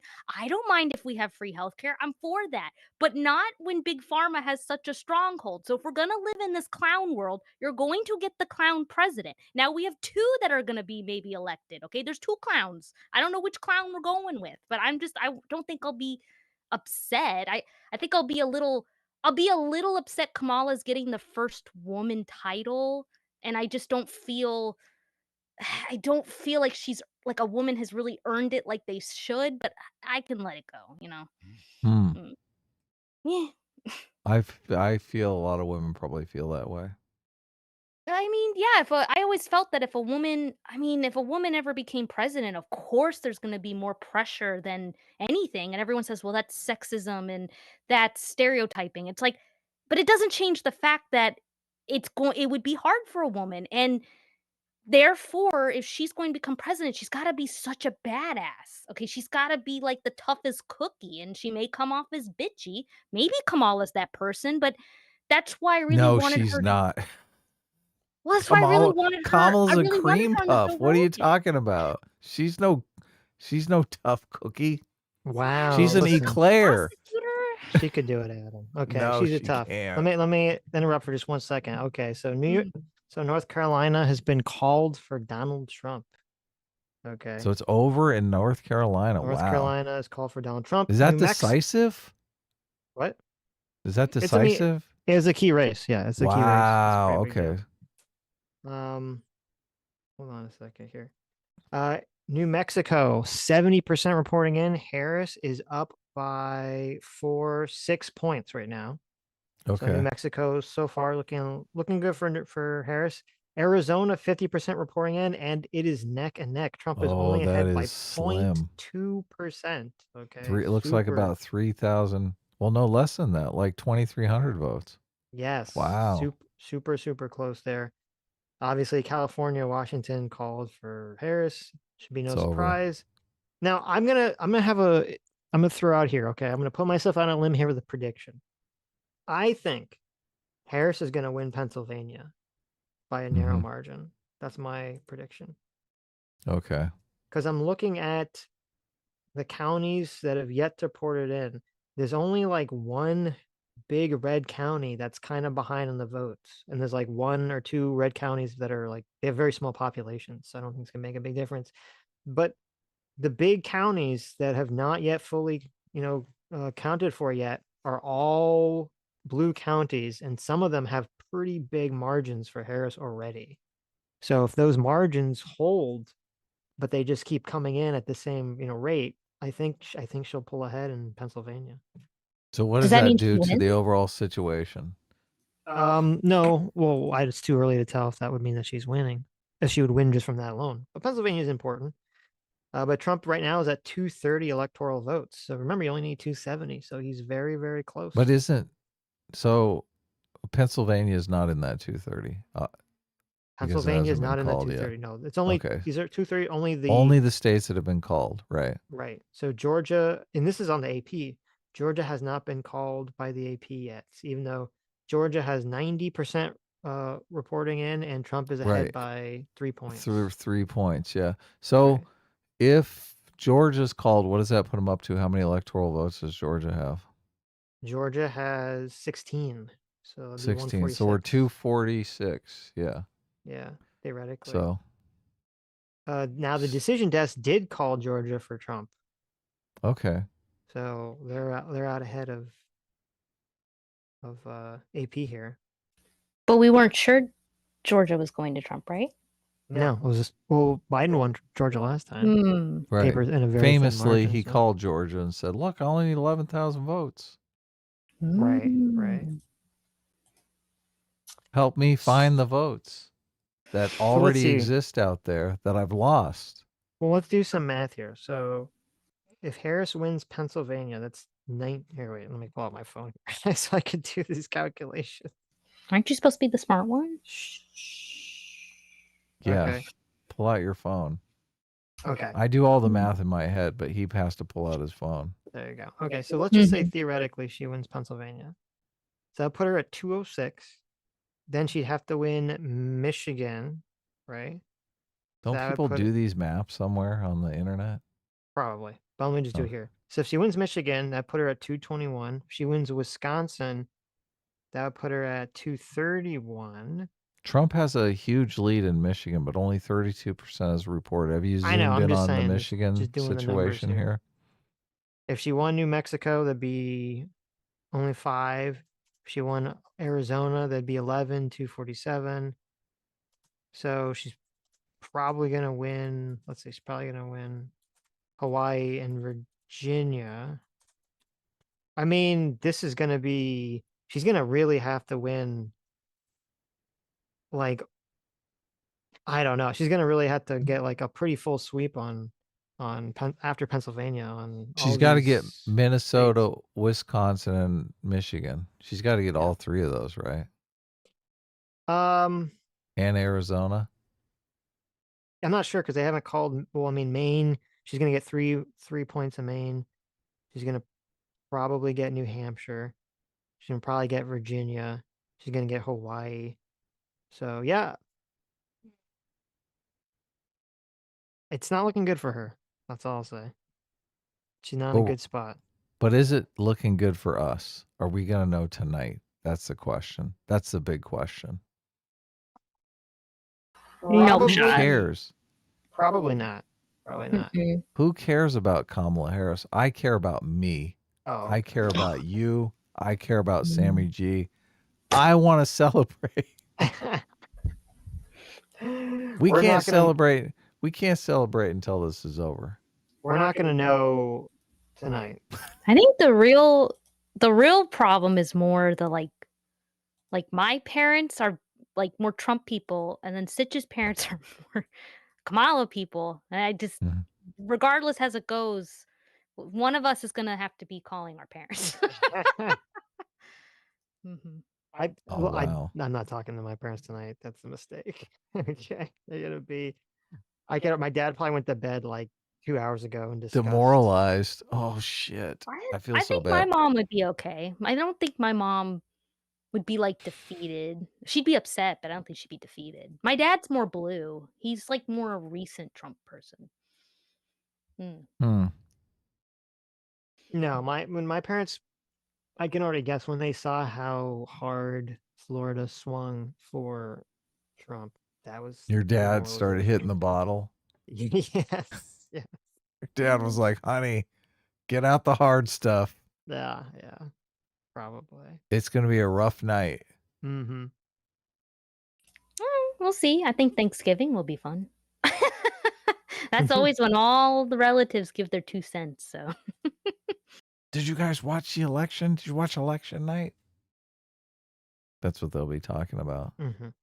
Okay, what's this that you pulled up % of the here? electorate in each of these states, but look at the difference in the margin. So Harris is getting in Pennsylvania 58% of the Latino vote, again, 6% of the electorate, to Donald Trump's 41%. That's a 17-point advantage. But 4 years ago, Biden beat Trump with Latinos in Pennsylvania by 42 points. So that is a huge movement for. Oh my God.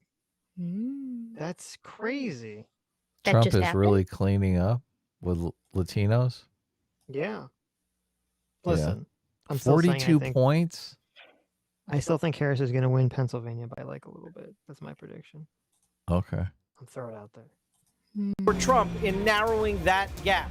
Similar story in Michigan. You see the Latino vote makes up a 6% of the share. Sorry, not a similar story, reverse. Donald Trump is winning the Latino vote in Michigan with 60% of the vote. Harris, 35% of the vote. That's a 25% advantage. All those machismo Latinos are like, voting for a woman? What are you, insane? What are you, crazy? Wow. You really want me to vote for a woman? That's bigoted. You think so? Sammy, resident Hispanic. How do you feel about that comment? About the woman thing?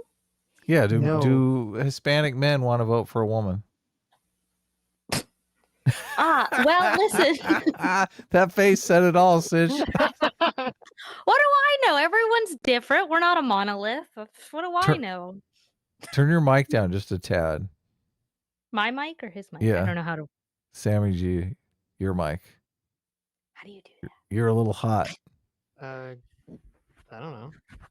Can I There just you like go. back away? Yeah, you can. Back it up a little bit. Perfect. Okay. So we have Sammy G weighing in about Latino men voting for Harris. Mm-hmm. It's a decided advantage for Trump. Look, you can't. They can't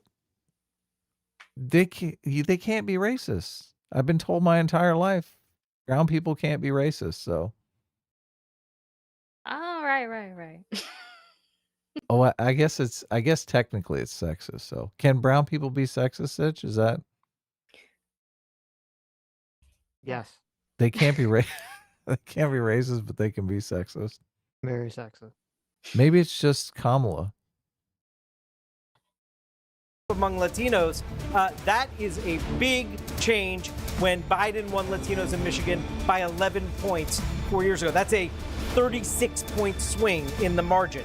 And if you look at Wisconsin, Harris is at 61% among Latinos, Trump at 38%. Again, 6% of the electorate. These margins matter. That is about where Biden and Trump were 4 years ago. So not a lot of change in the Latino vote in Wisconsin. Okay, here's my question. Here, mute yourself for a second. I'm kind of echoing. But you can hear if you're muted. What do you mean? Oh, if Harris loses because she doesn't get Latino vote in these states, is that going to affect wokeness? And what if she also loses like the black vote, like the margins go? Now she's probably not going to lose it, but if the margins drop substantially, is that going to affect wokeness? Because it's going to be definitely perceived as like, okay, this whole mentality, wokeness, identity politics, I mean, it totally failed to get out, quote, the minorities. We tried to how be it's gonna be perceived? respectful. We tried to call you Latinx. You didn't show up and vote for us. Right. Or, I mean, I guess maybe worst case scenario, they'll say, hey, Kamala ran to the center. If she had run hard on identity politics, they would have changed their vote. But I mean, that's ridiculous. I don't think so. Yeah, they can't really come out and say Latinos are racist, right? Latinos are white supremacists, or maybe they're the brown face of white supremacy. What? They said after the 2020 election that all the Hispanics in Florida aren't considered Hispanics anymore. They said, like, you guys are like the new white people now. Because there was like a spike of Hispanic voters in 2020 for Trump. And like Oh, everyone wow. started calling all the Hispanics in Florida all kinds of things. Oh my, I understand those were just fringes, but I remember. Wokeness is not going anywhere, Sitch. They can You don't never know that. blame wokeness. Wokeness is part of their ideology. No, they're not. Yeah, I don't think they're gonna blame it, but I don't know if it's going to. So if Trump gets more minorities to vote for him, and that's what makes Harris lose, I feel like that's got to have an effect on identity politics in a good for us way, and a bad for Oh, identity yeah, politics way. Well, it's only if they can perceive what you're saying, but I don't Yeah, know if that's they're gonna exactly right. perceive They're not gonna. they're not gonna perceive that. They're gonna think there's an echo. That's your microphone. No.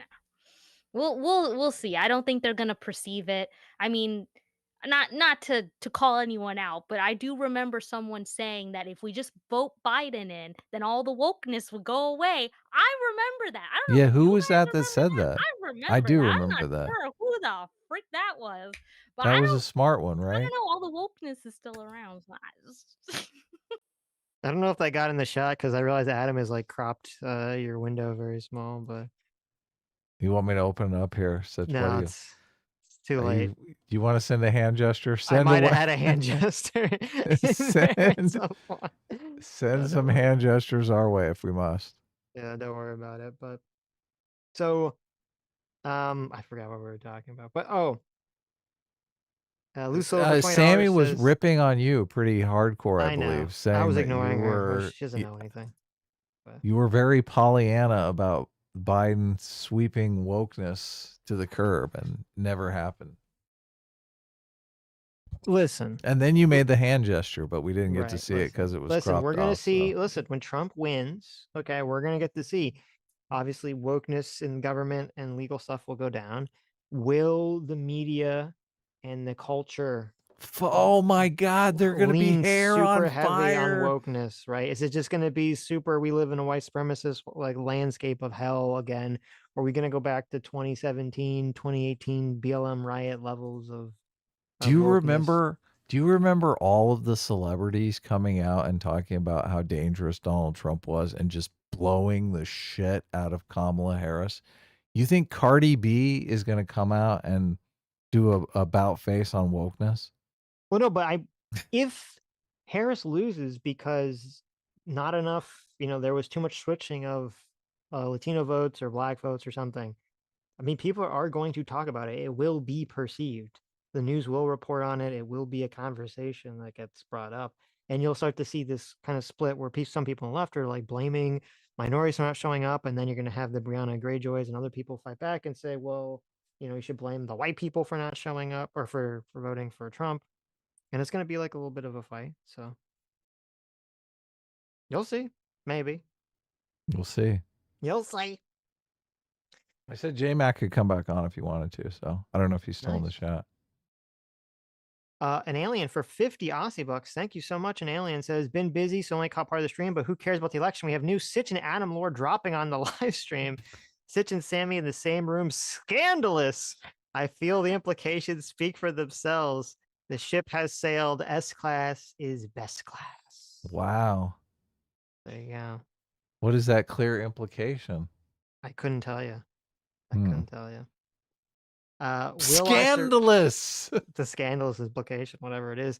Will I survive for $20? Says Sitch must do a face reveal depending on who wins. He can choose which one has to win for this reveal. Okay, listen, if Kamala wins, you can get your Sitch face reveal. How about that? I think. What if Trump wins? You don't get it. That's I think J-Mac might have rejoined the stream. Nice. What's up, J-Mac? Hey. Hey, Jay. What's up? How are things going in Arizona? Have you seen lots of lawn signs for Harris? You know what's funny? I was just talking to my wife because she's been watching it all night and she's biting her nails. But the last conversation I had with my mom got a little heated because I was What? I know. Well, I had expressed that I might not be voting for Trump. And it was Oh. yeah, it didn't really Uh-oh. and and obviously, we we agreed to move on because obviously, if we didn't, it would have just been an argument. And it was literally after I picked her up in the airport when she was visiting. Did she call her attorney to rewrite the will? That's the question. Yeah, I know, right? I'm gonna get, but the thing is, it's like I didn't say I wasn't. I just said like I basically was talking to her about how I was, Trump kind of did this all to himself. Like people like me who are more moderate or aren't registered Republicans, that kind of more independent. I said he has done all the shooting in his own foot based on his actions and rhetoric. I was like, it's obvious he's going to have his base. His base are going to vote for him. I was like, but the problem is he's had plenty of opportunities to kind of come to the table and meet people head on when it comes to those who are a little uneasy about him.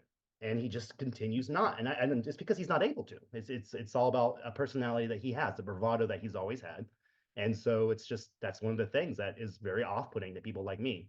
I mean, if you guys saw, even Jeremy Boring and Shapiro are still talking about things that they don't like that Trump did, and those guys are way more conservative and Republican than I am. Yeah, look, I'm driven by humility. I think if Trump showed some humility around the 2020 election, he can't do it. He can't do it. So I mean, I agree with J-Mac, like, completely. Like, I still like and vote Trump, but I will agree he shoots himself in the foot. He says things. I remember watching the debate and he's not clear, and I'm like, oh my gosh, Trump, you have one job. Like, even I think all that. But let's say, like, Trump, first of all, I think the only time Trump probably had the opportunity to play this whole like character shift and humility angle would have been after him getting shot. He could have played the yes, whole I've totally. seen the light. But if he did that at any other point, I'm not excusing his actions, but I feel It would like seem fake. if Yeah. yeah, it would seem fake. Like everyone would be like, what's going on? The left would give him shit. I'm not saying then he should continue. He shouldn't like continue to be outrageous. But even if he had this change of heart, and I I tend to think that Trump, like I feel like the media kind of, he's always been, I guess, I wouldn't say he was a full narcissist, but I don't think he showed. He's a Well, half listen, I don't. narcissist. No, I think there's a lot of times I've seen like video clips or things of the past, unless it's all fake. I don't think he's like a full blown narcissist. There's just too many inconsistencies that I don't think a narcissist would do. I don't think a narcissist would do like certain things when it's like I should have all these things up, but like during like 9/11, I guess, so not to go too far, I guess it's far back, but I'm just saying like he apparently Going was back to down. 9/11, I'm Jesus. just well, I'm trying to point out if he's Only truly a narcissist, 24 and I think that years ago. well, I'm trying to point out that a narcissist, like by its core, always going to be a narcissist. Okay, they're gonna not care about people, and I don't know if we can really sit here and debate whether or not politicians fully care for people. If they just want your vote, maybe they're faking it. But I just don't think he would have done things like tried to help people during that crazy time. I think he would have stayed in his penthouse. I don't think he would have necessarily gone out to disaster zones like North Carolina. He didn't really need to go out there. Well, it's a campaign, Sammy. Yeah, but a narcissist could have just been like best wishes and stayed in his penthouse. I just don't know if that necessarily equals up. Again, he does shoot himself in the foot. I am not disagreeing. And I'm not even saying you should go vote for him because of these little things, but I don't know if I necessarily believe all the shit he gets. Like, and I almost feel some of it is perpetuated that he acts out because of like someone said something, then he acts out, and then they say something again, and it's this ongoing cycle. Again, doesn't forgive it, but I kind of feel like he's become the monster, but we all kind of helped create it in a sense. I don't know. Well, Maybe he I don't know. also Trump likes to be liked. He's very driven Like by most people's, humans though, but right? even more so. I think Trump.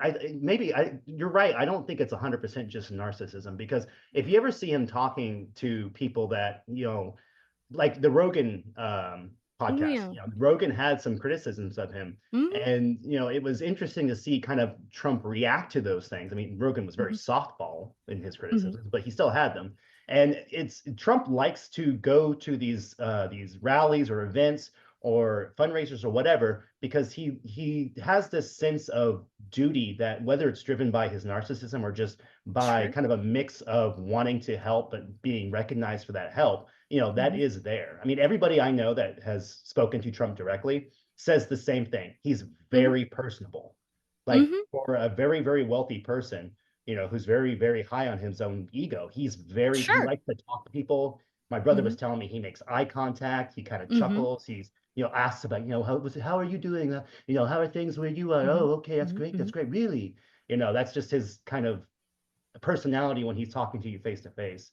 And it's funny because I think no matter where you're coming at his persona, you are already going to have your mind made up, regardless of anything else out there. You're going to see him and you're going to be, you're going to watch and have a decision made in your mind about, well, it's kind of funny because you'll see people say simultaneously, like he's an idiot, he's a buffoon, I'm team Trump is an idiot. I do think he's an idiot. But here's the thing. It's funny because those same people will then talk about, his evil machinations and, the plans he's putting forward and all these things. And it's like, you can be stupid and evil, but it's very hard to be a stupid, evil person and actually be successful.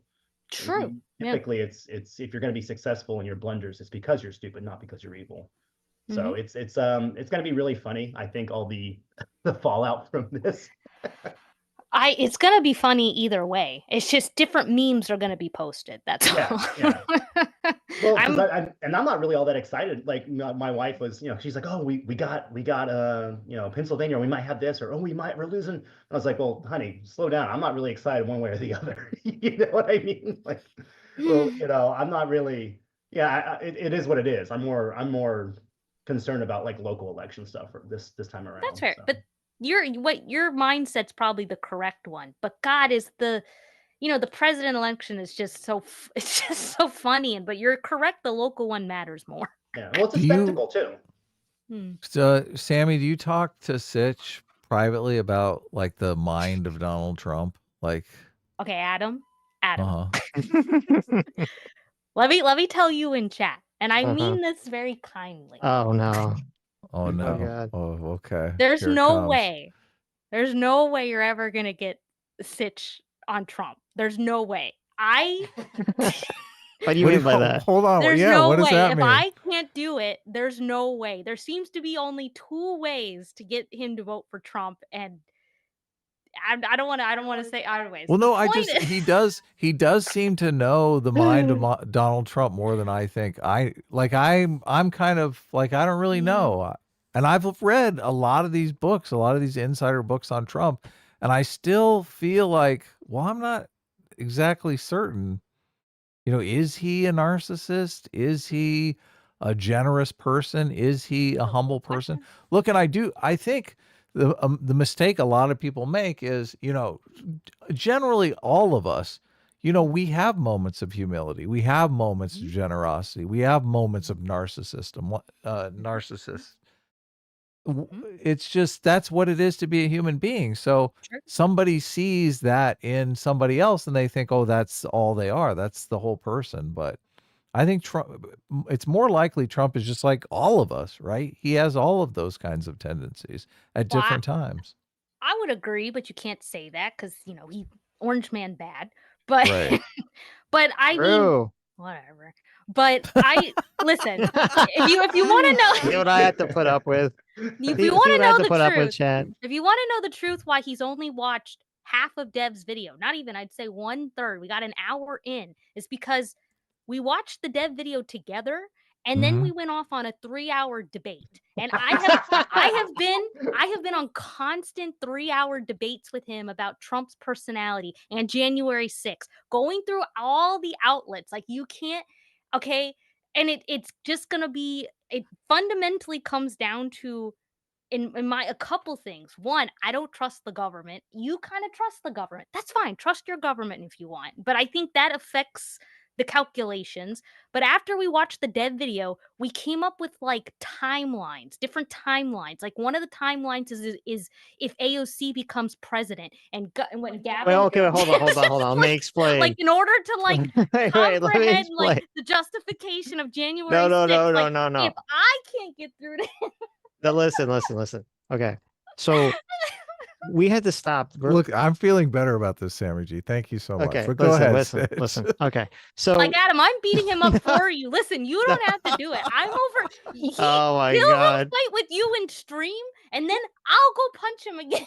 And, No, I keep telling him Adam's right. And then Oh my God. Oh my God. I see. I'm in both a physically and psychologically and emotionally abusive relationship. Okay. No, so listen, we're watching the dev video, and then okay, so me and Sammy, Sammy has like this like thing where she always goes off about how even if Donald Trump stole the election in 2020 with the electoral scheme, it wouldn't have been a big deal. And so she brings this up again. I don't remember why. Yeah. So she brings this up again. Well, so it's really funny because like when I argue with Sammy about the electoral scheme, she like unlike most people, when you talk about it, they try to like pivot or obfuscate or say like, that didn't really happen, or they try to do all this like nonsense. She like accepts literally all the facts about it, but just says, well, it's fine. It doesn't matter. Okay. It's completely ridiculous. So we're watching the dev video. He's funny, Sitch. You don't get it. Yeah, literally. Who hasn't stolen an election or two, like once in their life? Exactly. It just happens sometimes. You just fall right into it. J-Mac, stolen is such a harsh term. Okay. Yeah, you're right. Yeah, I agree. Fallen into, No, right. So we're watching the dev video. We're watching the dev video, and that conversation comes up again about why it would be a big deal. So I literally had to create like 7 different alternate timelines or dimensions of potential things that would happen if the election was stolen, and each one would get like progressively worse. And one of them ended. I was like the guy. With, AOC like, was president. How was yes, this I was like the worse? guy with the charts in the background, and we were like Sitch pulled charting out out his every time potential stone. like scenario. And one of them ended with AOC becoming president and throwing Donald Trump in jail. Wait. And maybe J-Mac can have an answer for this. Because like I kept trying to get it out of him, and I don't know about that. We'll see. Hold on. So my thing is, okay, first of all, I don't think one orange man can ruin 300 years of a strong American democracy, republic, whatever the frick you want to call it. I don't. Yes, I think that's thank you. Wow, look at this. I may not trust my government, but if I think they're just too maybe corrupt. They don't want the country to fall, but whatever.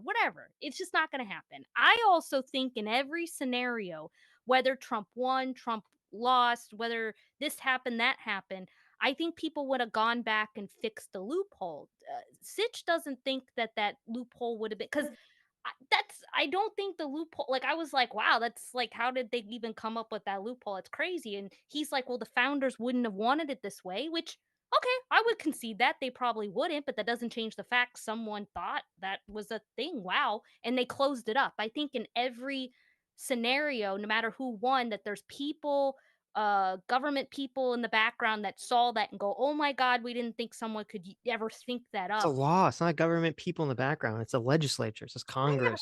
Whoever it is, someone. That's an important distinction. Freaking mattered. It just people in the matters that back. everyone. I think everyone knows that was like oh, we didn't see that. Not that it was illegal or anything, but just like, oh shit, and they went in and plugged it all up, which they did. I got confirmation that happened, which proves I'm right, that they closed that. I didn't No, think wait. Okay.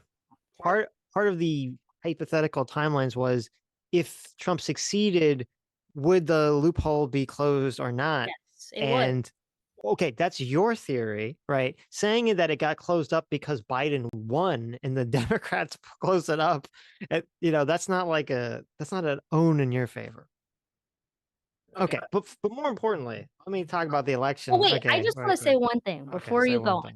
In every scenario, and this is where I want J-Mac's like answer, maybe Adams.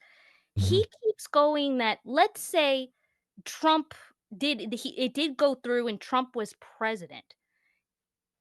Sitch then says that this would lead to violence, so much violence, more violence than we're already seeing now. And I don't understand where that's coming from. If you want to say that there's violence, I think a lot of politics have heated up and we've had violence, but I'm trying to think, is there a time in history, maybe a South American country, I don't know where something of this level would have happened and it leads to like politicians getting shot in their homes, because that's what you were insinuating that this would lead to people actively going into people's homes and shooting them if if everyone went along with this and Trump became president. I think there would certainly be protest. There'd be the same amount of violence, but I don't think people would escalate it. I don't understand where that's coming from. I think Destiny thinks this. I think a lot of people think this, and I'm fully okay with telling me, where is this coming from that you put all this so much bad faith on people that it would erupt into such violence? You say it's an attack on democracy, it would ruin America.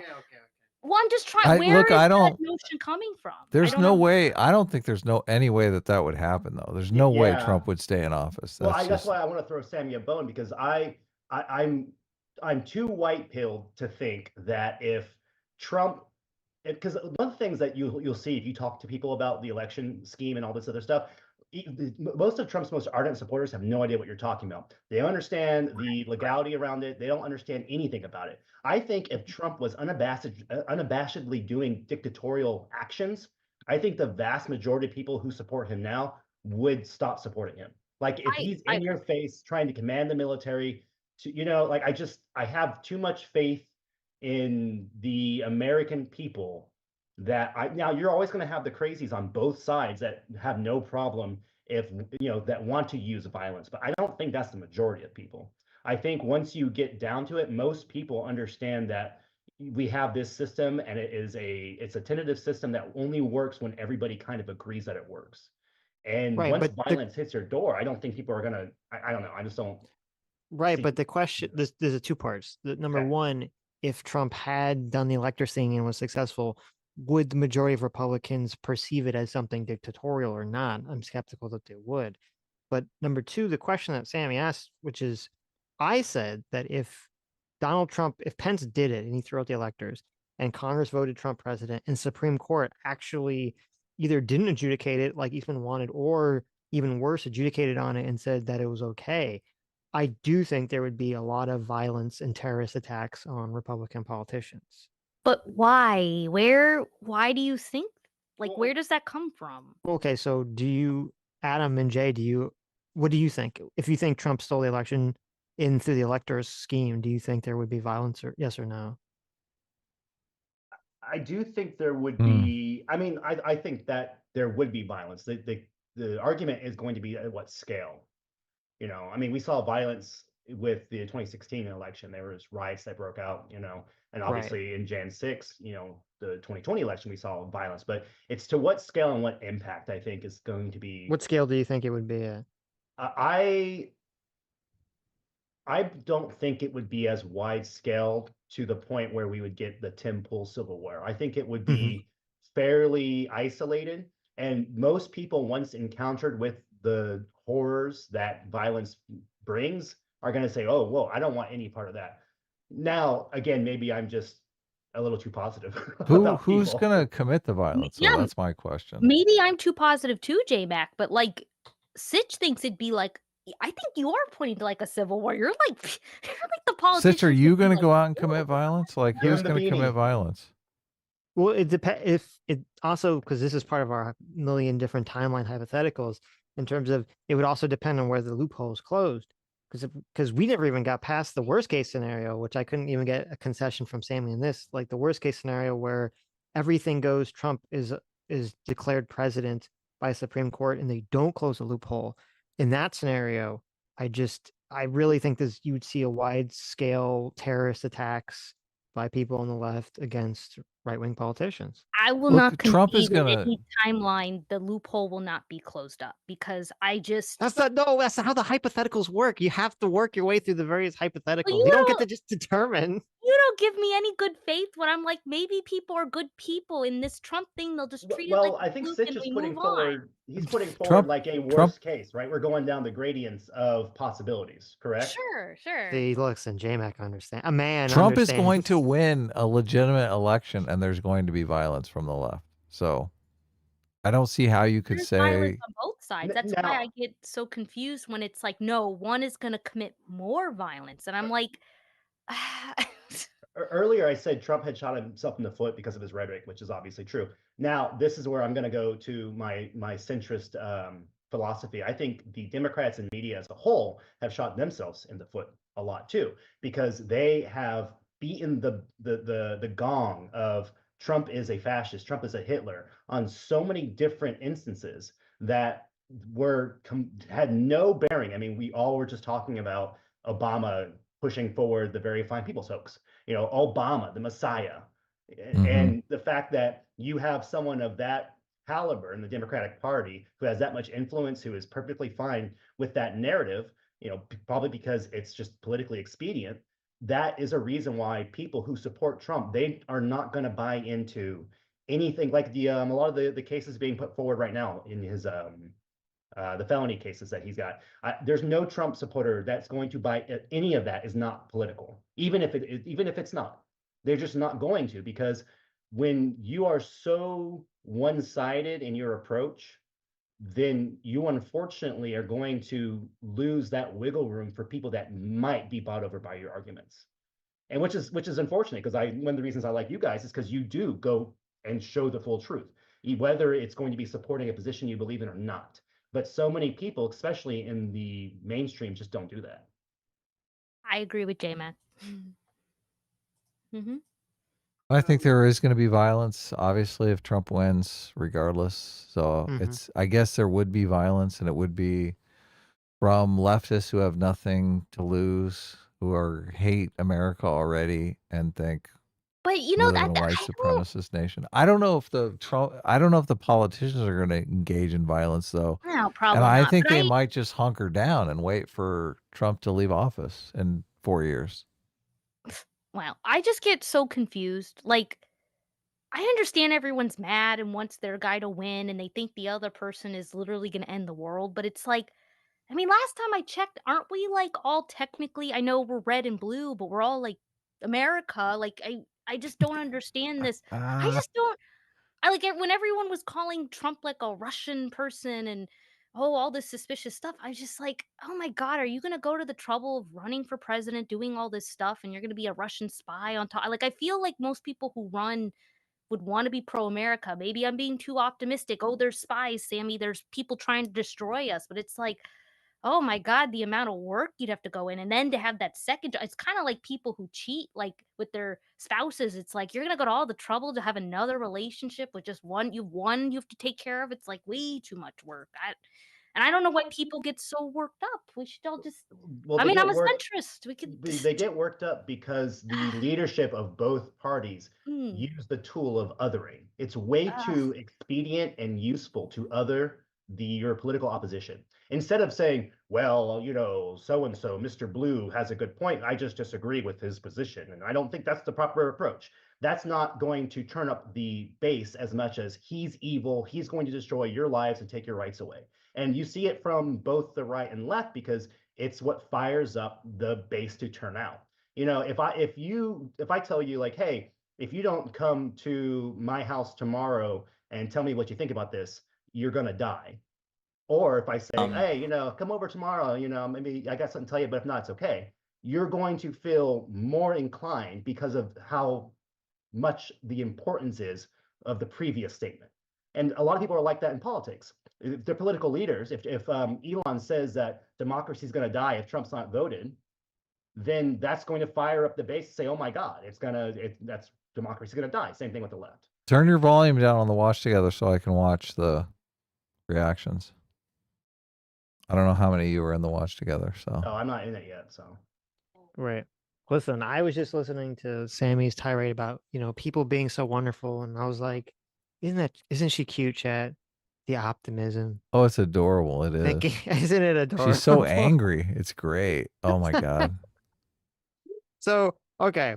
So I was doing some math here, looking at the numbers so far. And if you look at the electoral map, assuming Harris wins the 3 votes from Maine, you know, usually because they split the votes. So usually she's going to win 3 and 1 goes to Trump. Assuming she wins New Hampshire and assuming she wins Hawaii, even with that, she has to win Pennsylvania. If she does not win Pennsylvania, even if she wins every other contested state, she will still lose the election. Okay, so she has to win Pennsylvania. at that So point. it really is coming down to Pennsylvania. We're not going to know Pennsylvania till Saturday. Well, no, because it's only down to Pennsylvania. If she wins, she'd have to win. Like if she wins Arizona and Nevada and Minnesota and Wisconsin and Michigan. So look, if Trump wins Arizona tonight, it's over then. Let me see. You're saying she has to win all of those. If she loses any one of them, it's over then. Well, no, I'm saying Then no, no, no, Pennsylvania's irrelevant. Oh, hold on. I have to do the calculation. I'm just saying for Harris, if she wins every remaining potential state, obviously Alaska's not going to go for her, but if she wins every remaining state besides Alaska and Georgia, and Pennsylvania still hasn't been called yet, she's still going to be shy. She'll be at 268 after that point. Right. But obviously Trump has a different pathway to victory because yeah, if Trump wins Pennsylvania, then he automatically wins. Basically, if Trump wins some of these other states, he's going to win. So even without Pennsylvania, like just winning Pennsylvania for Harris isn't enough. Right. She's got to win Pennsylvania and something else. Well, she's at 209, so she's got to make up, a lot. So she's at 216 if you give her some credit, if you give her some leeway, and the 71 electoral votes remaining. So 71. Some places have called Georgia already, so yeah, I don't know why I'm it's assuming not she's showing going to up lose on Georgia here. as well. So that'd put Trump at 247. I'm sorry, 246. Oh my lord! What an election! Yeah. So I think it's highly unlikely that Harris is going to win the election. So much more likely Trump's got this in the bag. But we'll see. All right. Well, we can't really start booking people until it's in the bag, so we might not know. And well, hopefully we know tonight, right? I just turned on the New York Times. Their little needle has Trump winning at a 90% chance. Wow. 90% chance for Trump. Well, so look, we should be listening to some of these reactions then. Okay. We really should. I want to see the salt. Yeah. I'm here for the memes. That's what everybody wants. I'm here for the memes. You want to see Your the mic tears is to start so from? hot. Help Okay, her turn her mic down, okay? Her mic is like 10 times louder than everybody else's mic. There's like a little dial on it. All mics have like a dial. I don't see what's the difficulty. Are you sure mine's not just super quiet because it's my webcam? Well, look, hers is substantially louder than Sitch's, and he's in the same room. Like, why is he able to turn his mic down? That's the kind of production value you get here on the Sitch and Adam show, folks. If you go down to the right side of your screen, there's like a little. Yeah, I'm working with her with it. Trying to figure it Okay, out. good. Without her turning the camera towards me and revealing me to the world. Do you have the Tech Guild on it, Sitch? Oh, okay. Well, she turned it off. Haha. Let's turn our volumes up on the. I turned back to the pandering politics stream. So, and I got close to the end. So they're looking at the New York Needle at 90%. We want to see. So I want to get ahead of it. Is this, like what we hear with opinion polls? Maybe people must be right about Biden's handling of the economy or Harris's handling of the economy because of the polls. Is this better? Same thing's gonna be with this. It is better. Okay. Okay. I turned mine up too because people were saying I'm too quiet. So. Yeah. What was that? How did that happen? Do you have a sound? Do you have the soundboard? Who is the soundboard? We heard like a womp womp womp sound. I don't have a soundboard. that Sammy you, has her Sammy? like mic into like a giant like soundboard thing. Maybe it is true that Trump's actually. But are you saying? Hold on. Look, moment of silence for pandering. Okay, he's freaking out over here. Which one's pandering? Is that the one on the right or left? On the right. Glasses? Yeah, okay. Yeah. Glasses, yeah. He looks pretty broken. All those millions of Americans who think Harris threatens democracy are wrong. They are. Go look back at history. A common pattern is a bunch of people are really wrong. Really factually wrong. All those Nazis, totally factually wrong. That's like the argument he's making here, isn't it? Yeah. Look at history. Even a majority of a country believing something, history tells us, doesn't mean they were correct. It's true. Doesn't mean they're wrong either. Ridiculous. Look at look at pondering. Pondering is just like fucking demoralized here. Mm-hmm. Oh my god. Pondering. It's gonna be okay, all right. I'm almost happy I'm not super invested in either candidate. You can't be. This is the worst. Yeah, because I feel like well, whatever, you know, like I'm not really that happy one way or the other, but you know, it's at the end of the day, I'll make it work. Yeah, look, I wouldn't be looking like this if Kamala was winning. I mean, I literally thought Kamala was going to win. I'm actually surprised. I thought the woman thing would kick in. Yeah, my wife was the same. She thought Kamala was going to win. Sorry, Harris threatens democracy. How? Because she's going to protect it, and you actually want it to be threatened? Freak. You gotta hug democracy like a baby. Like with your... Squeeze it. Squeeze so it you with your- smother it out. That's how we're going to protect democracy if we're MAGA. Oh, gosh. God. It's unbelievable. Are you surprised? Yeah. Telling you, man. This is where we are. You know, most people thought the Earth was flat at one point. I think. Yeah. Oh, God. They sure did. No. You're declothing. I'm disrobing at this point. Be careful. Oh, no. It's Oh, over. gosh. It's Jover. It's Kamala over. This is gonna forever be enshrined in the internet. Let's see. Let's take a look at chat. Yeah. You want? Wait, let me go get. Where's my cope spirals? I need Yeah, my we're hyper cope. Hey, let's go I see need what. the hyper cope. We gotta go see. Wait, hold on. Let me bring up Lichtman. He's got to be like. No, let's watch a little more of this. These guys are like this is getting desperate here. Okay, let's. We're Adam just really on the likes verge. to twist the knife. Yeah, Adam, he's gonna get out his leftist tears tumbler, his Daily Wire leftist tears tumbler, and just soak it all up. Yeah, exactly. This guy was so fucking smug all the time, Sitch. What are you It's talking true. about? The smug, righteous indignation for Trump voters. What the fuck? This is karma. This is karma cop come to pay you a visit, man. Mm-hmm. Why can't you just enjoy it? Look, it Okay. may just What? be for Hit it. one night. Look, Hit it up. Keep going. Kamala could make a comeback. Got to Kamala savor what we comeback. can. No, it's not gonna happen. $50. I read that one. Josiah, I sent you a message in Discord last night about Trump's plans. Lots of stuff I don't want to hear talking about. How he plans to invoke the Insurrection Act to silence protesters. Okay, so yeah, well, I've talked about it. And I know Luke has too. So the Insurrection Act, it's a series. Did you say we haven't talked about that? He says that enough people are not talking about it. Yeah. Okay. So the Insurrection Act referred to actually a series of pieces of legislation that go all the way back to President Washington, and they give considerable authority to the President of the United States to use the military for domestic law enforcement purposes, even though as a general proposition. Can you pause on that? Because this seems really, really relevant in terms of where the remaining votes are in Georgia. Lead. I believe you and Chuck have said there's still some vote out there. It's not over yet. What do you see? I'm going to give you point counterpoint. First off, let's see where that remaining vote is so far. Again, the giant bubbles, that's where the vote still needs to be counted. It's all still over where it the was Atlanta before. metro. He should just stop at point. I don't want to hear his counterpoint. I just want to hear the point. Yeah. Oh, keep going to the insurrection. No, it's fine. Yeah. So,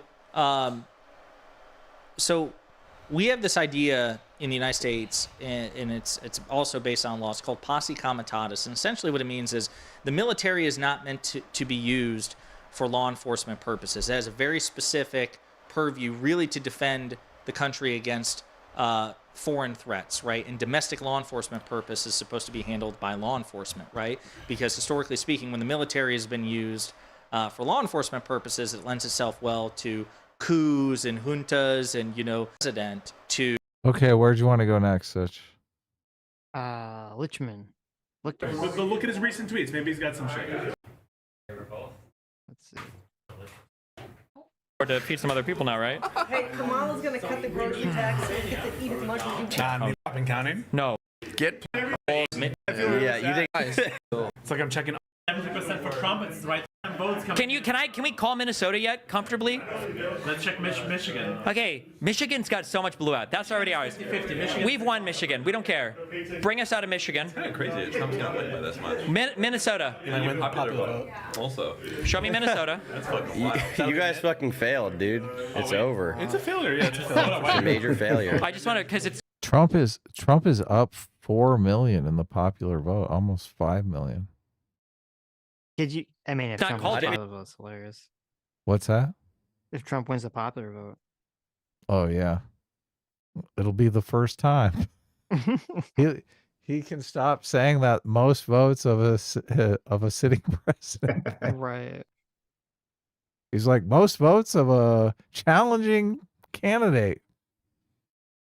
I mean to make me sad. nervous. Sorry. Yeah. I didn't realize you guys actually care. My No, bad. we do care because I think it's. Oh, it's Pisco.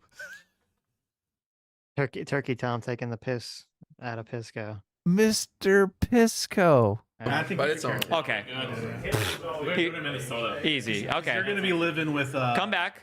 If Trump wins, which is looking increasingly likely. Okay, now we've got some toss-ups here. Minimum.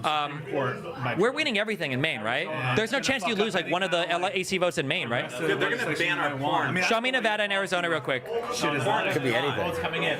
There are votes coming in for Nevada? Well, I'm not a woman, so. Show me. I don't believe you. I don't believe you. I hope they can ban porn because then people will go to OnlyFans for shopping. Okay, come back. You're next. They're gonna go after you guys next. Okay, and Arizona. Does this settle the trans woman in sports like immediately if Trump wins? Is that like a non-issue anymore? What do you mean by that? Well, because he's basically going to write out some executive order like right away saying. I don't know if that's something that could be adjudicated through an executive order or even law, because it's usually like independent organizations make their own rules. I mean, I guess what would happen would be through, I guess you could do through executive order, is he could say regarding anything with colleges or public school or anything. Yeah, like Title that. IX. Yeah, that that you can make some executive order about that or something. Try to write something that like in order to if you want government funding, you need to like protect women's spaces. No biological men in women's spaces. Right.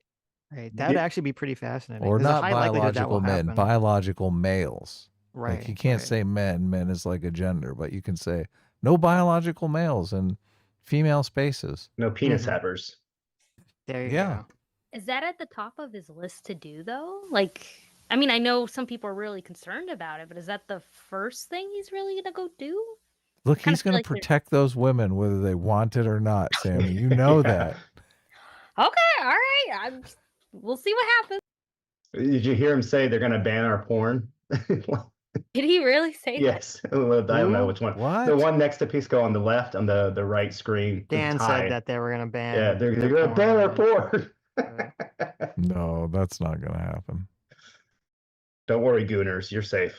You'll have your porn. We got them all in For the women history to- now. Oh, or wait, I don't think we ever went to Lickman, so. Okay, fine, Lickman. There. So she's picked up 80,000. So she's picked up. This poor guy, his entire thesis is totally on the line here. Yeah, oh my God. Because I think he made the claim that he's predicted correctly all the past Every elections. single election in the entire history of America. Right. Or since he started doing his thing, right? Right. So and he had predicted that Kamala was going to win based on the keys. So let's see. First of all, he predicted that Biden was going to win based on the keys. So Right. that And didn't quite this was- work out. He said Biden, now to be clear, he said Biden was going to win after Biden's debate performance, and that it would be foolish to replace Biden with Harris. That was his Right. position after the debate. Well, now he's going to say that if Harris loses, he's going to say, "Told you, Biden should have won. Biden would have won. He just kept him in." Yeah, I think Wick was saying that he was kind of going off on because he was big on the Biden staying in the race. So wow, it'll be interesting to see social media after all this. Do you Sitch, think is that's it? going to be a large contingency of Monday morning quarterbacking that Biden would have won? I can't imagine anyone. Like, he was so down in the polls, But people like so much will, worse than Harris was. yeah, but people will do whatever they have to do to kind of protect their own, I don't know, cognitive dissonance or their Well, own this guy beliefs. will Yes, do totally. that, right? But I don't think the average voter or Democratic pundit will perceive it like Biden would have won. Is a Nope. Trump presidency going to be more fun for us, Sitch? That's what I want Yes, to know. obviously. I think it is, yeah. Trump Because winning people is are going to be more fun for losing their us. fucking minds. It's more fun for us. It's more money for us. The But yeah, memes. yes, the memes. But Sitch, you're not really worried about the country falling apart, right? Me? No. I guess, but we're gonna get to really see, like, what Trump do we get? Am I correct? Are we gonna see the Trump who just uses all his political capital to go after Democrats, or are we gonna see Trump is gonna put it all behind him and he's gonna actually focus on fixing the country and I making think you're going America to great see. again? I think you're going to see more Elon Musk and JD Vance and Trump. I think Trump is going to hit the golf course and he's going to delegate this. Once he secures it, he's like, all right, I'm out. You guys, you take care. You can handle it. He likes to golf. He golfed more than any president in human history. It was a serious part of the debate with him and Biden. You know, their golf game. That's right. I do remember that. That was hilarious. That was funny. They haven't counted any They provisional won't ballots. count any provisionals till tomorrow. Right. Look at Lichtman. He's like all sucked up in the He camera. is very close to his camera. The He's furrowed like- brow. He's Oh no. going in deep. He is. He's like all the way in there looking at the numbers. This can't be happening to me. Right. What the fuck? Oh, wait, Jay, turn yourself My- down like a little bit. You're kind of peeking. Oh, now I'm too peaky? Okay. My entire reputation is on the line here. But yeah, he's completely I leaned don't in. Man, see this is overseas. I guess they didn't parse that out. And we don't know how many provisional ballots there are. Right. I wonder if we can check that for 2020. Sure. How? He's looking into the fraud meme. He's like, oh please let the fraud meme come true. Pencil. Thousands. So, according to ChatGPT, in the 2020 election in Pennsylvania, there were approximately 85,000 provisional ballots cast. He gets within tens of thousands of votes. That could turn it. But that was a pandemic. We all know why there were so many, right? Yeah. Yeah, but it's like, again, as I said, even though I still think that Harris could win Pennsylvania, but she could eke out a narrow win in Pennsylvania. I think that's definitely possible. She still Right. has to win like almost everything else on the board, which that doesn't seem likely. Do you think maybe it's the fact that she went so hard against things like fracking when she was running for the primary and another, she was kind of further left than what probably a lot of like middle of the road Democrats were voting for? I never got over the thought that she could just go completely mask off. Like she was making no commitments in the election. Like as she's running, she's not making like solid commitments, like policy commitments. It's I guess I hear what you're saying, Adam, but for me, I would have voted for Kamala if I felt that I needed from her not necessarily hearing her policies or getting to know her, but I wanted to hear from literally any leftist or Kamala, who was VP, that while she was on the job, she learned that there's more to things, there's more to issues, and she could have backtracked that, yeah, I was a little lefty, but now I'm coming more to center after I've worked this job and realized I've talked to people. I wanted like literally from any candidate on the left. I mean, or Nancy, I don't care who, if like one of them came out and said like, okay, maybe we were a little crazy, let's come back together. They were saying let's come back together, but all that, just like forget that, or yeah, those are still our values or something, while still trying to pull people together. And you can say she's losing because of policy, but I think one of the reasons people even wanted her on Joe Rogan is like, I needed to see like the human side, even if you're like faking, if you went on camera and said, I learned my lesson, like I just needed that. And maybe people really are more into policy. For me, I feel like that was what was really, I couldn't get to Kamala. I watched a lot of Kamala stuff. Okay, I tried because a lot of my friends are like, please, Sammy, Kamala, and I tried, but I Oh, just I never did the heard same that. thing. We did the And same thing. the only interview I both hated and liked was the Fox News interview. I didn't like the way the guy was so pushy and pulling up incorrect clips that weren't really what he was saying, but I liked that he was pushing her and you could see her kind of in a stress situation because that's what I needed to see from her. I didn't really care what the question was. I just needed someone to test her because if you're in the office, I don't think that's a non-stress-free environment, especially Now, when you how'd look she at the do on way that test? with the Fox News thing. Yeah. I mean, I think she handled it well. I think most people now I don't necessarily liked a lot of her answers because I don't think she can answer correctly, but like I did like that she was kind of getting agitated but still trying to keep her cool in a sense. Cuz that's kind of what I was looking for, but she didn't do it enough. Like you're only giving me like this little amount and I have to take that to like be like, okay, if she's in a meeting with a bunch of people from foreign countries and it's getting a little heated, that's like the only thing I can kind of go off. And everyone What talks about how she was a prosecutor what and I was she saying specifically was like she would say like I reversed my position on fracking, right? But she didn't come out and say, okay, this is my reasoning right. why I reversed my position on fracking and why not having a position on fracking like I used to have is is a better way to be, because then you get like a solid, okay, well, she's married to this position for this logical reason. But if she just says, oh yeah, I changed my values haven't changed, but I changed my position, like she could just change it back. I don't understand the reasoning behind it, that she's not like locking herself into a policy position. So when she wins the election, she could just say, oh yeah, well, I changed my mind again. She could Like say she that, hasn't but committed to the like policy in any way, shape, or form. just if she even just said like, I had this position on fracking and I realized we need to be a little more like think of other people in the situation. And you're right, then she could have flipped back. And I know that's like a low standards. Like Sammy, all you want from her is like that little bit. It's like, yeah.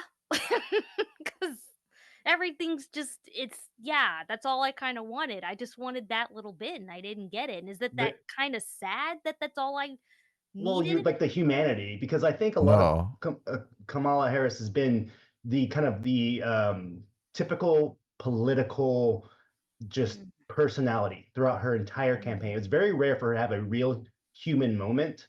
Even when she had like those snapbacks, like the "excuse me, I'm talking," even that. And maybe it's my bias, but it felt forced to me. I didn't feel like it was an actual like clapback. It felt like it was, oh, I need to say something here. Let me do this. And like Yeah. she went on Rogan and just had a conversation, I know. lit up a joint, and like even when she goes on those what was she on, was the Call Charlemagne the Me Daddy. God Oh, or the yeah. Call Me Daddy, those ones, even on those, because I watched a few of the clips from there, and even there, it's like she's trying to how she thinks a personable person would act in this kind of scenario. There's these questions that she's being And asked. that's so weird. Like, I don't even I like, did that can't not be how like she always acts. her reaction when she said, she was like, come on, come on. Like the reporter was treating her unfairly. That bothered me a lot because I was thinking, listen, you're going to be president of the United States. People are going to be treating you unfairly all day, all night, 365 days a year. Like you can't step back and just be like, come on, man, treat me fairly. It's just, that seemed completely. I would think the job of a president, you're not ever gonna get that. Yeah, I think exactly. I think that But is just not the job you're gonna get people who are fair to you. But for her to expect that kind of, it seemed like the kind of thing, it seemed kind of elitist to me, like the thing, someone who is, you know, never really had been treated unfairly before. Well, and the interesting comparison is with Vance, because he's been in a lot of very contentious interviews. And a lot of times what he does is he'll kind of chuckle and smile and say, well, no, hold on. I mean, he does this thing where it's like like him and Walz is a good example too. In their debate, it was very much, you got this sense that both of the people there kind of, you saw who they were, what they represented. Whether that's true or not, whether it's just chalked up to good presentation or acting or training, doesn't matter. It's what people are going to perceive. And so a lot of Vance's contentious interviews now, he kind of gets this one up on the interviewer because he kind of chuckles and laughs, and he's very relatable to anybody who's ever been in a situation where they've had a disagreement. And I think people will see Kamala, and it's no one really acts that way, in a sense that whenever you're in this kind of a back and forth with someone where, the person is starting to kind of put forth almost a wall on what their actual position is. And it's off-putting to people that want to see that kind of confidence coming from her. Yeah. And I would even say, I don't think I was a real fan of JD Vance, because I don't think I'm a fan of any VP. Like, I didn't like Pence. Like, I was never a Pence fan. I didn't really like JD because I was like, oh, I was a little nervous. But then I shifted just a tiny bit into liking him after the Joe Rogan interview with him, because that I don't know. I just, maybe I'm like a sheep, and Sammy, you gotta look past the fakeness. They're just all faking. But it's just something when I see a conversation of people and I just feel like you're having a 3-hour conversation, and if someone's really trying to fake a persona, there would be some kind of crack you would see within 3 hours. And I almost feel like moving forward with a lot of elections, I think it's really good to see your candidates in long form debates. Sure, maybe we need the smaller ones. You need to see people in the high stress situations, but I do think maybe some of these long forms are very good to kind of help understand the candidates better. And if some are kind of faking, I think it does help kind of weed that out. And I don't know, maybe that's just me being naive and optimistic, but I just have that feeling. I think it's a human reaction. Maybe. What happened to you, Sitch? Did you leave? Are you looking for He's doing homework. Trump's I don't think he can talk when I'm speech talking yet? because there's an echo. What's up? I'm here. I Oh, was just letting you guys go on. Listen, it's good. I don't have to do any work. BuzzFeed tweeted this out. What they tweet out? We ran 80,000 simulations. Trump was a little bitch in all of them. 270 to zip. Yeah, I was trying to see when I was seeing if Steve Kornacki was get to Pennsylvania, because again, that's if she loses that, it's all over, and it's getting closer and closer. So I sent you guys all a link. Someone tweeted out MSNBC is having a total meltdown, so I thought we could watch that. But it's nice. It's a tweet. Is that Twitter video? Yeah. Okay, here. Let me pull it up a sec. Yes. Unfortunately, I don't think MSNBC has a stream. You have it, J-Mac, if you want to bring up the tweet. Yeah, I'm looking at it. Okay. We'll do a 3, 2, 1. Ready? Yep. 3, 2, 1, go. We still have an electorate, 70 million plus, that will be voting for a man who said he was going to assassinate for treason the chairman of the Joint Chiefs because he didn't support him on January the 6th, who said just in recent days he was going to execute Liz Cheney with a firing squad, 9 guns pointed and shooting at her face. A man who has said that he was going to shut down CBS because he didn't like how they edited an interview. A man who said he was going to be a dictator from day one. A man who said he was going to terminate the Constitution. A man who said he was going to use the army and he was going to use the National Guard on his political opponents. I literally could go on all day. And yet you talk to Trump voters and they'll go, he didn't say that. Wait, now I didn't hear him. And then you say, well, here's the quote. And then they'll go, yeah, he didn't mean that. So there's something far more long-lasting than just Donald Trump, the candidate.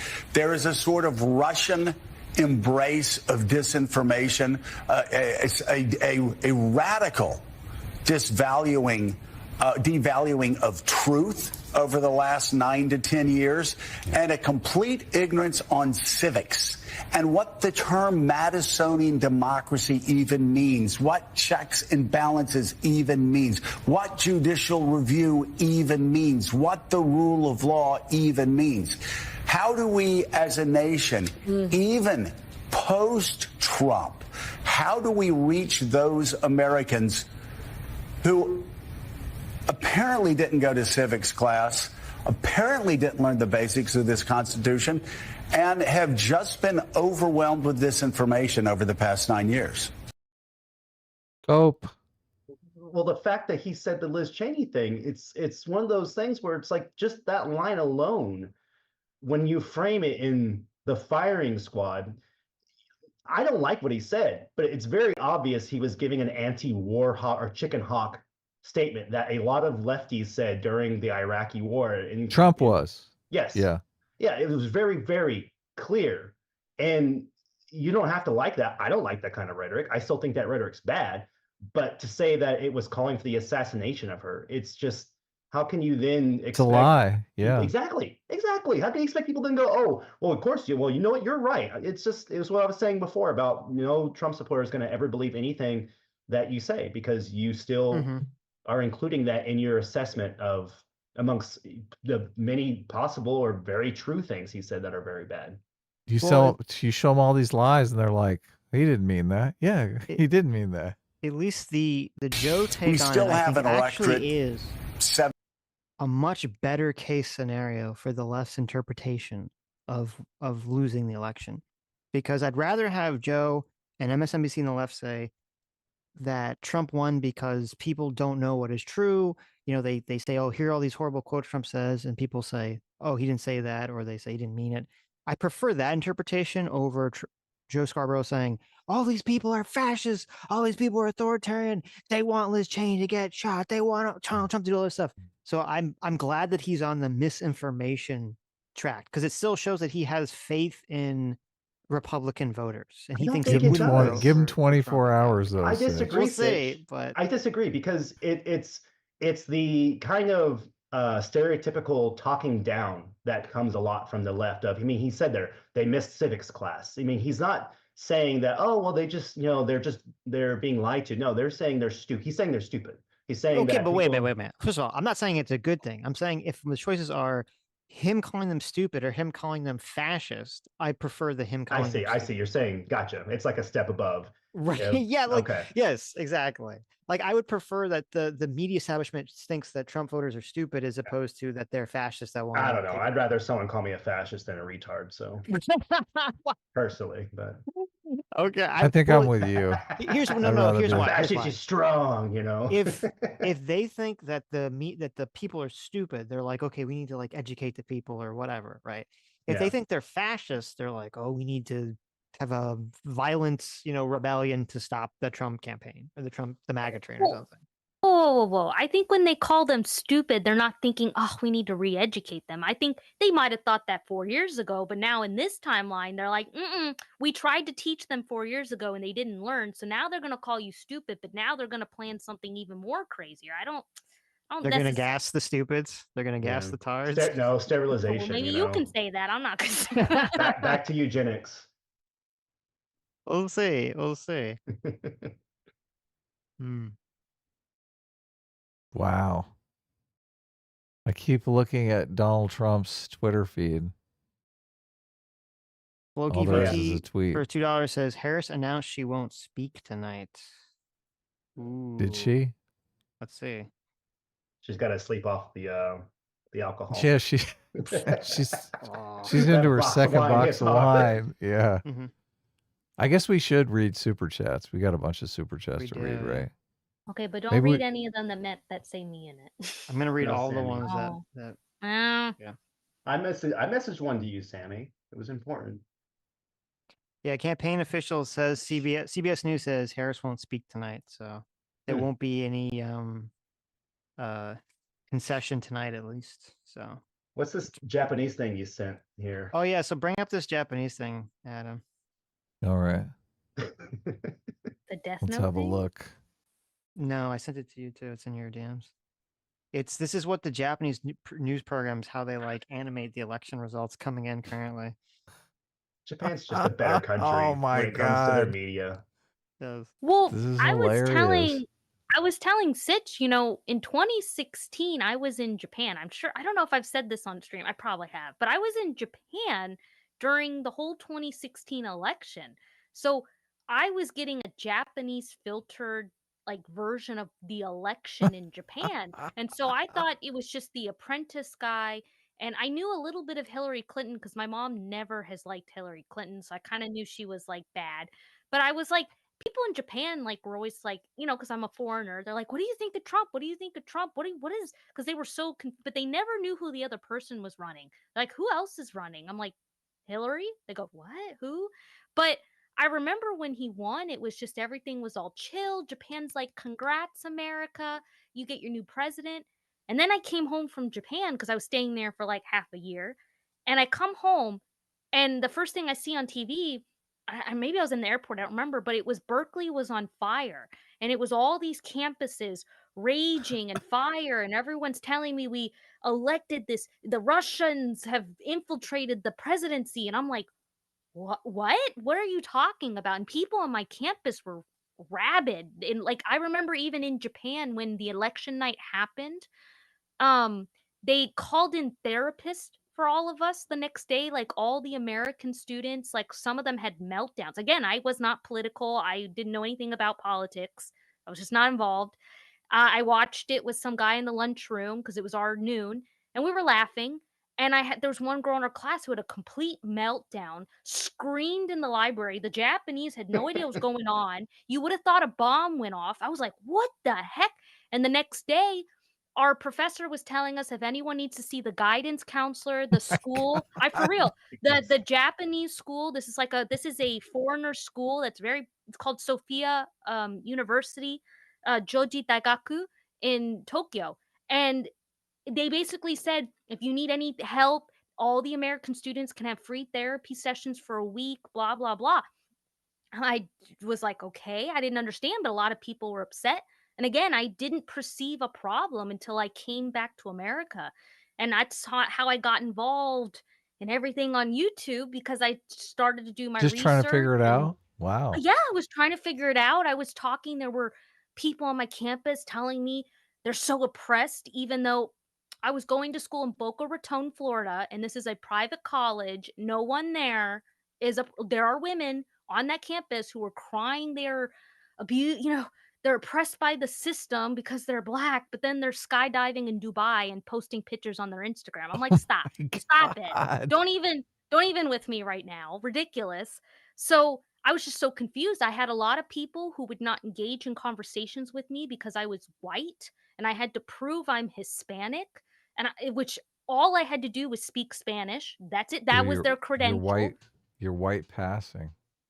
I realize Bad. that. I get mistaken as Asian for some I've gotten reason, that but before too. I've been told I'm white passing. yeah, privilege. I totally get. I don't look like my family members. That's fine, but like, my goodness, I was just trying to get a conversation, understand what was happening. And that's just again, I guess I went down the YouTube rabbit hole because I had a friend who I guess was conservative, and he gave me a Ben Shapiro Thug Life video because that was like at the time. No, for real. That was like my first entrance into like politics were these Thug Life memes. And then for some reason the algorithm spat out a PSA Sitch video. Oh, there we Like, that was go. There it was. Yep. The How Ben it all came to Shapiro be. to Ben PSA Shapiro Sitch Thug Life video. pipeline. That was the hook. It was the but. it was the dog whistle episode. My or very first something. video. That's a good one. Yeah. It was, yeah, Solid. but Good that's memes. then look where we here are today. I just but I was just trying to figure things out. It's just I never thought we'd be here in 2024. Well, I mean, if Trump manages to pull this off, and it looks like he's going to, this is one of the biggest comebacks in political history, I'd say. Yeah. Someone was saying the Japanese animation looks like the Wii Sports characters, like the Japan Trump. is so sweet. He won his tennis match. Japan's like, oh, go America. The Shinzo Abe memes are going to be great if Trump wins. One of the things that I like about this, if Kamala loses, is just the whole, you're not sending the message to the elites that they know better than the population, than they know better than the voters. Because the fact that they put her in, like, I do hope they consider they might have had a better shot with a contested election. Do you think it was a bad Especially- move for the Democrats to do so many celebrity endorsements like right at the last stretch? Oh my God, it was No, I don't painful. think it's hurt them. You don't think can't imagine so? That would be, yeah, I can't imagine that would have, you know, The Avengers one was a little mixed messaging. it though. was cringe, but like, is that gonna, someone gonna be like, I'm not gonna vote now? Like, I don't know. I just think people or general Americans are just sick and tired of celebrities kind of chiming in on this kind of stuff. Yeah. Most people, like, the Oscar viewership is down year after year, and it's like, weren't they told to kind of keep the political stuff to a minimum now because of like Right. the fact that it's affecting viewership? To make sure. Elon tweeted out 2 hours ago, game, set, match. So I think this is an official first word from the Harris campaign here. So let's see what's going on. Where's this in the watch? In the together? watch I gotta together. bring it up. Let me bring Okay, it up bring it first. to watch together. Good evening, Good evening, Howard. Good evening, HU. I like their sign language guy. I want to say good evening to all Here, of Jesus. the Harris campaign, the campaign family. Thank you for all that you have done. Thank you for being here. Thank you for believing in the promise of America. We still have votes to count. We still have states that have not been called yet. We will continue overnight to fight to make sure that every vote is counted, that every voice has spoken. So you won't hear from the vice president tonight. but She's you calling will hear from Georgia her and asking them to find the votes. tomorrow. She will be back here tomorrow to address not only the HU family, not only to address her supporters, but to address the nation. So thank you. We believe in you. May God bless you. May God keep you. And go HU and go Harris. Thank you all. Oh, back it up. That face as he's stepping May away. God bless you. May God keep you. And go HU and go Harris. Thank you all. Right there. That's the face. That is the Okay, face I of guess that's it. that is the face of defeat right there. That's the face. Did Yeah. they think like a blue wave was gonna happen? Did it like? I don't know if anyone thought it. No one thought any wave was gonna happen on either side, right? Is that just Nomi did. No Nostradamus, she did. okay? Oh yeah, only Nostradamus. That's it. Yeah, you're exactly right. I just can't understand why people will go out to these rallies and waiting for them to speak the first night. I'm like, I don't know. Elections have been a little too close. I would never want to be caught dead on a camera panning over me as I'm like, ugh, what am I doing here? Right. Yeah, Arizona it's very, very close, but it's got Trump just kind of eking out the lead, but it has the Senate race for Rubin beating out Kerry Lake. So that's kind of interesting to see if we see that go in that direction or continue that Mhm. direction. So supposedly Trump is going to deliver remarks at some point. He's not out on stage yet, and they're playing the YMCA, so I don't want to put it in the watch together. That's the best part. Put it in the watch together. I'll turn the volume down. Okay. Let's do some karaoke. People are dancing, but no one's doing the YMCA dance. And they actually have on screen a loop of Donald Trump doing his, jacking off two ghosts at the same time dance. This Here. one? Yeah, if you turn down the volume on the watch It's together. already down. Yeah, you can let it rip. So let me So, turn it down on my end too. A jovial atmosphere over there. Oh yeah, everyone is celebrating. Yeah. The MAGA hats are all Everyone's out. dancing. Everyone's celebrating. They're pretty stoked at the Trump world. Dancing at the YMCA. So okay, so we'll Is he see gonna when. is he gonna claim victory? Didn't this happen last time? He claimed victory on election night, but it. Did he? I think he did. Yeah. I think he called it, if memory serves. That guy's got like 6 MAGA hats on. I wonder if he won't do it though, because Trump is famously superstitious. And if he comes out and says he's the winner, and he did that last time and ended up losing, Ooh, seems well, like bad mojo. maybe, but if he's telling everyone he's going to come out, and they have this this press conference and everything set up already. So I wonder if I know anybody there. With a text. You probably do. I probably do. Is your brother over there? No, because his election was up too. He's which I think he believes he's got it, but nice. So that's good. He's got it in the bag. Largest P for 21 months. Look at that name. Says Latino is trending on Twitter. Let me say the coalition of joy is full of hate. Oh no. Oh no. Hold on. Am I correct? Was I correct? Everyone's going to turn on the Latins. Let's see. That's very mean. this is when it pays to be half because I can choose which side is most convenient. They're like, we've been white savoring you guys for years now. How dare you not vote for our candidate? So there's a tweet. It's got 148,000 likes, and it says we have to have a very, very uncomfortable conversation about Latino voters in this country. No way. Yes. What a bunch of fucking bitches. And this is from like a random account too. It's not like some big account. So I got on a rando, I got 149,000 likes. I guess a lot of people are really upset that the Latinos voted for Trump. Yep. That they got out of line. Mm-hmm. How dare they? Someone on Reddit posted, Latino men are sexist piece of shit, and they're gonna get deported, and I'm not gonna care one bit about them. Oh my God, that's so wrong. Yeah. That's so wrong. They're like, yes, you voted for Trump and he's going to deport you. Look, I think Trump is going to way soften up on his deportation stuff. I think Trump is going to be like, what? I was talking about deporting the criminals.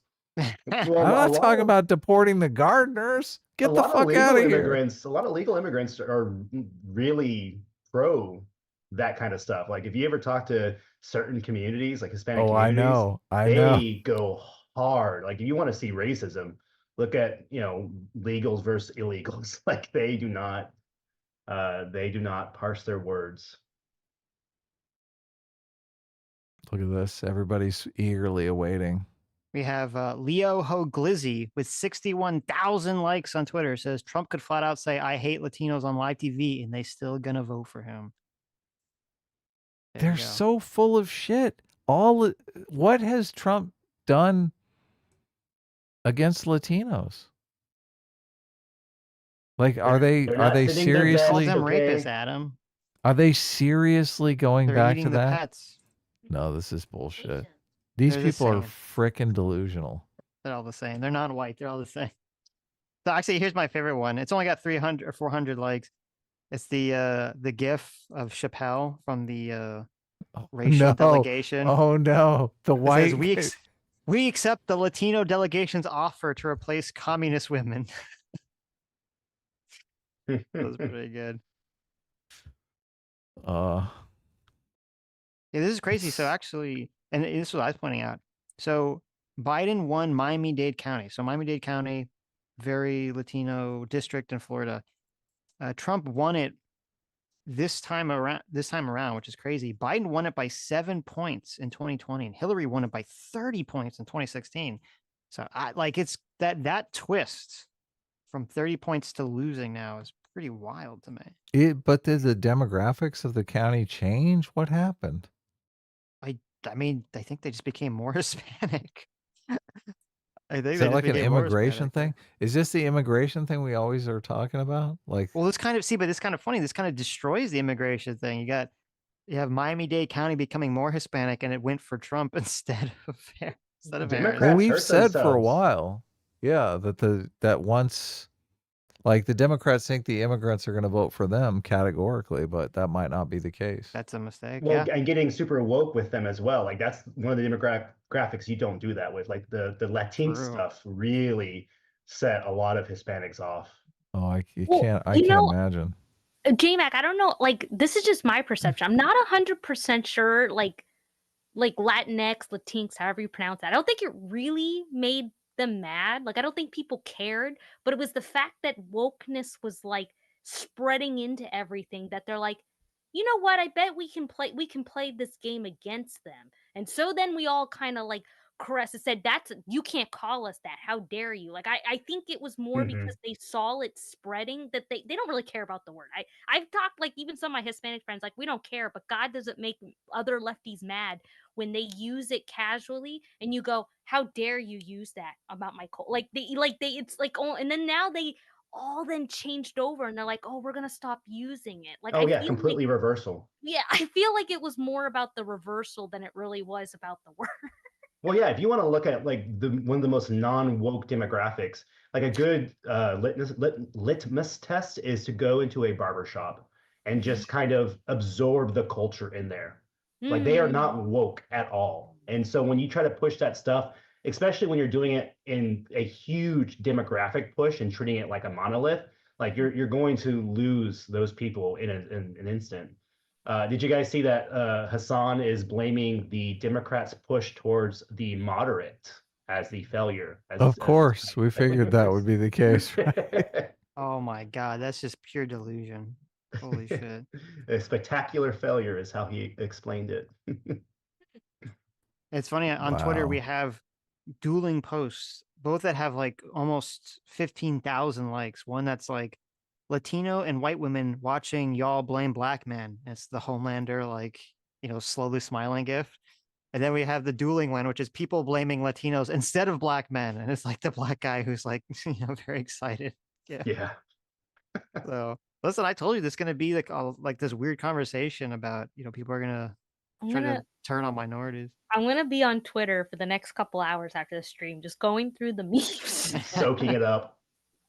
I'm with you, Sitch. I'm hoping this does kind of have a wake up effect for Democrats and be like, let's take a step. Impossible. I know. Impossible. We've already established I'm an optimist, Adam. I'm hoping, because I do think that will be overall healthier for the conversation in our country when it comes to politics. But in 2016, when Trump won the first time, I really liked this book, The Once and Future Liberal, by, I think it was like Robert Lilith or something like that, where he basically was making this argument that the Democrats had strayed from helping the middle class and that they really need to have kind of a reckoning with what happened with Hillary Clinton losing the election.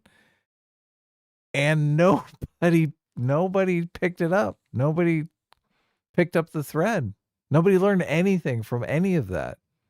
So I can't imagine that there's not going to be any kind of reckoning after this. After witnessing that and living through that, nah, they're going to get it completely wrong. They're going to blame racism just like they did before. Well, okay. Well, so maybe the left may not, have the gears turning that something, but I do think that if Trump wins, do you think maybe the right wing, because I feel like a lot of people in the Republican Party, it feels very like fractured and they're having, I wouldn't say an identity crisis, but I think because of Trump, there's been like a new slew of people that have kind of come in to the conservative Republican Party. And there's different like types of Republicans. Like I don't think a MAGA Republican, I wouldn't even call a MAGA person really a Republican. Like I don't think that's the same. And I almost feel like if Trump wins, that the Republican Party, I think, has to kind of come to this. Should we be more moderate or more towards like this populist idea? Should we? I feel like they're the ones that are probably going to take more from this win than maybe necessarily the left would. And then if let's say Kamala wins, I don't think the left would learn. I think they'd be like, yes, our woman won. Let's just not never talk about it again. But then the right is still going to have to all talk and go, okay, are we still going to be like, try to play this moderate thing and kind of tell the people who are being a little crazy to shoo? Or are we going to try to bring back more of this religious base? I feel like the discussion might be more on the right than the left. I don't. The left is going to lose their minds. Obviously, look just aesthetically. Who Last else is time due? Trump beat a white woman. This time Trump beat a black woman. Like this is like And they can't. They're Southeast just gonna. Asian too. I mean, it was a Yeah, 2-for-1. They're gonna lose their shit. They're gonna totally lose their minds. Yeah. But I don't know. But And I just feel that there's a really weird. I don't know if you call it a divide or I feel like the Republican Party's like, maybe I'm being an optimist. I just feel like they're gonna maybe be more moderates. I just don't think this idea of like we need to ban gay marriage. I think a lot of them are like the people who think that they're really I don't think pushing. that's gonna happen. Look, Well, but there's no chance a of that more happening. moderate. Sure, but it is a more moderate view, and there are some crazy people on the right who do think that. And is the Republican Party? They have like some gay senator. I mean, there's probably other gay people in the right, but they had a gay senator join, and they were making like, oh look, we're diverse too. And They just called Georgia oh, pulled them for out. Trump. Well, I guess we had already called it, so Yeah. he's up to 246. Still gotta pull it up. You gotta show the people. Gotta create the yeah. show. I mean, I think my prediction of Kamala eking by in Pennsylvania is wrong.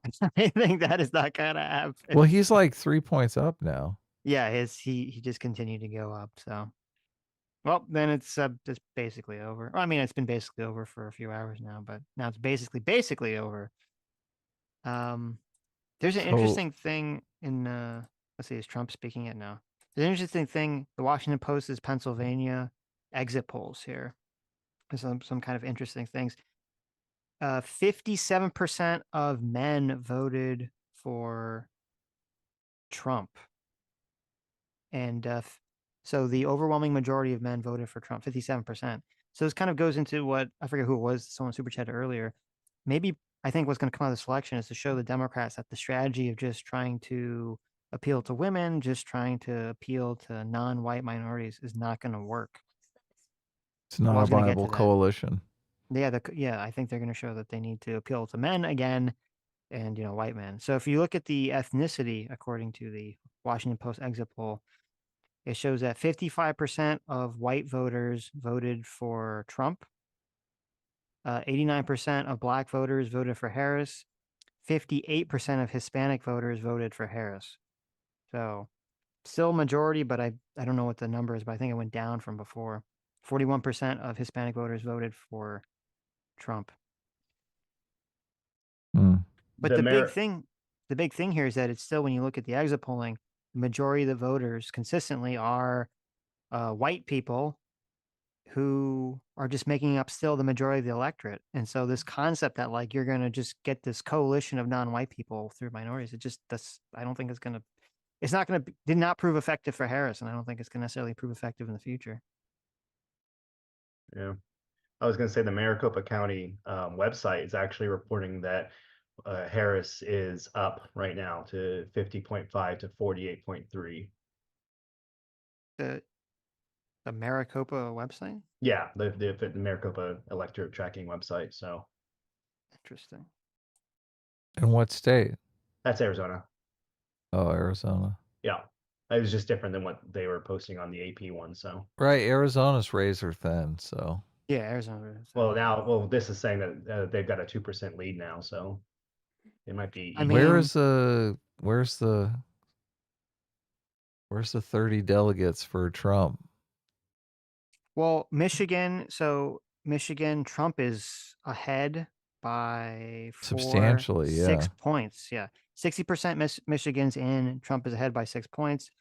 85% Wisconsin's in, and Trump's ahead by 4 points. So How many That's- delegates are those two, though? So Does it- Wisconsin is 10, so that'd bring Trump to 257, and Michigan's 15. So that's 25 combined. Okay. So that puts him over. Does that put him over? I believe so. 60. Yeah, 72. Yeah, you're correct. That puts him over by 2. So yeah, if Trump literally just needs to win Michigan and Wisconsin. Right, and those look it. like I don't know if those are going to be reporting by the end of the night. I don't know the situation with them, or if they're in a Pennsylvania like situation. We're not going to know till Saturday. Mm-hmm. But Wisconsin, 85% have already reported. So if he can keep that lead. Well, let's say, okay, so Trump's going to most likely obviously win Alaska. Alaska has 3 electoral votes, so I'll put Trump at an even 250. That means he only needs 20 to win. So if Right. he wins Wisconsin, which seems very likely, he only needs to win 10 more. He only needs to win either Arizona, Michigan, Pennsylvania, or Minnesota. Arizona is so close. I think they're going to go into recount territory. I don't think he's going to get it, though. I'm calling it. Arizona, yeah, Arizona's going to be super close. Nevada's 75, but how many only 6 electoral votes, so he needs Nevada's 10. 6, Arizona's 11. So, but yeah, if Trump just wins Nevada and loses everything else, then he would actually lose the election. So, because Nevada's only 6. Right. I'm just saying, if he wins Wisconsin and Michigan tonight, it's over. It's over, yeah. Or Pennsylvania, which, again, Pennsylvania, 90% reported in Pennsylvania, and Trump is up by almost 200,000 votes, and he's up by 4 points. So it's hard for me to imagine Kamala's going to eke out that narrow victory I thought she might eke out in Pennsylvania. We don't know how many absentee ballots or mail-in ballots, but it is hard to imagine that there's 200,000 of those out there, right? Well, it would be 200,000 without Trump gaining anything additionally, right? So it has to be 200,000 just for her. No, I know, but it's hard to imagine that there's even 200,000, right? Like if there's 10,000 absentee ballots, they're going to call it. They're going to be like, even if all those absentee ballots are for Kamala, it's not going to make up the difference. Yeah, well, the only reason they haven't called it yet is that they're waiting for Trump to speak. Well, no, so like, well, maybe, but so in the big counties, so in Philadelphia's biggest county is Philadelphia County. It's still needs 19% of the vote in, and Kamala is up in that county by 58 points. And so that's why they probably want to make sure that Philadelphia County is like fully counted for before they call it for Trump, because obviously that's where they expect she's going to pick up, the big chunk if she can get like, another 100, 150, 200 in that one county. Can't believe I'm being forced to do math here. So there's been 6,300,400,000, 6,400,000, and that's 90% of the vote, right? Yeah. So what is 10% of that times 0.1? So that's only 64,000 votes left out. So even if Kamala Harris gets all 64,000 of those votes, I mean 640,000, right? Or do you mean is that? Wait, yeah, I'm not. Hold on, let me do the math here. Yeah. Let me make sure. 6. Oh yeah, I missed by 1 million. Okay, I have 6 million times 0.1. 640,000. So, but isn't Trump already up over 1 million? No. In Pennsylvania, Trump is up by about 200,000. Oh, okay. So if those were all for Kamala, it would change the dynamic. Right. So let's say there's about 600,000 votes left. So she would have. I don't know what I'm not smart enough to do the math of that, but what ratio? Like Kamala would obviously need a massive ratio in her favor in order to win with the 600,000 remaining votes, which I think is like maybe theoretically possible, but seems highly unlikely. So right, it's still in play. because a even lot of votes left to 'cause count. all the major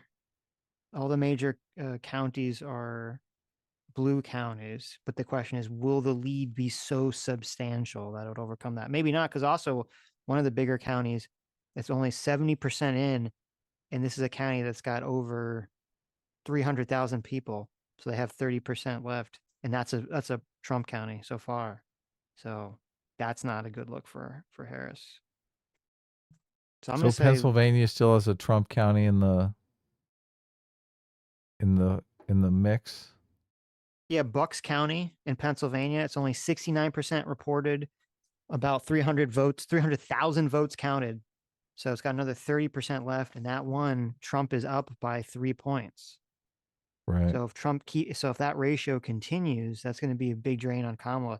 She's going to really basically rely entirely on Philadelphia County, where she's up by 58 points, and she's just going to need like essentially a flood, just a complete flood in Philadelphia County to maybe possibly overcome, but I just don't see it happening at this point.